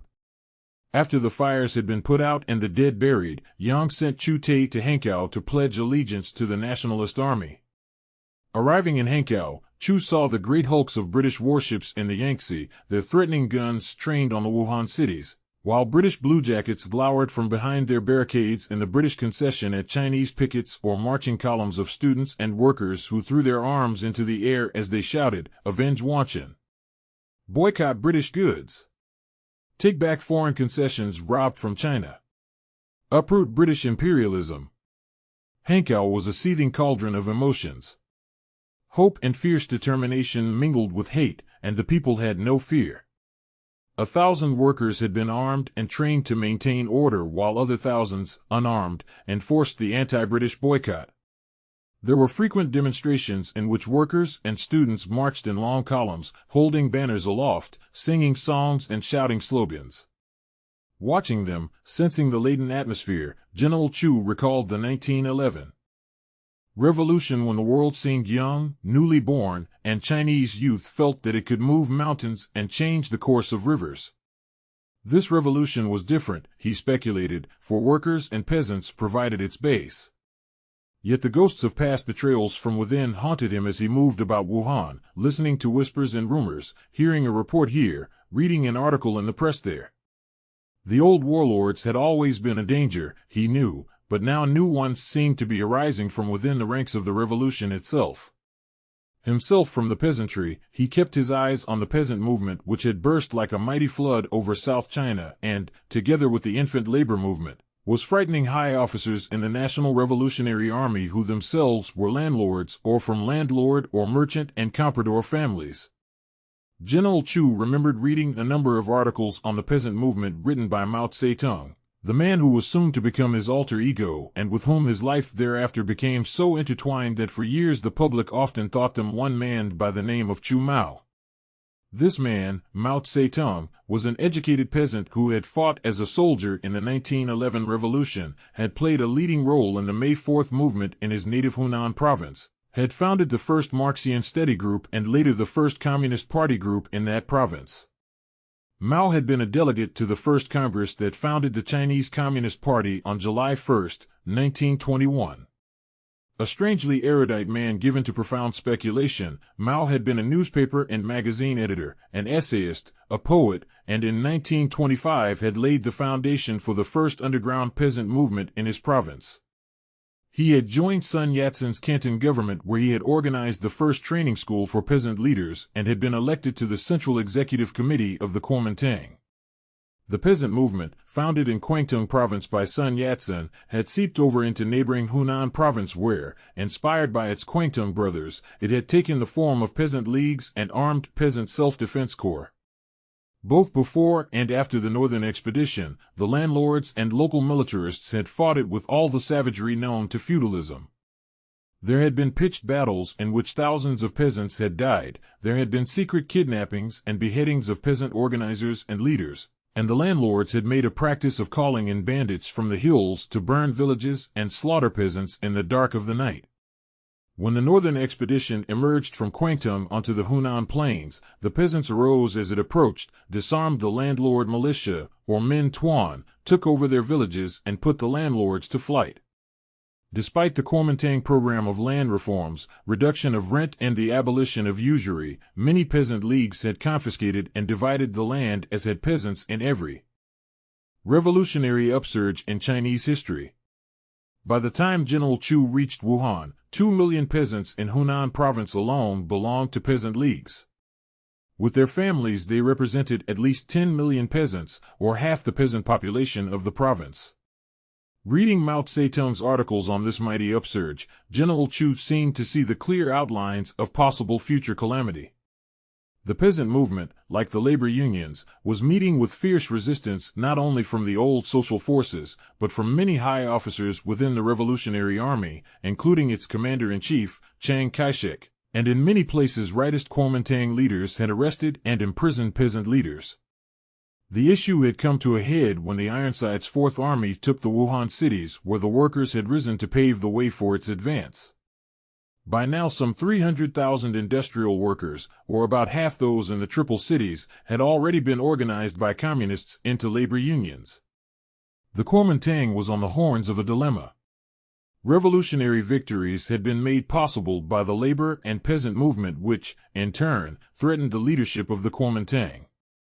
The nationalist government was being moved from Canton to Hankow. The Kuomintang Central Committee which guided the government had already arrived, and its leading members were in secret conference with Chiang Kai-shek who was demanding that the mass movement be held in check, if not disbanded outright. Chiang Kai-shek had many other demands on the Kuomintang. The political department in the army, which was the arm of the Kuomintang civilian power over the military, was a thorn in the side of Chiang and many other generals. Political commissars in the army were something like vice commanders who had the right to approve or disapprove of military orders. The system, introduced by Sun Yat-sen on the advice of his Russian advisors, was designed to prevent the development of militarism which, in the past, had enabled individual generals to use their armies as private property and to become warlords. The staffs of political workers in the ranks of the army had the duty of educating the troops not only in general subjects, but about the program, policies, and goal of the revolution. Political workers also mobilized the peasants and workers to support the northern expedition, thus calling up mighty forces that threatened the feudal social order. Most such political workers both inside and outside the army were communist or left-wing Kuomintang members. Chiang Kai-shek was therefore demanding that the mass movement be disbanded or kept in its place, and that the political department in the army be completely abolished because, General Chu heard, Chiang held that it interfered with military orders. Chiang further maintained that the mass movement, plus the political commissar system, plus the Communist Party, was of Russian origin and was therefore alien to the Chinese national essence. He therefore singled out Michael Borodin, the chief Russian political advisor, as the source of all evil and as his chief enemy. Behind Borodin, he held, hovered the shadow of the Communist International, which he had once hailed as the hope of the oppressed of the world. Neither at that time nor later did Chu Teh ever place much emphasis on the Russian advisors, of whom there were many in the Revolutionary Army attached to the various army headquarters. He had never seen any of them and even later saw only two, and those at a distance when they were with Chiang Kai-shek. It was a period of great internal strife and confusion in which new and old militarists marched and countermarched across the national scene, changing sides time and again or juggling for power. He heard vague reports of conflicts between the Communist International and its representatives in China, and he even heard that Borodin and the leaders of the Communist Party of China, chief of them Chen Tu-su, opposed the policy of the Communist International. A demand had arisen in Wuhan, a demand supported by Chu Teh also, that the workers and peasants be armed to save the revolution from threatened betrayal from within. What the policy of the Communist International was at the time he did not know, but the Chinese communist leaders, supported by Borodin, refused to allow the workers and peasants to be armed lest such an action split the united front with the Kuomintang. They feared that this split might again bring feudalism and imperialism to the top. Regardless of anything the Russian advisors might or might not suggest, General Chu added his voice to the chorus demanding that the masses be armed. In all his talks about this confused period in Chinese history, he concentrated on the land problem and the peasant movement, which he considered basic to the revolutionary struggle. Chu Teh was one of the millions of Chinese who felt that the problems of China could be solved by the Chinese alone. He knew that whatever the Russians might advise, the revolution was not a Russian machination. The 1911 revolution had not been a Russian machination, nor were the 1913 and 1915 revolutionary upsurges, a statement which he sometimes repeated as he continued talking of his life. The Russians, he said, had helped China by giving it a method of struggle. Nor, he declared, did Chiang Kai-shek object to foreign advice or even to foreign interference in Chinese affairs, as his later actions so eloquently proved. His desire was that foreigners intervene on behalf of himself and his class. Arriving in Wuhan in that early winter of 1926, Chu, however, had a specific mission to perform. He had been sent to Sichuan to neutralize General Yang Sen's army or to draw it into the national struggle. He had fulfilled his mission and had now come to pledge the allegiance of that army to the national revolution. He therefore tried to see Chiang Kai-shek, but found that the commander-in-chief was so busy with his own plots that he had no interest in such matters. Chu went to meet his old friend, Teng Yinda, who was chairman of the political directorate of the army, from whom he learned that Chiang was not only demanding the suppression of the mass movement, but was insisting on his own military strategy as against the strategy of the Central Committee of the Kuomintang. The Central Committee of the Kuomintang, together with the chief leaders of the nationalist government, were insisting that the northern expedition continue its northward march until it had conquered and taken over the Peking warlord government. After that, Shanghai, the stronghold of foreign imperialism, would fall to it almost automatically. Chiang insisted that first Shanghai be occupied, after which the northern expedition could continue. Chiang's strategy was a plot, General Chu said. Shanghai was his old stamping ground, the imperialist stronghold where he had once been a stock exchange gambler and where he had joined the underworld Green Gang, whose leaders were enormously wealthy men, traffickers in opium and white slaves and gamblers indulging in every form of racketeering. The Shanghai comprador class were the go-betweens, brokers between foreign and native capital. Often landlords and bureaucrats, such men were intricately linked with foreign imperialism. Through their connections they had become rich merchants, factory owners, bankers, and agents for foreign firms in recruiting indentured workers to man foreign factories. These compradors, together with their foreign masters, plus the Green Gang which served the compradors and foreign imperialism as hatchet men, were the social forces upon which Chiang Kai-shek could depend. Talking with Tang Yenda about these treacherous undercurrents, Chu Teh felt overcome with his old pessimism. From such despairing fears he reached out and clung like a drowning man to the revolutionary social theories which he had studied in Europe. The Chinese people alone could save China, he told himself. The Communist Party was the party of the poor. Although guided by revolutionary theory, it was nevertheless young and inexperienced and was, at the time, intoxicated by easy victories. In the vast human sea of China it had no more than 50,000 members. Still fewer were the members of the Young Communist League, and there had been no time in which to train them. The Communist Party's leaders, he declared with bitterness, were trailing along under the leadership of the Kuomintang merely because the Kuomintang held power, instead of asserting its own leadership on basic revolutionary issues. This right opportunist policy, as he called it, was the work of the party's secretary, Chen Tu-su, who was an intellectual and a brilliant cultural leader but a man with no understanding of the land problem and the agrarian revolution. Chu added that Chen repeatedly defeated Mao Zedong's demands for a broadening and deepening of the agrarian revolution and the arming of the peasants and workers. In the Fifth Congress of the Communist Party held in Wuhan in May 1927, he even refused to allow Mao's agrarian program to come up for discussion. Chu apparently ignored the influence of the Russian advisors on Chen. He resolutely held to his thesis that the Chinese Revolution had to be fought by Chinese on pure Chinese issues. Chu himself was a man of little importance at the time. He had a job to do. Even if he did not believe in the success of this job, he was a man who would never give up unless the ground was washed out from beneath his feet. Tang Yenda not only accepted the allegiance of General Yang Sen's army to the nationalist cause, but ordered Chu to recruit a staff of 30 or 40 political workers and take them back with him to Sichuan to introduce the political commissar system into Yang's army. General Chu left with his political staff just as Chiang Kai-shek, again triumphant over the Kuomintang Central Committee, went downriver to carry out his own plan for occupying Nanking and Shanghai. Arriving in Wanchun, Chu Teh went at once to General Yang's headquarters and presented the official documents that brought the warlord's army into the nationalist fold and that appointed Chu the official Kuomintang delegate, or political commissar. In amazement, Yang looked on Chu's staff of 40 political workers. He was still more amazed to learn that these men were henceforth to educate his commanders and troops in Kuomintang principles. "Where's the money?" he asked Chu when they were alone. He smiled a little when told that there was no money, that the nationalist government was fighting a revolutionary war, and that Yang received enough revenues to care for his own armed forces. Again the long arguments about money began, and again Chu explained the great financial problems of the revolution, adding that he and his staff, like all other members of the nationalist army, received nothing but a minimum maintenance allowance.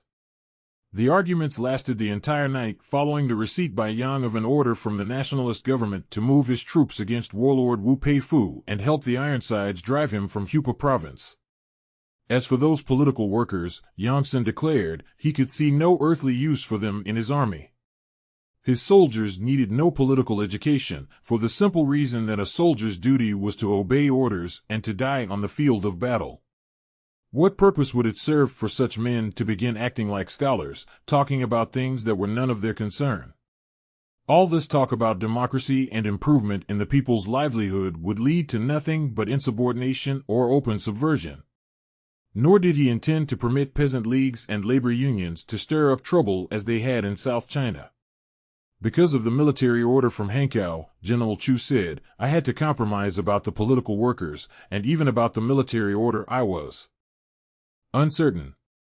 Yang Sen finally agreed to allow my political staff to teach in his military training school where lower commanders were under training, but forbade them to teach anything but nationalism. They could say nothing about the other principles of Sun Yat-sen and nothing about his policies. When I had compromised to this extent, he began to find excuses why he should not move troops and help the Ironsides drive Wu Peifu's mercenaries from Hupa.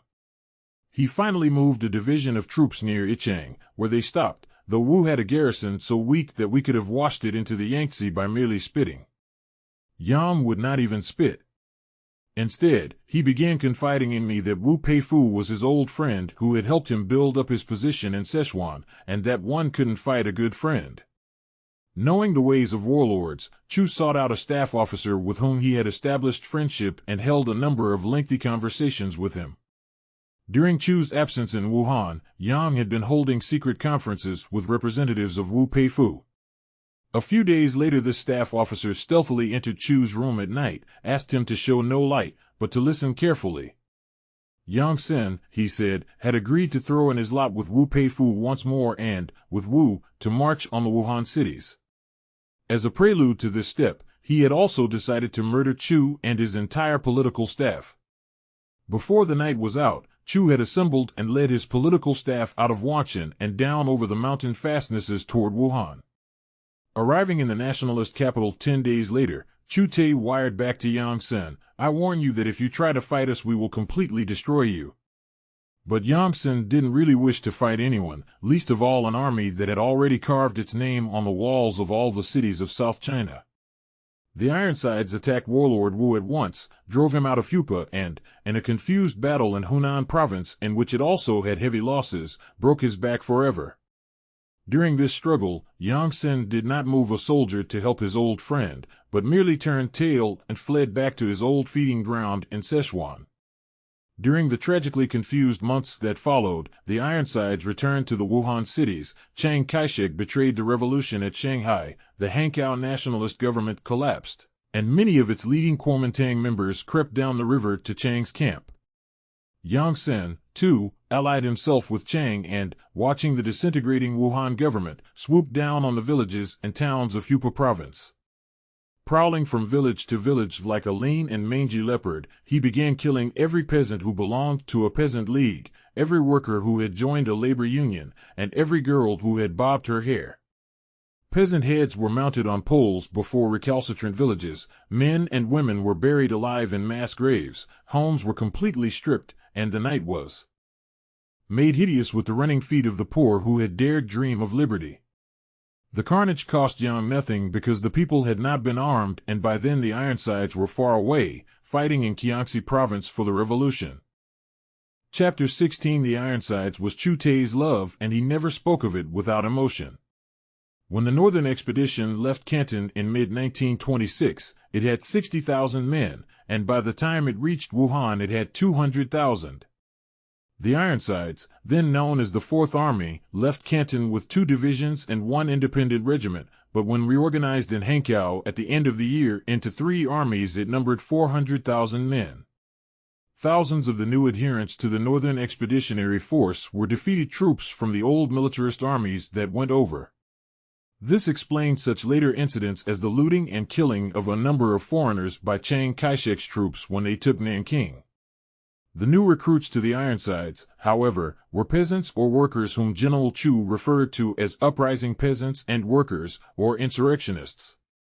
Upon reaching Wuhan, thousands of printers, miners, Hanyang arsenal, and other skilled workers had joined it. The Ironsides was the most class-conscious, best trained and disciplined of all the nationalist armies. Even its original forces, recruited in Canton, were Hong Kong strikers and Canton industrial workers, while most of its officers, its young ones in particular, were communists or communist sympathizers who had been trained in the Whampoa Military Academy. Its political department was staffed almost exclusively with communists. Clad with an armor of political conviction, the Ironsides had shattered all enemies in its way, called on the workers and peasants to rise, and cast confusion and terror among the feudal gentry and the warlords. Its commander-in-chief, General Chiang Fa Kuei, was a follower of the then leftist Kuomintang leader, Wang Qingwei, chairman of the nationalist government after Dr. Sun Yat-sen's death. General Chiang regarded the Ironsides as his personal army to be placed at the disposal of Wang. His communist subordinates regarded themselves as the instruments of nothing less than the revolution itself.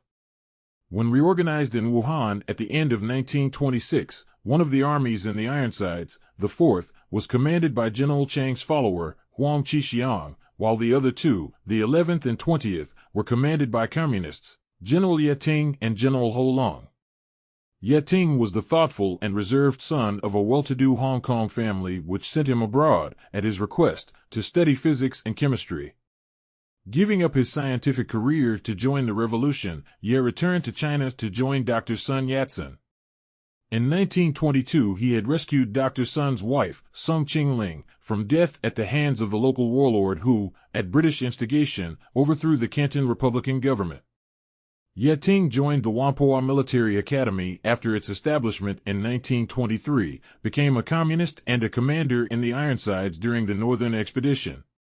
The other communist commander, Ho Long, was even then one of China's most colorful personalities. The very mention of his name always brought a grin to the lips of his friends and comrades. During the warlord years, Ho, a poor and illiterate peasant, seemed to have gained the idea that since almost everyone had become a warlord, he might as well become one himself. His kind of warlordism, however, differed in that he raised an army of poor peasants like himself and chased out the landlords of western Hunan, thereby winning the title of bandit. Most of his family seems to have been born as perpetual motion machines. Even his elder sister, a big-footed woman almost as tall as himself who had been a laborer on the estate of a landlord, commanded a unit of his troops. In the 30s, at the age of 48, she died with a gun in her hands while leading her troops in battle. Ho Long was a member of the ancient peasant secret society, the Ko Lao Hui, and was said to have held its highest title of double-headed dragon. In his youth he looked like a cross between a Taiping rebel and some Central Asian chieftain of ancient times, and every inch of him, even in his 40s, was double-headed dragon. Tall and powerful, he had no fear of man, ghost, or beast, so that landlords packed up and fled if his name was so much as mentioned. Before capturing a place, Ho had the uncomfortable habit of spreading rumors that he was miles away, then knocking on a landlord's door and saying with a grin, "Well, here I am." The legends about him were legion, many of them perfectly true. His troops and friends could sit for hours listening to his humorous and dramatic tales of adventure. As a conqueror of women he was said to have had few peers, and to watch him striding across a field of wheat stubble was like watching the lithe movements of a panther. He paid no attention to military form, and when once asked why he said he had only a regiment of men when he had 30,000, he threw back his head and, roaring with laughter, said, "I can't count." When Dr. Sun Yat-sen founded the Canton Revolutionary Government in 1924, Ho Long placed himself and his army at Sun's command, and immediately applied for membership in the Communist Party, which just as quickly rejected him. A brigade commander in the Ironsides during the Northern Expedition, he was made commander of the 20th Army at the end of 1926. Periodically he applied for membership in the Communist Party, and periodically he was refused until, after his 10th application, the party grew weary and decided that the best way to discipline if not to tame him was to take him in. A few hundred Wuhan workers were incorporated in his army to train his peasant troops politically. While he was in Hankow, he also received a few hundred peasants from the East River region of Kwangtung province who, under the leadership of the famous peasant leader, an intellectual and a landlord's son by the name of Peng Pei, had marched across the continent to join the Ironsides. Peng Pei himself had a name to conjure with. As the first peasant organizer in the East River region, Peng had begun the agrarian revolution by confiscating his own family's estate and dividing it among the peasants, an action which led them to believe him insane. They locked him up in their home, but the young man, inspired by communist ideas, escaped to continue his organizing campaign. It was not until the early 30s that he was finally captured and killed in Shanghai by Chiang Kai-shek. General Chu and his political staff of 40 men fleeing from Yang Sen's army had reached Wuhan just after the Ironsides had been reorganized and was preparing to chase warlord Wu Peifu's mercenaries out of Hupa province. At the time, he said, about 30% of the soldiers in this army were communists, and an all-permeating system of political education was drawing others in. That he had hoped to become a commander in the Ironsides there can be little doubt, but the nationalist government appointed him, instead, as director of a new military training school which his old Yunnan army had just established in Nanchang, capital of Jiangxi province in the middle Yangtze River Valley. The old Yunnan Army, renamed the Third Army, later again renamed the Fifth Route Army by Chiang Kai-shek, was now commanded by General Chu Teh, who still obeyed the Hankow nationalist government but was leaning heavily toward the policies of Chiang Kai-shek. Since this army garrisoned all Jiangxi province and had established its training school at Nanchang, General Chu was ordered by the Hankow government to intensify the political training of the cadets who would be under his command. The 1,300 cadets in the new military school were squad, platoon, and company commanders who, during their 8-month course of study, were to serve as the Nanchang garrison and protect the mass movement against the sabotage of the right-wing Kuomintang. Chu Teh thus automatically became garrison commander of Nanchang. In addition, to unify all security organs, the government also appointed Chu Teh Nanchang's police commissioner. In addition, Chu was also instructed to establish and direct a training school for the 400 men of the Nanchang police force and train them to protect the mass movement. By virtue of his positions, Chu also became a member of the Nanchang Central Committee of the Kuomintang. Since educated cadres, or trained personnel, in the revolutionary movement were too few to meet the national needs, each young Whampoa military cadet assigned to teach in the Nanchang Military Training School had to do the work of 3 men. While teaching in the school, they also had to lecture in both the police training school and in the training school for the peasant movement which the Kuomintang established wherever it took over a region. Of these cadres, Chu Teh said, a number were communists while others were left Kuomintang members. Their duties were to hold the ideological fort of the revolution. The reactionaries in Nanchang were numerically weak but politically powerful because they were high army officers, officials, rich merchants, or industrialists, and of these many were simultaneously landlords.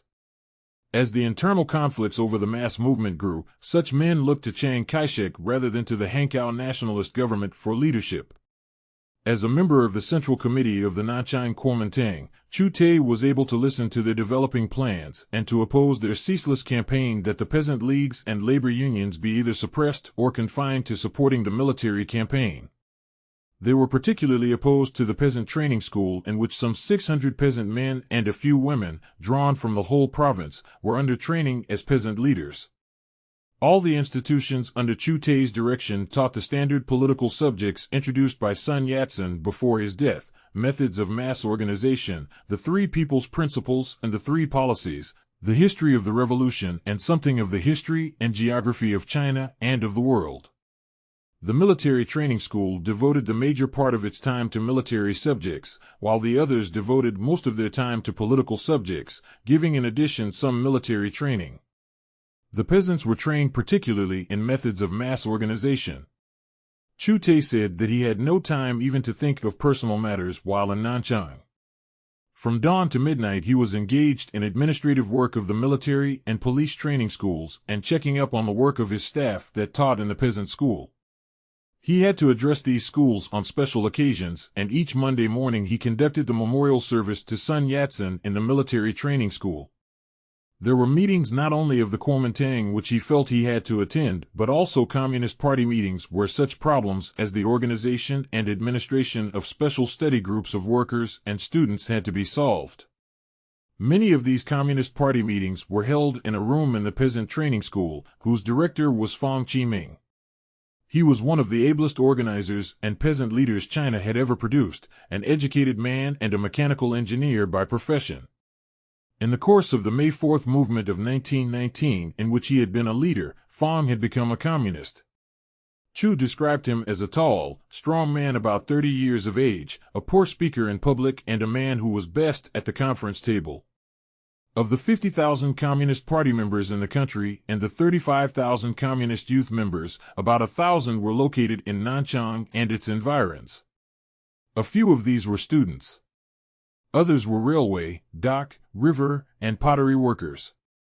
The central theoretical organ of the party remained the old Xiang Tao, or guide, which Chu had first seen in Germany, but now did not always find time to read.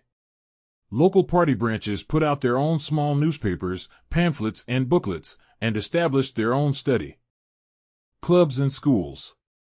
Right-wing Kuomintang elements established secret organizations. In Nanchang they established the Sun Yat-sen Club. Once Dr. Sun was dead, men who had denounced his policies during his lifetime found his name a convenient cover. The rightist Kuomintang Sun Yat-sen Club in Nanchang soon became the secret general staff of the counter-revolution. Its members dared not come out in the open until the early months of 1927, when Chiang Kai-shek, in his march on Nanking and Shanghai, began suppressing peasant leagues and labor unions. The Yunnan Army in Kiangsi soon began doing the same, killing many labor and peasant leaders.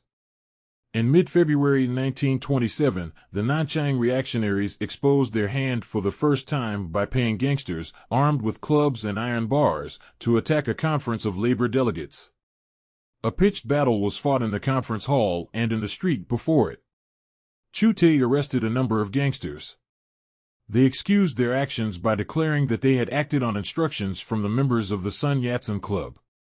1 month after this incident, news came that General Lu Xiang, warlord of Sichuan, had suppressed a revolutionary uprising in South Sichuan in which thousands of progressives had been put to death by the most barbarous methods.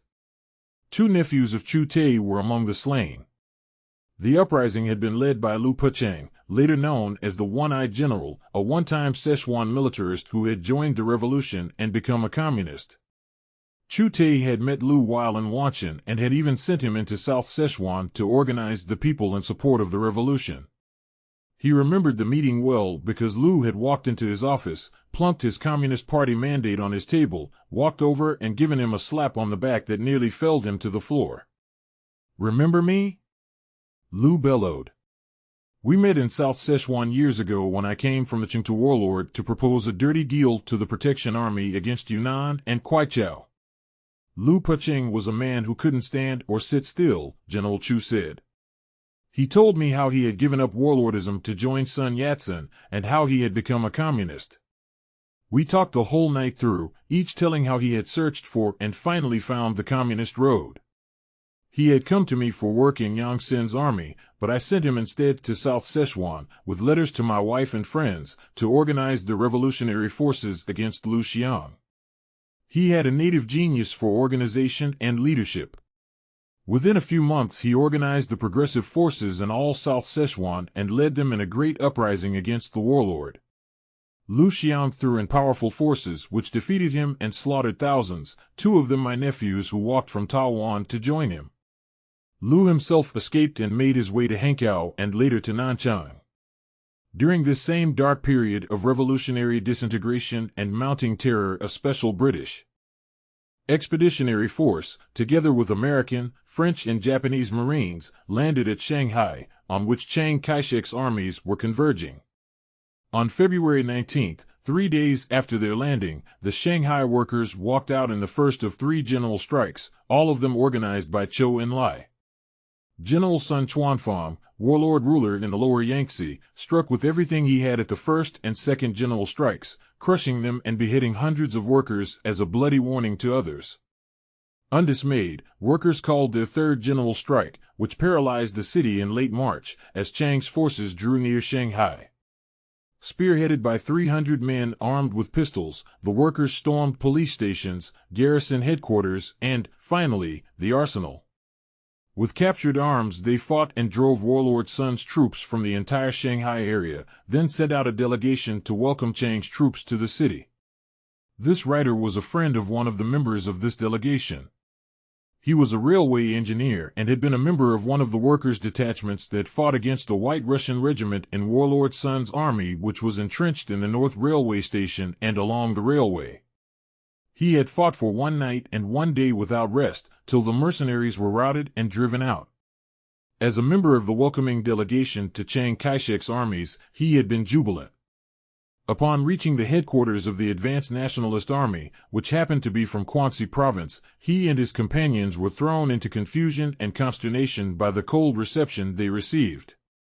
The officers who received us listened to our speech of welcome. They just stared without replying one word, he said. We had heard many rumors about the suppression of the workers' movement in territory occupied by Chiang's army, but we thought individual generals had been responsible for such acts. We thought reactionaries were spreading such rumors to split the united front. We had fought and thousands of our comrades had died, but Chiang's officers treated us like enemies. When we reported back to our Labor Federation headquarters, everyone was afraid, but still we had guns in our hands and didn't think they would do anything against us. 2 days later, on March 24th, another branch of Chiang Kai-shek's force broke into Nanking and chased thousands of enemy troops through the city. As they fled, the enemy troops began looting, and soon Chiang's troops, many of whom had come over from the warlord armies, joined them. In the confusion that followed, the British and Japanese consulates and foreign homes were gutted. 6 foreigners were killed and 12 wounded. British and American gunboats immediately opened up on Nanking, bombarding until the disorder ceased, then sent Marines ashore to escort foreign residents to the gunboats. Hundreds of Chinese were killed in the incident. This Nanking incident, which threatened to unleash international armed intervention, was one of the numerous factors that induced Chiang Kai-shek finally to turn against the revolution.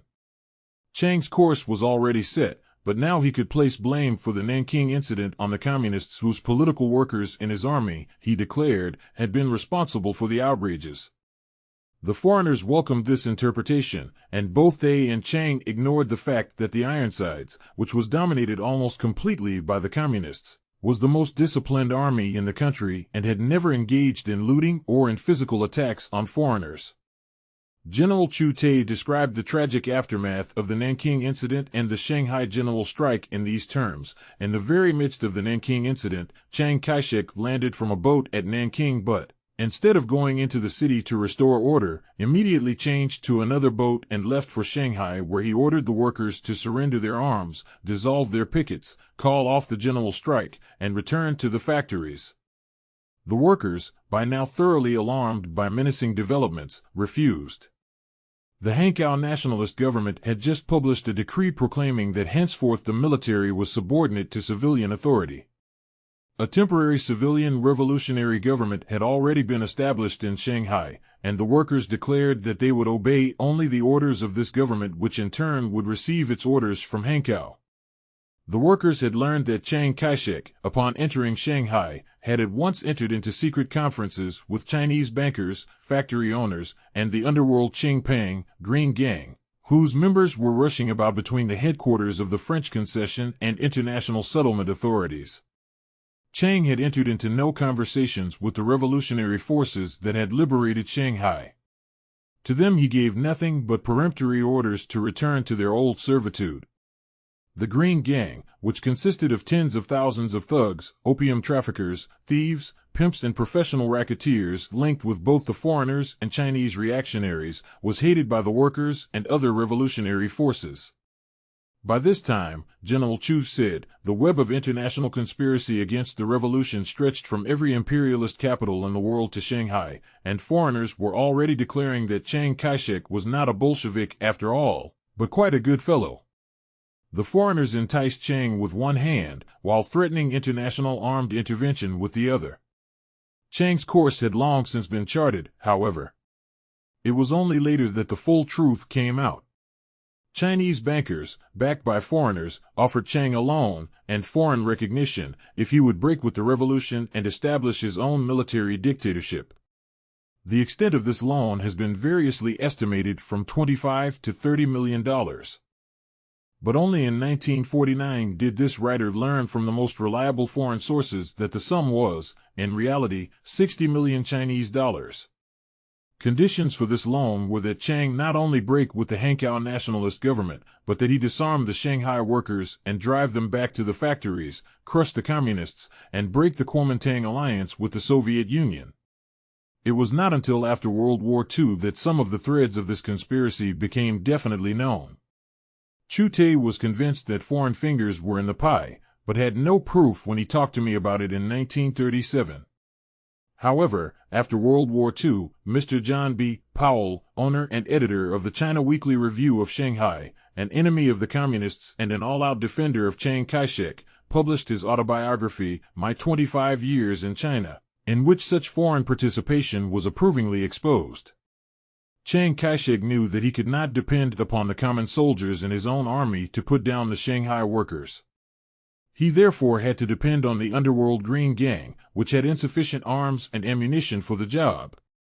Mr. Powell stated that Green Gang leaders, together with the French authorities of the French concession, secured the active help of Mr. Sterling Fessenden, American chairman of the International Settlement. The Green Gang received 5,000 additional rifles, with ammunition, and the right to pass through the International Settlement for an attack on the workers of the native city of Chu Teh, headquarters of the anti-militarist and anti-imperialist movement. The Green Gang was to begin the carnage, after which Chiang's reluctant troops were to be told that the workers were rioting and murdering and that they were to go into action and restore law and order. At midnight on April 12, therefore, thousands of armed gangsters were allowed to pass unmolested through the international settlement into Chu Teh. The foreign troops guarding the great gates that had been thrown up between the international settlement and Chu Teh silently swung their doors open and the carnage began. The first attack was on the headquarters of the Shanghai Federation of Labor, where the chief labor leaders slept. All were murdered. After that, the slaughter extended to every part of Chu Teh, while foreign police and detectives went on manhunts in the foreign concessions and turned their victims over to the gangsters. Under cover of darkness, Chiang's troops were ordered into action to put down the workers' uprising, the rioting and murder, and restore law and order. At the end of 3 days, some 5,000 workers, left-wing Kuomintang and Communist Party members and non-party intellectuals had been slaughtered. Chu Teh's old friend, Sung Pingwan, was among the slain. Zhou Enlai, the organizer of the general strikes, was captured and delivered to a unit of the Guangxi army, which allowed him to escape. When the carnage was over, Chiang Kai-shek appointed the secretary of the chief Green Gang leader as secretary of the new, reorganized Federation of Labor. This same man was thereafter made political director of Chiang's army. Green Gang members, organized into battalions, were then sent out into the countryside and to towns and cities in the lower Yangtze River Valley to repeat their acts of carnage. The Central Committee of the Kuomintang at Hankow expelled Chiang from the party and stripped him of his command, but he merely organized his own Kuomintang, with himself as chairman, and his own military regime at Nanking. He received his loan, but it was 2 years before the imperialist powers granted him further loans, recognition, and sent him advisors to supervise the many departments of his government. The foreigners made him work for his money, and work hard, and would recognize him as China's ruler only after he had proved his sincerity, which meant the complete destruction of the anti-militarist and anti-imperialist revolution. Chiang now became very popular with both the old and new warlords, who began joining his Kuomintang and entering his government. Many left Kuomintang members at Hankow began crawling toward Nanking, some of them pausing in Shanghai to search their souls before taking the final plunge. General Yan Xishan, medieval warlord of Shanxi province, was appointed commander-in-chief of the Northern Revolutionary Army and, later, minister of war in Chiang's regime.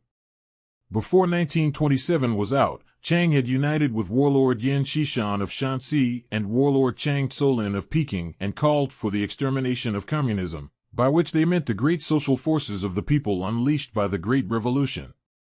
Chang Tsolin of Peking celebrated the new alliance by arresting and killing hundreds of progressives in Peking, including girl students who were accused of indecency because they wore sleeves to their elbows instead of to the wrist. Chu Teh was so staggered by the news of the Shanghai massacre that he could not even think. He had not been surprised when Lu Xiang massacred in Sichuan, he said, but Shanghai was the very heart of the anti-militarist and anti-imperialist movement.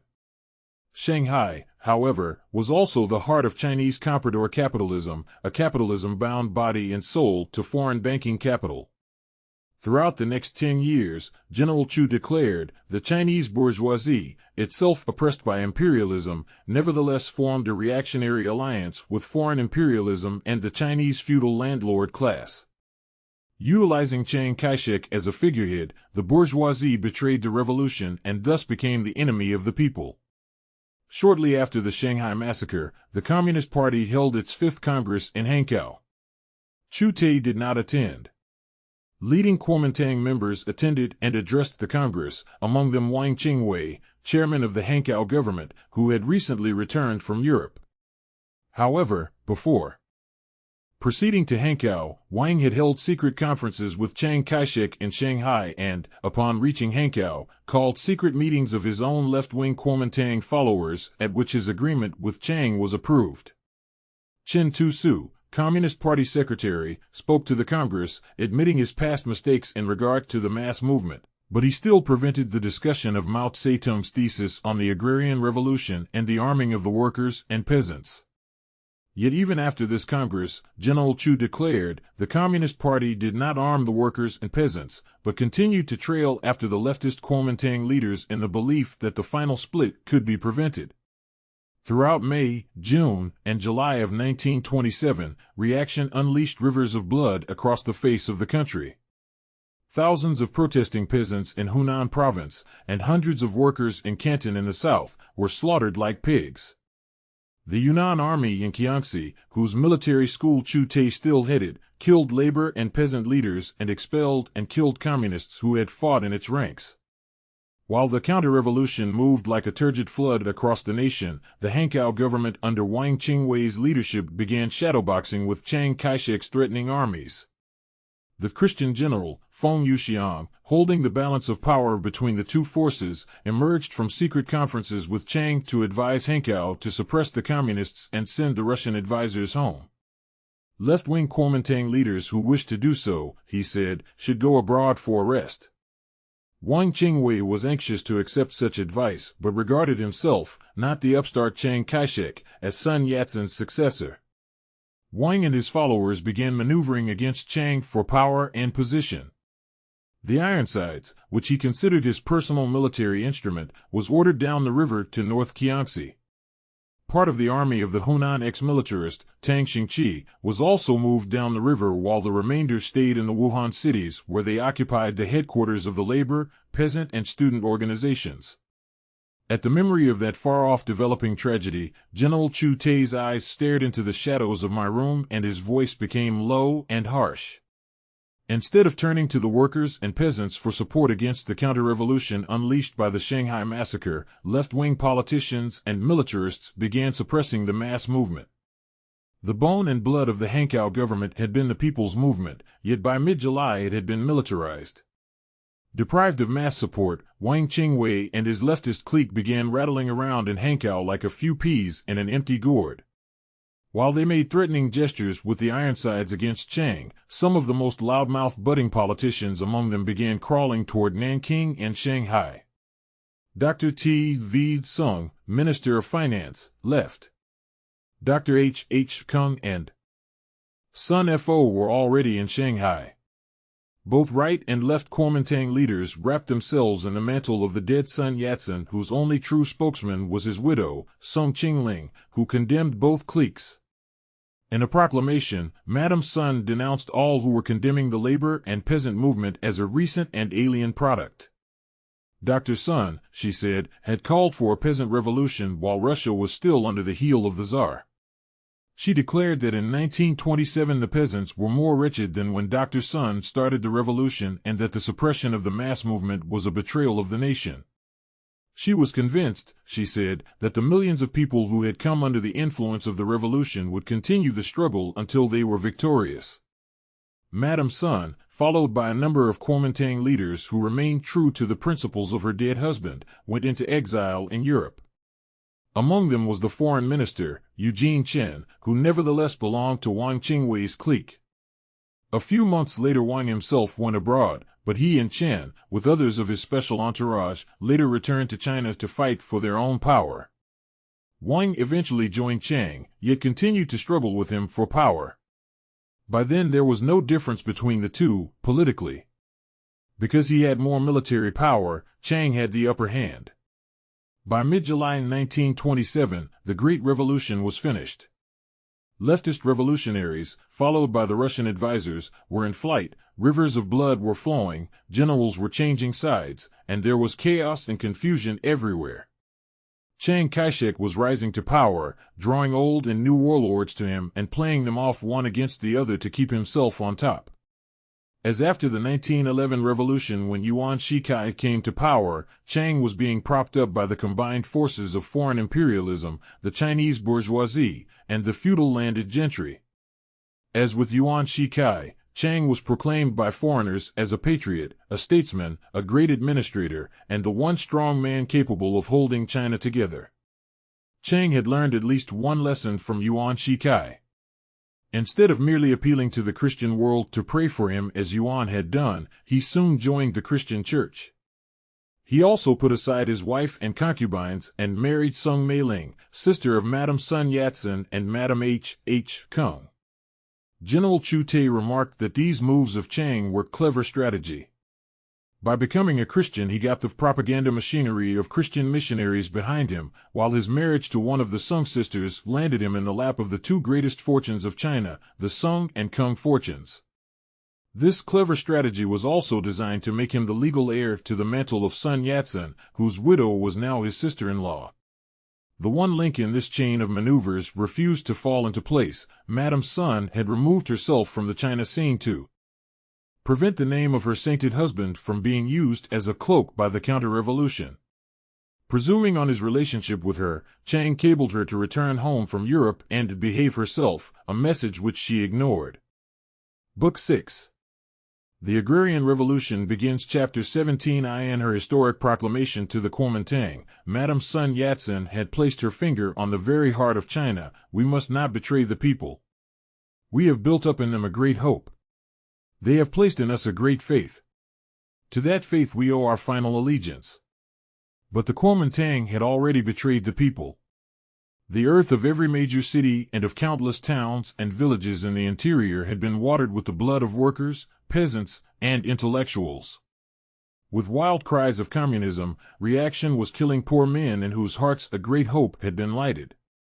And true it was indeed that the Chinese Communist Party inspired, organized, and led such men, for it was the party of the poor.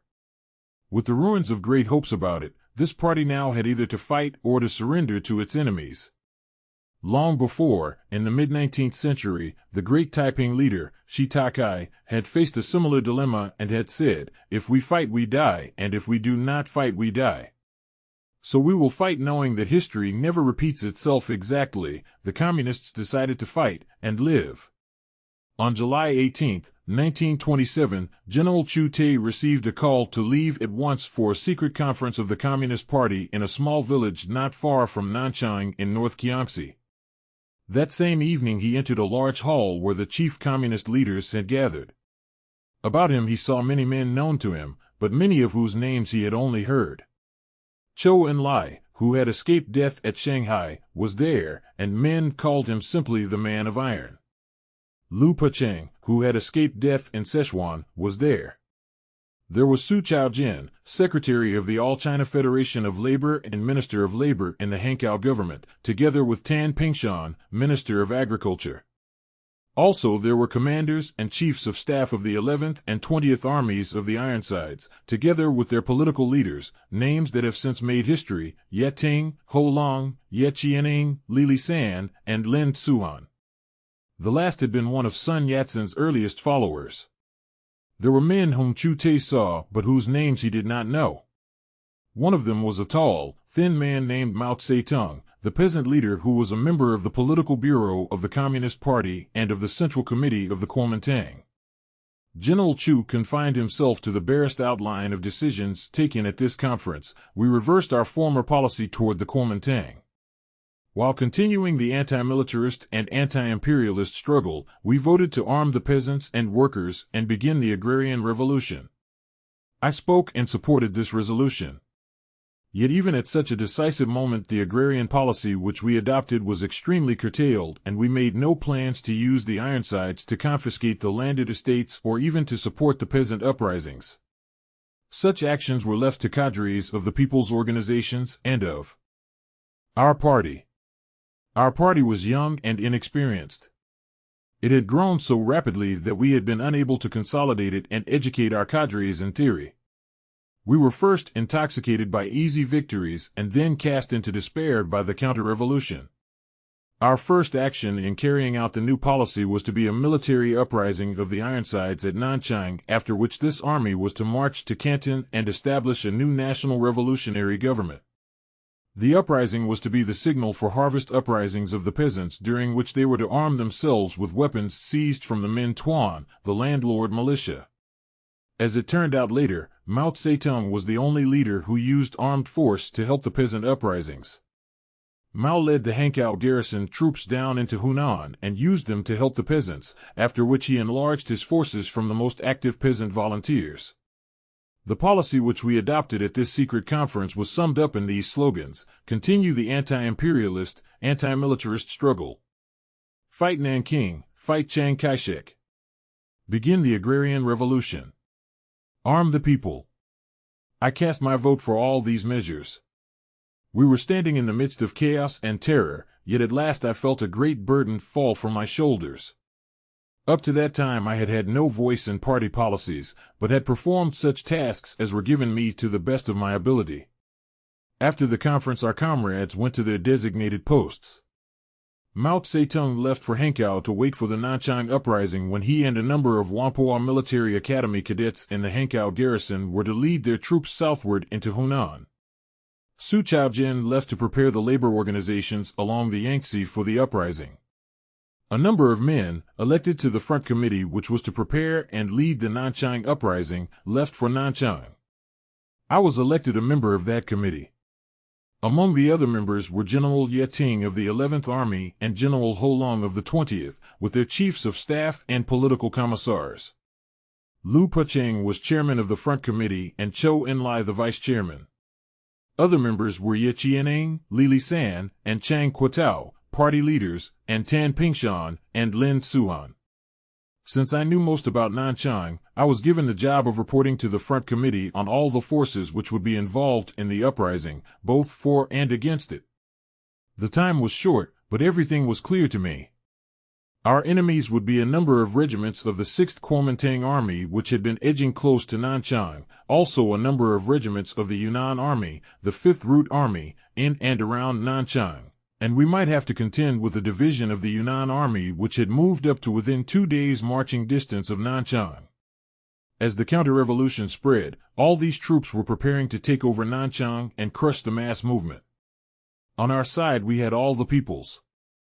Organizations of Nanchang, such as the labor, peasant and student unions, and the peasant training school whose director, Fang Qiming, had also attended the secret conference. Most troops of the Ironsides could be depended on, but not its commander-in-chief, Chang Fa Kuei, or the commander of the 4th Army, Huang Qixiang, both of whom were followers of Wang Qingwei. They were trying to use the Ironsides in a horse trade with Chiang Kai-shek for power. Most troops of the 4th Army were at Kukiang on the Yangtze, where General Chang Fa Kuei had his headquarters. The branch headquarters of the Ironsides was at Nanchang, under control of General Ye Ting, commander of the 11th Army. All of the 11th and 20th Armies were in and around Nanchang, and there was one regiment of the 4th Army along the Kukiang-Nanchang Railway which was prepared to take part in the uprising. We could also depend on the entire police force of Nanchang which, like the military training school, was under my direction. However, even before I left for the secret conference, I had received orders from the Yunnan Army to graduate all the 1,300 cadets of my military school and deliver them to headquarters for distribution among the troops. These cadets had not yet finished their training course, but the commander of the Yunnan Army was preparing to go over to Chiang Kai-shek and was preparing to seize Nanchang. When that time came, he wanted none of these young cadets in the city. Distributed among the troops, they would be helpless. I had been forced to obey this order, and all but 300 cadets had been graduated and distributed. The 300 remaining were ready to take part in the uprising. I tried to reach as many of the others as possible, but failed because the time was too short. On the night of the uprising, Chu Teh, acting on orders of the front committee, gave a big dinner to all officers of the 5th Route and 6th Armies in the city. He invited only officers of and above the rank of regimental commander. Still regarding him as a Yunnan Army officer and a Kuomintang leader, they all came. By 9 that evening the dinner was finished and the guests were just settling down to play mahjong, with which General Chu planned to keep them occupied until midnight, when the uprising was to begin. At that moment the door opened and a battalion commander from Ho Long's 20th Army entered in great excitement. This young commander was a native of Yunnan province, and most of the men in the restaurant were his fellow provincials. Chu Teh's heart sank into his shoes when this young commander announced in a confused voice that he had just received orders to disarm troops of the Yunnan army in his section of the city. As a Yunnan native, he did not know if he should disarm his fellow provincials or not. What should he do? A dead silence settled over the room.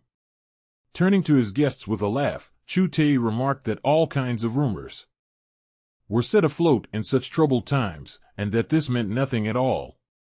Let us continue our mahjong game and not give ear to every whisper carried on the breeze. Scraping back his chair, a general arose and said, "It may be a rumor, yet I have already heard that there will be trouble this night. Let every man return to his post." Everyone was now on his feet and preparing to leave.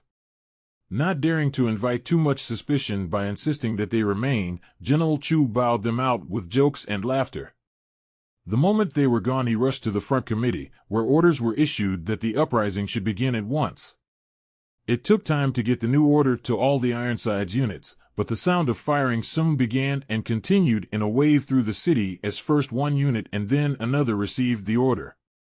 Chu Teh and his comrades worked throughout the night, and by daybreak the city was in the hands of the Ironsides. It was hours before more distant villages were taken.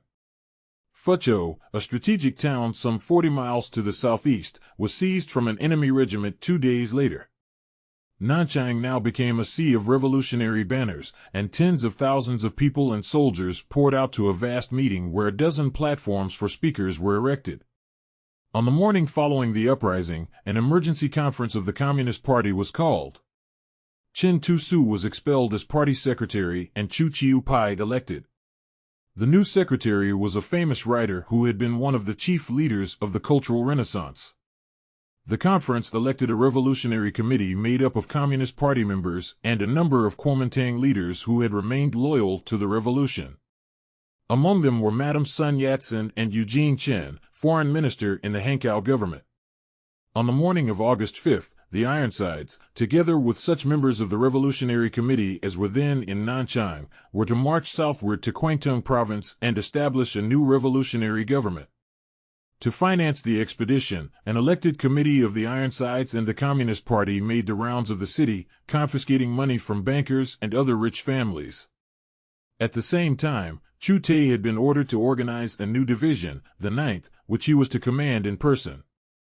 His 300 military cadets, the entire Nanchang police force of 400 men, and a few score workers and students were drawn into this division, but nearly all the rifles captured in the uprising had already been taken by workers and peasants. The 600 men and women of the peasant training school had loaded boats with rifles and ammunition and, covering them with straw, had pushed off downstream to their native districts in the province to begin the organization and arming of peasants.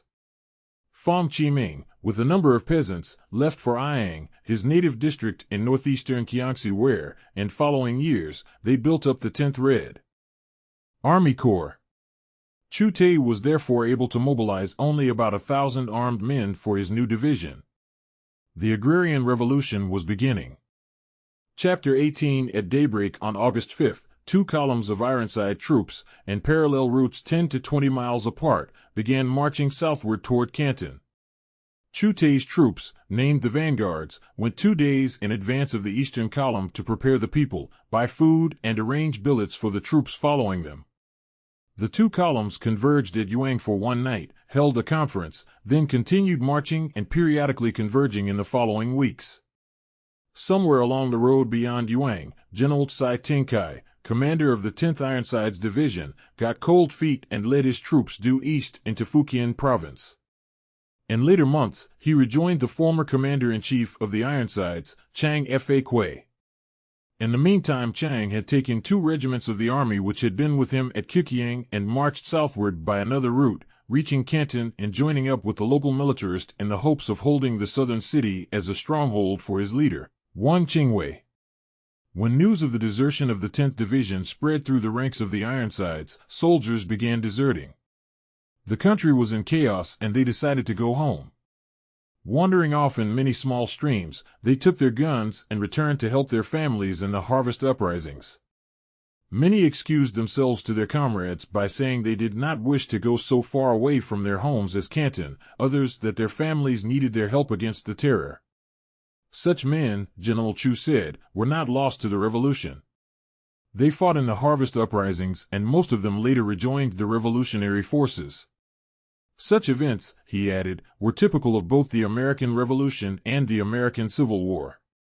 The Nanchang Uprising had so disorganized their enemies that the Ironsides met no resistance until they reached the extreme southern part of Kiangsi. The landlords, who knew nothing of it, even came out and drove hard bargains with Chu Teh's vanguards for grain. I also had time to study peasant conditions, General Chu said. Kiangsi peasants were as heavily oppressed as those of my native province, but even more destitute, hopeless, and fatalistic. Most of Kiangsi is mountainous, and the crops are poor.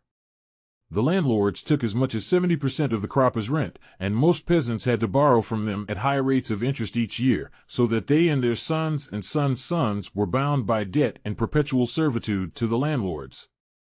The peasants were so poor that they sopped up every drop of fat in cooking pans and could afford to buy only a handful of salt at a time. They would dissolve a pinch of salt in a bowl of water and dip their bits of vegetables in it when they ate. They were gaunt, half-naked, and illiterate, and lived in dark, unsanitary hovels in villages surrounded by high mud walls which had only one gate. Xiqing district was typical of many others. Most of this district was owned by the Lei family, two of whose men were Kuomintang army officers. One was a general with his own local army. The family had a big town house and also a big country home inside an ancient mountain fortress in which they stored their grain, money, and other wealth. Serf tenants cultivated their land, and they also had hundreds of land laborers who were virtual slaves working for nothing but poor food and shelter and such old clothing as the Lei family discarded. Approaching the town of Jukin in South Kiangsi in late August, Chu Teh's vanguards finally ran into patrols of two Kuomintang divisions based on Weichang some 30 miles farther south. From the point of contact to Weichang, the Ironsides fought for 4 days and nights. It was their first battle of the agrarian revolution and a fierce one ending in victory, but when a reckoning was made it had cost hundreds of dead and around 1,000 wounded. Chu Teh lost 300 of his vanguards. Unable to carry so many wounded over the high mountain ranges through which they had planned to march, the Ironsides turned due east toward the walled city of Tingchao in the mountains of western Fujian province. The revolutionaries of Tingchao, who had distinguished themselves during the Great Revolution, could be depended on to care for and shelter the wounded. Among them was a Christian family, some of whose members were trained medical workers and one of whose sons, Dr. Nelson Fu, was on the staff of the British Baptist Hospital in Tingchao. General Chu's voice, which constantly changed according to the nature of the story he was telling, now became tender and was even touched with wonder. Dr. Nelson Fu and the British doctors in that foreign hospital took charge of our wounded men. The seriously wounded were taken into the hospital, the less serious in the homes of the people, while the lightly wounded went on with us. The Ironsides were now in a territory every inch of which was known to Peng Pei, the peasant leader from the East River regions of Kwangtung province a few miles to the south. Peng Pei was the same man who, at the end of 1926, had led hundreds of militant peasants across the continent to join the Ironsides at Hankow.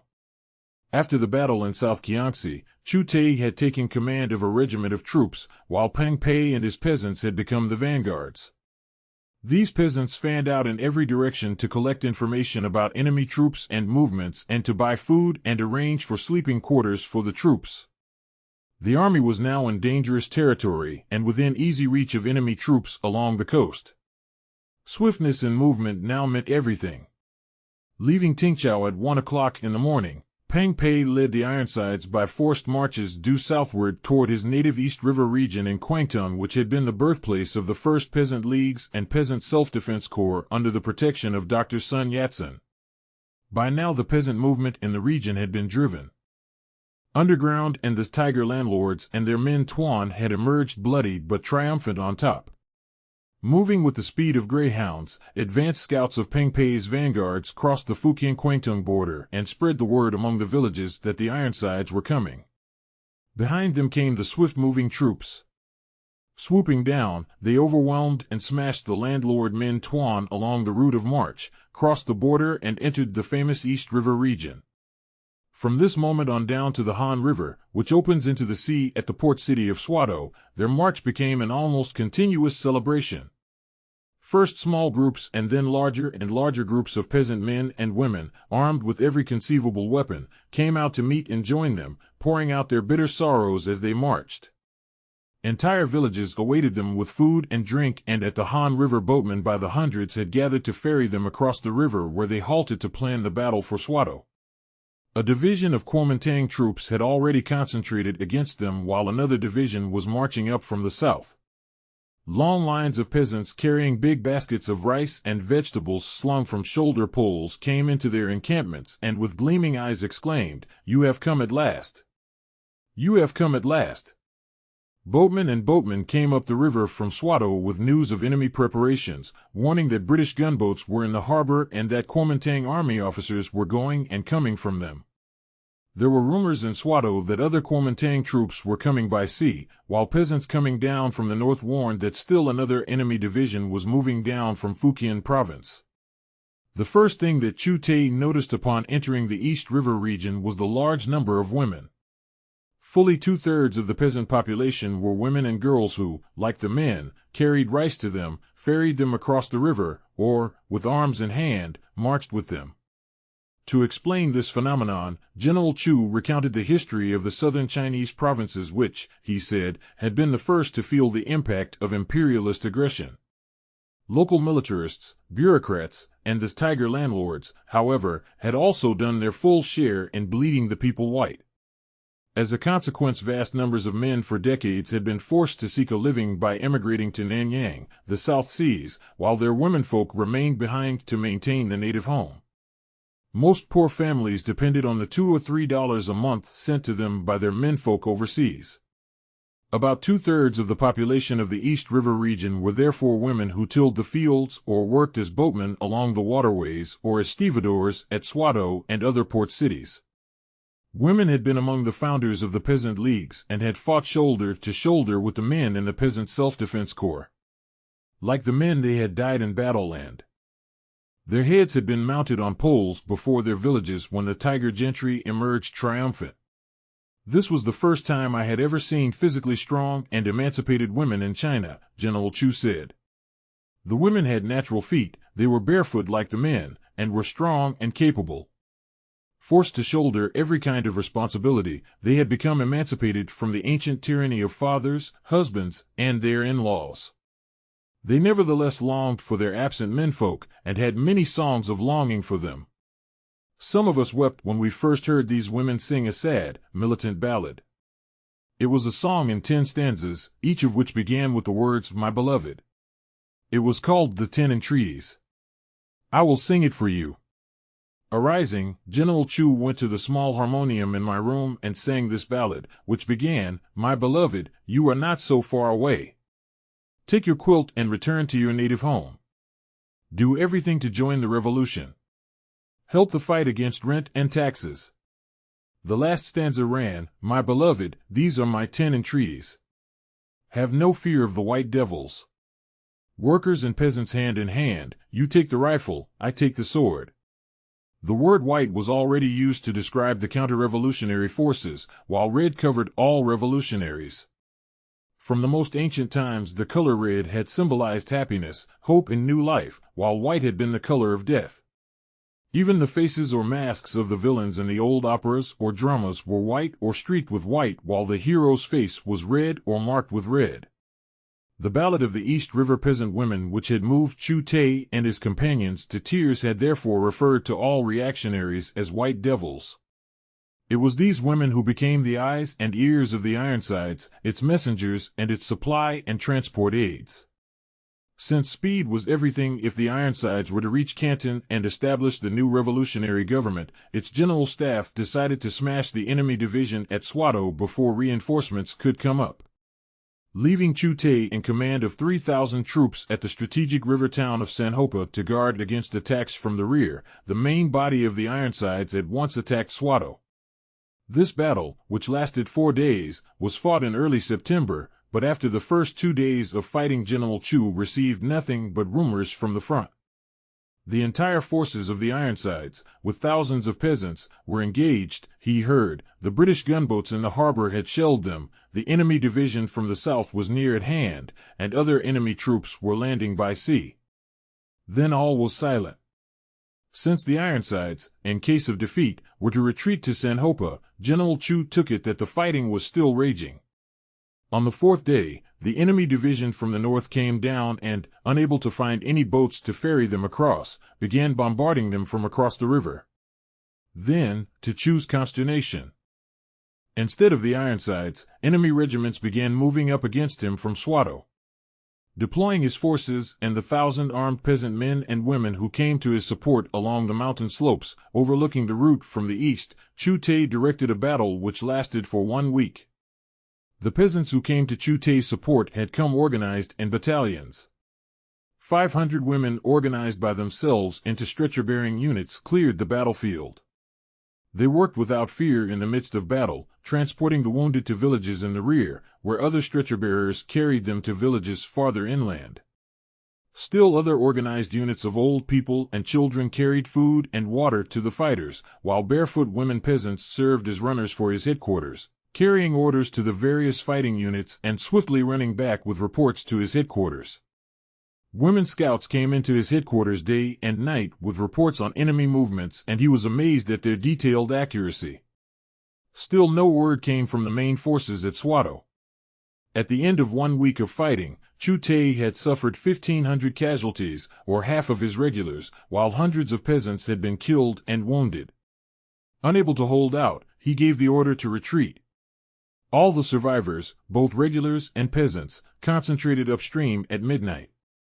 Boat women ferried them across, and the peasant fighters led the small column swiftly into the mountains to the north. At the town of Jayaping near the Fujian border, they came upon 300 men from Holung's student training detachment, from whom the column learned of the disastrous defeat of the Ironsides at Swatow. Heavy enemy reinforcements had come up, and in 4 days of fighting the Ironsides had been cut into segments and shattered. The general staff had become separated from the troops. As Chu Teh learned later, they had taken refuge in a fisherman's village, and from there they had been smuggled into Hong Kong. Holung and Lu Pucheng had made their way to Shanghai.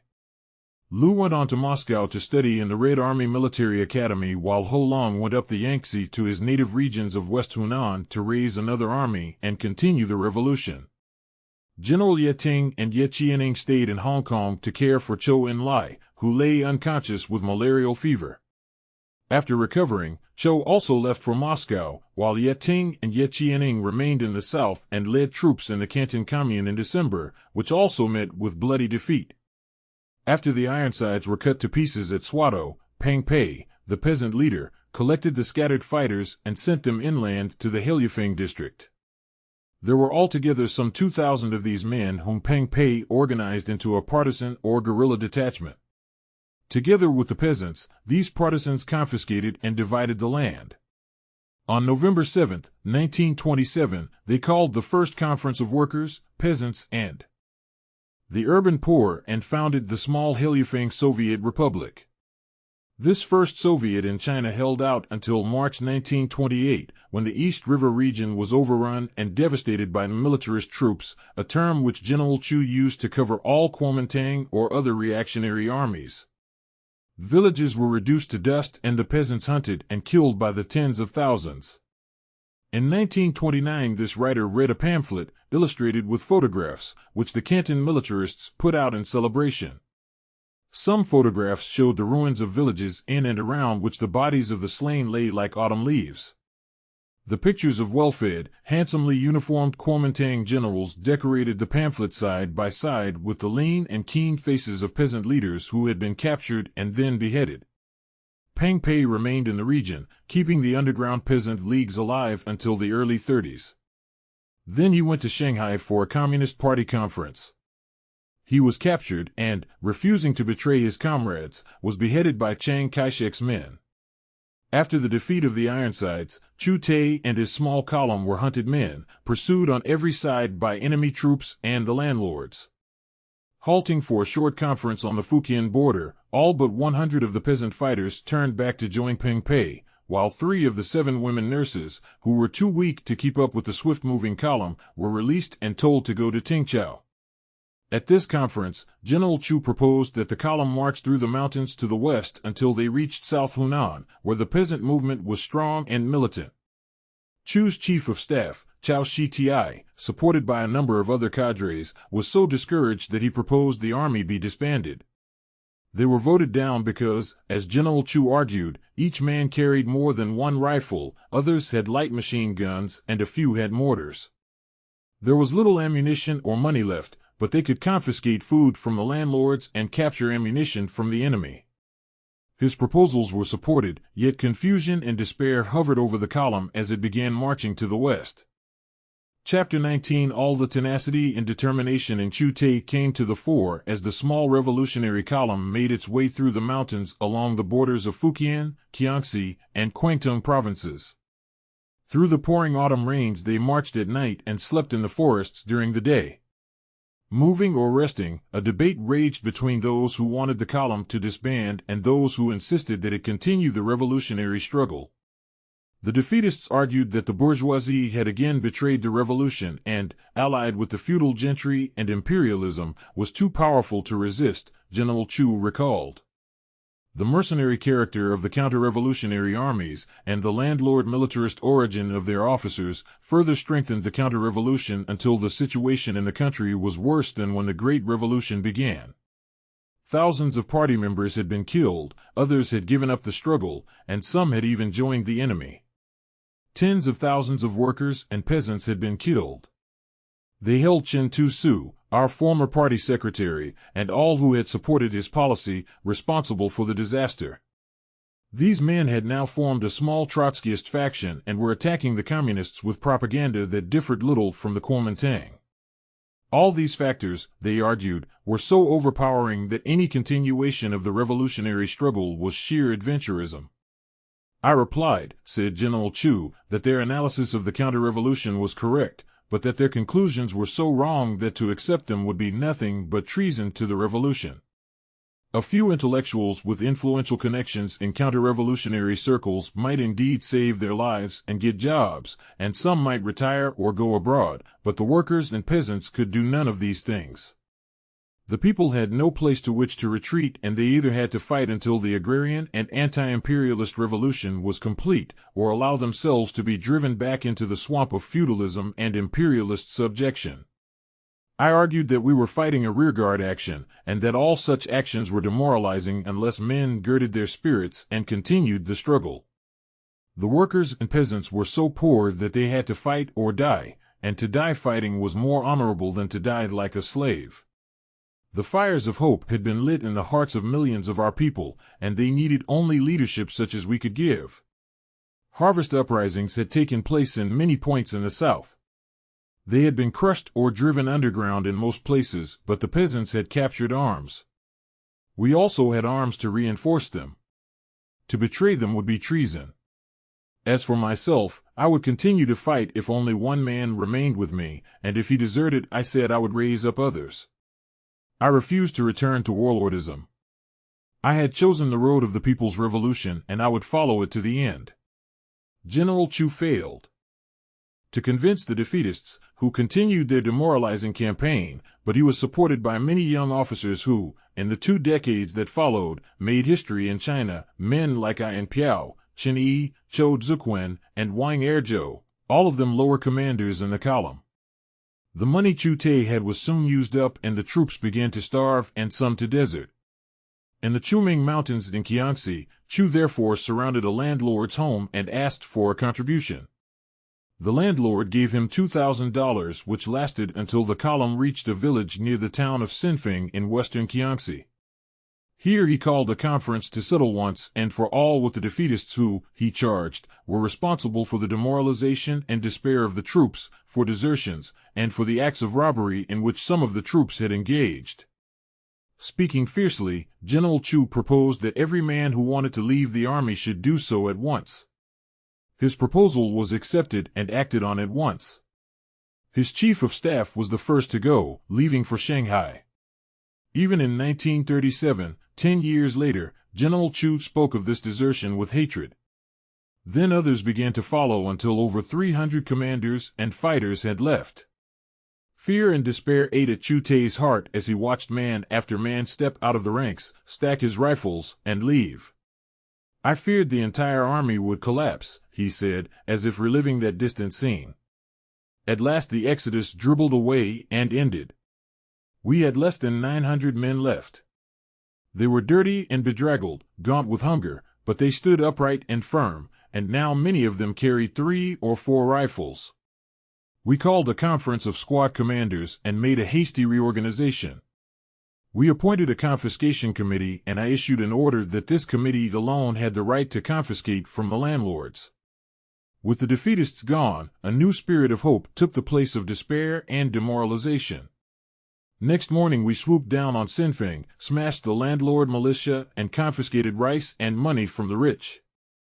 2 days later we took the large tungsten town of Taiyu in southwestern Jiangxi, where we remained for a week to rest, reorganize, and call for volunteers among the peasants and the workers in the tungsten processing plant. A transport station of the 4th Army of the Old Ironsides, which had been left here by the Army during the Northern Expedition, was stocked with a few hundred uniforms, blankets, and other supplies. The men in charge delivered them to us and joined our ranks. A few hundred workers and peasants also volunteered. Our confiscation committee did the rounds and confiscated rice and money from the rich, and gave such surplus as we did not need to the city poor. In Taiyu we reorganized our troops into 5 detachments, each with a political director with the duty of educating the troops politically and drawing as many as possible into the party. The old military command system was replaced by a system of direct command. The army was renamed the Workers' and Peasants' Revolutionary Army, but we still kept the old Kuomintang banner. In a general meeting of fighters and commanders, I was elected commander-in-chief, and Chen Yi my political commissar. Lin Piao commanded one of the 5 detachments. We held many mass meetings while in Taiyu, informing the people of our program and intentions, and urged them to remain loyal to the revolution until we were strong enough to establish the people's power. Near the end of the week in Taiyu, General Chu received a staff officer, who turned out to be a Communist Party member, from Fang Xisang, a general of the old Yunnan or 5th Route Army whose troops now garrisoned southern Hunan and the bordering regions of Guangdong. General Fang wrote Chu Teh that, since they were old comrades and friends, he would not fight against the revolutionary troops but would help them.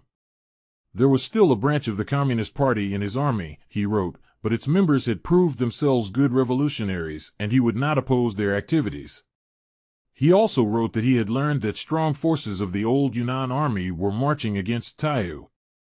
For the next 20 days the small revolutionary army remained in a market town in the mountains northwest of Taiyu, where it trained and educated its troops, revived the suppressed mass organization, and laid the foundation for the agrarian revolution.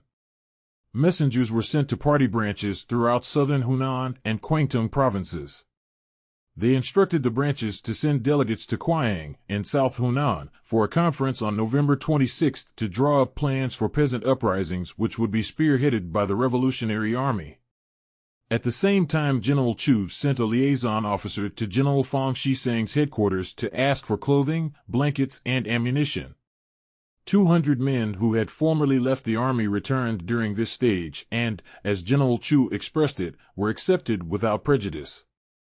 In the last week in the town, the army was suddenly ordered to take up fighting positions against an unknown number of enemy troops bearing down on them from the mountains to the north. The strange body of troops approached with shouts of joy. They turned out to be 500 well-armed men, part of the Hankow garrison which Mao Zedong had led into Hunan province to support the harvest uprisings after the Nanchang uprising. They were commanded by Chang Tse-chin and Wu Chunghao, both Whampoa are military cadets. From these men General Chu learned that Mao Zedong was now on the strategic mountain range known as Chinkinshan in western Jiangxi to the north and near the Hunan border. Like similar mountain fastnesses elsewhere in past eras of oppression, for decades under the pressure of extreme poverty and ignorance, it had become a bandit's refuge. The peasant movement during the Great Revolution had inspired social goals, and their leaders, Wang Tzu and Yuan Wuncai, led them into fierce struggles for land redistribution. Beaten back by the counter-revolution which followed, they had returned to their old bandit habits until Mao Zedong led his troops and peasant followers into the area. He entered into an alliance with Wang Tzu and Yuan Wuncai, and transformed Chinkinshan into a revolutionary training base for the agrarian revolution. After dispatching representatives to Mao, Chu Teh led his small workers and peasants' revolutionary army, now numbering about 2,000 men, down through the mountains to the west to keep his rendezvous with Communist Party delegates who were to gather in conference at Quying to make plans for peasant uprisings. The story which General Chu told of this march sounded like something lifted from the immortal tales of the Shui Hu Chuan, where all men are brothers. After the revolution was crushed and the old and oppressive ruling classes regained their sway, the country again swarmed with bandits. They drew desperate peasants into their ranks, established their rule over whole regions, and went on bloody raids against more prosperous areas. In one night battle with a small bandit army, Chu barely escaped death in a village in which he and a company of troops were sleeping. In a swift maneuver to regain the main body of his army, one of his squads followed the bandits in retreat. 20 of the bandits followed them through the dark, thinking they were with their own men. Reaching the assembly point, a roll call was taken and the 20 bandits found themselves surrounded by revolutionaries. After talking with them, we released those who were old-time bandits, but invited the poor peasants with them to join us, which they did, explained General Chu. Here and there we met or heard of small bodies of Kuomintang troops who were just wandering around the country without any goal. They would flee when we approached so that we were unable to talk with them. After reaching Quying, we heard of the approach of a whole regiment of strongly armed troops of the Guangxi army and, not able to fight such a force, evacuated the city and took up positions in the hills. These troops turned out to be scattered remnants of a regiment who were on their way back to their native province. From what we could make out, all of them were deserters. The Quying Conference of party delegates from South Hunan and northern Kwangtung lasted for 3 days, after which the delegates left for their homes to prepare for the uprisings which were to begin in mid-December. On the last day of the conference, a long column of peasant carriers arrived from General Fang Shisang's headquarters with a few hundred uniforms and a considerable amount of ammunition. General Chu had just sent the 500 Hankow garrison troops back to the mountain town of Chailing in eastern Hunan and was preparing to dispatch other troops to other regions when he received a call from the Communist Party in Canton. It asked him to march at once to help in an uprising also scheduled for mid-December. He began marching southward at once, in early December. No sooner did they begin moving, however, than the peasants, thinking the revolutionary bell had tolled, began risings. Soon the small revolutionary army was completely engulfed in a fierce peasant revolution that stretched throughout South Hunan and northern Kwangtung. Peasants arose, attacked landlords and their men Tuan, and sent desperate calls to Chu Teh for men to help them. Chu sent small units in every direction ordering them to rendezvous at certain points to the south and continue the march to Canton. With a few companies of troops, Chu and his staff moved southward. Landlords, seeing their old Kuomintang banners and mistaking them for troops come to suppress the peasants, rushed out in wild joy. On such occasions General Chu adopted tactics which caused the Kuomintang press for the next 2 decades to call him a cunning and treacherous bandit chieftain. He had a lifelong habit of standing with his legs apart and his hands braced on his hips as he listened intently to matters of importance. In such posture he listened to the landlord's urgent plea that he use his troops to crush the despised peasant rebels. General Chu asked questions, apart from the automatics which the men of the landlord family slung from their hips. Just how many rifles or other weapons did their men Tuan have? Just what had they already done to suppress the peasants? How many had been killed and how many imprisoned? What steps had they taken to get military help from Kuomintang army units? After all his questions had been answered, General Chu had the landlord Min Tuan draw up for inspection, and as these men and their masters stood at attention, he disarmed them, delivered their arms to the peasants, and turned them over to peasant justice. Chapter 20 It was mid-December before all the scattered units of the Revolutionary Army had assembled and reached the Shaoquan area in northern Kwangtung Province, some 2 to 3 days' march from Canton. By that time, the territory before them was swarming with Min Tuan and with militarist troops. While probing for a way through the mountains, the army met a company of armed cadets from the officers' training regiment at Canton who rushed towards them with hoarse cries of joy. These cadets told them that the Canton uprising had taken place on December 11th and that they and their regiment had participated in it. The Canton Commune, established during the uprising, had been crushed 3 days later by the combined might of Kuomintang troops and British gunboats. There had been a grisly massacre of thousands of workers, peasants, students, and revolutionary soldiers. Small groups of men who had escaped were trying to make their way to Chu Teh's army, as the company of cadets had done, to join it and continue the revolution. General Chu Teh's summary of the national situation at this moment in history was something like this: the Canton Commune unleashed a new wave of counter-revolutionary terror against the mass movement throughout the country. Everywhere were small islands of revolutionary resistance. With the 200 cadets who now joined it, the Workers' and Peasants' Revolutionary Army under Chu's direct command totaled some 1,700 men. At Chailing to the northeast were the 500 Hankow garrison troops, and not far away from them at Chinkinshan were another 1,000 men commanded by Mao Tse-tung. General Holong was somewhere in northwest Hunan, again gathering a peasant army about him.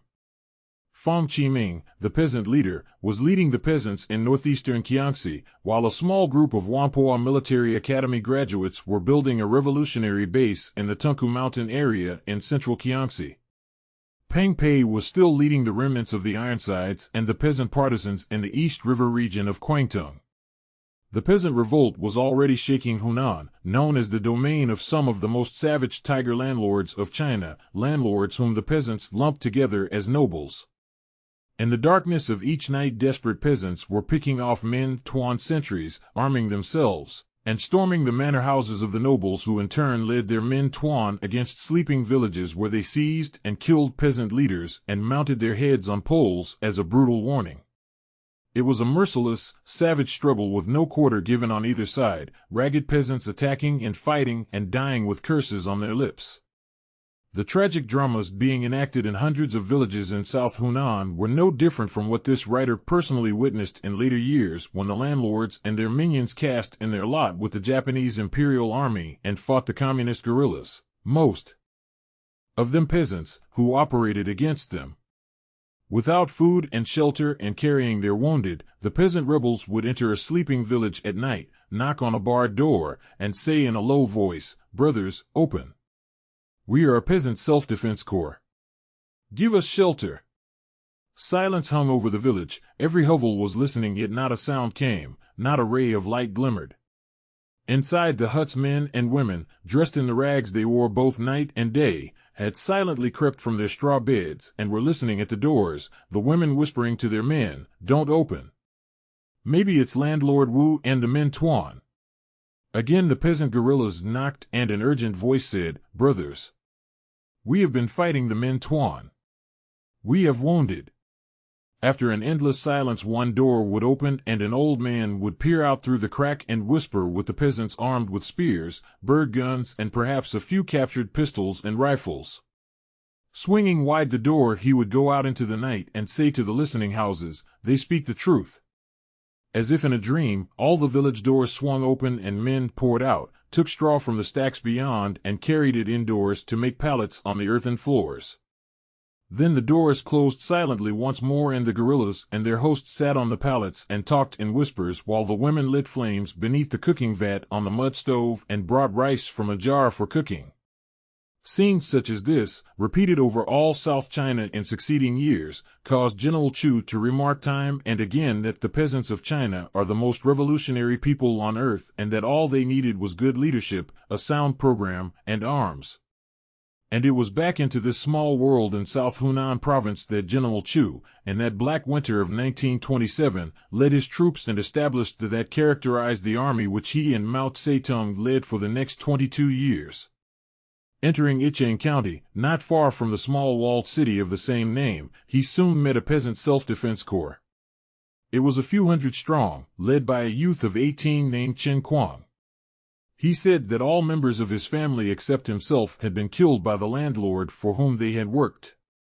Many other men of the corps told the same or a similar story, and Chen Kuang, who in 1937 became a divisional commander of the 8th Route Army, had organized and led them in raids on the fortress homes of the nobles. And now the corps had come to join Chu Teh's army. The next addition was an intellectual named Hu Xiaohai. He identified himself as one of 2 Communist Party members from the city of Ichang. Because their families were landlords, they had been able to live openly and legally, as legality went in such a reactionary stronghold. Who reported that there were only 300 men Tuan guarding Ichang and that the city was ruled by a small clique of landlords who were simultaneously merchants and Kuomintang officials. This clique had sent him on a mission into North Kwangtung to ask for military reinforcements against the revolting peasants.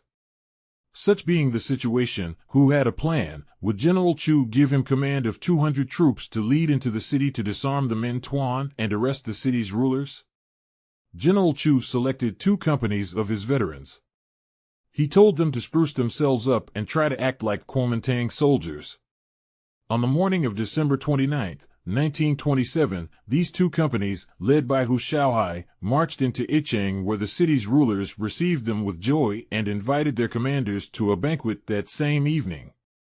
Evening came and the chief commanders of the 2 companies sat down with Ichang's rulers to the banquet. As they dined and exchanged toasts in the best rice wine, the 2 companies surrounded the astounded men Tuan. This done, the 2 companies surrounded the banquet hall and the company commanders arose and said to their hosts, "Gentlemen, you are arrested. Go quietly, for our troops now hold Ichang." Followed by his troops, General Chu entered the city and next morning the red banner of the Canton Commune floated over its walls. "From that time onward we used this banner," General Chu said. It was red with a white star and a hammer and sickle in the center, the symbol of workers and peasants' rule. During a big mass meeting next morning, a revolutionary committee of representatives from the suppressed people's organizations was established, and on January 1, 1928, this committee organized the first Workers' and Peasants' Council, or Soviet, in Hunan. The Soviet established departments to deal with the armed forces, with finance, education, justice, and with labor, peasant, and women's affairs. The 8-hour day was proclaimed, wages were raised, and plans made for relief of the unemployed. The property of landlords, militarists, and officials was confiscated and the landed estates proclaimed confiscated without compensation. Debts were annulled and usury declared a criminal offense. The Justice Department brought the arrested reactionaries to a mass trial and those found guilty of serious crimes against the people were shot. Lesser offenders were fined and released. I reorganized our army into 1 division of 2 regiments. The 1st regiment was made up of Ironside's veterans. The 2nd was made up of the Peasant Self-Defense Corps that had joined us, and the new Ichang Workers' Self-Defense Corps, about 1,000 men in all.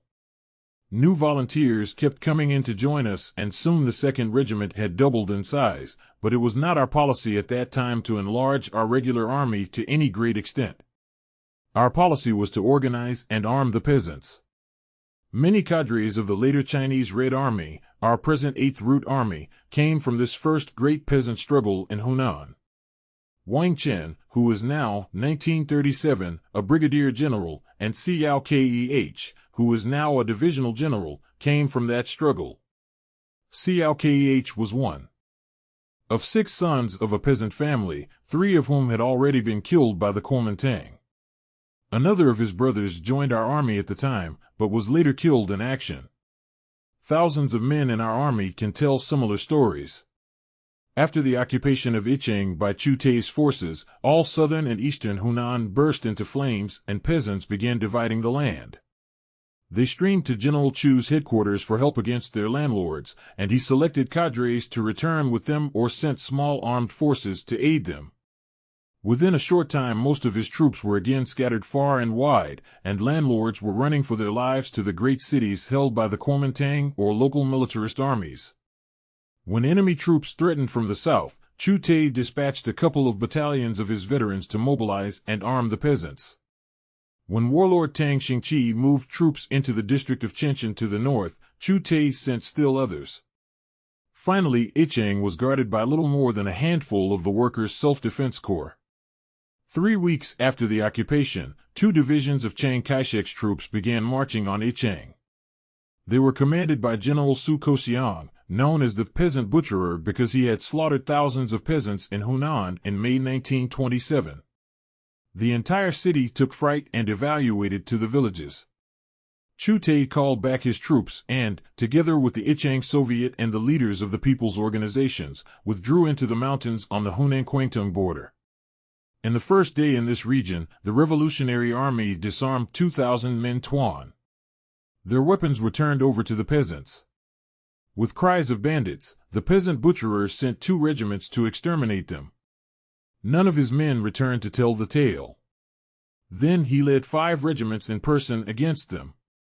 The pattern of military struggle adopted by the Revolutionary Army, which General Chu described, characterized his army in all the years that followed. We based ourselves on the people, he said.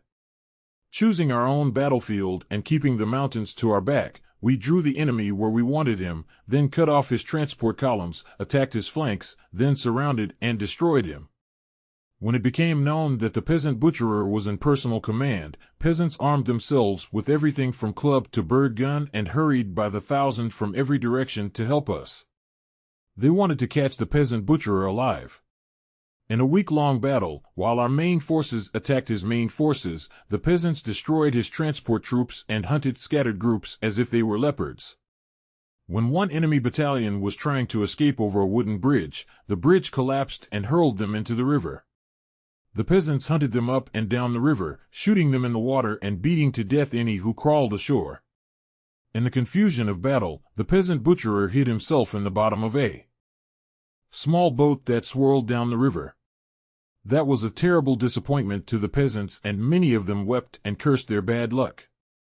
But 2,000 of them armed themselves with good rifles during this battle.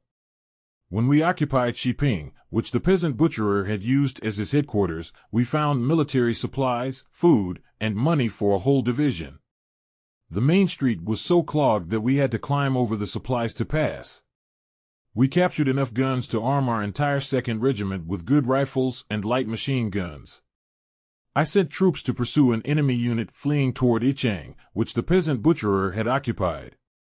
This enemy unit ran right through the city, picking up the garrison as it ran, and ran into the mountains to the west, with our troops following.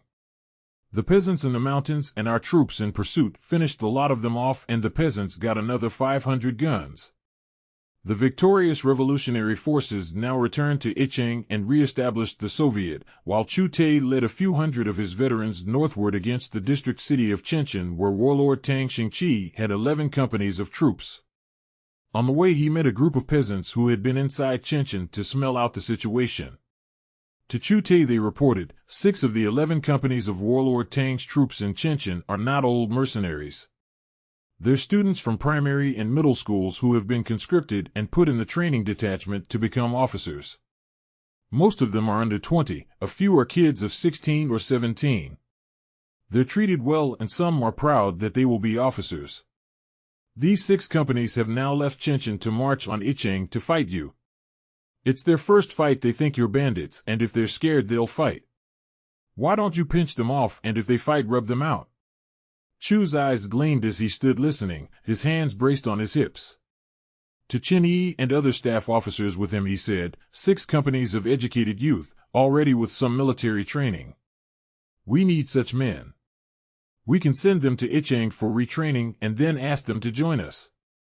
At a signal his troops gathered about him and sat down in the field, their rifles between their knees, while he and Chen Yi explained the importance of the 6 companies to the revolution. The companies were to be ambushed, disarmed, and captured without one man being killed or wounded. They were to be treated like misguided brothers. When the attack began, slogans shouted should begin with brothers. Welcome to the revolution, and such things, which would confuse and disconcert the students at first and perhaps prevent them from fighting. This plan was carried out to the letter, and every man of the 6 companies was captured and disarmed. They were escorted to a depression in the hills where Chu Teh and Chen Yi explained the nature and program of the Workers' and Peasants' Revolutionary Army. Chen Yi's speech, which was more like a conversation among friends, made the greatest impression on the captives because Chen Yi was himself from an old family of scholars. He explained that he had graduated from both Tsinghua University in Sichuan and from a university in France, as well as from the famous Whampoa Military Academy founded by Sun Yat-sen in Canton.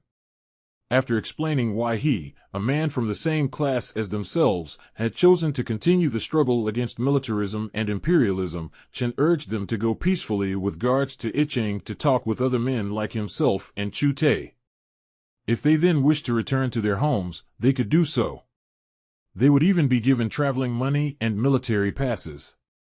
Those who wished to fight for the revolution would be welcome, but they should realize that the revolutionary road would be long and bitter. Can we, the youth of China, fear suffering more than slavery? Asked Chen Yi, and many voices among the captives answered no. A young commander in the Revolutionary Army stood up and explained that he also was a student whose entire family had taken part in the Great Revolution. When the counter-revolution began, one of his sisters and 2 of his brothers had been killed. Next, a peasant soldier told of the tragic fate of his entire family who had struggled against the feudal landlords. As he talked, the tears ran down his cheeks so that he had to cease speaking. Chu Teh looked at the captives and saw that some of them were also weeping. Such meetings, which came to be known as the Speak Bitterness meetings, were typical of the Chinese Revolution in the more than 2 decades that followed before it was victorious. The 6 companies of educated youth were sent back to Ichang, where all but 15 men joined the Revolutionary Army. When General Chu talked with me in 1937, many of them were military or political cadres in his army. When the remaining 5 enemy companies in Chechen got wind of the approach of Chu Teh's column, they fled and Chu occupied the city without firing a shot. The Chechen Soviet was the second to be established in Hunan, after which all the villages established branches. After that, other districts or county seats in southern Hunan fell to the revolution. By then Mao Zedong had swept down from Chinkinshan in Jiangxi, and the Hankow Garrison Battalion at Chailing fanned out until, as General Chu expressed it, the people's power was established in all south and eastern Hunan. To the north of Chechen lay the large district of Liang with its district city of Liang, where the peasants and intellectuals were famous for their militance and heroism, and the landlords notorious for their ferocity. Chu Teh himself took command of troops to capture it. A few li before its southern gate he met about 1,000 armed peasants who reported that the great landlords were in personal command of nearly 1,000 well-armed men Tuan and had built defense works on the southern approaches. They had omitted to erect any elsewhere, however, and the northern gate was always open and guarded by no more than 6 men. Chu Teh again followed a plan proposed by the peasants. That night they marched through the hills to the east of Liang. As they passed through sleeping villages, men got out of their beds, picked up such weapons as they had, and marched with them. The next morning, when the landlord commanders and the men Tuan went out to their southern defenses to take over from those who had been on night duty, the revolutionary troops marched in and through the city and took them from the rear. Like hungry men, the peasants rushed on the men Tuan and seized their weapons. Some of the landlords who fell into peasant hands were beaten to death on the spot. The liberation of Liang and the establishment of the Liang Soviet were celebrated by the peasants for 2 weeks. Thousands of people poured into the city in orderly columns. After seeing the sights and attending mass meetings, they marched back to their villages. Each of the columns carried its great banners of the Peasant Self-Defense Corps, a big red field with a white plow in the center. The same banner was used by the peasant leagues and their self-defense corps when Sun Yat-sen began the peasant movement in Kwangtung earlier. Chu Teh was kept busy from morning to night with new volunteers who poured into his army and with the organization of peasant detachments who were sent back into the countryside to extend the revolution. He found time to speak at the daily mass meetings. There he first heard, and then met, a woman speaker who was known widely among the peasants as an intrepid peasant organizer. She was 25 years of age, and a powerful and intelligent speaker. She had natural feet, was physically strong, her hair was bobbed and her dark skin was pockmarked. She was not beautiful, but she had magnificent eyes that gleamed with intelligence and fiery determination. She was introduced to Chu Teh as Wu Yulan, a writer and a member of an intellectual family that had played a leading role in the Great Revolution. Her two brothers immediately joined the Revolutionary Army, and she joined its political department. Wu Yulan and I were married in Liang, General Chu remarked, and when I glanced up quickly he seemed somewhat embarrassed and hastened to explain. It was not a conventional marriage. I had a wife in Sichuan whom I had not seen since 1922. We had sometimes corresponded, but she had long since known that my life belonged to the revolution and that I would never return home. Both Wu Yulan and her family knew all this, but they were not bound by conventional forms. Of course Wu Yulan, like other women, kept her own name, had her own work in the political department, and spent the major part of her time out in the villages. I interrupted General Chu to ask, "Why are you so depressed when you speak of Wu Yulan? Didn't you love her?" Staring grimly at some imaginary scene in the dim room about us, he replied in a hoarse voice, "She was later captured by the Kuomintang. They tortured and beheaded her, then stuck her head on a pole and mounted it in one of the main streets of Changsha in Hunan, where she had been born." After a long silence he shook off the memory and returned to Liang and related 100 tales of peasant courage. The peasants were so emboldened by victories that they hurled themselves against regular Kuomintang troops and time and again were slaughtered.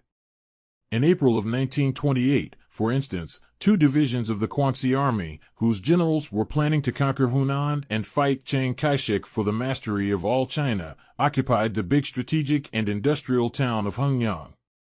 2 peasant brothers known as Big Lu and Little Lu decided to drive them out and capture the city. Without waiting for regular revolutionary troops, they assembled peasants and began marching, collecting others as they marched until there were some 10,000 hopeful fighters. They flung themselves on the 2 Guangxi divisions before Hengyang. When the smoke cleared, the battlefield was littered with thousands of their dead, among them Big Lu and Little Lu. During this same period, 800 miners from antimony mines at Chuquashan joined General Chu.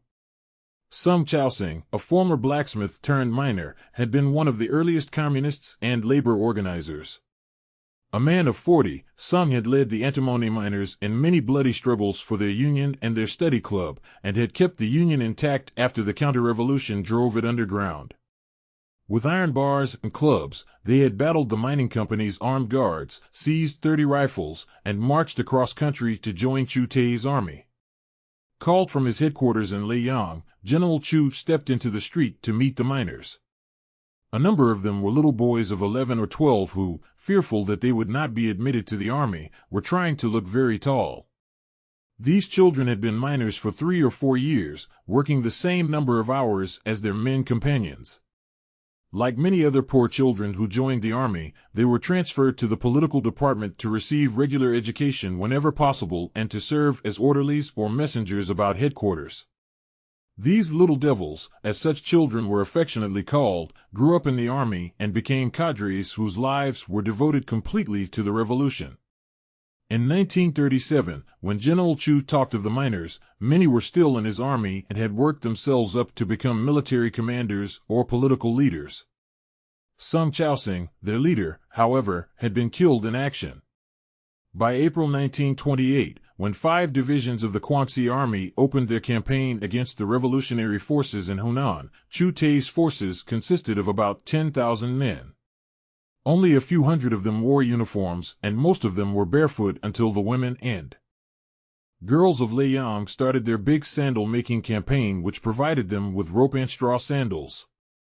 Many engagements with the powerfully equipped Guangxi army and with the troops of warlord Tang of Hunan proved to Chu Teh and his comrades that they would be destroyed by further fighting. In one battle with the Guangxi army, in which they had been supported by troops of Chu Teh's old friend, General Fang Xisang, they had suffered heavy losses. General Fang had been forced back into Kwangtung province. Representatives of the military department of the Communist Party in both Chu Teh's and Mao Zedong's forces therefore met in conference. They decided that Chu's main forces should concentrate in the Lingshan district near the Hunan-Kiangxi border and withdraw to the strategic mountain base, Qingqingshan. From this base they were to turn all western Kiangxi and eastern Hunan into a base of the agrarian revolution. Many of Chu Teh's cadres, with plainclothes troops, were to remain in Hunan to keep the peasant movement alive. Once the order of concentration was issued by General Chu, it was swiftly acted upon. One of the best departments developed by his army during this period, he said, was communications.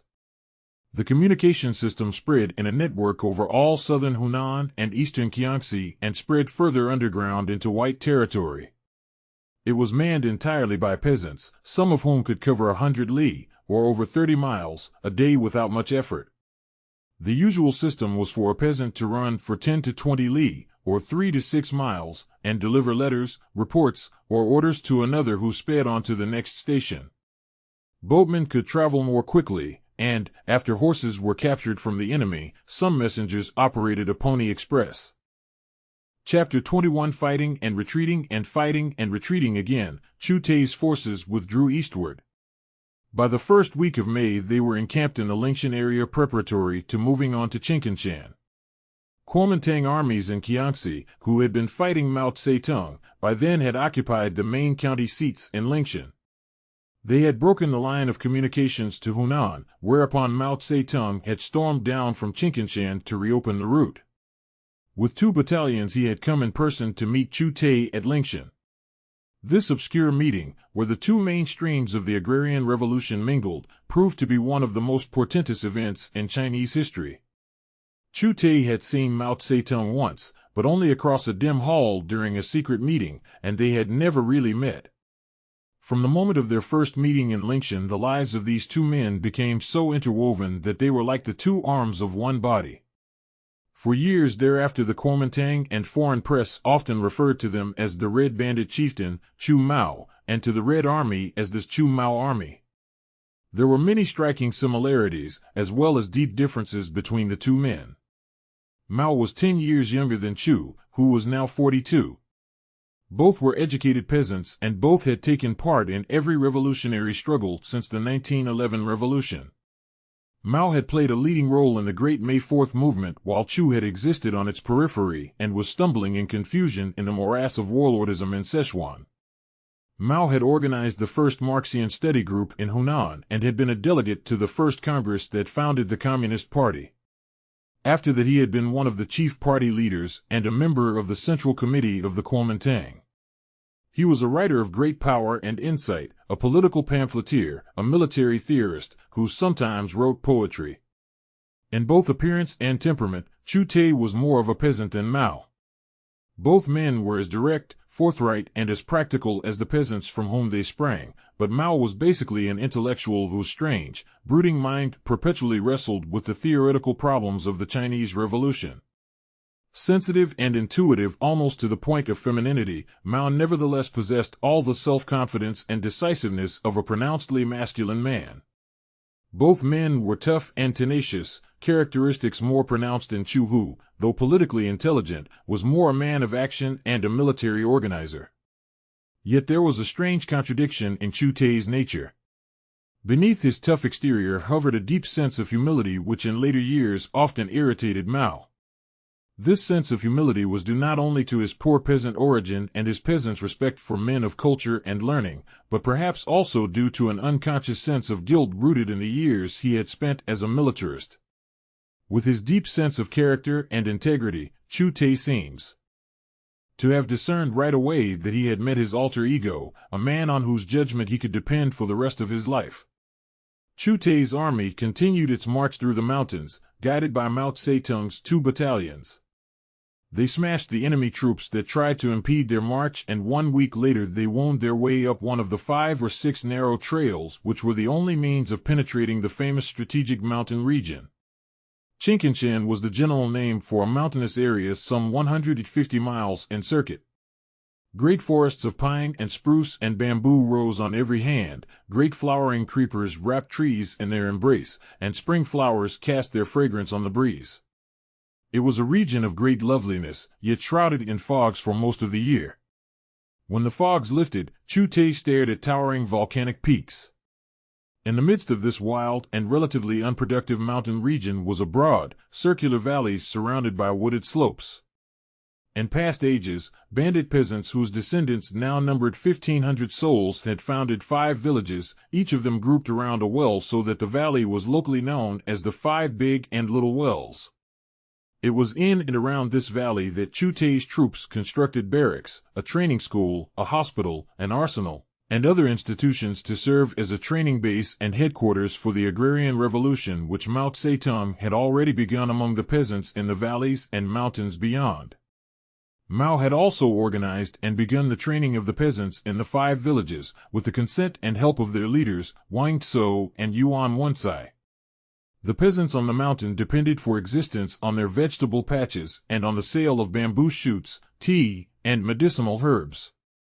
This had always been insufficient, so to make ends meet they had gone on marauding expeditions against distant towns. They had always left the local landlords unmolested. Banditry and landlordism have always gone hand in hand in China, said Chu Teh. Landlordism breeds poverty and ignorance so that peasants often become bandits for at least part of each year. When, as in the Qingqingshan region, these banditized peasants are organized under leaders, the landlords make agreements with their leaders. Before we arrived on the mountain, Wang Tso and Yuan Wensai received a little tribute from landlords and in return left them in peace. The landlord said, "Don't raid us, raid others." All this changed after we began the agrarian revolution, with the confiscation of the land and goods of the landlords and their distribution among the peasants. Then the landlords called in Kuomintang troops against us. Kuomintang troops garrisoned all the main cities and towns in 6 districts surrounding Qingqingshan, which we decided, after reaching the region, to Sovietize as a base from which to extend the revolution to ever-expanding territory. This decision was taken at a Communist Party conference immediately after Chu Teh's forces reached the mountain base.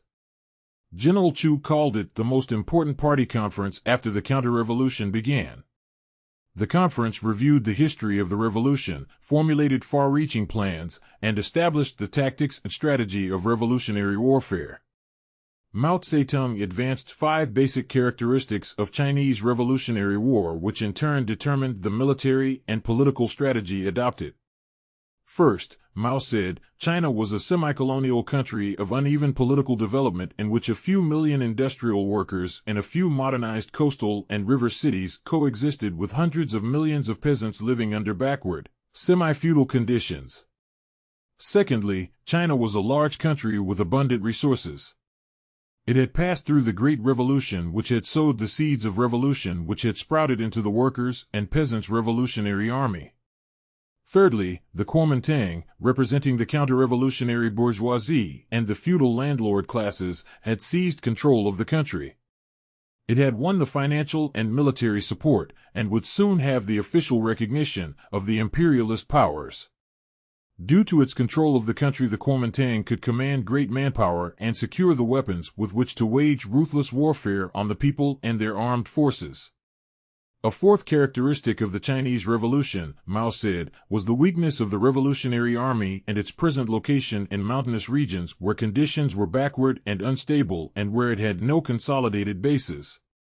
Precarious food, clothing, arms, and other material supplies would determine the tactics and strategy of the Revolutionary Army. A fifth characteristic was the agrarian revolution and its leadership by the Communist Party, which enabled the Revolutionary Army, supported by the peasants, to exist, expand, and resist enemy offensives.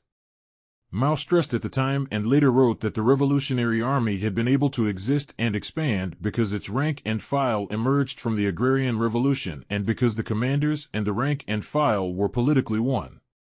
The Kuomintang and local warlord armies, on the other hand, opposed the agrarian revolution, received no help from the peasants, and their ranks were rent with perpetual political dissension, and their officers could not arouse the soldiers and lower officers to fight and die. Accepting such analyses, the Communist Conference formulated basic principles of struggle which, though often modified to conform with existing conditions, remained fundamentally the same for years. Chu Teh stripped the military tactics down to a few skeleton ideas. 1. When the enemy advances, we retreat. 2. When the enemy halts and encamps, we harass them. 3. When the enemy seeks to avoid battle, we attack. 4. When the enemy retreats, we pursue.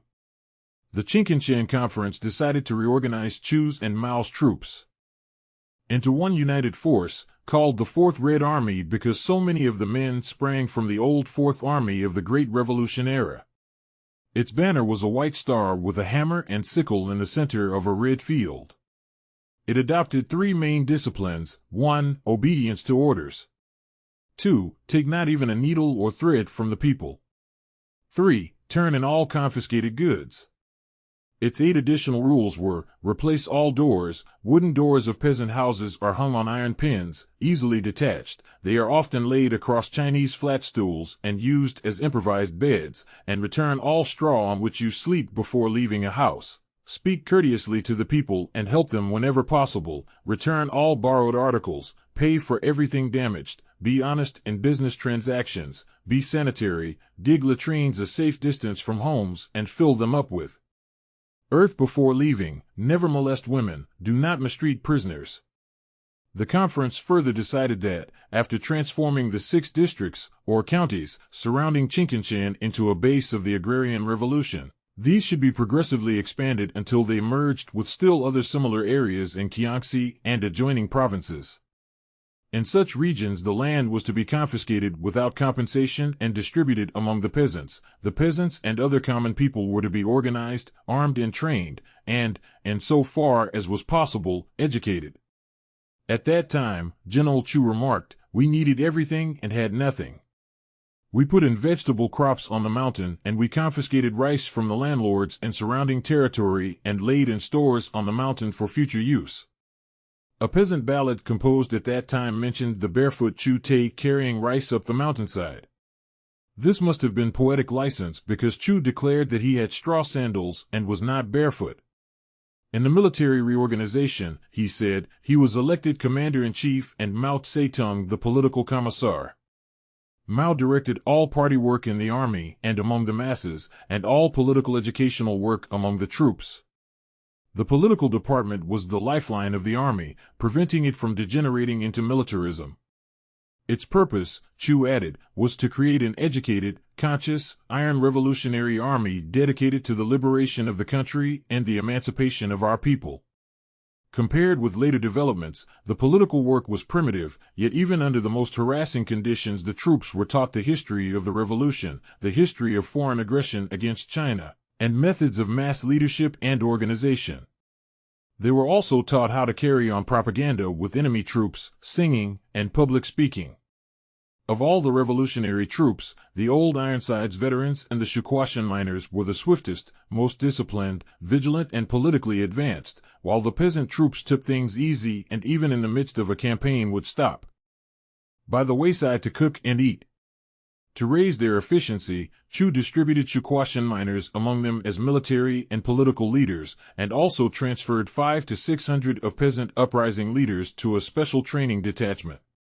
While on Qingqianshan, General Chu began collecting and binding together the songs used by the army, adding to them, until by 1937 he had a small booklet of about 200 pages just large enough to slip easily into his tunic pocket.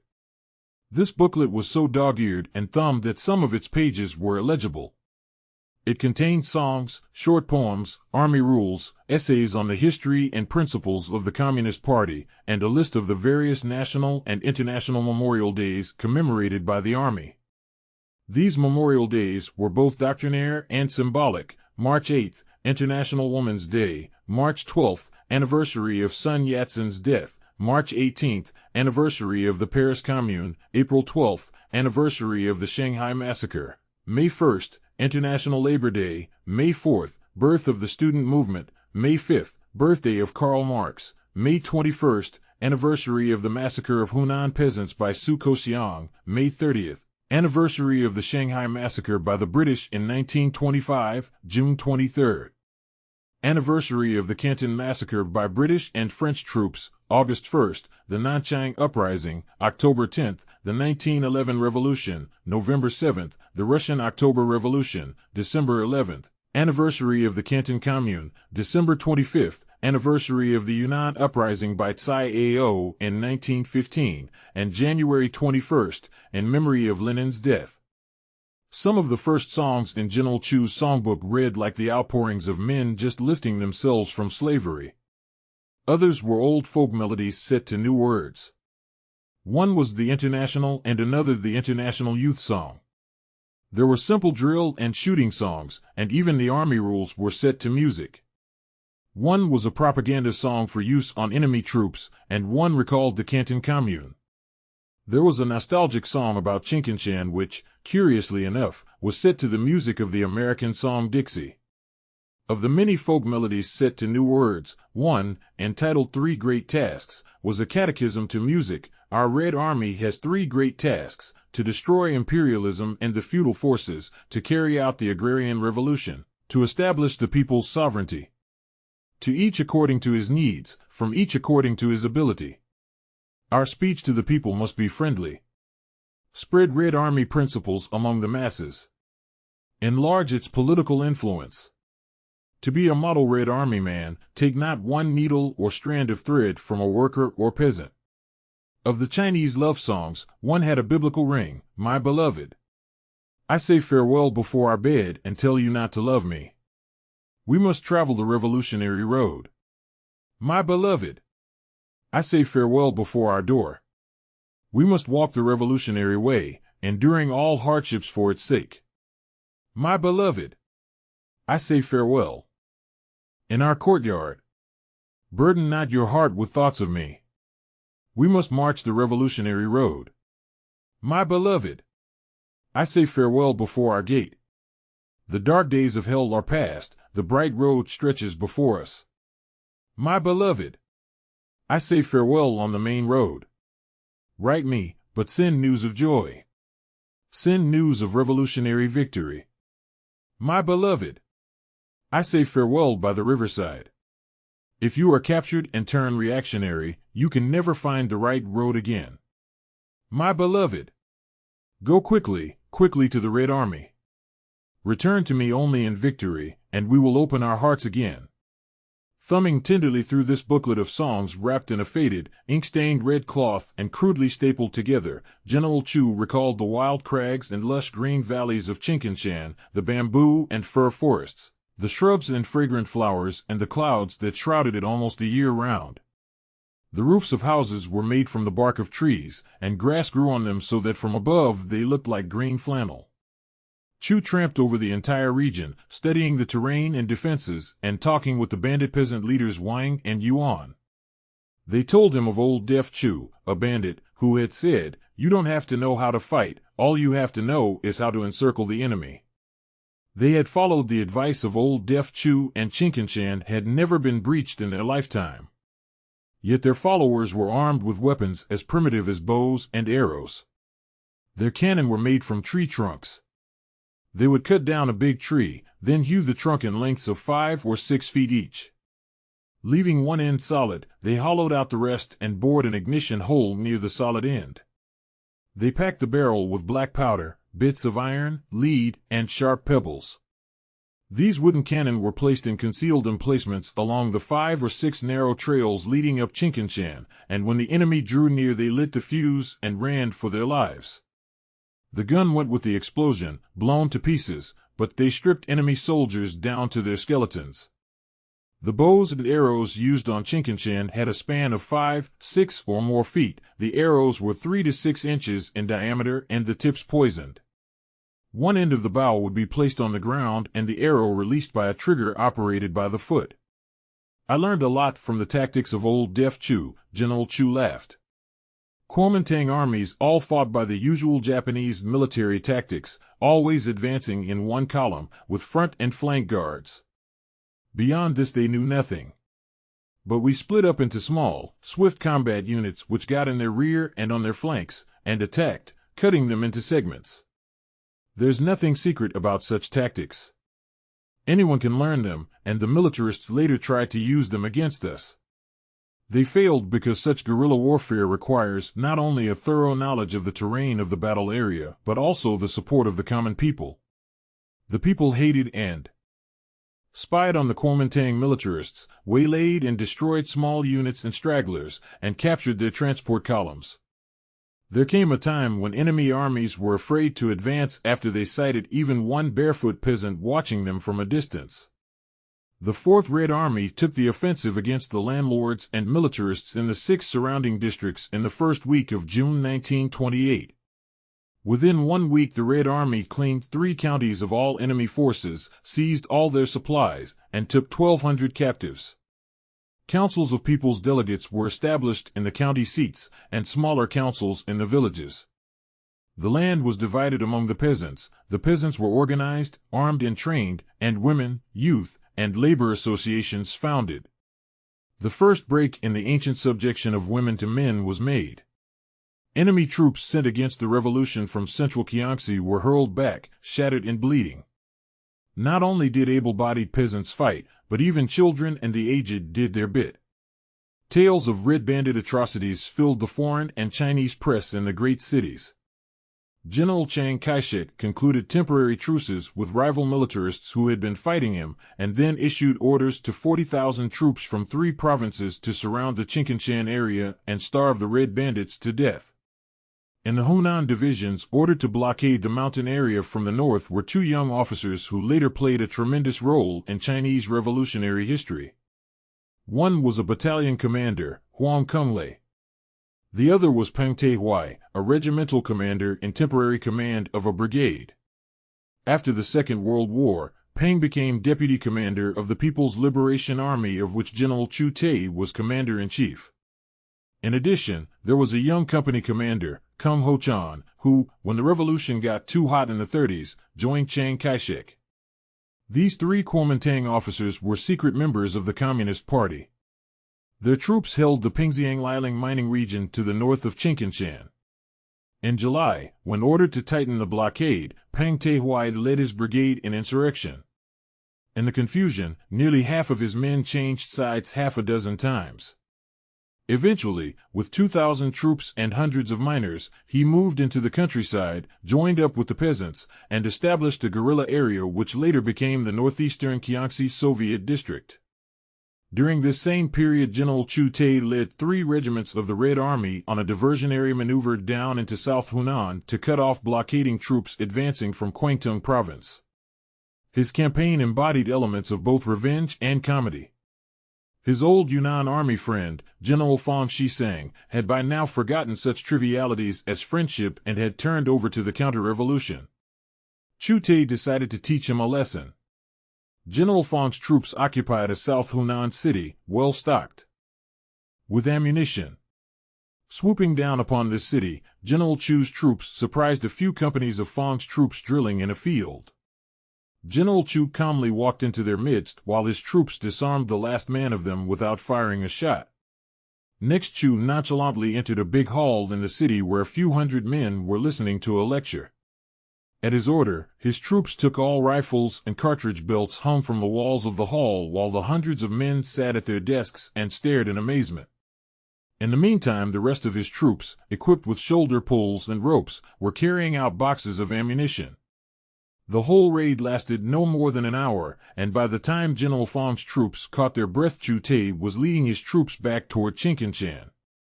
Heavily burdened with their trophies, General Chu's troops moved back to the mountains. They met Mao Zedong, who had come with 2 regiments to help them. Mao reported that by now the blockade of Chinkinshan was almost complete. Alternately marching and laying down their burdens to fight off attacking enemy troops, Chu and Mao at last reached one of the small, tortuous trails and moved up into the wildness of Chinkinshan. From our base on Chinkinshan we could look down on the enemy troops, General Chu said. We knew all their movements and even watched them cook their meals. On the last night of the Autumn Harvest Festival, when the moon was full, we sent troops down the mountain to capture 6 enemy companies encamped at the base of one of the trails. A couple of hours later they marched up the trail with them and their supplies. The 6 companies, being peasants, joined us. A week later a battalion of the blockading troops deserted to us because they were Szechuan troops who had heard that I was also a Szechuan man. More and more enemy troops came up to tighten the blockade. The Red troops swooped down the mountain on night raids for weeks, but these soon cost more ammunition than they were worth and resulted in heavy casualties. The mass movement in the countryside beyond had been crushed or driven underground. Rice was rationed on Chinkinshan where the troops had put in fields of squash. Week after week squash was their only vegetable. From the end of September onward the fighting front was frozen and by December the Red troops began to starve. 5,000 men filled the hospitals and barracks. Some were wounded, but most of them were suffering from hunger and some had pneumonia and tuberculosis. It was wet and cold and they had little warm clothing. In mid-December, Peng Tehuai marched into the mountain area from the north with 1,000 men, half of them peasants. Peng had built up a force of 4,000, but half had been lost in fighting. Leaving 1,000 behind under Huang Kenglei's command, he had led the rest to Chinkinshan. Following Peng's arrival, a conference was called and plans were made to break the enemy blockade. Peng was to remain on the mountain with 1,500 men and with the sick and wounded, while Mao and Chu were to lead 4,000 others, including a number of women from the political department, among them Chu Teh's wife Wu Yulan, through the blockade and start guerrilla warfare to draw off the enemy. Each man and woman going on this expedition was to take just 1 pound of cooked rice in the pouch which each carried. Except